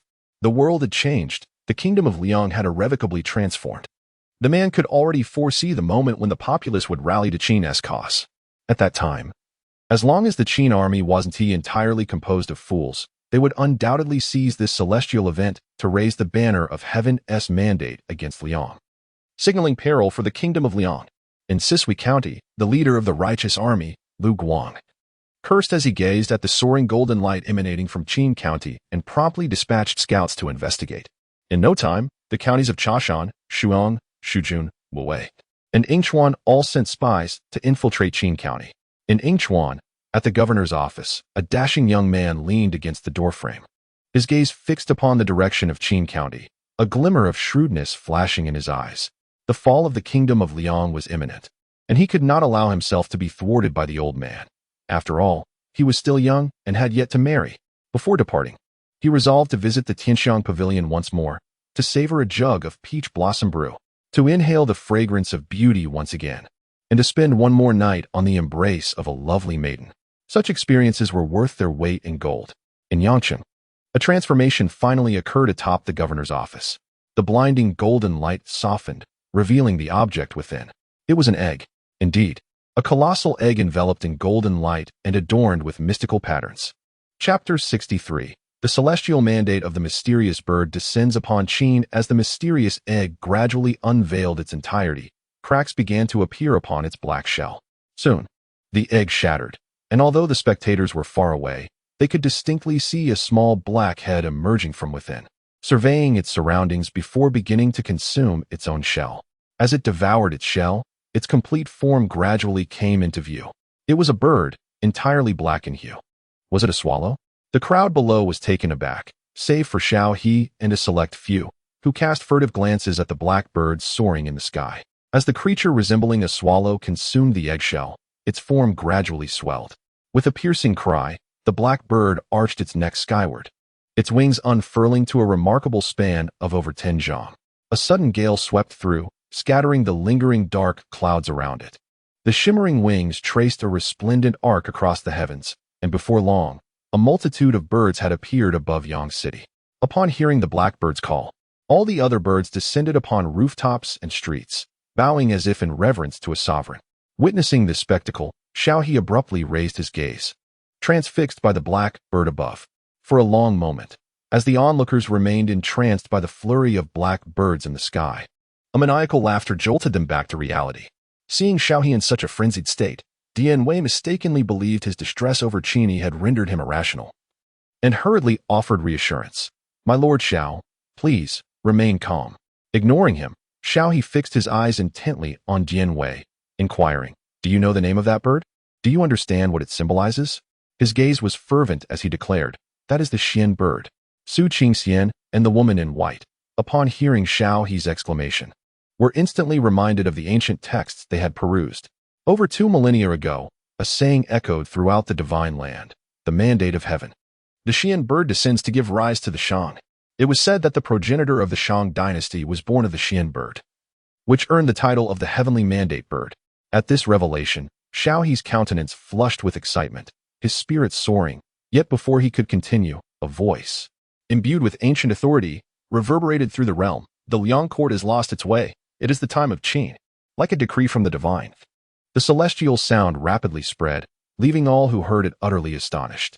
Within the ranks of the Qin army, the morale of the soldiers soared to unprecedented heights, with countless individuals becoming fervent loyalists to Qin Yi. Upon hearing this news, the officials of the court were struck with dismay, their faces paling and their hearts sinking into despair. The common folk across various regions, upon learning of this, could not contain their exuberant cries of "Long live the Qin." Outside, the cacophony of cheers reached a fever pitch, while inside, a profound silence enveloped the space. Meanwhile, Qin, who had been ensnared in a state of unconsciousness, began to gradually awaken. Qin grimaced in agony, propping himself up as he incessantly rubbed his temples. He felt as if an overwhelming torrent of information had been forcefully crammed into his mind. As he attempted to untangle the myriad of intricate characters swirling in his thoughts, his astonishment only deepened. Could this possibly be an excessive burden? Qin Yi murmured to himself. Suddenly, an influx of knowledge surged within Qin Yi's mind, not in the form of a mystical martial arts manual, but rather an array of techniques encompassing salt production, winemaking, crop cultivation, and medicinal herb planting. These methodologies appeared to be meticulously tailored for the current era, free from the constraints of environmental limitations that might hinder their implementation. In addition to these theoretical techniques, there existed another remarkable entity, one capable of resolving the predicament he currently faced. With a focused thought, a dark gleam surged forth from his brow, manifesting as a luminous orb that floated before Qin Yi. Qin Yi's gaze was fixated on the luminous orb before him, akin to a connoisseur admiring a resplendent beauty devoid of any attire. Corn, potatoes, wheat seeds, rice seeds, sweet potatoes. Who would have anticipated that such treasures would reside within the national seal? As he quelled the tumult within his soul, a calm Qin Yi contemplated the orb. pondering that merely possessing one of the 5 dragons granted him the means to vie for supremacy over the world. What marvels would the 2nd and 3rd dragons bestow upon him? At that moment, the voice of the Xian bird resonated within his mind. Young one, this national seal, nurtured by the fortunes of dynasties over millennia, has undergone a remarkable transformation. However, when you first descended into this realm, it suffered considerable depletion. It must gather the fortunes of the populace to repair and activate the 5 dragon patterns. Remember this, E. The voice of the Xian bird fell silent, leaving an echo of stillness. Suddenly, the national seal in his mind quivered lightly, and Qin Yi seemed to hear the sound of something shattering within the room. The clamorous voices of the crowd outside surged in, and Qin Yi's expression shifted dramatically. Without even donning his outer garments, he hastily flung open the door and rushed outside.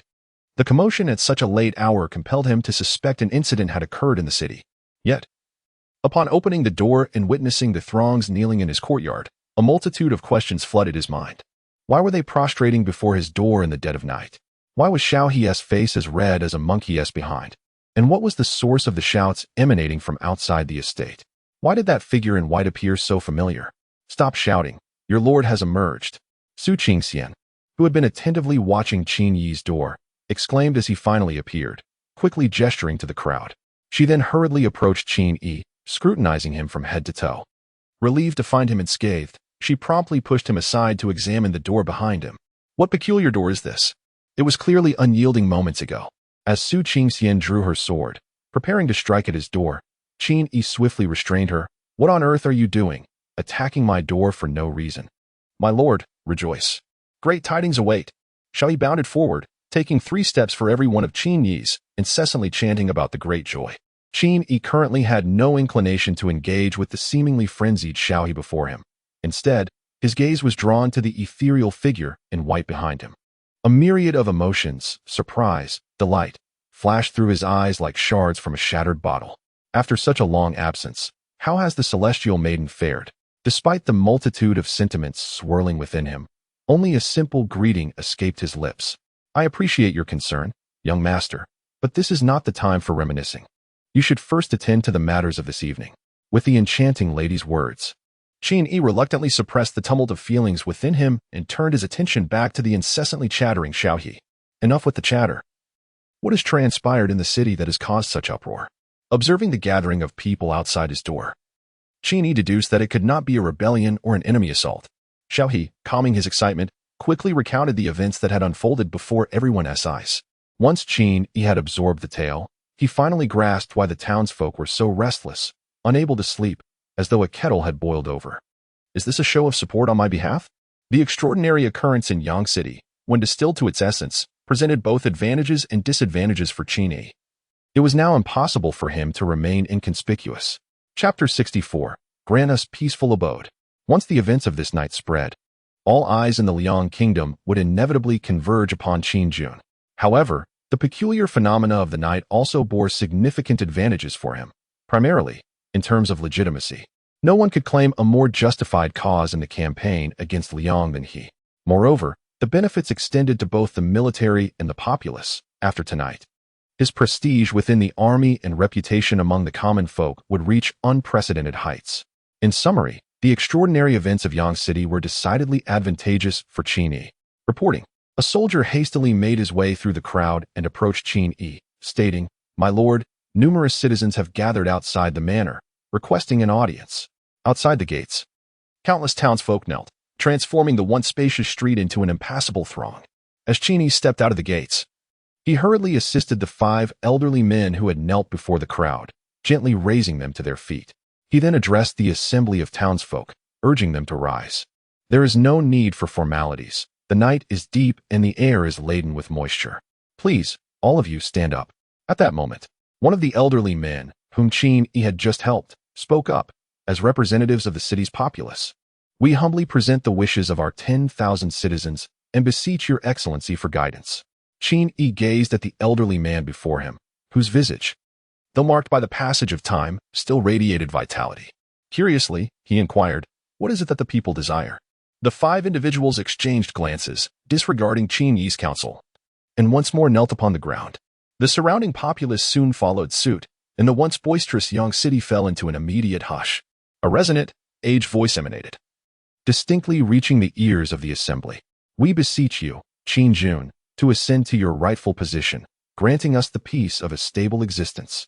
This fervent call echoed throughout Yang City. While outsiders referred to Qin Yi as Qin Jun, it was merely an honorific.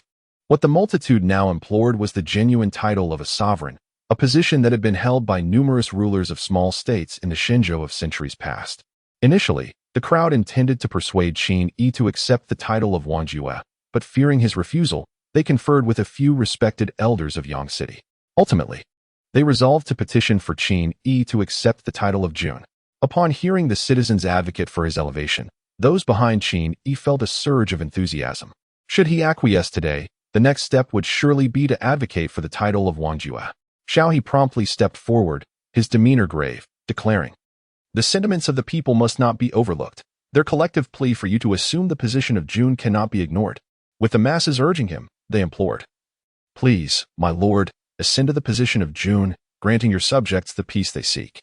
Witnessing Xiao take the lead, generals like Dian Wei and Li Cunxiao, alongside their fellow soldiers, knelt in unison, echoing the plea, "Please, my lord, ascend to the position of Jun, granting your subjects the peace they seek."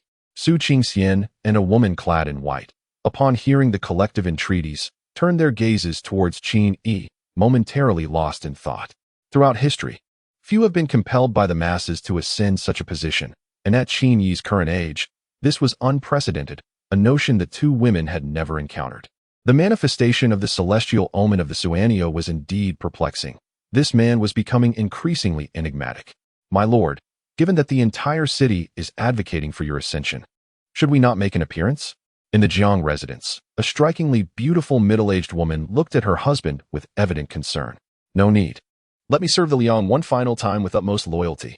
Unbeknownst to them, as they conversed, two figures, a large and a small one, were lurking outside the courtyard.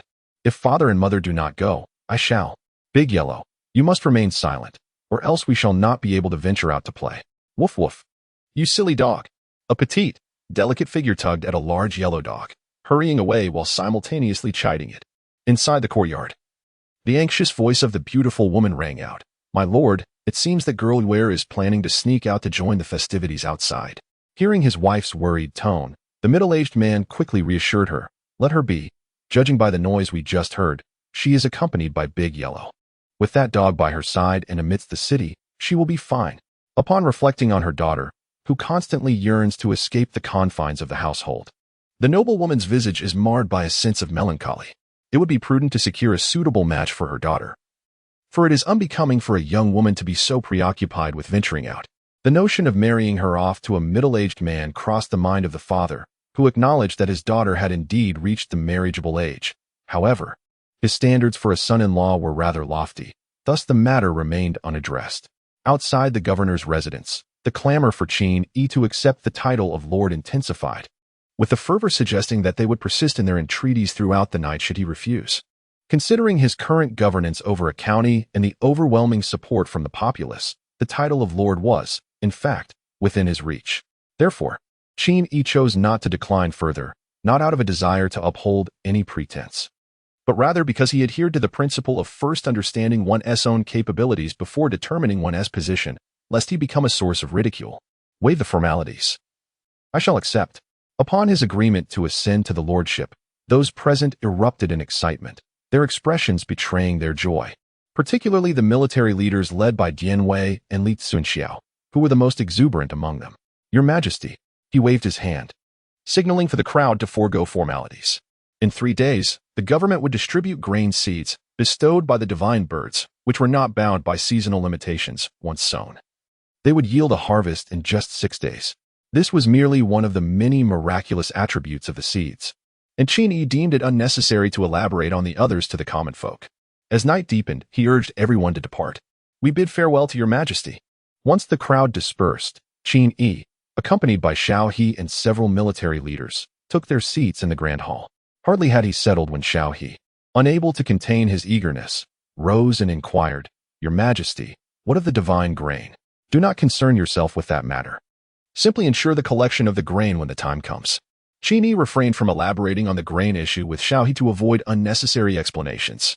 By the way, there are several county magistrate positions vacant in Qin County.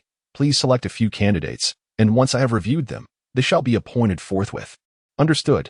Xiao He nodded in acknowledgement. Once Qin Yi had concluded his directives to Xiao He, Li Tsunxiao stood, clasped his hands in respect, and stated, Your Majesty, now that Qin County is stable, should our forces wish to expand, we must consider military campaigns against neighboring counties. However, we currently lack both troops and generals. It is imperative that we recruit additional personnel swiftly. Upon hearing this, Qin Yi did not respond immediately, but instead instructed Dian Wei, Fetch me a map. As you command. Soon, Dian Wei returned with a map of Qin County, unfurling it before them. Qin Yi pointed to a specific location and softly called out a name. Yinli. Startled by the sudden mention of his name, Yinli felt a jolt of apprehension. I have not caused any trouble. Why has His Majesty called upon me? Despite his myriad of doubts, he promptly replied, I am here. Chapter 65, An Assassin? You performed admirably during the campaign against Dongping.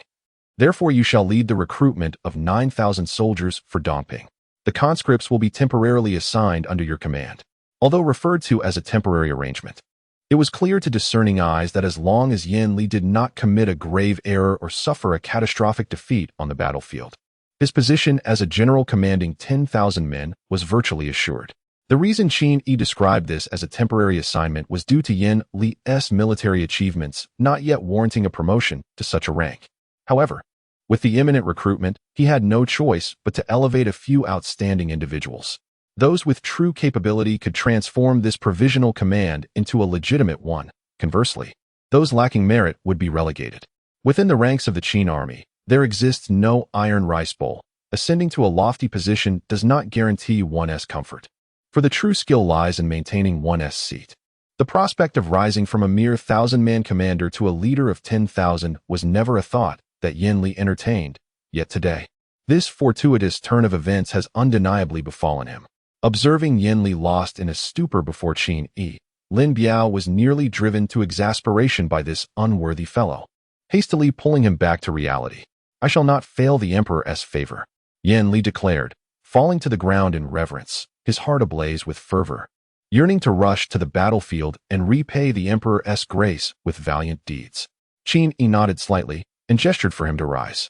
He then pointed towards Kaiping, located at the edge of Dongping County on the map, and called out the name of a 1,000-man general, Wu Lai. The general Wu Lai, summoned by Qin Yi, was initially taken aback but soon felt a surge of joy. He had not anticipated his inclusion. He quickly stood up and performed an exceedingly respectful bow towards Qin Yi. This humble general shall recruit 9,000 troops in Kaiping, temporarily under your command. Despite having mentally prepared himself, hearing Qin Yi's words directly ignited an uncontainable excitement within Wu Lai, a glimmer of determination flashing in his eyes. This humble general shall not fail His Majesty's trust, even at the cost of my life.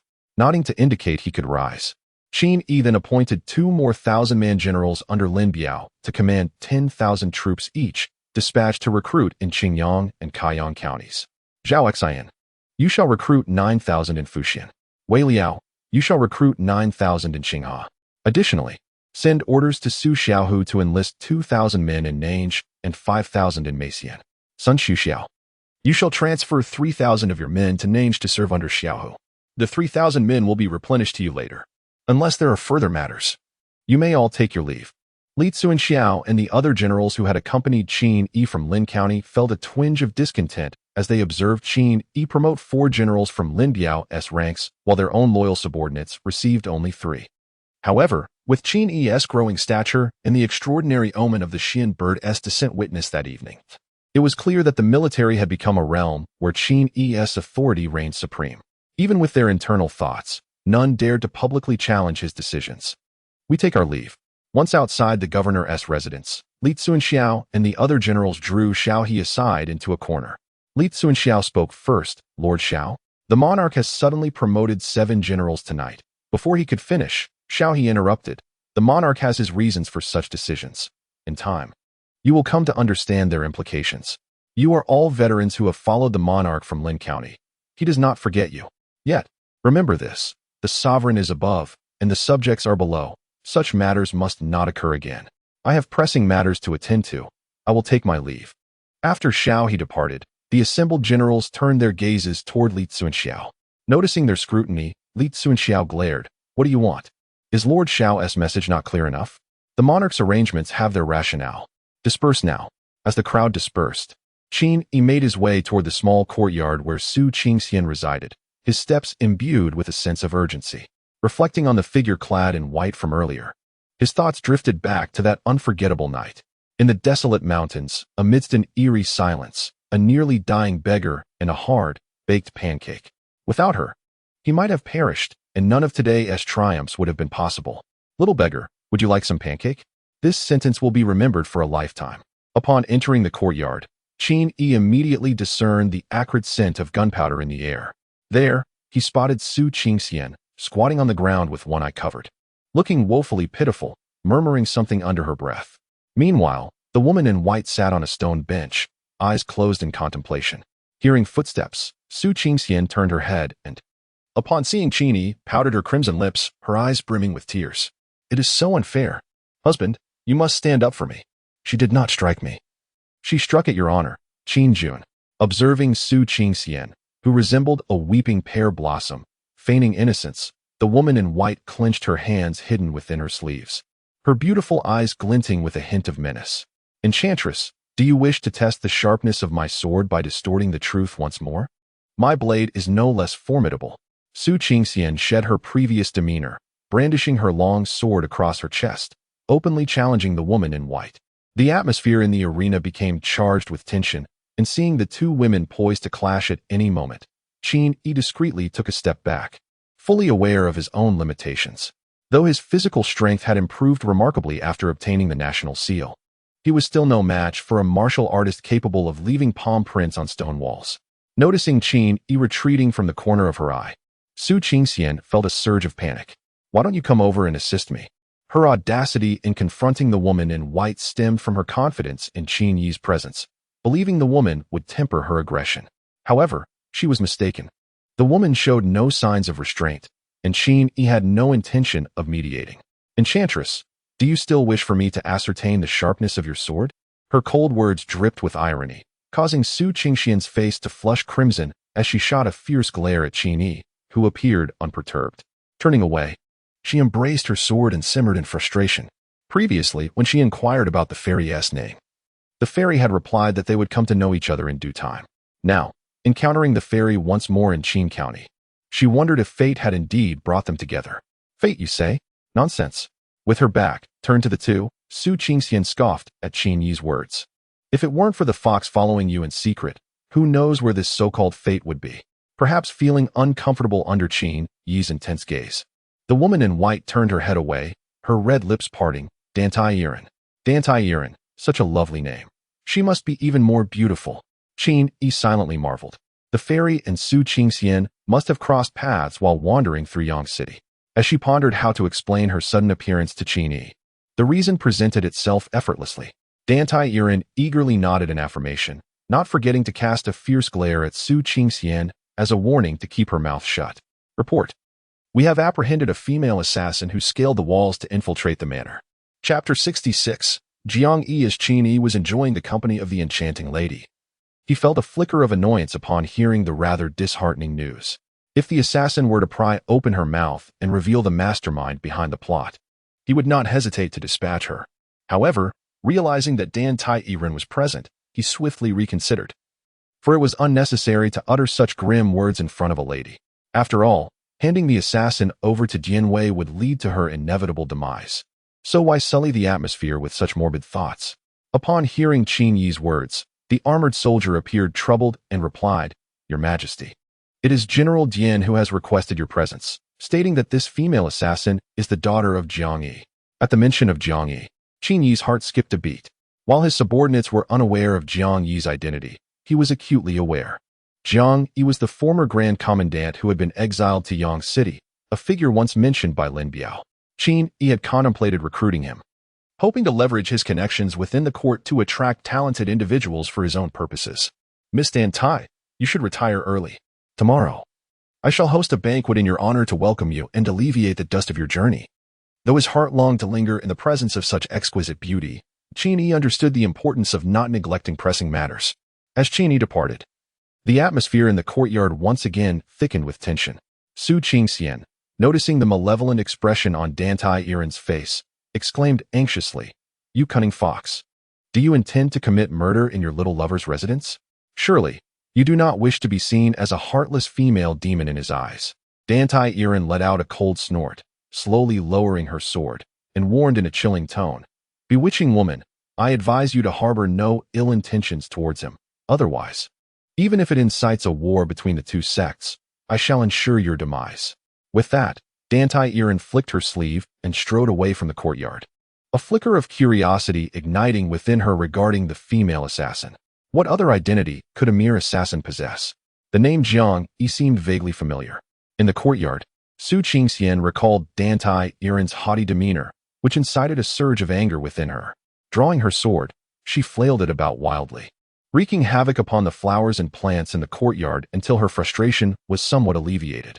"You wretched fox, the more you behave in such a manner, the more I find myself truly interested in that man. You are but a shade more beautiful than I am not lacking in charm myself." With such a stunning beauty throwing herself at him, I refused to believe he would remain indifferent. After adjusting her attire, Su Qingxian murmured to herself, "Continue to maintain your lofty demeanor for now. In the future, you shall serve me tea." The thought of having Dantai Yiren serving her tea filled Su Qingxian with renewed determination, providing her another reason to pursue Qin. Ahem. No, that is not quite the right tone. Husband. The way she uttered the word, laced with a sultry allure, would surely weaken the knees of any listener. With such a tone, I am confident I could enchant him.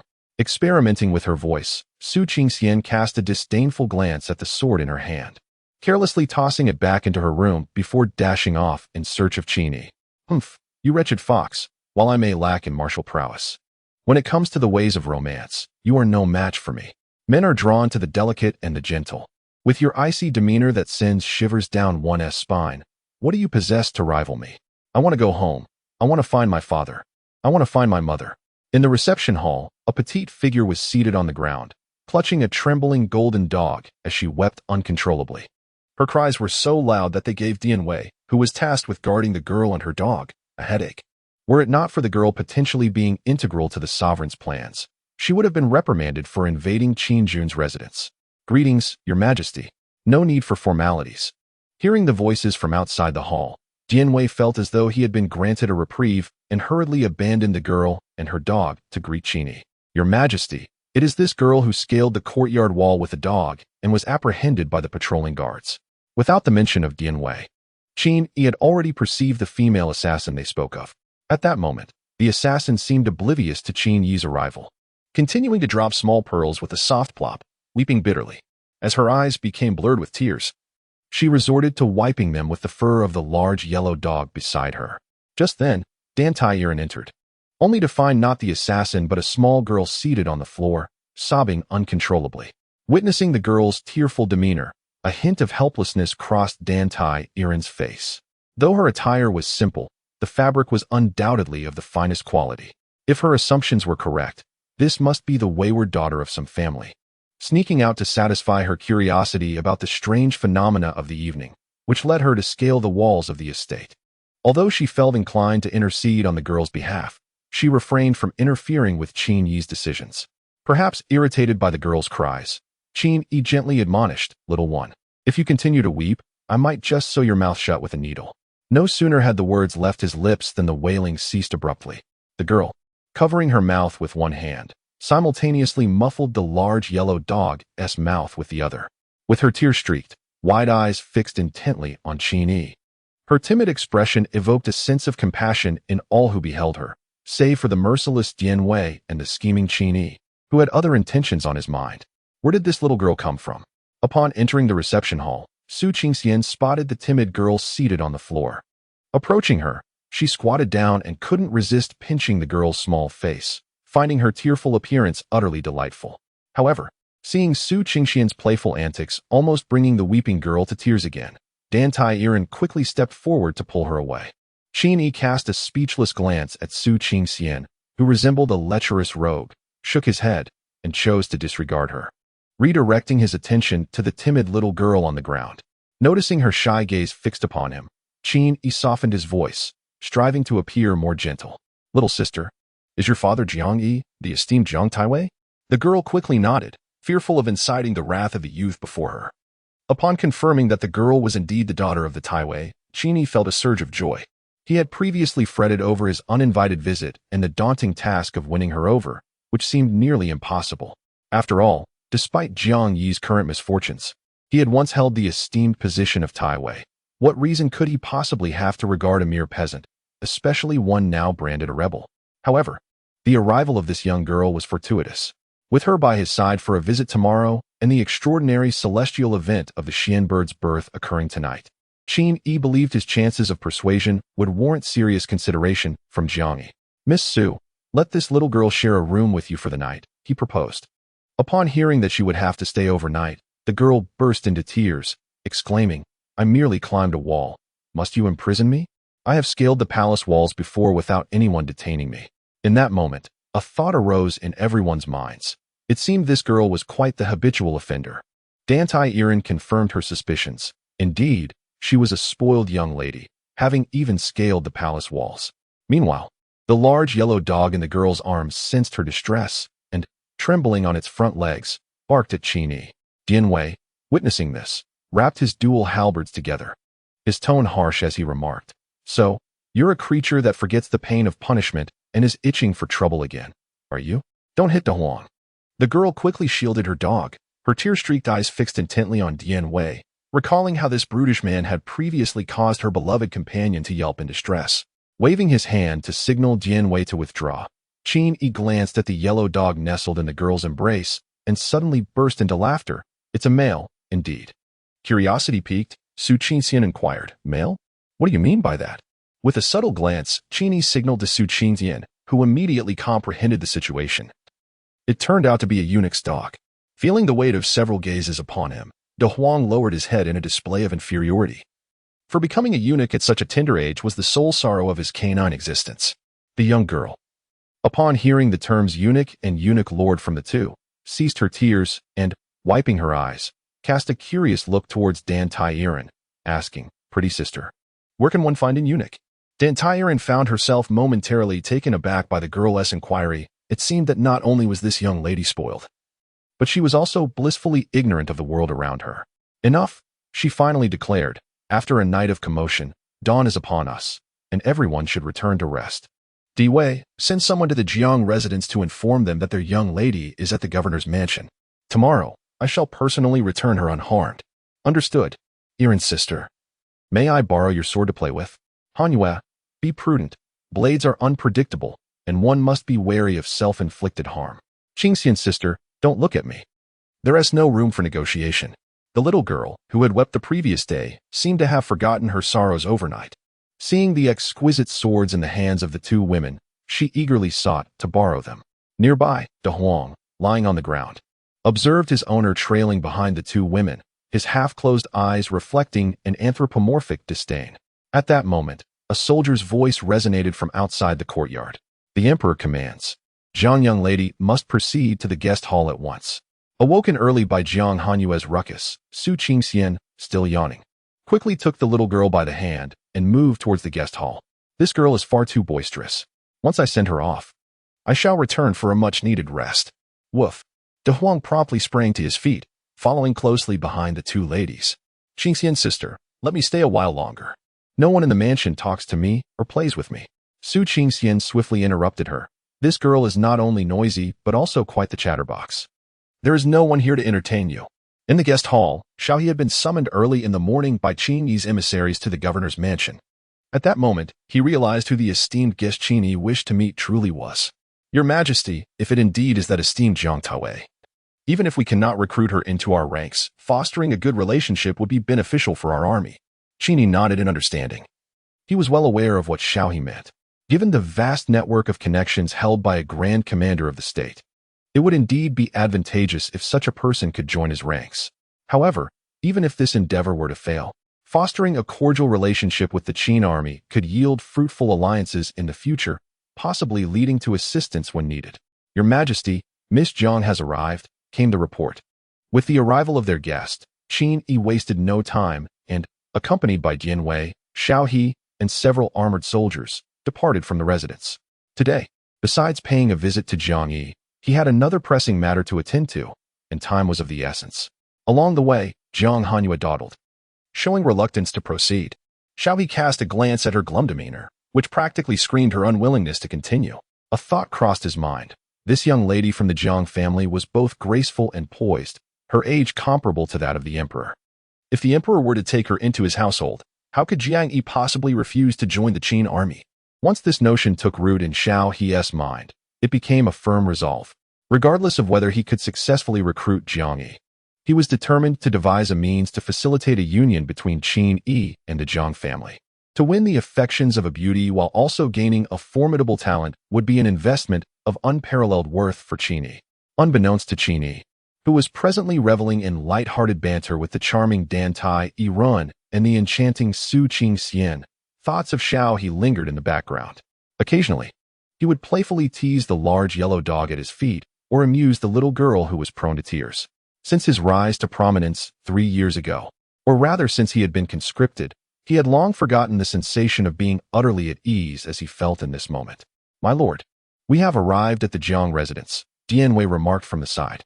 Upon seeing the Jiang estate, Qin Yi turned to glance at Jiang Hanyu, who was pouting and clearly discontent. He chuckled lightly. "Did you not cry for home last night? Why the long face now that we have arrived? Brother Yi, please allow me to linger at your residence for a few more days," Jiang Hanyu pleaded, tugging at Qin Yi's hand and swaying it side to side in a display of childish affection. Her desire to play in the governor's mansion was one thing, but her greater fear of returning home loomed larger. Each time she had snuck out only to be caught, she faced confinement in the dreaded little dark room for reflection. Naturally vivacious and spirited, the thought of being confined in solitude was akin to a death sentence for her.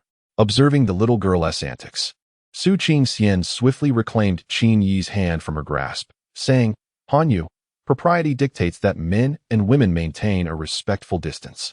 How can you act so familiarly with a gentleman in public?" "But Sister Qingxian, I am merely holding my husband's hand," Su Qingxian retorted, holding tightly to Qin Yi's hand with an air of natural authority.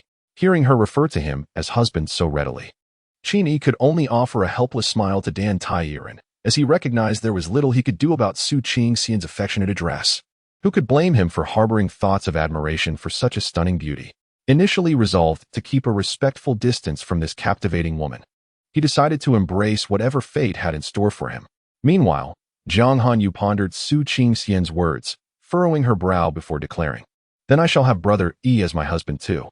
Gazing at Jiang Hanyu's adorable, cherubic face, Qin Yi recalled a popular saying from his past life: 3 years to start, and the highest penalty is death. Fortunately, just then, Xiao He interjected, alleviating Qin Yi's moment of discomfort. "My lord, the Jiang couple has come forth to greet us." At this announcement, Qin Yi caught a glimpse of the little girl stealthily retreating behind him.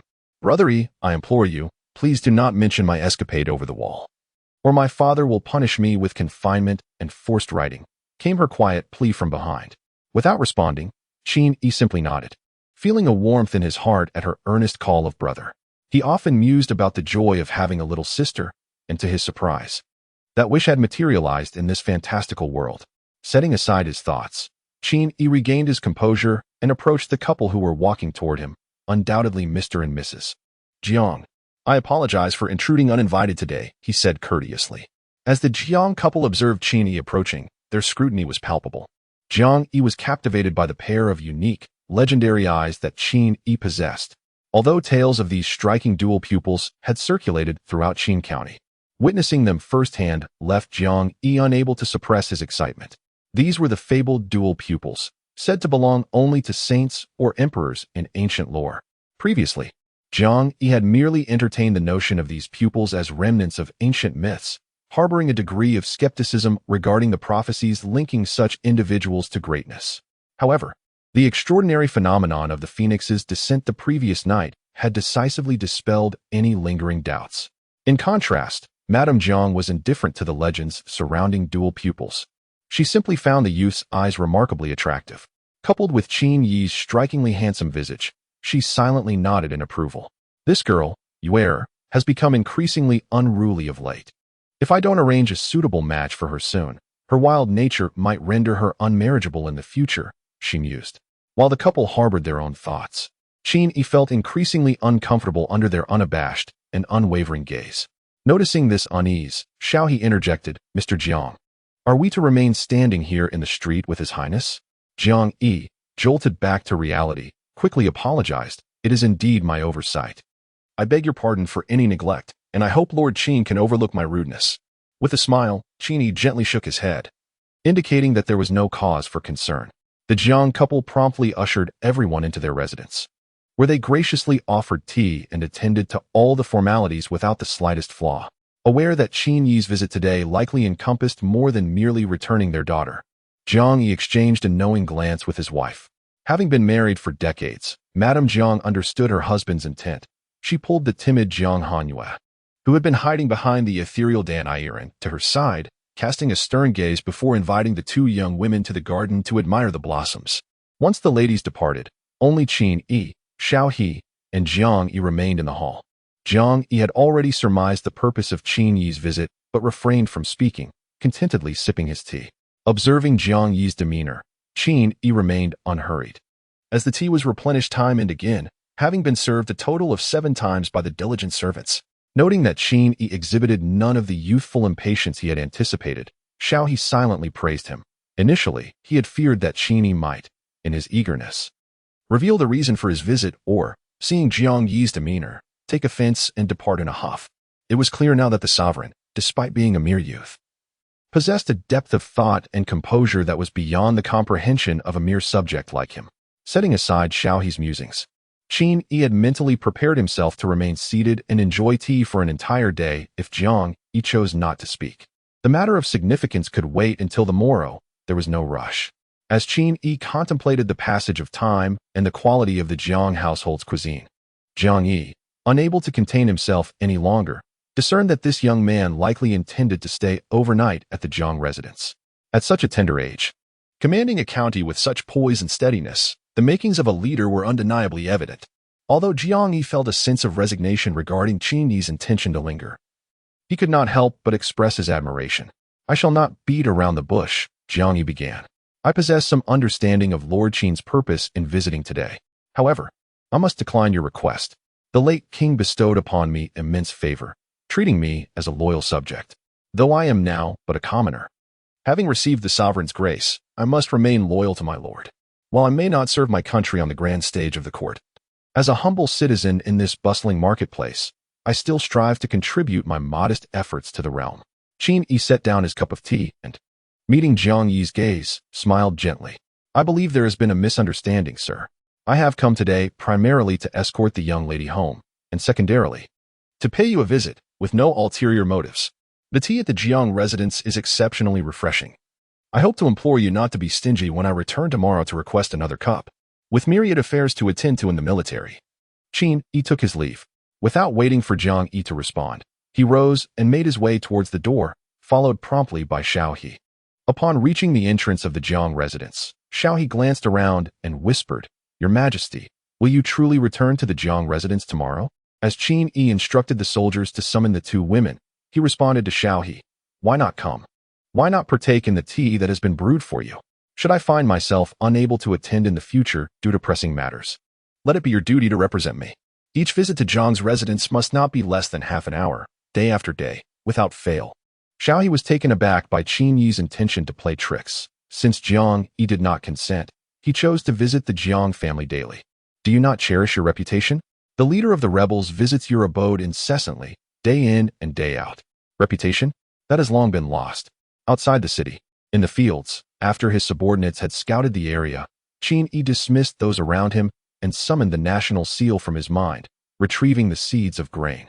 According to the memory stored within him, the national seal could gather the surrounding spiritual energy, thus hastening the maturation of crops. As Qin Yi prepared to dig a hole and plant the seeds, the national seal unexpectedly slipped from his grasp, hovering in midair, while the seeds flew uncontrollably toward the seal. In a daze, Qin Yi perceived countless golden, mist-like entities converging upon the national seal. Could this be the spiritual energy? He wondered if he could absorb it. Without hesitation, he inhaled deeply towards the gathering energy, Yet as he did so, the energy escaped his grasp. It appeared that, like in the novels, a method of breathing and harnessing was required. Otherwise, even if the spiritual energy lay before him, it could not be utilized. Observing the abundant spiritual energy converging, Qin Yi felt a pang of regret, contemplating that perhaps he could seek out some martial arts techniques from the Jianghu to practice. Although his physical prowess was growing stronger by the day, it remained merely brute strength. Setting aside the matter of cultivation for the moment, Qin Yi focused intently on the grain seeds and the national seal hovering in the air. The seeds floated up and down around the seal, while the surrounding spiritual energy, drawn in by the seal, surged eagerly into the seeds. With the continuous infusion of energy, the seeds gradually began to enlarge. Chapter 69. Maturation of the grain seeds. What once resembled grains of rice has now grown to the size of eggs. As for the potatoes and sweet potatoes, one need not even mention their astonishing growth. Have you ever seen potatoes and sweet potatoes as large as watermelons? Indeed, Qin Yi had never witnessed such a phenomenon. As the national seal shimmered with an ethereal glow, the seeds of grain soared into the earth, and what transpired next left Qin Yi astounded. The moment the seeds penetrated the soil, sprouts began to emerge. In the blink of an eye, it appeared as though the seedlings had surged in height, ascending rapidly. Within the span of a single incense stick's burning time, the rice, potatoes, and various other crops ceased their growth. Qin Yi beheld the surrounding crops, each towering above him save for the sweet potatoes, and his heart brimmed with joy. Approaching the sweet potato seedlings, Qin Yi crouched down, eagerly uncovering the vines. And with a sudden pull, he revealed a bounty of sweet potatoes. When he turned to face the corn, he could not help but tilt his head back, gazing at the corn stalks that stood at least 3 stories high. As an agricultural major, this sight utterly revolutionized his previous understanding. Although these corn stalks appeared to reach the heights of a 3-story building, the ears of corn they bore were of standard size, albeit in an astonishing quantity. Typically, a corn stalk yields only 1 or 2 ears, with 3 being quite rare. Yet, the stalk before him was laden with an unimaginable number of corn ears, nearly impossible to count. This extraordinary transformation in the grains was likely due to the nurturing essence of the irrigation, which had hastened their growth. Qin Yi surmised that once these seeds were distributed to the populace for planting, they would revert to their usual state. Observing the robust stature of these crops, he could easily infer the reasons behind their remarkable development. Qin Yi continued to survey the ripened crops around him, observing the towering corn stalks from which kernels cascaded down like rain, effortlessly separating into individual grains. Simultaneously, potatoes and sweet potatoes emerged from the earth. Rice and wheat also fell gracefully, soaring into the air, drifting alongside the national seal. Subsequently, these grains, imbued with vitality, ascended once more before returning to the soil. Qin Yi gazed upon the crops in the field, repeatedly engaging in the earlier steps. Initially, he had merely sown a small plot of land. Now, however, a splendid vista of golden rice ears unfolded before him, while on the other side, towering corn stalks stood densely packed, reaching 3 stories high. Potatoes, sweet potatoes, and wheat, among others, had all matured in abundance. As ever, the same steps were repeated, revealing an expanse of farmland significantly larger than before. Just as Qin Yi contemplated repeating the process once more, the national seal in midair suddenly transformed into a streak of light and returned. Although a slight sense of regret lingered, the sight of the golden rice could not mask the smile on Qin Yi's face. It was more than sufficient. Having concluded his thoughts, Qin Yi swiftly approached the sweet potato patch, employing both hands to dig into the earth. It had been over a decade, and he was almost oblivious to the taste. Upon unearthing a sweet potato, he wiped the dirt off on his clothing and broke it in half. Crack! The familiar flavor flooded back. With a sweet potato still in hand, Qin Yi suppressed the urge to dig for another and called for Dian Wei and the others. When they arrived at the location, each of them rubbed their eyes in disbelief, taken aback by what they had just witnessed. Qin Yi gazed at the astonished expressions of the crowd, particularly at Dian Wei's stammering demeanor, and smiled in silence, merely explaining that this was the divine grain bestowed by the Xian bird, without elaborating further. Dian Wei, gather your men and collect all the grain from this field. Be sure not to overlook any. Dian Wei quickly regained his composure, his eyes filled with awe as he regarded the bountiful crops before him, and he responded affirmatively, understood. In preparation for the harvest, Qin Yi had preemptively summoned 2,000 troops from the army, initially concerned that this number might be excessive. However, It now seemed evident that to expedite the collection of grain, more personnel would indeed be necessary. Dantiran and Su Qingxian approached Qin Yi, their eyes widening in surprise at the bustling scene before them. When had such a vast expanse of crops come to flourish here? The location chosen by Qin Yi is not a remote area. Anyone entering or leaving Yang City can easily see this expanse of farmland. Thus, both women hold a certain impression of it.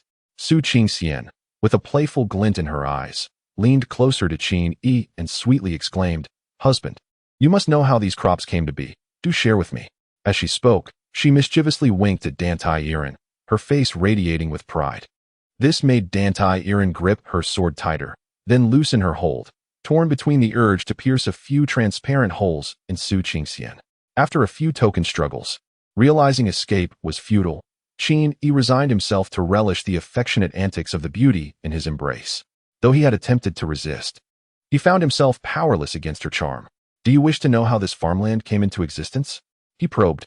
"Indeed, I do." Su Qingxian eagerly nodded. "I have no idea." Despite enjoying her playful demeanor, Qin Yi remained undeterred in his intentions to mislead her. There was no conflict between the two. Although the beauty called him husband repeatedly, it was merely a term of endearment. One could not take it to heart, for who knew what thoughts lingered in her mind. At this moment, Qin Yi felt he could not yet place his trust in Su Qingxian. Today's matter of planting grains was something he could not conceal, nor was there any necessity to do so. Otherwise, he would not have allowed her to stay by his side. Moreover, some matters, regardless of trust, must remain hidden in one's heart. Upon hearing Qin Yi's clearly deceptive words, Su Qingxian's expression fell instantly. As she lowered her head, she blinked vigorously, feeling a hint of moisture welling in her eyes. When she looked up again, her countenance was one of pitiful innocence, saying nothing but gazing at Qin Yi with a heart-wrenching sense of grievance. In recent days, Qin Yi has gained some insight into Su Qingxian's subtle tactics. Her tears appear at will, and the expressions on her face can be as pitiful as she wishes them to be. Initially, he was taken in by her acts several times, but now, having seen it often enough, he has developed a degree of immunity. This tearful demeanor, though somewhat charming, invites a playful challenge. "Come, let me see you cry." Qin Yi delicately lifted Su Qingxian's chin, his tone laced with a hint of playful mockery. Observing that his teasing did not elicit the desired reaction, Su Qingxian's previously glistening eyes quickly lost their moisture. She shot him a resentful glare, inwardly lamenting, "If my husband chooses not to speak, why must he toy with my emotions? My heart is nearly shattered." As Su Qingxian lingered in Qin Yi's embrace, Dantiran could no longer tolerate the scene. She stepped forward and firmly extricated Su Qingxian, casting a cold glance at her, which met with an expression that could pierce through flesh. "You only bully others because of your superior cultivation," Su Qingxian muttered under her breath in complaint. "Are these provisions not the divine bounty bestowed by the Xian bird last night?" To this inquiry from Dantiran, Qin Yi did not conceal the truth, for he had publicly proclaimed in front of the multitude that the Xian bird had indeed granted them sacred sustenance. In his heart, Qin Yi resolved that should any future events arise that were difficult to explain to the public, he would place the entire blame on Xian Niao. A ready-made shield against trouble, why not utilize it? Chapter 70. The Old Beggar, a fortuitous encounter with a martial arts master? On the journey back to the city, Qin Yi ambled along with the two women by his side, and by the time they returned to the city, dusk had gradually descended. "Get away, you old beggar." A sharp voice suddenly pierced Qin Yi's ears. Following the sound, he beheld a portly woman shooing away an old beggar. Given their shared history, he was about to approach to ascertain the situation. However, as he neared the pair, the woman, upon noticing the two beautiful ladies flanking Qin Yi and the fierce-looking guards, immediately closed the door in fright. As the door shut, a flicker of doubt arose within her.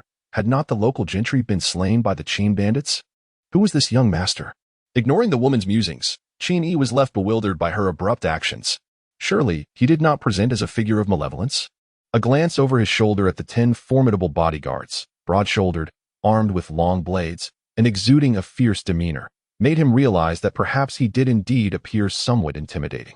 Casting a glance at the old beggar squatting on the ground, and recalling their shared journey, Qin Yi instructed his subordinates to procure some food for the beggar, intending to depart thereafter. While the beggar seemed pitiable, the world was rife with beggars. He could not afford to assist each and every one. This thought reminded him of various nursing homes from his past life, which he could consider implementing after conquering the Liang kingdom. As for the present, he would not squander his resources on such matters. Whether deemed cold-blooded or heartless, everything and everyone must yield to his grand ambitions. Just as Qin prepared to leave, the old beggar unexpectedly sprinted forward and seized his arm. Frowning at the beggar's tight grip, Qin was taken aback. Unbeknownst to him, this scene stirred a tempest of alarm in the eyes of the two women beside him. Even two masters could not discern the actions of an old beggar. Had they let their guard down, or was there more to this? In that instant, the tyrant swiftly pulled Qin away from the beggar and shielded him behind her, while Su Qingxian also sensed something amiss about the old beggar, subtly preparing to draw her sword. The guards surrounding Qin, witnessing the old beggar approaching so closely, broke into a cold sweat. Fortunately, it was merely an old beggar. Had he been an assassin, and if the two ladies were not there to protect him, how could they possibly face their comrades in the military? Qin was oblivious to the tension etched on the faces of those around him, for his gaze was fixated on the delicate hand of Dan Tairen, which she clutched tightly. Had the ethereal fairy undergone a transformation? As Qin became lost in thought, captivated by her hand, Su Qingxian's irritation flared. How could he be preoccupied with such matters at this moment? Truly, he was a beguiling trickster. Leaning closer to Qin Yi's ear, she whispered, "This old beggar is not to be trusted. His movements were so swift that neither the fox nor I could comprehend them. We ought to maintain our distance." The momentary enchantment dissipated, and Qin shifted his attention to the old beggar before him. Initially disregarded, upon closer inspection, he discerned several suspicious details. Despite the beggar's filthy appearance, he donned a violet robe, a color not easily worn by just anyone in ancient times. The intricate embroidery upon it hinted at considerable value. Furthermore, beggars typically exhibited lean physiques due to their meager sustenance. Yet this old man, while not excessively corpulent, bore a robust stature and an alert demeanor that belied a life of hunger. Suddenly, Qin's gaze fixated on the beggar's forehead, where dried blood had formed a scab, prompting a theory to surface in his mind.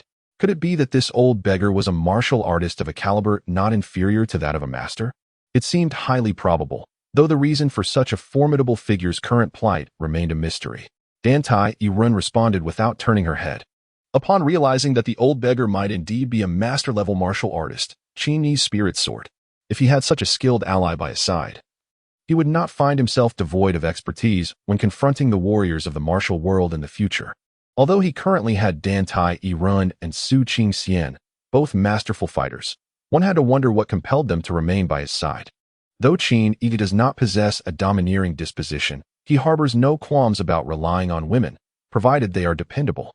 Both women are not solitary figures. They are backed by their respective sects, and there is always the possibility that they may be summoned back at any moment. What then would he do? Rather than depend on others, it is wiser to rely upon oneself. Qin understands that it is better to have one's own resources than to rely on those of others. However, he is also acutely aware that the old beggar is akin to a ticking time bomb, potentially explosive at any moment. Still, the yearning within him for a master cannot be quelled, and he resolves to take a gamble.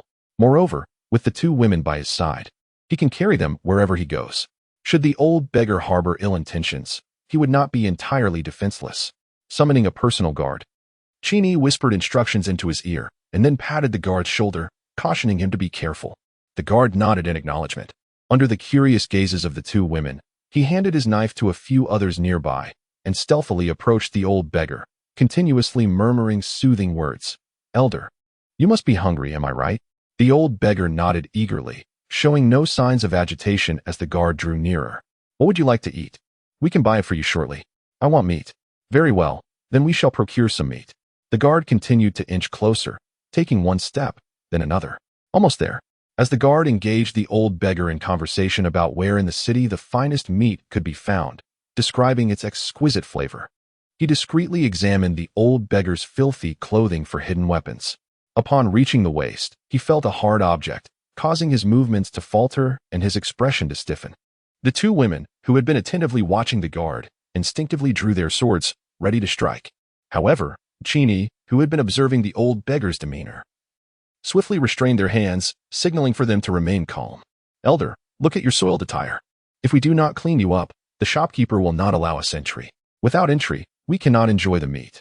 Hearing this, The old beggar glanced at his tattered garments and began to tug at them in a frenzy. The guard's eyes brightened, exclaiming, "Elder, allow me to assist you." Seizing the opportunity while helping the old beggar remove his clothing, the guard thoroughly searched his body and discreetly seized the hard object from his waist. With no time to inspect it, he hastily tossed it behind him. Su Qingxian swiftly beckoned with her hand, channeling her essence to draw the unidentified hard object towards her. Upon examining it, she found it to be a heavy, entirely black token, inscribed with familiar characters from the state of Wei, prominently featuring the character for Wei. Upon hearing Su Qingxian mention a character inscribed on the token, Qin Yi immediately thought of the state of Wei. However, this notion was swiftly dismissed by Su Qingxian. She pointed out that, apart from the character, which was carved in Wei script, every aspect of the token, its material, size, length, thickness, and ornamentation, did not align with anything associated with the state of Wei. Dantai Irin took the token from Su Qingxian's hand, scrutinizing it carefully. She expressed her speculation that it indeed bore little resemblance to items belonging to the courts of various nations. Rather, it resembled a waste token issued by certain families to their clan members within the realm of Shenzhou. Moreover, Dantai Irin seemed to detect something peculiar about the token. She held it to her ear and shook it slightly, and upon hearing a faint sound from within, a look of surprise washed over her face. It appeared that there was a hidden compartment inside. "Let me take a look," Su Qingxian said, promptly snatching it from Dantai Irin's grasp. She shook it and examined it closely, yet she could not ascertain how to access the concealed layer. Just as the group pondered how to open the hidden compartment, the bodyguard finally, as per Qin Yi's instructions, discovered the source of the bloodstain on the old beggar's head. "My lord, the old man has a large gash on his head, as if he collided with a hard object." Upon hearing this, Qin Yi felt a renewed certainty regarding his initial conjecture. The old beggar must have sustained this injury during a struggle, which had led to his current state of amnesia. This also elucidated why a martial artist of such a high caliber would find himself reduced to a beggar on the streets.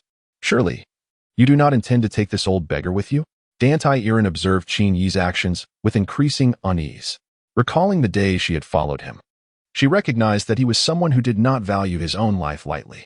Now, in pursuit of acquiring a master for his retinue, what would he not dare to do? Seeing Dantai Irin articulate her concerns so plainly, Qin Yi looked at her with astonishment. Was it merely an illusion? Or did he feel an inexplicable familiarity with her, as if they had spent a considerable amount of time together? As for why he felt this way, he attributed it to love at first sight, believing that this was the only plausible explanation. Meanwhile, Su Qingxian, noticing Qin Yi's silence, quickly understood that he indeed harbored intentions of pursuing the old beggar. "If you truly desire a master, I can immediately send a message back to the sect to summon a few individuals. There is no need to take such risks." Su Qingxian was now anxious. The origins of the old beggar were unclear, and Qin Yi's actions were undoubtedly akin to playing with fire. One misstep could lead to disastrous consequences. Dantai Irin also disapproved of Qin Yi's reckless pursuit, promptly stating, "If you are worried about the royal family of Liang, I can send a message back to the sect. While I cannot bring them under your command, it would not be difficult for me to have them assist you on a few occasions." Although grandmasters were elders within the sect and Dantai Irin lacked the authority to mobilize them, her standing allowed her to summon a half-step grandmaster. The Holy Maiden of Tianqi was indeed exceptional. A half-step grandmaster could be summoned at her discretion. Upon hearing Dantai Irin speak, a half-step grandmaster, Su Qingxian felt a pang of envy. Her position at the door was far from as secure as Dantai Irin's. Countless individuals coveted her status as the heir, and while she could summon a few mid-level grandmasters due to her identity as a saintess, none could rival the prideful half-step grandmasters, who often disregarded her entirely. From the brief exchanges between the two women, Qin Yi gleaned a preliminary understanding of the formidable forces behind them. Clearly, their sect was not only home to grandmasters, who rank among the pinnacle of power in the Central Plains, but also suggested the presence of more than one such figure. This realization further solidified Qin Yi's resolve to strategically position himself within the martial world, whether for the enchanting Dantai Irin or for the sake of his own grand ambitions. Establishing a foothold in the martial realm had become an indispensable step he could no longer circumvent. "I appreciate your goodwill, but I have my own plans for this matter. Someone, escort this elder back to the residence." Qin Yi resolutely made the decision, firmly settling the matter. The two women, witnessing Qin Yi's unwavering determination, found themselves with no alternative but to harbor their grievances silently while resolving to remain closely by his side in the days to come. With two masterful guards at hand, as long as the adversary was not a grand master, there still existed a realm for maneuvering. A nearby attendant contemplated offering advice, but, noticing the intimate rapport shared between the two ladies and the sovereign, ultimately dismissed the notion. Upon bringing the old beggar back to the estate, Qin meticulously arranged for 500 armored soldiers to be on standby within and around the premises. Shortly after completing his tasks, before he could even sit down to rest or seek the company of the two women for a meal, a voice from the gate announced, "Your Majesty, Lord Xiao requests an audience. Allow him to enter." In a short while, Xiao He hurriedly approached Qin Yi, urgency evident in his demeanor. "I have heard, Your Majesty, that you have sown the divine grain bestowed by the Xian bird. It is said that this grain ripens immediately upon contact with the earth. May I inquire, Your Majesty, about this matter?" Just earlier, while conducting his routine inspection of the supplies in the Yangqing treasury, Xiao He had noticed numerous soldiers transporting something inside. Upon closer inspection, he discovered they were grains.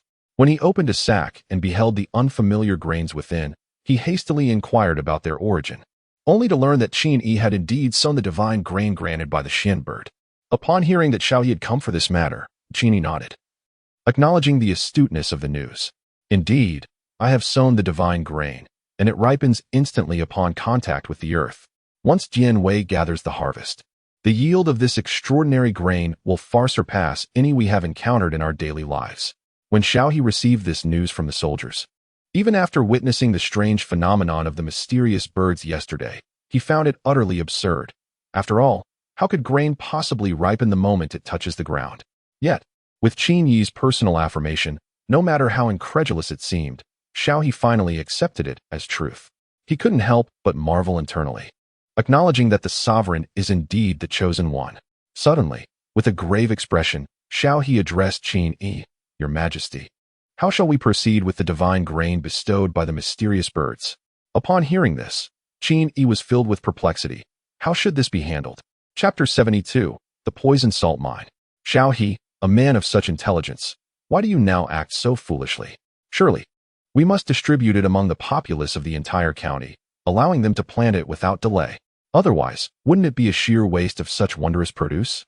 Noticing that Qin Yi had not grasped his intention, Xiao He hastily clarified, "Your Majesty, indeed, this miraculous grain is a treasure, once disseminated throughout the county. It could alleviate our army's concerns over supplies. Yet, what if this divine grain were to fall into the hands of the court or other insurgents?" Realizing that Xiao He was genuinely worried about this issue, Qin Yi chuckled lightly and promptly elucidated the intricacies of this grain to him. Being a miraculous entity, it must possess some extraordinary qualities. Apart from its high yield, the uniqueness of this divine grain lies in its ability to thrive solely in my governed lands. In truth, it goes beyond this. Take potatoes, for instance. Due to their substantial requirements for nutrients and moisture, neglecting crop rotation and proper fertilization could lead to the degradation and impoverishment of the soil where they are cultivated. As for how Qin Yi possessed such profound agricultural knowledge, it was merely a coincidence that his university major was in agriculture. However, to assess these grains in Qin Yi's possession through the lens of past knowledge would be a gross misjudgment. Where did the grain seeds in Qin Yi's possession come from? They were obtained from the imperial seal, which had undergone enhancements, eliminating all its deficiencies. Even if they were sown and left unattended, the yield would only slightly decrease, and there would be no cause for concern about the seedlings perishing and resulting in a complete loss. Of course, there was no need to elaborate on this to Xiao He. Upon hearing Qin Yi's words, Xiao He was momentarily taken aback, realizing that he had been unnecessarily anxious all this time. Let us proceed with our tasks. The next morning, Qin Yi, accompanied by two women, visited the Jiang residence. Under the perpetually grim countenance of Jiang Yi, he spent an entire hour and only reluctantly set down his teacup to take his leave. "Sir, please stay a moment. I shall return to trouble you again tomorrow," he said. Jiang Yi, frowning, gazed at Qin Yi's departing figure. As a scholar, he had always interacted with fellow intellectuals and had never encountered someone as brazen as Qin Yi. "My lord, we have run out of tea in the residence," came the report. "We must request the steward to procure some, or we shall have nothing to offer Lord Qin tomorrow." Upon hearing that the tea was depleted, Jiang Yi suddenly recalled the fine tea his old friend had sent him. A pang of worry struck him. "Madam, where's that bag of tea that brother was sent me?" Madame Jiang gestured towards the teapot on the table. "It is brewed in that pot." Realizing that the precious tea he had been reluctant to savor had all been consumed by Qin Yi, Jiang Yi felt a sharp pang in his heart. "My lord, what troubles you?" asked his wife. "Nothing, just a twinge of heartache." As dusk approached, the exuberant voice of Dian Wei echoed from afar. Your Highness, the grain has all been harvested," he exclaimed. "We have never seen such prolific crops in our lives." Upon hearing that the harvest was complete, before Qin Yi could step outside, he spotted Dian Wei, covered in dust, standing at the doorway. After ushering Dian Wei inside and watching him gulp down 3 pots of tea, Qin Yi finally inquired about the amount of grain collected. Wiping the dirt from his face, Dian Wei, unable to contain his excitement, reported, "We have over 60,000 stones of rice and wheat each, and 100,000 stones of corn. Moreover, the potatoes and sweet potatoes are extraordinary. From that small patch of land, we could dig out 1 or 2 stones." After consulting with the gentleman, "We harvested 340,000 stones of potatoes and 320,000 stones of sweet potatoes. Your Highness, we now possess nearly 900,000 stones of grain. Should we not recruit more soldiers?" Seeing this simpleton entertain notions about the grain, Qin Yi could only laugh in exasperation. "All this grain is to be distributed to the people as seed. Do not entertain any thoughts of coveting it." Upon hearing the news, Dian Wei was momentarily taken aback, realizing that all his efforts had been in vain. After toiling day and night with his men, gathering grain by torchlight, he felt a sense of futility. "Is this all we have? I find even this insufficient." Ignoring Dian Wei's mournful murmurs, Qin Yi commanded towards the door, "Summon Shao He to the governor's office with haste." "Yes, my lord." When Shao He arrived, Qin Yi promptly informed him of the amount of grain collected, emphasizing the urgent need to distribute it to the populace. With the new year just a month away, it was imperative to resolve this matter beforehand. "I shall comply," Shao He replied. However, as they discussed the distribution of grain, he recalled another matter. "My lord, may I inquire what the tax rate will be?" Additionally, the people of Qin Commandery possess little land, as most is controlled by local gentry. They may have grain, yet they lack land to cultivate. Upon hearing Shao He mention taxation and land issues, Qin Yi realized he had overlooked these crucial points. After a moment of contemplation, he said, "In recent years, the tax in the Liang Kingdom has been set at 60%. For the citizens under our military governance, we shall impose a tax rate of 30%. As for the families of soldiers, they shall be taxed at 20%. Furthermore, regarding land, we shall declare that all land in Qin Commandery, from wealthy merchants to common folk, will be nationalized and redistributed by the government. Any individual who engages in private transactions or consolidation of land will face severe penalties. Those with 10 acres or less shall be executed, while those with more than 10 acres shall face the annihilation of their entire household." Upon hearing Qin Yi's decree of land nationalization, Shao He immediately recognized its potential ramifications. "My lord, this move may incite unrest within Qin Commandery." However, Qin Yi had a different perspective on the potential turmoil. Given his current position, he felt less constrained by the repercussions of his actions. If he were to defer the land issue until after conquering the Liang Kingdom, that would indeed lead to chaos. "This matter is settled. You shall handle it at your discretion, and the military personnel will be under your command." Understanding that this implied the use of force for suppression, Shao He did not object, recognizing the necessity of extraordinary measures during extraordinary times. "I shall attend to it immediately." After Shao He departed, Qin Yi remembered the salt production methods he had in mind. If he could secure a salt mine, future military expenses would be assured. "Summon General Lin to me," he instructed. "Yes, my lord." Shortly thereafter, Lin Biao arrived in haste, bowing before Qin Yi. "I pay my respects to your majesty." No need for formalities. Qin Yi immediately inquired of Qin Yi whether there were any salt mines in Qin County. If there were none, he was interested in the neighboring counties. After all, he was uncertain which county to attack first. It would be most advantageous to strike where salt could be found. Lin Biao, upon hearing Qin Yi's question about salt mines, almost prompted Qin Yi to rush out of the city with his response.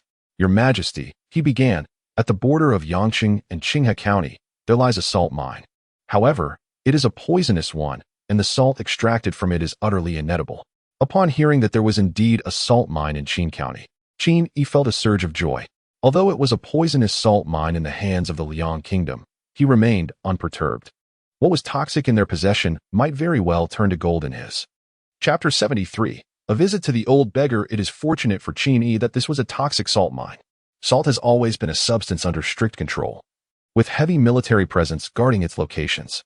The fact that the court regarded this salt mine in Qin County as no more than a worthless site meant that no soldiers were dispatched to guard it. Otherwise, Qin Yi would have faced considerable challenges in seizing Qin County. Immediately dispatch personnel to commence extraction at the salt mine and transport the harvested salt back to Yang City. He commanded. Lin Biao, momentarily perplexed, could not fathom Qin Yi's intentions. Did the sovereign truly possess the capability to produce salt? Yet it was a poisonous mine. Despite his confusion, Lin Biao concealed his thoughts and complied. This subordinate shall obey your orders. After Lin Biao departed, Qin Yi recalled the old beggar he had whimsically rescued. Since bringing him back the previous day, he had not checked on him. With this thought in mind, he promptly made his way to the small courtyard where the two women resided, accompanied by Jian Wei. Even with Jian Wei by his side, professional matters were best left to those with expertise. While Jian Wei was valiant, he had not encountered martial artists of the Jianghu. If the two women were not present to offer protection, Qin Yi would indeed feel a twinge of anxiety about approaching the old beggar alone. Upon entering the courtyard, Qin Yi was greeted by a cacophony of hurried footsteps and the plaintive wails of Su Qingxian. You wretched fox, if you do not relent, I shall not be so courteous. The cool voice of Dantai Irin interjected. You provoked me while I was meditating. Before Qin Yi could listen more attentively, a flash of red darted into his embrace, revealing a charming face adorned with a look of grievance. Su Qingxian blinked her eyes pitifully. Husband, this madwoman is bullying me again. Seeing this, Jian Wei discreetly turned away, recalling Lord Zhao's words. What is it called? Ah, yes, one should not witness the inappropriate. Observing the intimacy between the two, Dantai Irin, though aware that Su Qingxian had instigated the embrace, could not help but feel a flicker of resentment towards Qin Yi for his apparent acceptance of affection. I shall not intrude upon the interactions between you and the beauty, she remarked, preparing to depart. Out of sight, out of mind. However, the thought of the unknown old beggar lingering in the estate compelled her to slow her pace. She resolved to find a quiet spot nearby, ensuring she could respond promptly should any untoward developments arise. Qin Yi gently tugged at Su Qingxian, who was nestled in his embrace, incessantly whining and lamenting the misdeeds of Dantai Irin. He called out to her, Irin, I have come to request your company to visit that elderly gentleman. Surely you cannot be at ease allowing me to meet him alone. Upon hearing that Qin Yi intended to visit the old beggar, the resentment that had lingered in Dantai Irin's heart dissipated almost instantaneously. However, recalling the beggar's swift agility, a flicker of concern still lingered within her. Unable to restrain herself, she urged Qin Yi once more, attempting to dissuade him from embarking on such a perilous endeavor. My dear sir, do not take offense at my insistence. A gentleman does not place himself beneath a perilous wall. The origins of that old beggar are shrouded in mystery, and it is prudent to maintain a safe distance. Yet you intend to bring him into your abode. Any misstep could lead to disastrous consequences. I implore you to give careful consideration to my words. Since the moment Qin Yi resolved to bring the old beggar home, Dantai Irin had repeated this counsel countless times, yet Qin Yi remained ever receptive to her entreaties. Qin Yi is not a person oblivious to the nuances of his situation. The words spoken by Dantai Irin were entirely in his best interest. He is not obstinate and self-serving, and thus he can discern the merits and flaws within her remarks. At this moment, Su Qingxian also ceased to spar verbally with Dantai Irin, as she shared the same sentiment regarding the matter. Although she found the cunning fox disagreeable, her assertion was not without merit. Indeed, he was playing with fire. The realm is rife with malevolent forces, and should this old beggar belong to such an evil path, he would not be swayed by gratitude for your hospitality. If you were merely an ordinary family, it might not matter, for others would seek nothing from you. However, you currently govern a county, commanding tens of thousands of troops, and your actions have already summoned the extraordinary appearance of the Xian bird. Even I and the fox harbor suspicions that you may have acquired some treasure from this. Should this knowledge reach the malevolent practitioners, the consequences could be dire. You must grasp the gravity of this situation. Both women spoke wisely, and Qin Yi recognized this truth as well. Yet it was precisely because he acknowledged this reality that he yearned for a formidable ally to secure his position. In the days to come, Once the news of the Xian bird's emergence in Qin County spreads across the realm, it is inevitable that powerful figures will come, driven by the notion that you possess some treasure worth seizing. But now, with his vast estate firmly rooted in Qin County, leaving is not an option. Hiding is impossible given his identity. The only course is to devise every possible strategy to confront the challenges ahead. The conflicts of the martial world differ from those of the battlefield. Martial artists are not naive. They will not foolishly wait for him to assemble a grand army before launching an assault. I understand your concerns, yet I too face insurmountable difficulties. Setting aside such matters. Night has fallen. Let us first visit the old man. Shortly, I shall have the kitchen prepare a feast. These recent days have left me no time to properly host you. As Qin Yi deftly shifted the topic, the two women, unusually, refrained from casting cold glances at one another, instead exchanging a resigned look. Now that they are in positions of power, their temperaments remain unchanged, still stirring the pot. The trio arrived at a relatively secluded courtyard within the estate, observing the patrolling soldiers weaving in and out of the area. Su Qing's skin could not help but marvel at the number of guards stationed here. 500 soldiers, all of whom are my former subordinates brought from Ling County. Qin Yi replied. Dan Tai Yiren felt reassured by this, for a master-level warrior would need at least a late-stage cultivation to contend against 500 soldiers. And even then, only if not encircled by military formations. Should one be trapped within such formations, accompanied by a warrior akin to a master like Dian Wei, even a peak-level master might find it impossible to escape, while those of mid-level mastery could only meet their demise. We pay our respects to your majesty. Outside the door designated for the old beggar's rest, several soldiers bowed in greeting upon seeing Qin Yi.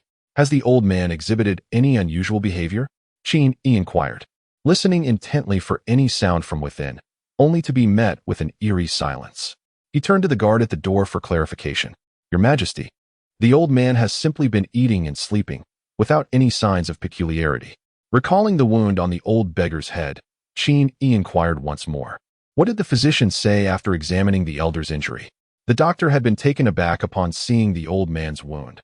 However, upon observing his robust demeanor, he prescribed several remedies to invigorate the blood and dispel bruising, suggesting that he should be nurtured for the time being. Nodding in acknowledgement, Qin Yi pushed open the door and stepped inside with a measured pace. Upon witnessing the old beggar peacefully slumbering on the bed, he felt a sense of relief wash over him. Inform the kitchen to prepare a feast, he commanded. Understood, as he regarded the two young women closely following him. Qin Yi's expression softened considerably. What would you like to eat? I shall send someone to the city to procure it. The two women exchanged wary glances at the sleeping beggar before shaking their heads in unison. Your Majesty, Miss Jiang requests an audience. Just as Qin Yi was admiring the two lovely ladies before him, the soldier's announcement abruptly shattered the enchanting moment. Frowning instinctively, he replied, Who is Miss Jiang? I do not recognize her. Send her away. Dan Tai Yiren quickly halted the soldier, who was about to leave, and cast a reproachful glance at Qin Yi. It is Hanyue, that weeping little girl. Prompted by Dan Tai Yiren's reminder, Qin Yi immediately recalled the bustling day that had nearly caused him to forget this young girl. Let her wait in the guest hall. As you wish.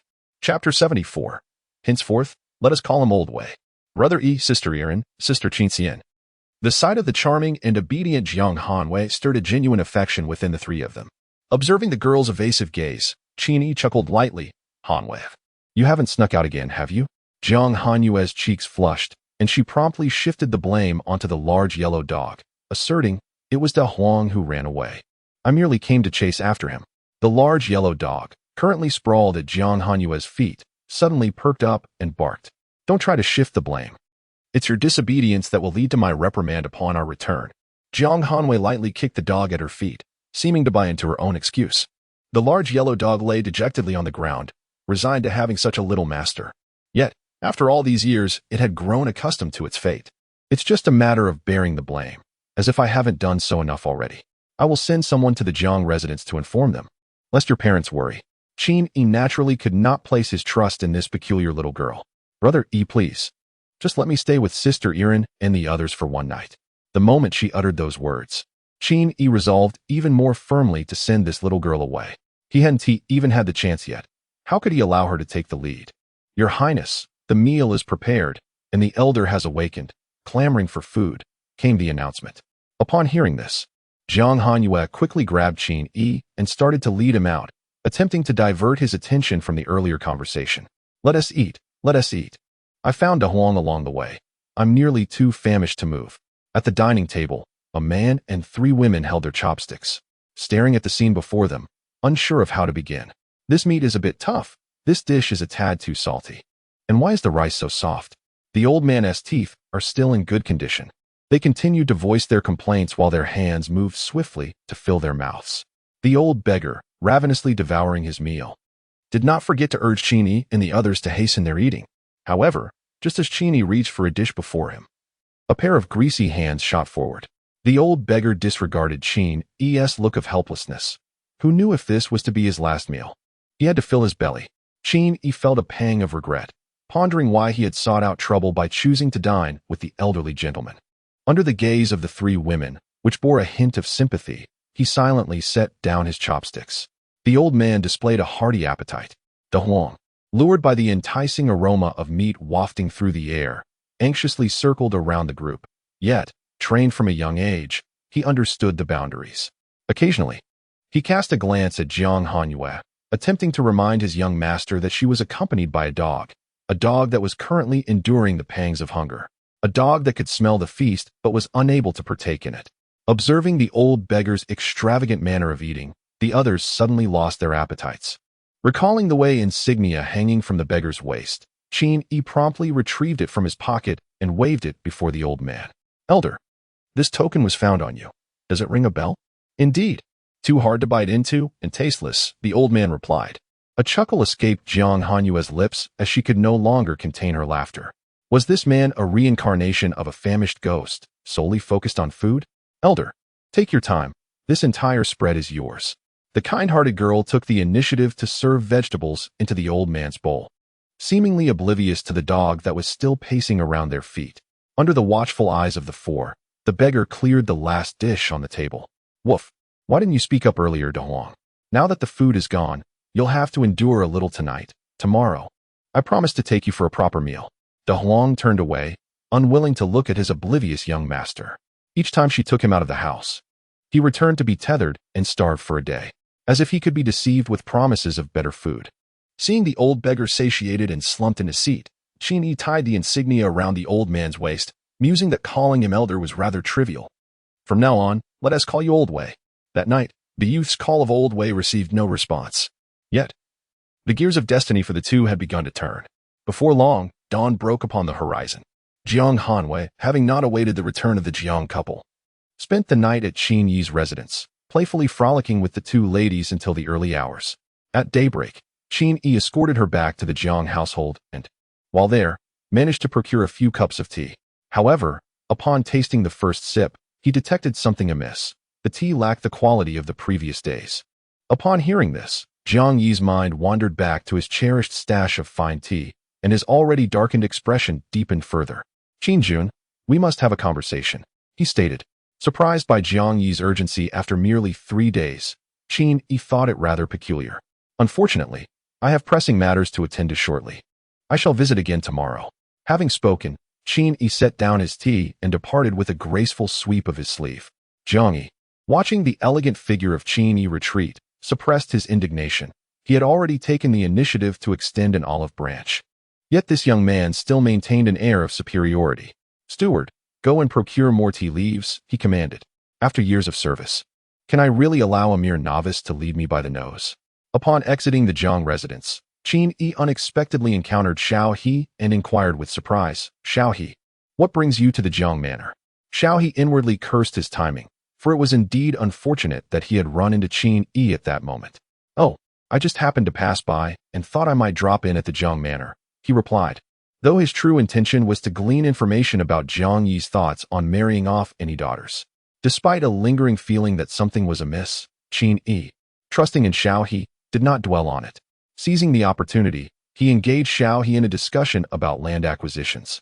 The situation in Yang City was manageable, as the local aristocracy had been decimated by bandits, and their lands had been reclaimed without resistance from the populace. However, the progress in the surrounding counties remained uncertain, and he intended to inform the sovereign and personally inspect each county. As they conversed, they returned to the governor's residence. Before Qin Yi could enter, a weary soldier approached him at a brisk pace, holding a bamboo scroll. Your subordinate pays respects to your majesty. I implore you to take action for us in Meixian. Upon seeing the soldier's expression filled with indignation, Qin Yi, puzzled, accepted the scroll and glanced at its contents, his eyes instantly turning frosty. Noticing the shift in Qin Yi's demeanor, Xiaohe quietly inquired, Your Majesty, has something gone awry? Qin Yi clenched his fist, squeezing the bamboo slip in his hand before handing it to Xiaohe, gesturing for him to examine it at his leisure. It turned out that Lu Yu had reported a band of marauders, whose origins were unknown, had brutally slaughtered the inhabitants of 3 villages within Mei County, leaving over 1,500 souls perished. The villagers' wealth, provisions, and livestock had been entirely plundered.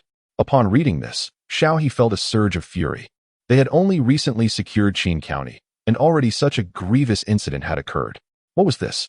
It was a slap in the face to Qin Yi, a stark humiliation to Xiaohe, and an affront that trampled upon the dignity of the entire Qin army. Chapter 75. The production of salt with Qin County just beginning to stabilize, and the sovereign newly ascended to the throne. Such a calamity demanded immediate and severe retribution. Troops were dispatched to eradicate the bandits, and the marauders responsible for the massacre would face the most brutal punishment imaginable. It was evident that Xiaohe was genuinely enraged this time. Otherwise, he would not have advised Qin Yi to resort to such extreme measures. Previously, although Qin Yi had also mobilized troops to showcase their might against the bandits in Qin County, everyone in the military was well aware of the true nature of the bandits in Yang City. Thus, from Qin Yi down to the various commanders, none took the anti-bandit campaign seriously. It was merely a fade to appease public sentiment. However, it was utterly unforeseen that one day, Qin Yi himself would become the target of such banditry. Qin Yi immediately took a piece of inked jade from his waist and handed it to the soldier who brought the news, instructing him to go outside the city to find Lin Biao and request that a 1,000-man commander lead troops to Meixian. Upon locating the bandits of the slaughtered village, they were to refrain from executing them immediately, but instead bring them before the graves of the villagers from the 3 villages for a slow and torturous death. Understood. The soldier responded eagerly, clutching the inked jade as he hurried toward the military camp outside the city. His urgency stemmed from the fact that he was a local of Meixian, with his own village situated right next to the one that had been devastated. Noticing Qin Yi's composed demeanor, Xiaohe swiftly changed the subject. He mentioned having seen General Lin mobilizing troops late into the night, supposedly under the emperor's orders to extract toxic salt from the mines. What could the emperor possibly want with such inedible poison? Just then, as Xiaohe mentioned the toxic salt mine, the sound of galloping hooves echoed through the street, heralding the arrival of the Qin soldiers dispatched by Lin Biao to the salt mine. Seeing Qin Yi standing at the entrance of the residence, the soldiers promptly dismounted and placed several large cloth bags on the ground, reporting, Your Majesty, these are the salt from the mine that General Lin instructed us to bring back. Upon hearing the mention of the salt mine, Qin Yi momentarily set aside concerns regarding the bandit problem in Meixian and pulled Xiaohe into the courtyard. After instructing the soldiers to place the salt in the yard and then dismissing them, Qin Yi began to lay out the materials he had prepared for salt production over the past few days. Xiaohe watched in bewilderment as Qin Yi hammered, heated, and boiled the salt, wondering if his lord intended to transform this toxic salt into something consumable. Time passed, and Xiaohe's expression transitioned from confusion to shock. This pure white substance, as fine as grains of sand, was indeed salt? Unable to contain himself, Xiaohe exclaimed, Your Majesty, is this salt? His eyes were fixed, unblinking, on the large bowl of pristine white salt in Qin Yi's hands.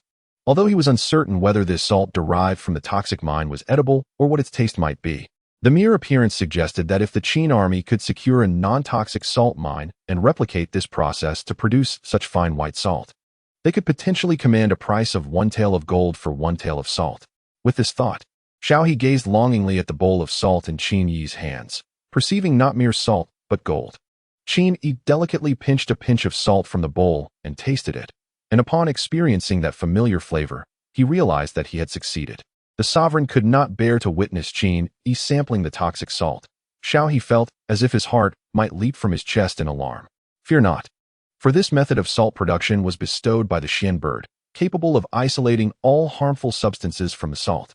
Now, you too may savor this salt. As he spoke, Qin Yi extended the bowl of salt towards him. Upon hearing that this method was a gift from the Xian bird, Xiao He's doubts dissipated. He took a small pinch from the bowl and tasted it. Only an intensely salty flavor graced his palate, devoid of the bitterness typically associated with ordinary salt. The hands that held the bowl trembled with astonishment. This was no mere salt. It was akin to gold, reflecting on the previously neglected toxic salt mine. Xiao He's heart raced. This was not a toxic salt mine. It was a gold mine, an untapped treasure yet to be exploited. Just as Xiao He contemplated how many people should be stationed to guard this mine of gold, or rather, salt, Qin inquired. Did you manage to memorize the steps I undertook to produce the salt? Xiao He, upon hearing this, managed a wry smile, admitting that he had not entirely captured every detail. Qin did not elaborate much. He simply picked up another piece of salt and meticulously repeated the previous steps, this time deliberately slowing down each action. He took care to explain the significance of these processes to Xiao He, for merely mimicking his movements without understanding could lead to dangerous omissions. The toxic salt produced from such negligence might prove fatal. Once a bowl was filled with fine salt. Noticing that Xiao He still had some lingering uncertainties, Qin bent down once more to retrieve another piece of salt and reiterated the steps. By the time Xiao He had fully grasped the salt-making process, the sun was high in the sky. For now, set aside matters concerning the land. Your immediate task is the production of salt. The salt produced will be reserved entirely, save for military consumption. Upon hearing this, Xiao He, perplexed, inquired, My lord, will we not sell it to the people of Qin County? But as soon as he voiced the question, he regretted it, realizing the foolishness of his inquiry. Qin had pondered whether to permit the sale of fine salt to the citizens of Qinjun. Yet he ultimately resolved to refrain from opening this avenue for the time being. Although he had successfully conquered Qinjun and ascended to a position of authority, he was acutely aware of his precarious circumstances. In the realm of Liang, he found himself at a disadvantage against both the rebel forces and the imperial army. The absence of an imperial expedition to subdue him was likely due to a perception of his diminished threat. However, the recent extraordinary phenomenon of the mysterious bird had shattered this precarious calm. Despite his current weakness, he had undoubtedly become a focal point of concern for the Liang court. Should word emerge that he possessed fine salt, it would not only attract the attention of the imperial court, but also incite the ambitions of numerous rebel factions across various counties. Thus, Qin resolved to bide his time discreetly. He would not only refrain from selling to the populace, but also ensure that this matter remained shrouded in secrecy, impervious to public knowledge. Every individual involved in the salt production would be meticulously selected, and the site of production would be heavily guarded and monitored around the clock. Those who dared to divulge this secret would face total annihilation. At this juncture, Qin's countenance was rife with lethal intent. He harbored no desire to spill blood, yet his ambition for greatness overshadowed all else. As for the arrangement for overseeing salt production, Xiao He had no objections. In fact, he was eager to embark immediately to the mines. However, he recalled that the time for sowing was imminent, and the matter of land allocation had yet to be finalized. Your Majesty, while the salt production is urgent, the distribution of land must not be neglected. Qin was acutely aware that matters concerning land should not be delayed, and the banditry in Mei County reminded him of an individual who might prove invaluable. Shortly, send someone to Mei County to relay the message. Summoning County Magistrate Lu Yu to Yangqing. Upon hearing the name Lu Yu, Xiao He nodded thoughtfully, for he had heard of Lu Yu's reputation. Regardless of his governance skills, there were no concerns regarding his character. Should Qin entrust this matter of land to him, he would feel reassured. Chapter 76. The minister prepares to congratulate the young master in Bai family village, Mei County. A young man clad in coarse cloth traversed the bloodstained, muddy path of the village. The surrounding chaos seemed to leave him unmoved, yet as he approached a dilapidated thatched cottage and beheld the bloodstains on the earthen walls, his heart quivered violently. With a hesitant gait, he rushed into the dwelling, shattering pottery upon the ground, leaving behind a trail of disarray and bloodied bedding, all of which bore witness to the tragic events that had transpired here. No, it was not merely this place, but the entirety of the village. As the promise of better days seemed imminent, he lamented, Heaven, how blind you are. Young man, you appear unfamiliar. Are you not from our village? I am from Bai family village. You are from Bai family village? The very village that was slaughtered by bandits? Bandits, the young man murmured, a fierce resolve igniting within him. To not avenge this wrong would be a disgrace to my lineage. Squad leader, there is someone inside this house. Whoever is inside, you have 3 breaths to emerge. A contingent of Qin soldiers encircled the thatched cottage. Just as they were about to force the door open, a figure emerged from within, kneeling before the cottage and bowing deeply 3 times. Observing this, the squad leader appeared to understand, his gaze softening with a hint of compassion toward the young man on the ground. Young lad, would you dare join the Qin army? No need to stray from the point. I can assist you in avenging your kin. What is there to fear? Good lad, shortly I will speak to the captain. And for now, you shall accompany me. By the way, what is your name? Meanwhile, in Yangcheng, at the prefect's office, in Qin Yi's mind, the national seal emitted a faint tremor, and within the seal lay a mysterious realm shrouded in endless black mist. Beneath the altar of the emperor, the increasingly ethereal spirit of Bai Qi seemed to sense something, revealing a hint of a gratifying smile, for the moment had finally arrived. I could now depart with a sense of assurance. Bai Qi's already insubstantial form was dissipating at an astonishing speed.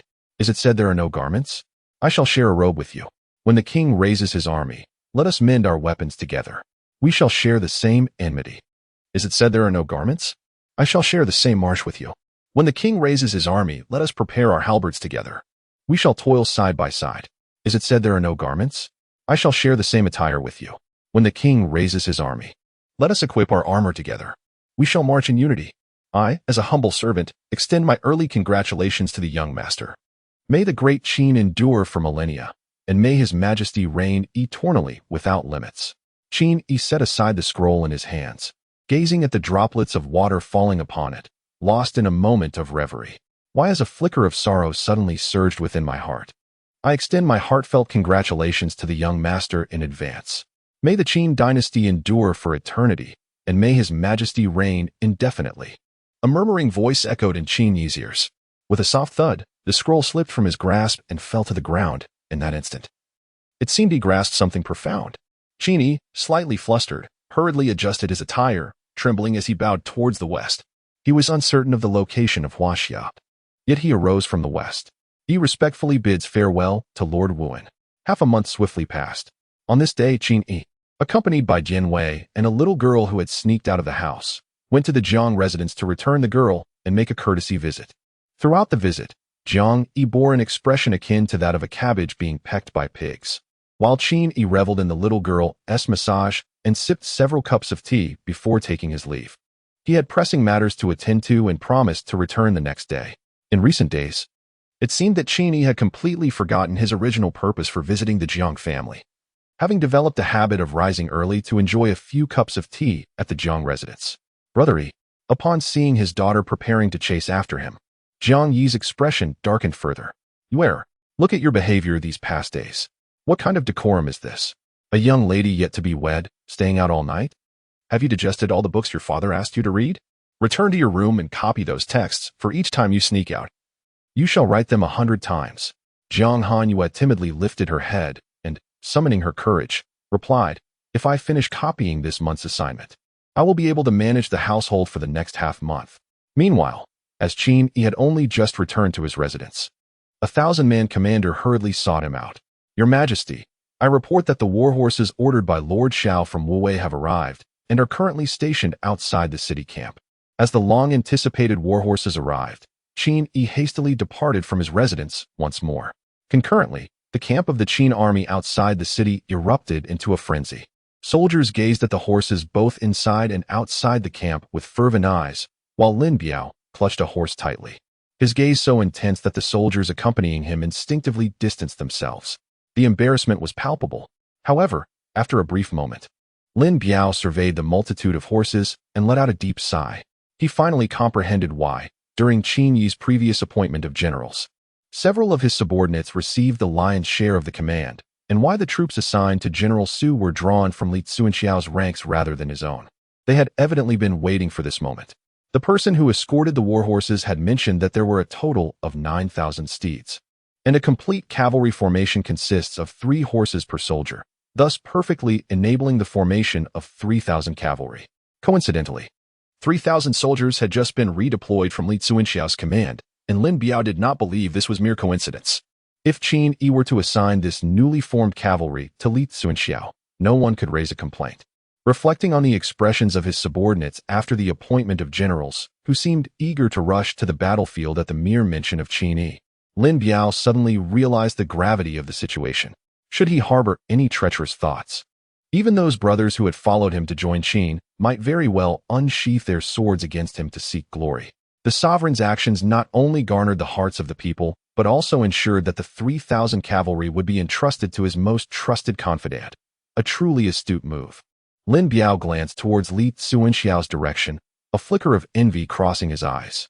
Cavalry are undoubtedly the sharpest blades on the battlefield.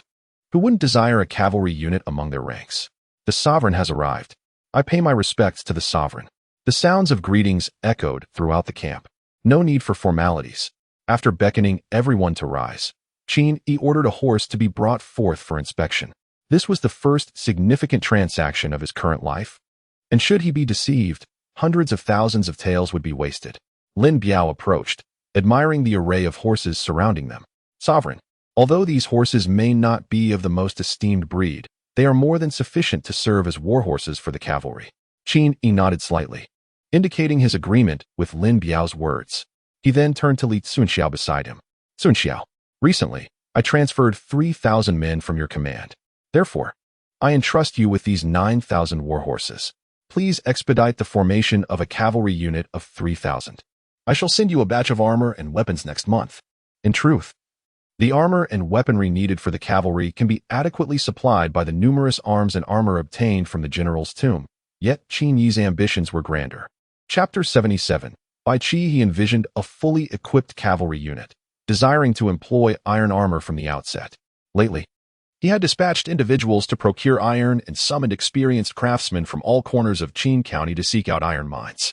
Although no news of the mines had yet emerged, the purchased iron had already reached the blacksmiths, who were laboring tirelessly to forge the iron armor.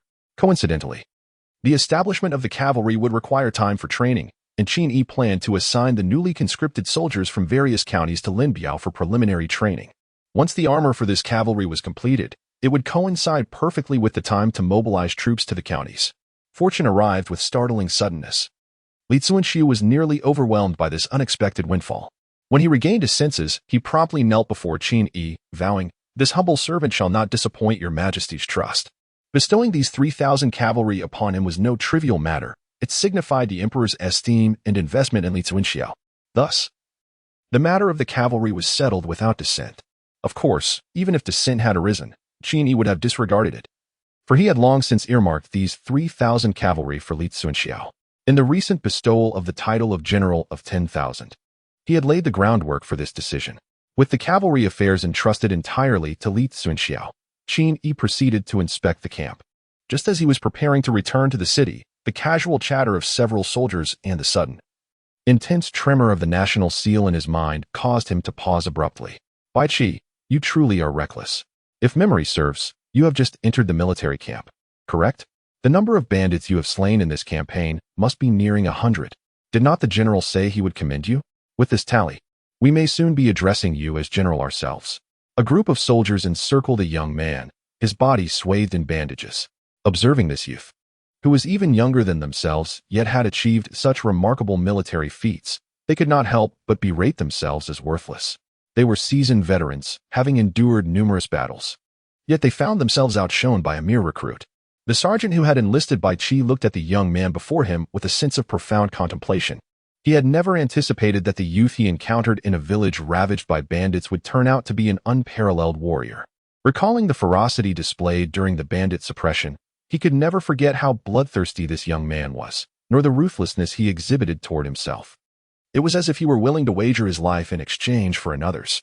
When the bandits charged at him with blades raised, he did not flinch. Instead, he retaliated with a swift strike of his own, betting on the swiftness of his blade and the ferocity of his spirit. Especially after the battle, the sight of the severed heads hanging from his belt and the 3 he carried in his hands, along with 2 clenched in his teeth, was enough to instill fear in even the bravest hearts. His fierce gaze could still send shivers down their spines in retrospect. He was truly a harbinger of death. The thought that if this young man were to survive, he would undoubtedly become a formidable figure emerged in the minds of all present. Qin Yi approached slowly. Since that fateful day, he had made several attempts to re-enter the inner space of the seal, yet met with no response. In that moment, he comprehended the truth. Bai Qi had truly departed. This esteemed general, who had fought valiantly for the Qin throughout his life, would never witness the day of the Qin's restoration. He had simply passed on. Now he heard something by Qi. Could it be that, akin to Xiao He and Li Tsuanxiao, this esteemed general had been granted a new life in this realm? Surrounded by the crowd, Bai Qi sensed an inexplicable pull. He turned to gaze in the direction of Qin Yi, where a young lad clad in dark robes, appearing even younger than himself, was fixated on him with unwavering eyes. For reasons unknown, despite the minor age difference, Bai Qi felt a peculiar sentiment arise within him, a sensation akin to that of an elder observing his junior. The individuals surrounding Bai Qi also noted his unusual demeanor, and upon following his gaze, they immediately adopted a solemn expression and bowed in respect. Greeting. We pay homage to your majesty. Qin Yi regained his composure and waved his hand at the crowd, signaling them to dispense with formalities. He then redirected his gaze to Bai Qi before him. The likeness was uncanny. No, it was virtually identical. The figure of Bai Qi before him gradually overlapped with the image he had previously seen in the seal. Apart from the subtle differences in appearance due to their age disparity, they were, in essence, indistinguishable. Bai Qi, too, was pulled from his reverie by the sound of the crowd's respectful greetings, exclaiming, "We pay our respects to your majesty." Qin Yi instinctively stepped forward, halting Bai Qi's gesture of salutation. Observing Bai Qi, who was swathed in bandages like a mummy, a surge of resentment welled up within him. The monarch? At that moment, Dian Wei also perceived Qin Yi's unusual demeanor. Since earlier, Qin Yi had been fixated on the young man named Bai Qi. Could it be that they were acquainted? Yet, judging by Bai Qi's reaction, which, while somewhat off, did not suggest familiarity, Qin Yi adjusted his emotions, his expression returning to a state of tranquility, yet deep within. A flicker of joy resided. General Wu and was still present. He silently vowed that the scenes of the past would never again unfold under his hand. Throughout his life, General Wu and had never betrayed Qin, yet it was the Qin that had failed the general. This time, Qin would not forsake Wuan. It is said that upon your initial entry into the military, you achieved over 100 military merits during the suppression of bandits. While this may not suffice to earn the title of General of 10,000, it certainly qualifies you as a General of 1,000. The army is currently in the midst of recruiting. Once you have recovered from your injuries, proceed directly to Lin County and report to Su Xiao Hu's camp. I shall ensure he retains a position for you as a General of 1,000. Your subordinate expresses gratitude to your majesty. He hastily interrupted Bai Qi's gesture of respect, for one in his condition should not engage in such formalities. Observing Bai Qi, swathed entirely like a mummy, Qin Yi surmised that his injuries were likely far from trivial. Summon 2 military physicians. Understood. Shortly thereafter, 2 military physicians were summoned by the soldiers. Although referred to as physicians, they were merely local quacks sourced from the city. Qin Yi shared his insights on the care of wounds, emphasizing the importance of proper disinfection and maintaining a hygienic environment for the injured, all of which he believed could be implemented in the current circumstances.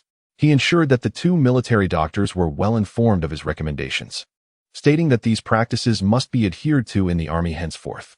After exchanging pleasantries with Bai Qi in the camp, Qin Yi reluctantly departed, contemplating bringing Bai Qi back to his residence for a proper recovery, though he refrained from doing so for fear of startling him.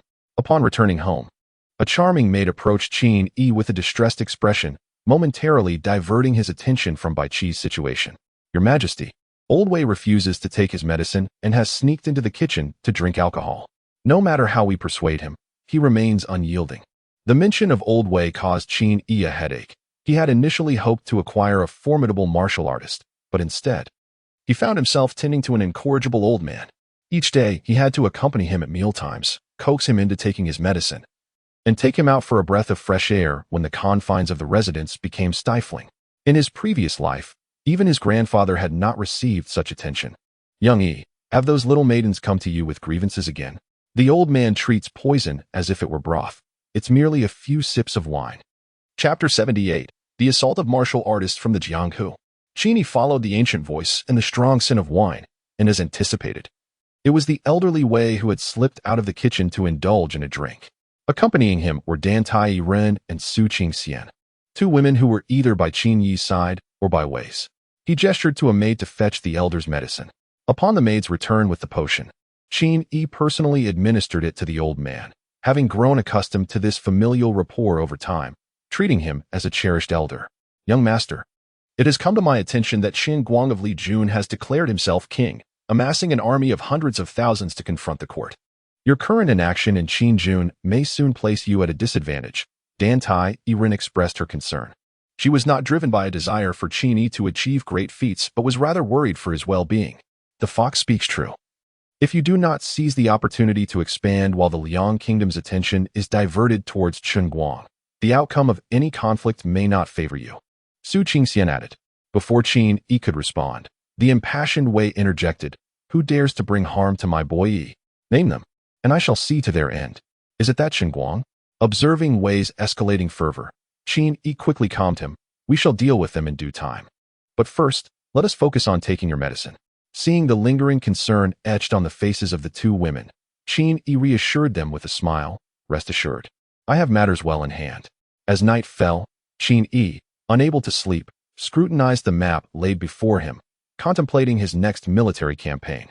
Wu Wei, being a border town adjacent to the western regions, posed challenges. Aside from the combat prowess of the border troops, capturing it would necessitate dividing forces to secure Liang's defenses. A task fraught with difficulty. Shuyang? Qin Guang was rumored to command an army of 200,000, and should Qin Yi take Shuyang, he would inevitably have to engage with him. Yingchuan, known for its wealth, was governed by the capable Gui Jing, making conquest a formidable endeavor for the Qin forces. Sishui? The thought of Sishui stirred a sense of perplexity within Qin Yi. It was adjacent to the Jiang kingdom, housing 50,000 border troops at Yin Pass. Yet, the local militia leader Lu Guang and the garrison commander Yang Ji maintained an oddly peaceful coexistence, with Lu Guang nearly controlling all of Sishui. Yet Yang Ji remained inactive. Was Yang Ji wary of provoking the Jiang kingdom, or did he harbor ambitions of his own? After much contemplation, Qin Yi reached a resolution. The target would be Sishui. The fortunes of the three prefectures would surely activate the second dragon emblem upon the national seal. Just as he prepared to fold the map and retire for the night, an unexpected shiver coursed through him, a chilling sensation engulfing his being. A sudden rush of air signaled imminent danger, causing Qin Yi to instinctively sidestep, as the sound of clashing metal echoed ominously in his ears. Bang! A gaping hole appeared in the roof, and an iron claw descended from the heavens. Gazing at the claw embedded deep into the ground, a chilling sense of murderous intent arose after the initial panic. The commotion within the room also alerted the guards stationed outside the door, but before they could inquire, Qin Yi's voice resonated, proclaiming, "An assassin has made an attempt on my life." Qin Yi scarcely had time to glance at the roof before he dashed towards the door. This young man is indeed quite vigilant. The individual on the rooftop, observing Qin Yi, muttered a curse under his breath. "An assassin. Protect the sovereign. Where is the assassin? I shall surely pierce him with several transparent holes."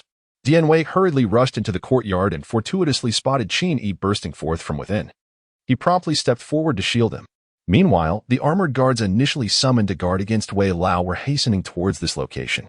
At this moment, Qin Yi finally found the time to seek out the assassin's whereabouts. However, the assassin revealed himself without any effort on Qin Yi's part. Perched atop the roof was a man with a handlebar mustache, gazing down at Qin Yi with a look of regret. "You managed to discover this. But your fortune ends here."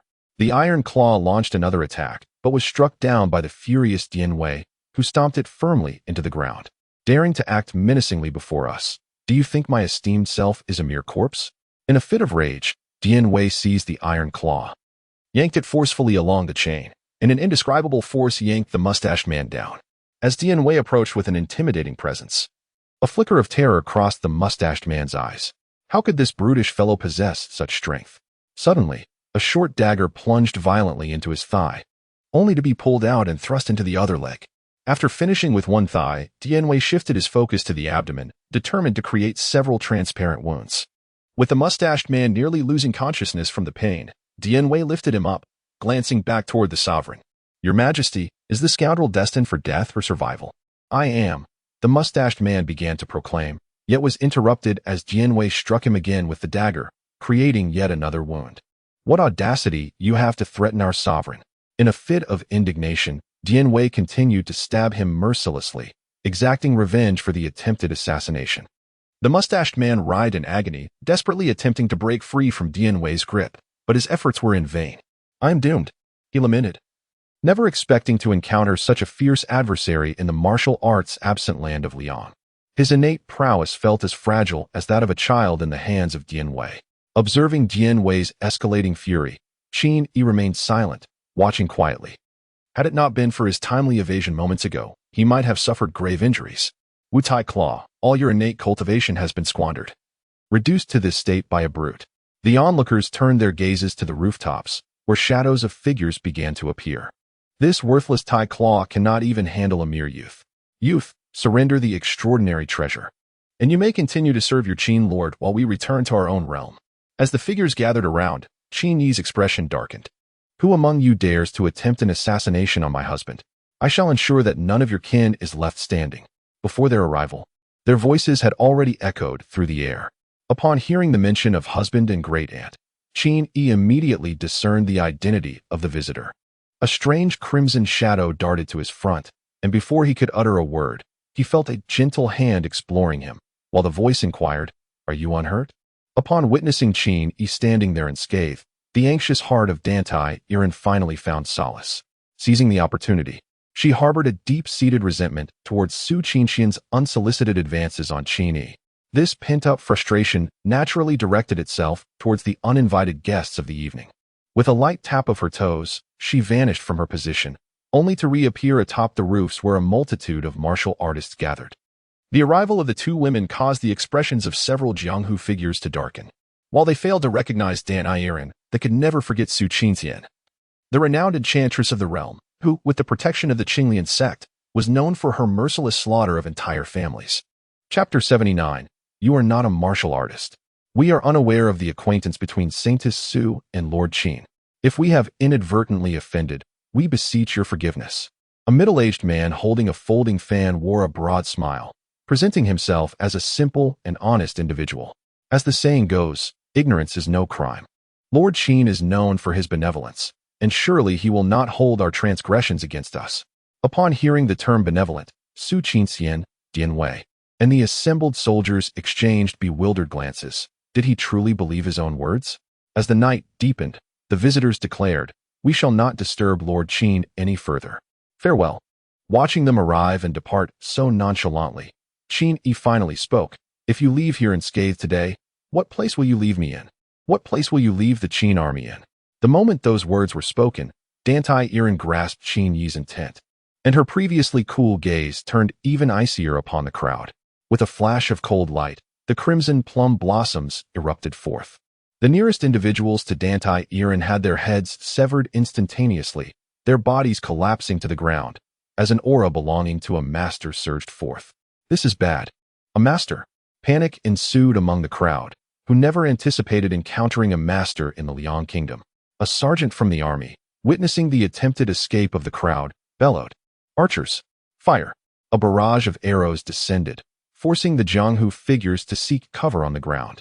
As the archers withdrew, the armored soldiers, armed with melee weapons, advanced in organized formations, ensuring that none strayed alone. Against these Jianghu warriors, they lacked the ability to engage one-on-one.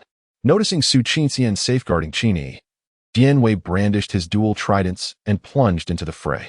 Surveying the battlefield, Su Qinxian noticed that the adversaries, having reached a level of innate prowess, no longer mattered to her.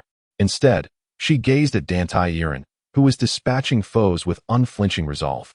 "My dear husband, observe how this fox slaughters without a hint of hesitation. Unlike me, so delicate and weak, willing to succumb to whatever you desire." Observing Su Qingshan, who never misses an opportunity to disparage Dantai Irin, Qin Yi found himself perplexed. What profound enmity existed between these two women that they were perpetually at odds? "I am currently under the protection of armored warriors. Qishan, you should assist as well." Su Qishan shook her head and solemnly replied, "One fox is sufficient to deal with them. I must remain by your side." An extraordinary treasure could not possibly attract only a handful of insignificant rodents. No sooner had she spoken than a voice, aged and resonant, emerged from outside the manor. "Saintess, may I inquire as to this boy's relationship with you?" An enigmatic elder appeared atop the roof where the group of martial artists had previously stood, his gaze towards Qin Yi igniting a flicker of fervor. Yet upon glancing at Su Qingshan and the intently observing Dantai Irin, his brow furrowed. Did not these major sects typically shun matters entwined with destiny? Why had they even sent their saintess? In response to the elder's inquiry, Su Qingshan raised her chin defiantly, projecting her voice so others could hear, "He is my husband." The shadowy elder glanced at Su Qingshan before turning his attention to Dan Tairan, stating solemnly, "I harbor no intention of provoking Tianqi. The saintess merely means to compel that young man to surrender the extraordinary treasure, and I shall depart immediately."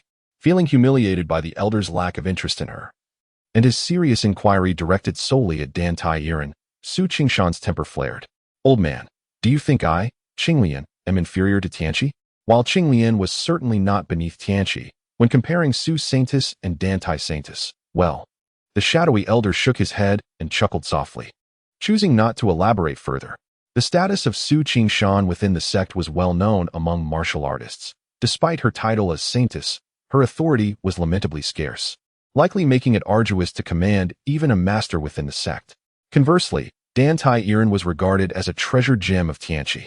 The disparity in their standings was glaringly apparent. Had the elder known from the outset that Dan Tairan was present, he would have abstained from this venture entirely.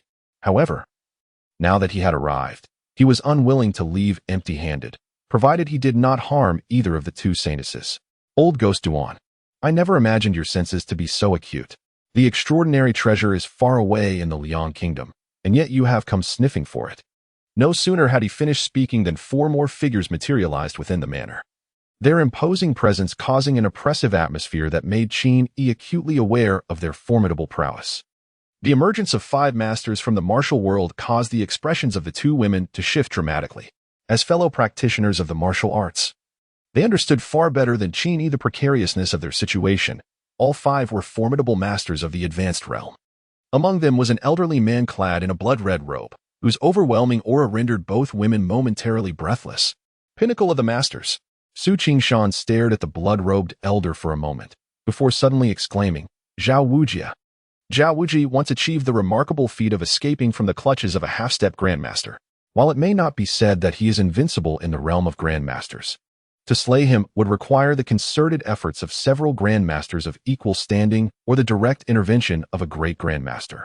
Zhao Wuji cast a glance at the numerous martial artists from the Jianghu, who had been decimated by Jian Wei and the soldiers of the Qin army, before swiftly making his way towards Qin Yi. Indeed, one cannot rely on such inept individuals. In the end, it falls upon me to take action personally. Su Qingxian forcefully pushed Qin Yi behind her, preparing to create a fleeting opportunity for his escape. Hurry to the military camp. Though formidable, even a grandmaster has limitations. Surrounded by thousands, one could still meet a tragic end. Your Majesty, I am coming. With a piercing sound slicing through the air, Li Tsuanxiao's Yuang spear shot forth, aimed solely at Zhao Wuji. Just as Zhao Wuji was about to seize Qin Yi, a chill ran down his spine. He sensed the unique threat of death emanating from this unusual weapon. Yet, there was no avenue for evasion. He could only form a palm seal in an attempt to deflect it aside. However, a robust armored figure darted forward with the swiftness of a tiger, reaching him in the blink of an eye and firmly grasping the thrown Yuang spear. Your Majesty, you must depart first. I have summoned 1,000 soldiers to escort you to the main camp. Qin Yi nodded slightly, his gaze lingering for a moment on Dan Tairan before he departed from the residence under the escort of armored guards. Although he possessed some martial prowess, he had yet to reach a level comparable to Li Tsuanxiao. Faced with the masters of the martial world, he could only retreat to the camp outside the city. The crisis surrounding Zhao Wujing had not been averted. In fact, the greatest peril loomed before the towering figure of a man, with no trace of true essence fluctuation. It was evident that he was not a martial artist. This imposing figure was none other than Li Tsuanxiao, who, without acknowledging Zhao Wujing, raised the Yuang spear and swept it toward him. With a sickening thud, Zhao Wujing was sent sprawling, blood spewing forth. Much to the shock of Dan Tairan and Su Qingxian, it was hard to fathom that this was a man who could escape unscathed from the grasp of a half-step grandmaster. Chapter 80. Wei Wuming, I had underestimated this general, murmured Dan Tairan. Su Qingxian, her eyes sparkling with admiration, regarded Li Tsuanxiao, a martial general rivaling the pinnacle of masters, truly a singular talent in the realm. Receive one strike and survive. You possess some skill. Rise and continue the fight. The old fellow above, descend and let this general test whether you hold such prowess. The Yuang spear was raised, pointing directly at several individuals above, as Li Tsuanxiao's defiant voice echoed in their ears. The Qin soldiers looked at Li Tsuanxiao with fervent admiration. The foremost warrior of the army could not be a mere name without substance. The four glanced at Zhao Wujing, who lay on the ground, bloodied and gasping, and then at Li Tsuanxiao, who was eagerly watching them, causing beads of sweat to form on their palms. They could hardly believe that such a prodigy could emerge from the remote Liang kingdom. There was not a hint of true essence circulating within him. He relied solely on brute strength. They resolved not to engage him directly, but to entangle him instead. Zhao Wujing, trembling as he rose from the ground and clutching his chest, urged the others, "Duong Lao Gui, your skills lie in your agility. You should bind this man while we capture that youth and secure the otherworldly treasure before addressing anything else." Without granting Duong Lao Gui a chance to object, the others surged forward in pursuit of Qin Yi. Duong Lao Gui cursed under his breath, recognizing that this was indeed the most prudent course of action. However, the menacing presence of Li Tsuanxiao made him uneasy. As the others attempted to flee, Li Tsuanxiao leaped onto the wall, aiming to intercept them, yet found himself entangled by Duong Lao Gui, momentarily unable to extricate himself. At that moment, the disparity between military generals and martial artists became painfully evident. In terms of one-on-one combat, or even facing multiple opponents, Li Tsuanxi was by no means inferior to them. However, the elusive techniques and unpredictable true essence wielded by the martial artists posed a significant challenge for him. Despite the old man across from him merely striking out with his palm, empty-handed, he was met with an overwhelming force that pushed him back. And that ghostly agility left him utterly flummoxed. Just as Qin Yi was about to exit the gates, a voice called out, "Why is it so noisy outside? Why are you wandering about at this late hour, brandishing weapons?" Without time for further discussion, Qin Yi seized Wei Lao and hurried towards the exit of the residence, while the 1,000 soldiers summoned by Li Tsuankong swiftly surrounded the two for their protection. The four who had emerged, witnessing Qin Yi being so thoroughly shielded by the soldiers, exchanged grave glances.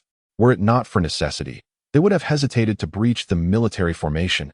However, the narrow alleyways of the city afforded them a slight sense of relief, as the army could not fully deploy their might. Now that matters had escalated to this point, it was imperative that they cease to conceal their intentions and exert their utmost effort. Humph, in the past, the cavalry of Zhao could not best me, and neither can this rabble. Just as the four contemplated charging the formation, Dantai Irin and Su Qingxian timely pursued them.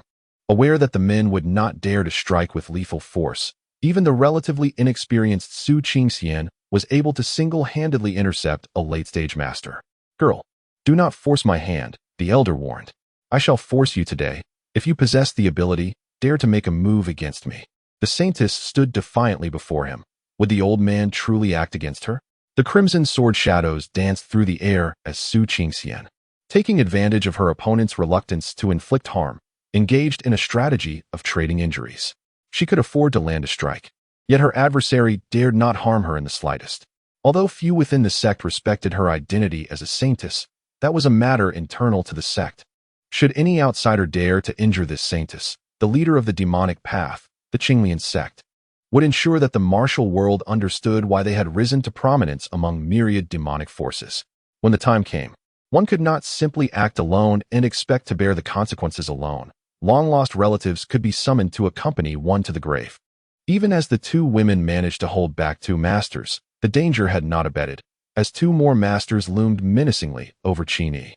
The streets, typically spacious, now felt extraordinarily cramped and narrow, with the army unable to fully extend its forces, resorting instead to a tactic of overwhelming numbers to keep Zhao Wuji and his companion at bay.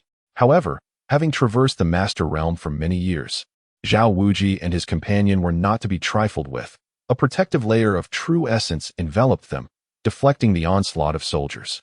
The cost of this defense was the rapid depletion of their internal essence. Should they fail to capture Qin Yi and retreat, they risked perishing here. They had no desire for protracted conflict, their sole focus fixed on the direction of Qin Yi as they surged forward, scattering the Qin soldiers with their protective true essence. Those two old fools are far too arrogant. We have the numbers. Why should we run? Let us return and show them what we are made of." A bitter smile flickered across Qin Yi's face as he remarked, "You speak with such ease, yet you remain unscathed. What could he possibly use to show them their true colors?" Quickly, your majesty, take cover. At that moment, Zhao Wuji finally broke through the throng, advancing toward Qin Yi, who was now within arm's reach. A glimmer of delight sparkled in Zhao Wuji's eyes as he declared, "Youngster, I wonder where you think you can escape to." With a swift motion, a sharp claw-like strike was aimed at Qin Yi's back. Observing this, the elderly Wei, who had been grasped tightly by Qin Yi, unleashed a stream of curses. "You old fool, is it your fault that I couldn't find peace for a single night?" In an unexpected surge of strength, Wei managed to break free from Qin Yi's hold and charged toward Zhao Wuji. Witnessing an old man daring to hurl insults at him, Zhao Wuji did not hesitate. He raised his hand and unleashed a powerful strike, sending Wei hurtling backward, colliding with countless soldiers along his path. Wei. Qin Yi turned his gaze towards Wei Lao, who had been sent flying at least 10 meters into the air, and his heart trembled. It seemed that this distance would soon prove fatal. Before Qin Yi could approach to check on Wei Lao, he was confronted by Zhao Wuji, whose iron-like grip firmly held him in place. "You have truly given me a great deal of trouble, young man. Come with me." Just as Zhao Wuji attempted to drag Qin Yi away, a voice filled with age and tinged with anger broke through the air. "Zhao Wuji, how dare you lay a hand on me?" Recognizing the somewhat familiar tone, Zhao Wuji immediately focused his attention, only to find Wei Lao, whom he had just sent flying, glaring at him from a short distance away. This figure seemed strikingly familiar. Suddenly, a realization struck Zhao Wuji and, without uttering a word, he seized Qin Yi and attempted to flee. "Wei Wuming, you old poisoner are still alive, huh? I have no time to bicker with you today. We shall meet again, or rather, we shall not meet again." Wei Wuming let out a scoff. It has been many years. Let me see how much your cultivation has progressed." With that, he transformed into a fleeting shadow, rapidly darting towards Zhao Wuji. Chapter 81. Who the hell dares to touch me? Zhao Wuji had barely taken 3 steps when he was startled by the sudden appearance of Wei Wuming, causing his expression to shift dramatically. Seizing the moment of Zhao Wuji's distraction, Wei Wuming swiftly tossed Qin Yi aside and unleashed a powerful strike aimed at Zhao Wuji's chest, sending him crashing into the crowd. The soldiers of the Qin army erupted with joy upon witnessing this turn of events, brandishing their swords to mercilessly chop at Zhao Wuji, who was now on the ground, spitting blood. This old man had previously demonstrated tremendous prowess, leaving them utterly helpless. Now was the time to vent their frustrations. Sensing the impending danger, Zhao Wuji attempted to evade, but he forgot that he was still recovering from prior injuries while now sustaining new ones. With a jolt of intense pain in his chest and an overwhelming itch coursing through his body, he found himself rolling on the ground, fortuitously dodging the oncoming blades.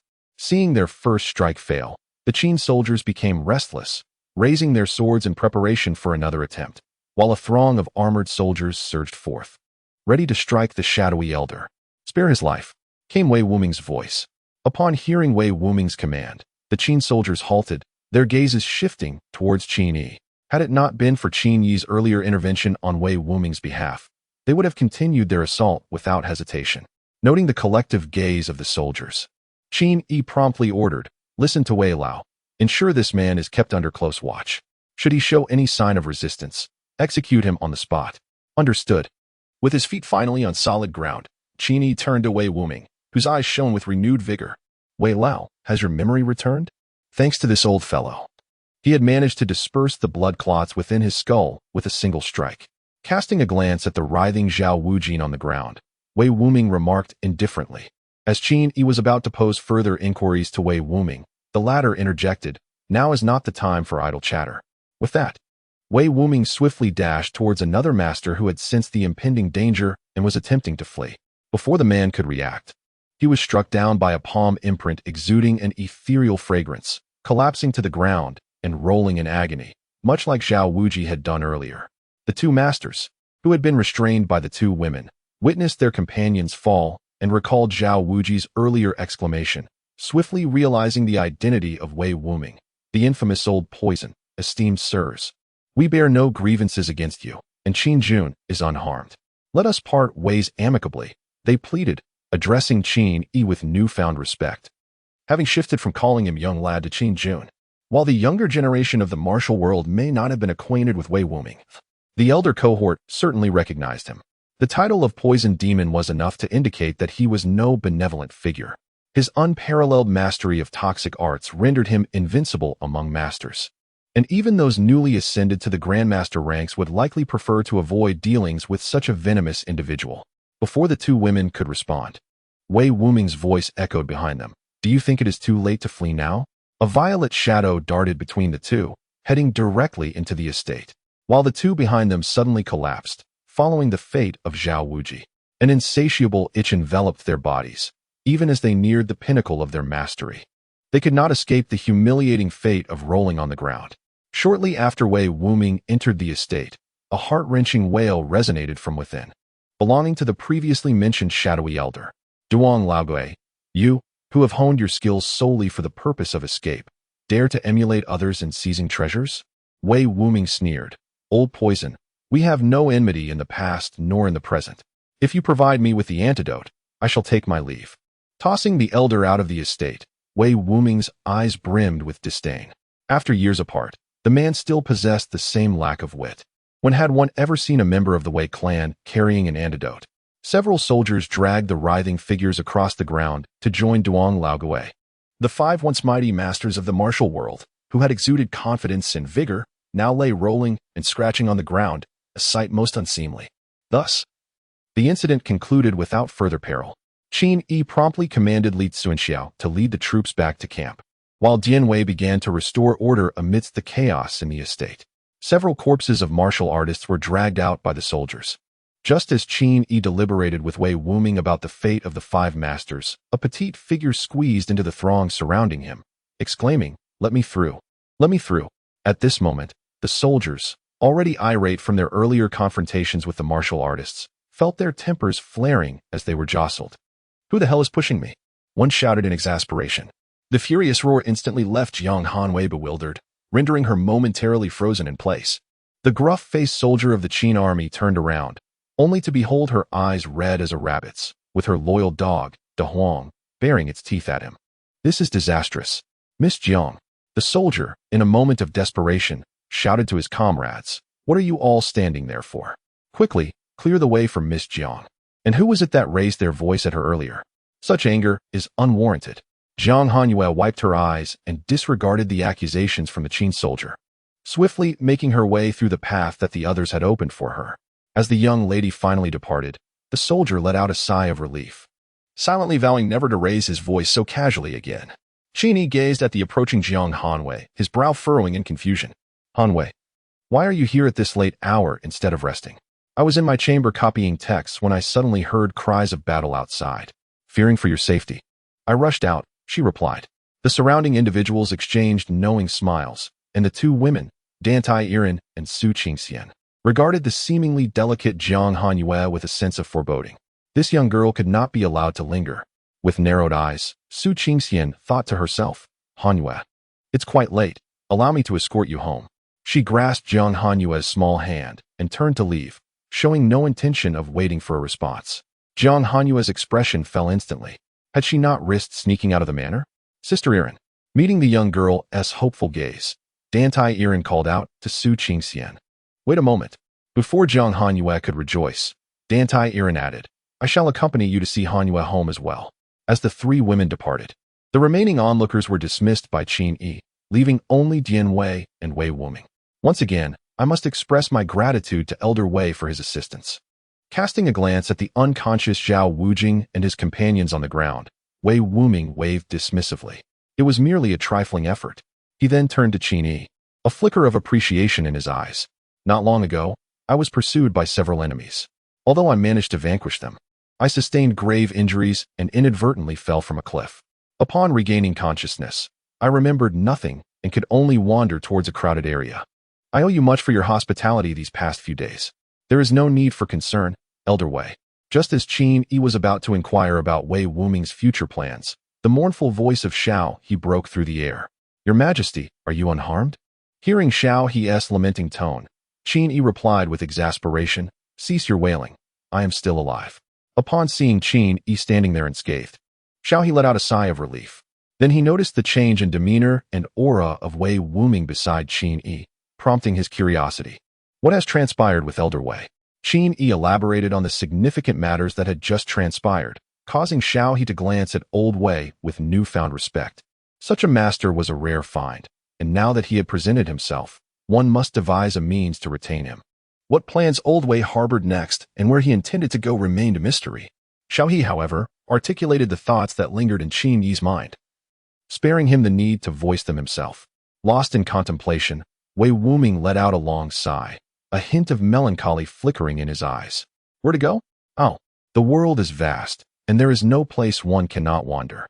To put it simply, he had become a drifter, burdened by a deep-seated vendetta. He had no place to call home over these years, forever traversing the path of either killing or fleeing from those who sought to take his life. Upon hearing Wei Wuming speak of his blood feud, Qin Yi's thoughts stirred, and he inquired, "Forgive my boldness, but might Old Wei elaborate on the identity of his enemies?" Wei Wuming found a clean spot to sit and began to speak slowly. "I am originally from the state of Wei, the young master of the Wei clan. It is rather laughable, but to this day, I remain unaware of who my enemies are. Ha ha ha. Is it not amusing that after more than 20 years of searching, I still do not know their identity? In days gone by, though our Wei clan lacked a grand master to safeguard us, we were nonetheless renowned in the martial world. With my presence, there were 5 masters within our ranks. Yet, in a single night, our clan was tragically annihilated. 232 souls perished without exception, including my beloved wife and children. To those in the martial world, the Wei clan is merely a sect. However, to us, it was our home. Every member of the Wei clan, without exception, was family. The current Wei Wuming is no longer the feared poison demon that once commanded respect. He is merely a pitiful wanderer without a home. Had Old Wei been searching for his enemies alone all these years? At this, Wei Wuming offered a bitter smile and sighed. In my desperate quest for vengeance, I sought to discover my enemies, relentlessly pursuing power and making foes along the way. I wanted the world to know that the people of the Wei clan had not been extinguished, hoping to draw out the puppeteer behind it all. Countless lives have perished at my hands over the years, and even I have lost count of how many. Old friends once advised me, warning that I had strayed into the path of darkness. Wei Wuming's gaze grew distant, his thoughts drifting back to years gone by. Your enmity with the Wei clan is one thing, but what of those who have fallen by your hand? Are only the people of the Wei clan worthy of being regarded as human? I could not afford to ponder such matters. As long as there remained a flicker of hope to uncover the mastermind, what did it matter how many lives were lost? You have already ventured into the abyss. Our paths no longer align. Henceforth, our bond is severed. Depart now, and when next we meet, show no mercy. Wei Wuming smiled bitterly once. Dear friends stood by my side. Now, they have turned against me, becoming my foes. In the vast realm of the martial world, I have become akin to a rat scurrying across the streets, despised by all. Yet, who among the populace comprehends the countless sects I have eradicated and the lives I have taken? Not a single one was innocent. I held no regard for such matters. At this juncture, Wei Wuming's expression grew increasingly desolate. Nevertheless, even in the face of such despair, the mastermind behind it all remains shrouded in mystery. Bearing the weight of infamy for several years, I find my efforts have yielded naught but futility. Old Wei, have you never considered aligning yourself with a powerful faction? After all, the strength of one individual is ultimately limited. Wei Wuming sighed deeply. Am I not aware of this principle? However, the massacre of the Wei sect was far too enigmatic. I suspect that the orchestrator might very well be a grandmaster. It is crucial to remember that during its prime, the Wei sect stood second only to the millennia-old supreme teachings in the martial world. Within our ranks, 5 grandmasters held dominion, aside from myself, who was merely entering the realm of grandmasters at that time. The other 4 had achieved complete mastery. Moreover, the leader of the Wei sect, my father, was on the verge of becoming a grandmaster himself. Such a formidable force was annihilated overnight. I can scarcely conceive of anyone other than a grandmaster executing such a deed. This is also the reason why some former friends have distanced themselves from me. If they, once my comrades, are so wary, one can only imagine the apprehension of others. Furthermore, our sect's reliance on toxic arts has always placed us at odds with those of the righteous path, who disdain associating with us. Conversely, those of the demonic sect harbor an intense trepidation towards my peculiar mastery of poison. While there are practitioners of toxic arts within the demonic sect, none have reached the level of grandmaster or half-step grandmaster as I have in the Wei sect. To declare that the Wei sect is unrivaled in the art of poison would not be an exaggeration. Who would wish to keep such a perilous element close at hand? Upon hearing this, Qin Yi could not restrain himself from voicing his thoughts. Why not stay with me from now on, Old Wei? Wei Wuming was momentarily taken aback by Qin Yi's words, then scoffed. You think I am unaware of your little schemes? Surely, you wish for me to serve as your muscle. Qin Yi did not attempt to defend himself. Instead, he spoke earnestly. Do not misunderstand, old Wei. I do not deny that I indeed harbor such thoughts, but that is merely one aspect. You seek vengeance, however, setting aside the identity of your enemies. Even if you knew who they were, you have previously stated that the mastermind is likely a grandmaster. I, being no man of the martial world, possess only a limited understanding of a grandmaster's might, yet I trust that you are well aware of it. How confident do you feel against a grandmaster? This consideration holds only if you are aware of your adversary's identity, yet at present, you do not even know who they are. How then can one speak of vengeance? Having said this, Qin Yi stood silently, awaiting old Wei's contemplation of his words. After a lengthy pause, Wei Wuming hoarsely replied, You speak the truth. Yet do you not overestimate your own capabilities? Although you command a force of several thousand, and have a formidable general who even instills a measure of trepidation in me, you underestimate the Grandmaster's prowess. A decade ago, I had the fortune of witnessing a Grandmaster in action. A demonic Grandmaster moved effortlessly amidst an army of 100,000. Unimpeded by any foe, he seized the general's head from the throng of soldiers. At this point, Wei Wuming could not help but exclaim, Beneath a Grandmaster, all are but ants. Now do you comprehend the might of a Grandmaster? Your prideful force is but a mere insignificant insect in the presence of such power. Upon hearing Wei Wuming's words, Qin Yi felt no fear towards the legendary Grandmaster. Instead, it ignited his ambition. Is 100,000 not enough? What of 1,000,000? A Grandmaster, formidable as they may be, is still human, not a deity. No matter how strong they are, can they truly surpass 1,000,000 heroes? Chapter 83. The Master's Pursuit. Wei Wuming's eyes glazed over, as though he were witnessing a reflection of his younger self. In his youth, when he attained the pinnacle of Grandmaster status, he too believed himself invincible in the martial world, capable of contending even with the fabled invincible Grandmasters. However, after the tragedy of the Wei clan and during his years of wandering, he came to understand the truth. There are always those stronger than oneself, realms beyond comprehension. Observing Qin Yi's youthful bravado, Wei Wuming mercilessly countered, But you do not possess 1,000,000 troops at present. Upon hearing this, Qin Yi could not help but twitch the corners of his mouth. 30 years in the east and 30 years in the west. Do not underestimate the youth and poverty. How could old Wei know that today's nameless individual might one day shake the world with his fame? Recently, the phenomenon of the mysterious bird. Has old Wei perhaps heard of it? Those wandering heroes seeking treasure may not be entirely mistaken. However, that treasure is not some divine skill manual, but merely a few seeds. Upon hearing this, Wei Wuming was momentarily taken aback. If these individuals were to learn that they risked their lives for mere seeds, they would surely be enraged enough to die once more. Curiously, Wei Wuming inquired, if these seeds are granted by the mysterious bird, could they possibly be seeds of miraculous herbs? Nay, they are but ordinary crop seeds, yielding perhaps several dozen stones per acre. Oh, several dozen stones. What? Several dozen stones? Young man, you are not jesting with me, are you? Finally realizing the significance of several dozen stones per acre, Wei Wuming comprehended what it implied. Qin Yi would no longer face any concerns regarding grain scarcity. To deem these few seeds as divine artifacts would not be an exaggeration. Old Wei pondered, with such a formidable tool in hand, could I not contend for the world? In that moment, Qin Yi's ambition was unmistakably revealed. He sought not merely the Liang kingdom, but the entirety of the realm, the divine land. As for informing Wei Wuming about the grain seeds, Qin Yi harbored little hesitation, for this matter could not remain concealed for long. Moreover, he had his own thoughts.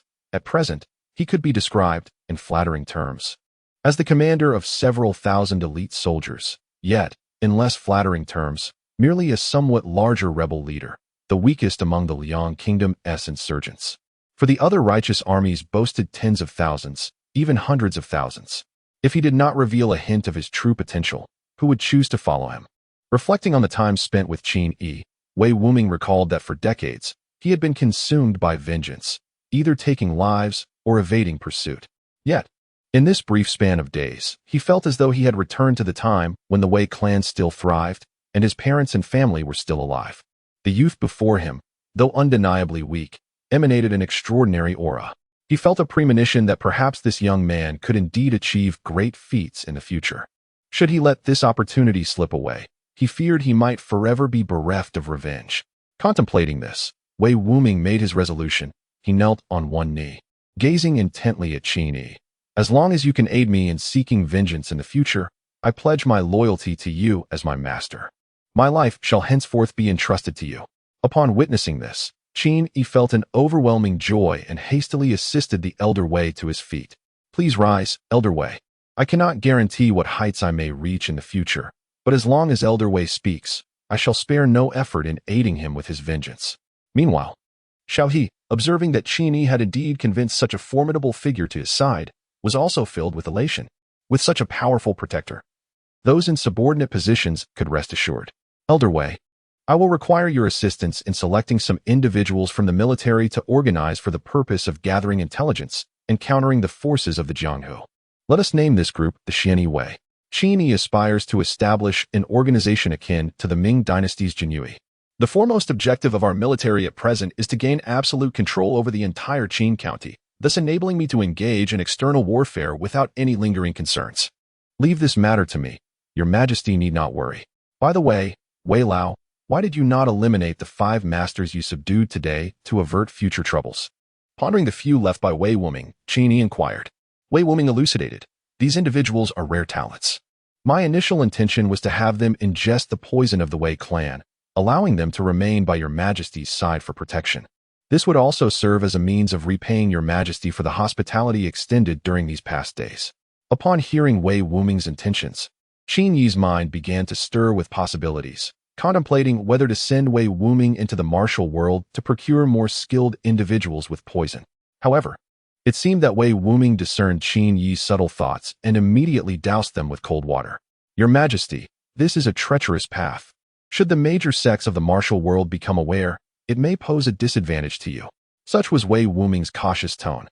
It was not merely a matter of potential danger to Qin Yi, but rather a sure ticket to the assassination list of both righteous and demonic factions within the martial world, and even the various kingdoms would not stand idly by.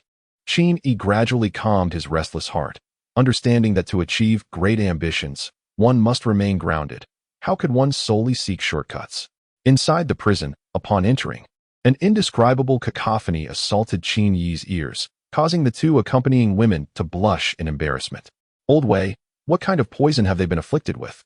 Were it not for the presence of the 2 ladies, Qin Yi would have boldly inquired whether these men were under the influence of a lust-inducing poison, colloquially known as an aphrodisiac. Wei Wuming, too, felt the heat rise to his face under the slightly disdainful gazes of the 2 women, admitting that this poison rendered them unbearably itchy, and as for its current state, he was at a loss. Qin Yi did not pursue the matter further. Having arrived at the door, he simply entered to discover the truth. Upon reaching the cell where several individuals were confined, the previously tantalizing sounds abruptly ceased. These were renowned masters of the martial world, and they certainly cared about their dignity. However, the peculiar itch that plagued them did not vanish with Qin Yi's arrival. Oh! The master known as the Ghost of Duan could not restrain himself from the strange itch and let out a sound. Wei Wuming stood beside Qin Yi, providing introductions. This man was named Duan Liang, a notorious treasure hunter who prided himself as the saint of thieves. Yet, he had devoted all his efforts into mastering the art of movement, nearing the pinnacle of a grandmaster. Upon hearing Wei Wuming refer to him as the saint of thieves, Duan Liang managed to suppress his discomfort, lifting his head with a proud expression. However, when he heard that his entire skill set had been honed solely for evasion, his face immediately fell, realizing it was a veiled insult regarding his abilities. Ignoring Duan Liang's glaring gaze, Wei Wuming continued, stating that this individual once infiltrated a Buddhist sect with the intent to steal a sacred relic. The most astonishing aspect was that he had managed to escape unscathed amidst the sect's pursuit, making him a suitable candidate to serve as a messenger for the emperor. Compared to the Grandmaster from the Liang Kingdom who had been slain on the spot while attempting to steal a relic, this man could certainly be considered notable. Observing Duan Liang's current plight as a prisoner, a flicker of relief crossed Wei Wuming's eyes, for capturing him was a stroke of luck. Having taken advantage of the chaos when he was entangled with General Li. Chapter 84. Awaiting your wings to flourish, our fates shall also conclude. Su Qingshan cast a glance at Duan Liang and remarked, There are indeed some merits to this individual. A few years ago, he infiltrated the Qinglian sect with the intention of stealing our treasure Qinglian, but was ultimately discovered by the elder guarding the pond, and he managed to escape. After 2 years of searching without a trace, the matter was left unresolved. Beside her, Dantai Irin fixed her gaze upon Duan Liang with a hint of coldness. This man had once attempted to infiltrate our heavenly pool to steal the sea-bright moon. Hearing this, Su Qingshan's eyes brightened, and she circled around Duan Liang in disbelief. What were you thinking? Daring to covet the supreme techniques of the heavenly pool, the ancient ones have yet to pass on. Beware, enchantress. Should you speak another word of disrespect, do not blame me for being merciless. Upon hearing Su Qingshan refer to the ancient ones, Dantai Irin's expression turned unfriendly. Humph. With a cold snort, Su Qingshan decisively hid behind Qin Yi, muttering to herself, so what if your cultivation surpasses mine? I shall secretly strive to improve and one day astonish you. Old poisoner, what sort of hero are you if you rely on poison? Wei Wuming snorted coldly. Am I unaware of your true nature? If I were to release you, you would surely flee at once. Duan Liang, filled with indignation, retorted, Old poisoner, you, seeing this. Qin Yi promptly interrupted the bickering between the two and addressed Duan Liang. Is there a way out you would consider? Duan Liang cast a disdainful glance at Qin Yi, a cold snort escaping his lips as he turned away. Humph. Wei Wuming, you are reputed as the foremost master among the grandmasters, yet here you are, reduced to serving others like a mere dog? And your judgment seems rather lacking as well. Look at this mere child. Huh. Duan Liang raised his head high. Regarding Wei Wuming with contempt, I look down upon you. His words immediately drew agreement from Zhao Wujing and the others nearby. Old poisoner, I too disdain you. Disdain you. I am ashamed to stand beneath the same roof as you. Qin Jun, brother Wei, I am willing to serve as your loyal dog and horse. If they do not want this way out, I do. The atmosphere shifted dramatically. Amidst the chorus of scorn directed at Wei Wuming, an unexpected voice emerged. Xiayan, you, too, are a renowned master in the martial world. Where has your backbone gone? Zhao Wujing scolded in frustration. Xiayan, I look down upon you. Duan Liang continued to scratch an itch while casting a derisive glance at Xiayan. I, Zhao Tai, am willing to serve Qin Jun, no matter the peril. I, Huang Bin, am prepared to brave any danger for you, your majesty. Zhao Wujing. Duan Liang. This series of transformations left Qin Yi utterly astounded, yet it was fortuitous for him, sparing him from further exertion of words. Among the 5 masters, 3 had already succumbed. Regardless of whether their submission was genuine or feigned, as long as they desired to preserve their lives, it sufficed. Should any prove to be stubborn, unwilling to yield even unto death, he would not force their hand. Which of us 5 is not a figure of renown in the martial world? Today, it seems, apart from brother Duan and myself, none possess any resolve, Duan Liang proclaimed. In this time of chaos in Liang's state, with the common folk suffering, I, Duan Liang, am willing to hold the reins for you, your majesty, and serve you faithfully. Uft. Su Qingxian could no longer contain herself, doubling over in laughter while clutching Qin Yi's sleeve, her shoulders shaking. Little did anyone know how arduous it had been for her to suppress her laughter moments ago. It was not that she disregarded the gravity of the situation, but rather that these individuals were simply too amusing to resist. Zhao Wujing's expression darkened at once, internally cursing Duan Liang for being a troublesome old fool. Now that his words were spoken, he found himself in a predicament, whether to yield or not. Noticing Zhao Wujing's embarrassment, Qin Yi refrained from being overly aggressive and nodded toward Wei Wuming. Wei Wuming promptly removed the Wei insignia from his waist, placing it flat in his palm. As his internal energy surged, the secret compartments that had stumped Qin Yi and his companions for quite some time sprang open. From one of the small compartments, he retrieved 5 dark pills, looking at each of them, 1 for each person. Excessive consumption may be harmful. Several individuals hastily seized the pills from Wei Wuming's hands, swallowing them without a second thought, as the peculiar itch that had plagued them began to subside. Zhao Laogui, what potion have you consumed? We are all subjects of the emperor now, unlike you. Zhao Wujing retorted, his neck stiffening as he turned away. At that moment, Duan Liang suddenly recalled that those from the Wei clan typically carried only poison without the antidote. Thus, where could Wei Wuming have procured the antidote he had just presented? Old poisoner, did you not claim that members of the Wei clan do not carry antidotes? Where did this one come from? Wei Wuming methodically closed the compartments of the badge at his waist and reattached it, surprised by Duan Liang's inquiry. Who told you this is an antidote? He replied, this is Duanxing. As the poison takes effect, the 6 viscera quickly deteriorate while the 5 organs swell and then contract, repeating this cycle. The pupils of the 5 individuals contracted sharply as they bent over, clutching their throats. Observing this, Wei Wuming kindly interjected, do not waste your efforts. Once consumed, the poison from my clan cannot be expelled. But why has the strange itch on our bodies ceased? Zhao Wujing asked anxiously. Oh, the Duanxing conveniently counters the poison within you. I deemed it unnecessary to concoct a separate antidote. Beside them, Dantai Iren gazed at Wei Wuming, who spoke incessantly of poison, and a flicker of concern crossed her mind. The toxicities of the Wei clan were indeed unsolvable. How could she find peace with such a perilous figure lingering near Qin Yi? Yet she understood Qin Yi's nature well. Persuading such a formidable individual to relinquish his company was utterly impossible. How can your temperament allow me to depart with ease? A pang of melancholy surged within Dantai Iren. Her time in the world was nearing its conclusion. She could not remain by his side indefinitely. And it was not merely because the time to return to her sect was drawing near. If she could unite with that enchanting woman and gain the support of the Qinglian sect, perhaps that would be the best course for him. With this thought, as Dantai Iren cast her gaze back on Qin Yi, a cascade of memories from their journey together flooded her mind. The tenderness in her eyes had dissipated, replaced by an impenetrable indifference. Once you have spread your wings, our fate shall inevitably part. In Shaoyang City, outside the Liang Palace, the former Grand Imperial censor Zhou Wu, now relegated to the status of a commoner, knelt before the palace gates, repeatedly bowing his head to the ground. A pool of blood mixed with dust gradually cooling beneath him. The rebel Qin Yi has committed treason, slaying the county chief and seizing Qin County. He must be swiftly punished. Can the king not awaken from the omens of the mystical birds just days prior? My great Liang is doomed. Commoner Zhou Wu speaks treasonous words at the palace gates. By royal decree, his entire family shall be exterminated. A group of armored soldiers immediately seized Zhou Wu and dragged him off to prison, awaiting execution. The legacy of my great Liang's ancestral kings is being destroyed by the hands of a foolish child. Exterminate my entire family? Ha! My father perished in battle against Han, and my mother followed him. My brother led his troops to battle against foreign tribes, never to return.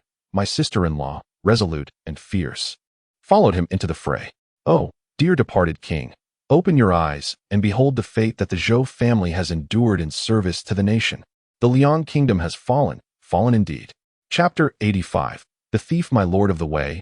We have arrived just ahead. I surmise this must surely be a grand opportunity, one that could yield a significant fortune. After departing with a chest of gold provided by Qin Yi, Wu Yuyang, who had vanished without a trace, now traverses the depths of the wilderness under the guidance of his subordinates.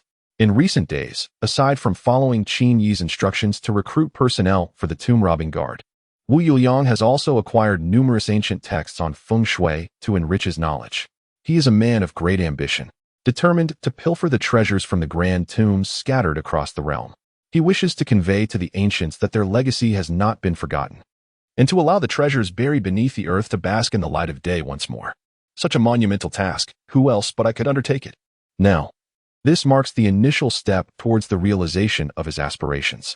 Leader, we have arrived, he exclaimed. Hasten the brothers, and ensure the excavation is sufficiently large. Do you recall what I once told you? When entering a tomb, only the coffin must remain. Where is the incense I instructed you to bring? Bring it forth and light it, he commanded. One of the men approached Wu Yuyang hesitantly, stammering, My lord, we were in such a rush to depart that we forgot the incense. With a furrowed brow, Wu Yuyang was on the verge of reprimanding them. Yet his next words left them in awe. A true leader must not allow the ancestral rites to be neglected, even in poverty. Gather some twigs and ignite them. The sovereign has spoken. We must honor our forebears. Thus, they complied. In the blink of an eye, it was already the 3rd day following the new year.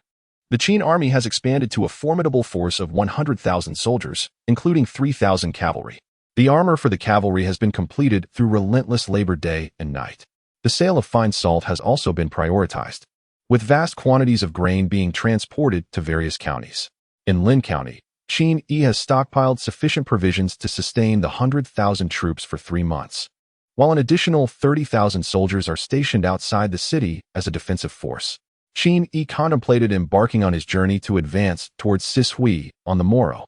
Your Majesty, There is an individual outside the estate who holds a piece of ink jade, claiming it to be a token bestowed by your majesty, seeking an audience with you. Wei Wuming entered the study to report to Qin Yi. A token I provided? At this moment, Qin Yi truly could not recall when he had ever granted such a token to an outsider. Summon him to the reception hall. As you command. The reception hall. Qin Yi toyed with a piece of ink jade in his hand, while before him, a slender man was bending forward, speaking intently. At this moment, Qin Yi finally comprehended when he had given away the piece of ink jade. A few days prior, he had tasked Wu Yang with forming the Tomb Raiders. And it was then that he had bestowed the jade upon him. The diminutive man before him was one of Wu Yang's subordinates from the Tomb Raiders, who reported that they had discovered a grand tomb. However, the interior was fraught with traps, resulting in numerous casualties among their ranks. Now, they found themselves stranded at the tomb's entrance and, in desperation, had sent someone to seek Qin Yi's assistance. Since Qin Yi did not shy away from the presence of Wei Wuming, he was now aware that his sovereign was indeed involved in such illicit activities. Old Wei, the 5 masters of the martial world have not been idle of late. Whom do you deem most suitable to dispatch? Reflecting on the actions of the Tomb Raiders, Qin Yi resolved to send a formidable expert to oversee the situation. Wei Wuming, no longer preoccupied with questioning Qin Yi's participation in these grave-robbing endeavors, began to ponder the matter at hand. My lord, perhaps we should consider sending Duan Liang. He has proclaimed himself as a master thief, and I believe he would have little objection to this undertaking. After all, grave robbing is hardly a noble pursuit, although it is under the influence of poison. Wei Wuming preferred not to pressure his companions too severely. In contrast, Duan Liang was different, since gaining fame in the martial realm. He had either been engaged in theft or en route to commit such acts. Thus, sending him to assist with the tomb robbery would, in a sense, allow him to return to his former vocation. Upon hearing this, Qin Yi understood the rationale and promptly commanded someone to summon Duan Liang to the guest hall for a discussion. Before long, Duan Liang entered, accompanied by Da Huang. Observing the large dog trailing at Duan Liang's side, Qin Yi could only place his hand on his forehead in exasperation. Recalling the previous days when a young girl had tearfully approached him, claiming that Duan Liang had spirited away her beloved dog, he felt a headache coming on. Duan Liang, have you once again ventured into the Jiang residence to abscond with Da Huang? Upon hearing this, Duan Liang's expression soured instantly. Your Majesty, how could you say such a thing? Da Huang was brought here by Miss Jiang. Even a thief has his code, as the renowned thief saint of the martial world. I, Duan Liang, adhere to my own principles. How could I ever steal a little girl's dog? Qin Yi waved his hand, choosing to no longer dwell on the matter of the dog with Duan Liang, and briefly introduced the circumstances regarding Wu Yang and the Mo Jin Wei to him. Noticing Duan Liang's silence, Qin Yi refrained from urging him. After all, sending someone to rob tombs was a different matter altogether. While Duan Liang had previously engaged in acts of theft, the nature of tomb raiding was distinct. One could only think of plundering the treasures of the living. But the treasures of the deceased were equally valuable. How foolish of me to consider myself a master thief. From this day forth, I, Duan Liang, shall become a tomb raider. Upon hearing this, Qin Yi could only smile wryly and shake his head, realizing he had overestimated Duan Liang's integrity. He beckoned to a slight figure waiting nearby and addressed Duan Liang, stating, he will guide you to your destination. In the future, do not return unless necessary. Remain with the Mo Jin Wei. You shall share command with Wu Yang. Duan Liang immediately replied with excitement. For what could be more joyous than returning to his original profession? Da Huang, I genuinely wish to take you along. Yet, alas, your little master cries far too heart-wrenchingly. Glancing at the large dog at his feet, Duan Liang recalled their first encounter in the kitchen. The cautious steps taken, the repeated glances over his shoulder, the deliberate sounds made to test for anyone's presence, and the decisiveness of snatching a piece of meat without a hint of greed. This mirrored his initial foray into this world. This was indeed his fellow thief. As Duan Liang departed, Da Huang sat on the ground, watching his retreating figure, the slight silhouette tinged with loneliness. He too was a thief's companion. Outside the city, a grand camp was established. 60,000 Qin soldiers were assembled and ready, their banners adorned with the character for Qin and fluttering in the wind. Excluding the 30,000 troops stationed in Ling County, there were originally 70,000 soldiers in Yangcheng. However, Qin Yi could not take all his forces with him and left 10,000 to guard Qin County. For the expedition to Sishui, Qin immobilized 90,000 troops, accompanied by no less than 7 masters. Wei Wuming approached Qin Yi, reminding him, "Your Majesty, the time is nearly upon us. Relay the order to the troops. We shall depart." "Understood." Meanwhile, the citizens of the city, having heard that Qin Yi would lead the army into battle that day, gathered along the marching route, for among the ranks were their husbands, children, and even fathers. At last, like a great dragon, the army commenced its majestic march. "Dear husband, you must return safely. I shall be waiting at home for you. Child, once on the battlefield, do not dwell on home. Remember how we have come to our current situation. Dainyu, you must return. Once you do, I shall marry you." As the soldiers caught sight of their families, their eyes glistened with tears. Though reluctant to part from their loved ones, they had no choice. They had witnessed the changes at home, with the government distributing land and grain. At last, there was hope for a better life. Chapter 86, 3,000 Riders. Yet, they are all aware of the origins of it all. It is the result of Qin Jun's actions. Do they still yearn for the days of yore? They no longer desire to return to the days of hunger, where sustenance was uncertain and survival a daily struggle. They refuse to witness their beloved kin perish from starvation in their arms, powerless to intervene, reduced to tears of despair. They cherish their current existence, a life they once dared not even dream of. To preserve such a precious life, there remains but one course of action: to follow Qin Jun and forge a realm that belongs to the Qin people, thereby safeguarding the hard-won fortune they now possess. For themselves, for their families, and for the generations yet to come, they are willing to pay any price, even that of their own lives. Observing the multitude of commoners gathered around him, Qin Yi couldn't help but sigh inwardly. He wondered how many orphans and widows would result from this endeavor. After 3 days of marching, the 60,000 troops reached Lin County at noon, where Qin Yi's formidable forces finally converged with the 30,000 soldiers led by Li Tsuanxiao and others. Once the army settled into the encampment, it wasn't long before Su Xiao who galloped over, exclaiming, "Your Majesty, you have finally arrived. I thought I would perish from boredom during these days." Qin Yi chuckled softly. "You should count your blessings. In the near future, you will not have the luxury to be so leisurely." As he glanced at the 2 women accompanying him, Dan Tairan and Su Qingxian, Su Xiaohu was momentarily taken aback. Where had such stunning young ladies emerged from within the ranks of the military? No. How could there be women in the army at all? Wasn't Brother Yi fond of widows? These 2 young ladies certainly did not appear to be widows. While Su Xiaohu was lost in these thoughts, Wei Wuming suddenly leaned closer to Qin Yi and whispered, "Your Majesty, the Xian Yi Guard has relayed news.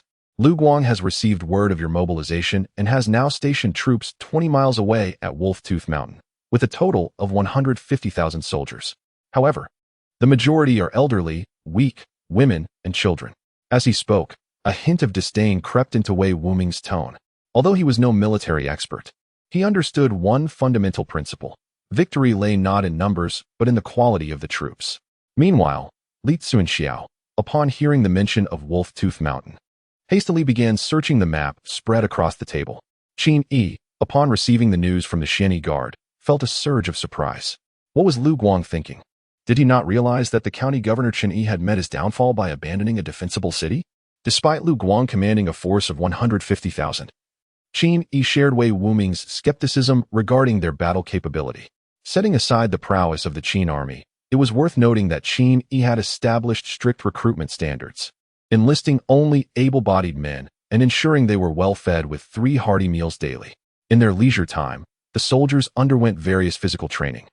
And with the implementation of a meritocratic military system, the combat effectiveness of the Qin army could only be described as a decisive advantage over the rebel forces. Not to mention, Qin Yi was armed with a formidable weapon, 3,000 cavalry. Lu Guang's actions were, in fact, playing right into Qin Yi's hands. If Lu Guang chose to remain holed up in the city, Qin Yi would have to exert considerable effort, and even if he ultimately captured the city, the losses would be significant.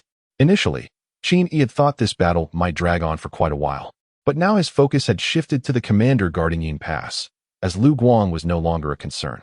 At that moment, Li Tsuanshu pointed at the map and exclaimed, "Your Majesty, you must see this. The area surrounding Wolf-Tooth Mountain is nearly a vast plain." His excitement was palpable. Lin Biao, glancing at the location of Wolf-Tooth Mountain on the map, shook his head. "Your Majesty, I passed by Wolf-Tooth Mountain once before. It is a barren, desolate mountain." As soon as Lin Biao finished speaking, Several generals in attendance burst into laughter. Lu Guang certainly had a knack for choosing locations. The flat terrain of Wolf Tooth Mountain was the most advantageous battlefield for cavalry, and the stark, bare mountain meant they need not worry about ambushes, as there was simply no place to hide. Since Lu Guang had delivered such a generous gift, they could not afford to keep him waiting. With this thought in mind, Qin Yi immediately commanded, the kitchen should start a fire and prepare a meal without delay. An hour later, the troops set forth. The subordinate shall obey. An hour hence, the 90,000-strong army commenced its march towards Wolf Fang Mountain. 3,000 cavalry, commanded by Li Tsuanzhao, were strategically positioned at the heart of the army, their presence serving as a means of deception for as long as possible. When the two armies clashed, they aimed to catch Lu Guang off guard. Should their intentions be revealed too soon, it might lead to an extended delay at Sisui. On the following day, beneath Wolf Fang Mountain, the two armies formally convened.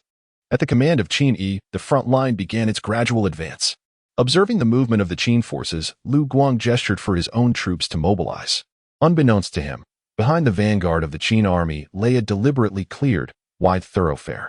As the two armies closed the distance, Wei Liao, leading the vanguard, remained vigilant. Upon sensing a tremor beneath his feet, he glanced at Lu Guang's forces, and with a sweeping motion of his hand, the previously advancing vanguard suddenly diverged to the sides. A vast corridor opened up before them, leaving Lu Guang's troops momentarily perplexed regarding the Qin army's intentions. But soon, the nature of the Qin strategy became evident. A cloud of dust erupted from the Qin ranks, accompanied by a thunderous roar that resonated in their ears, and the ground trembled beneath them. To maximize the impact of the cavalry, Li Tsuanzhao had galloped from 5 miles away with his troops. A formidable contingent of 3,000 armored cavalry charged forth. And what faced them? Merely a flock of lambs awaiting slaughter. In terms of terrain, unit types, and military supplies, it was a decisive blow. Let alone a force of 150,000, even if there were 200,000 ahead, without adequate defenses against cavalry or organized heavy infantry. They would only meet an inevitable massacre. Report: the Qin cavalry is attacking. Upon hearing this, Lu Guang was momentarily stunned. What had he just heard? What were his subordinates saying? Cavalry? That expensive unit was something these rebels could hardly assemble. Yet, the thunderous sounds in his ears confirmed the grim reality. The Qin army truly possessed cavalry. Before Lu Guang could devise a countermeasure, Li Tsuanzhao had already plunged into the fray. Wherever he passed, only carnage remained, mangled bodies and severed limbs, with no survivors. As the 3,000 cavalry advanced further, the casualties among Lu Guang's forces soared, rapidly escalating into the thousands. 1,000, 2,000, 3,000, then 10,000, 20,000. The rear ranks of the Qin army were also unrelenting, with 27,000 pressing forward, while 30,000 flanked Lu Guang's forces, tightening the battlefield. Chapter 87. The defeat of Lu Guang's army. I still need just three more. I am but one short. In stark contrast to Lu Guangjuan's timid inaction and the disarray among his troops, the soldiers of the Qin army charged forward with reckless abandon, like madmen unafraid of death. They clustered together, rushing into the fray, relentlessly targeting Lu Guangjuan and unleashing a flurry of slashing strikes, decapitating their foes and securing the severed heads at their waists. Despite Qin Yi's explicit orders forbidding such brutal displays, his subordinates remained unyielding, seizing every opportunity to claim the heads of their enemies as trophies. After a great battle, if one did not adorn their waist with a trophy, others would hardly acknowledge their acquaintance. Fortunately, they discerned the gravity of the situation. Understanding that one could not be so reckless at all times, if the enemy was advancing upon them, it would be foolish to focus solely on decapitating others. While some on the battlefield had already cast down their weapons, kneeling and pleading for mercy, Qin Yi had yet to issue the command to cease hostilities. Who would dare to halt? Who would even wish to stop? Their fates had long been sealed, destined to serve as mere stepping stones for the military achievements of the Qin soldiers. Among them, Bai Qi, now promoted to a 1,000-man commander, exhibited unmatched decisiveness. Any enemy encountered on the battlefield, whether old, weak, or a woman and child, was simply a soul destined to perish by his blade. On the battlefield, there existed only two types of individuals, allies and foes. There were no distinctions for the elderly, women, or children. All who were not of their own were deemed enemies. Under his influence, any lingering compassion among his soldiers swiftly evaporated, their resolve growing increasingly ruthless. Amidst the chaotic battlefield, Bai Qi's 1,000 soldiers moved with the precision of a reaper's scythe, continually harvesting lives. While other Qin commanders were still rallying their troops to charge forward en masse, Bai Qi's contingent had already formed ranks, advancing and reaping their grim harvest. Su Xiao, who had been especially instructed by Qin Yi to keep a vigilant eye on Bai Qi, noted the stark difference. How had Bai Qi's men managed to advance so far in such a brief span? The number of corpses strewn across the ground was astonishingly excessive. The sheer scale of Bai Qi's slaughter, coupled with his own sustained losses, would undoubtedly provoke disbelief among the ranks, a significant step towards his ascension as one of the commanders of the Qin army. After today, it seemed that the waters of Sishui would be within easy reach for His Majesty. Wei Wuming, a master of martial arts, possessed keen insight, and the unfolding battle appeared crystal clear to him. Observing the overwhelming tide of the battlefield, Qin Yi could not help but chuckle softly. Lu Guang had inadvertently gifted me a remarkable opportunity. However, the situation at Sishui was rather unique. Lu Guang was hardly a concern, yet the commander at Yingguang truly posed a significant challenge. As Qin Yi contemplated the presence of tens of thousands of border troops stationed at Yin Pass, a flicker of concern crossed his mind. In recent days, he had dispatched numerous scouts to gather intelligence about Yin Pass, and as he delved deeper into the situation, his heart grew increasingly heavy. Located at the boundary of Liang and Jiang, Yin Pass had thwarted countless assaults from the kingdom of Jiang, serving as a vital gateway for the Great Liang. Despite the formidable forces of Jiang failing to breach its defenses, Qin Yi was not so presumptuous as to believe that his mere 10,000 men could conquer a stronghold that had withstood an entire nation's might. On the battlefield, witnessing his own army of 150,000 struggle in vain, Lu Guang felt a profound sense of despair. Who could have imagined that, despite being fellow rebels, the Qin army had mustered a cavalry? The combat prowess of the Qin troops far exceeded his expectations, and their bloodthirsty demeanor struck terror into his heart. Reports flooded in. Our forces are encircled by the Qin army on 3 sides. A panic-stricken soldier announced the advance of the Qin cavalry, further unsettling Lu Guang, who was already in disarray. Once a humble farmer, he had rallied tens of thousands of men through sheer audacity and the support of his brothers. Military strategy? What was that? He understood not a whit. Faced with the relentless onslaught of the Qin forces, he felt utterly powerless. Recalling the moment he learned of Qin Yi's impending assault on Sishui and the rise of Chen Guang as a king in Lijun, an ambitious resolve blossomed within him. He resolved to lead his army in a counteroffensive to seize Qin County. If Chen Guang, of similar humble origins, could declare himself king, why could he, Lu Guang, not do the same? Little did he realize he had overestimated his capabilities while underestimating the Qin army. I have not yet been defeated. I have not yet been defeated. As long as I retreat to the city, what can the Qin cavalry do to me? Soon, a rumor swept across the battlefield. The general has fled.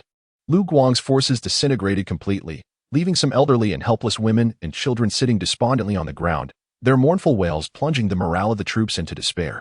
This was precisely why Qin Yi had never intended to treat his army like other rebel forces, indiscriminately admitting the old, weak, and women, as it served no purpose but to bring calamity. When Qin Yi received the news of Lu Guang's retreat, he exhibited little emotional response. He had anticipated this outcome and prepared accordingly. The absence of Zhao Wuji and the other 4 masters of the martial world from his side indicated as much. He commanded the generals, spare those from Lu Guang's army who kneel and surrender. Understood. With his gaze drawn back from the battlefield, he noticed the 2 women beside him had remained silent since the onset of the battle. Qin Yi spoke gently to them. Such is the nature of war. Lives are as fleeting as blades of grass. In the wake of a single battle, casualties numbering in the tens of thousands are not uncommon. Despite their origins in a world rife with violence, with Su Qingxian known as a notorious enchantress for her mercilessness, the few lives lost in this skirmish paled in comparison to the carnage wrought in this great conflict. Hurry, we are merely 10 miles from the nearest county town.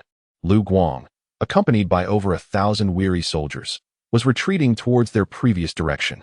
Unbeknownst to him, for shadowy figures were keenly observing their every move ahead. That must be Lu Guang. We must hastily return and report to that young scoundrel. It is all due to that cursed old poisoner. We, who are renowned masters in the martial world, find ourselves at the mercy of a mere child.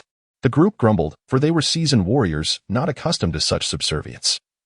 Yet now they were merely victims of Wei Wuming's poison. Zhao Wujing, listening to their complaints, smirked with a hint of irony, recalling that they had not voiced such sentiments before. Reflecting on recent news, he thought of the legendary grain bestowed by the Xin bird, rumored to yield extraordinarily high harvests. If such grain truly existed, it would be worth the effort to command it. Brother Zhao, Lu Guang approaches, one of them announced. Among the group, Zhao Wujing, possessing the highest cultivation, was instinctively regarded as the leader of this mission. Prepare to act. Our sole purpose is to claim Lu Guang as head. Do not linger with the remnants of his army. Understood. Chapter 88. Bai Qi's unusual battle gains and losses. Just as Lu Guang felt relieved to have narrowly escaped a crisis, contemplating borrowing money from a few elder relatives to assemble a cavalry for revenge, a sudden exclamation jolted him back to reality. Before his subordinates could report the cause of the alarm, Lu Guang was met with a sight that sent chills down his spine. An unknown force surged in, sending soldiers flying, followed by a gruesome shower of blood upon impact. General, it's bad, for old men have charged in, and the brothers cannot hold them back. As if matters could not worsen, Li Tsunxiao, leading 3,000 cavalry, was rapidly approaching. Sensing the tremors reverberating through the ground, Lu Guang realized that his once formidable force of 150,000 was likely lost. At that moment, a robust yet slightly aged voice echoed, "Young one,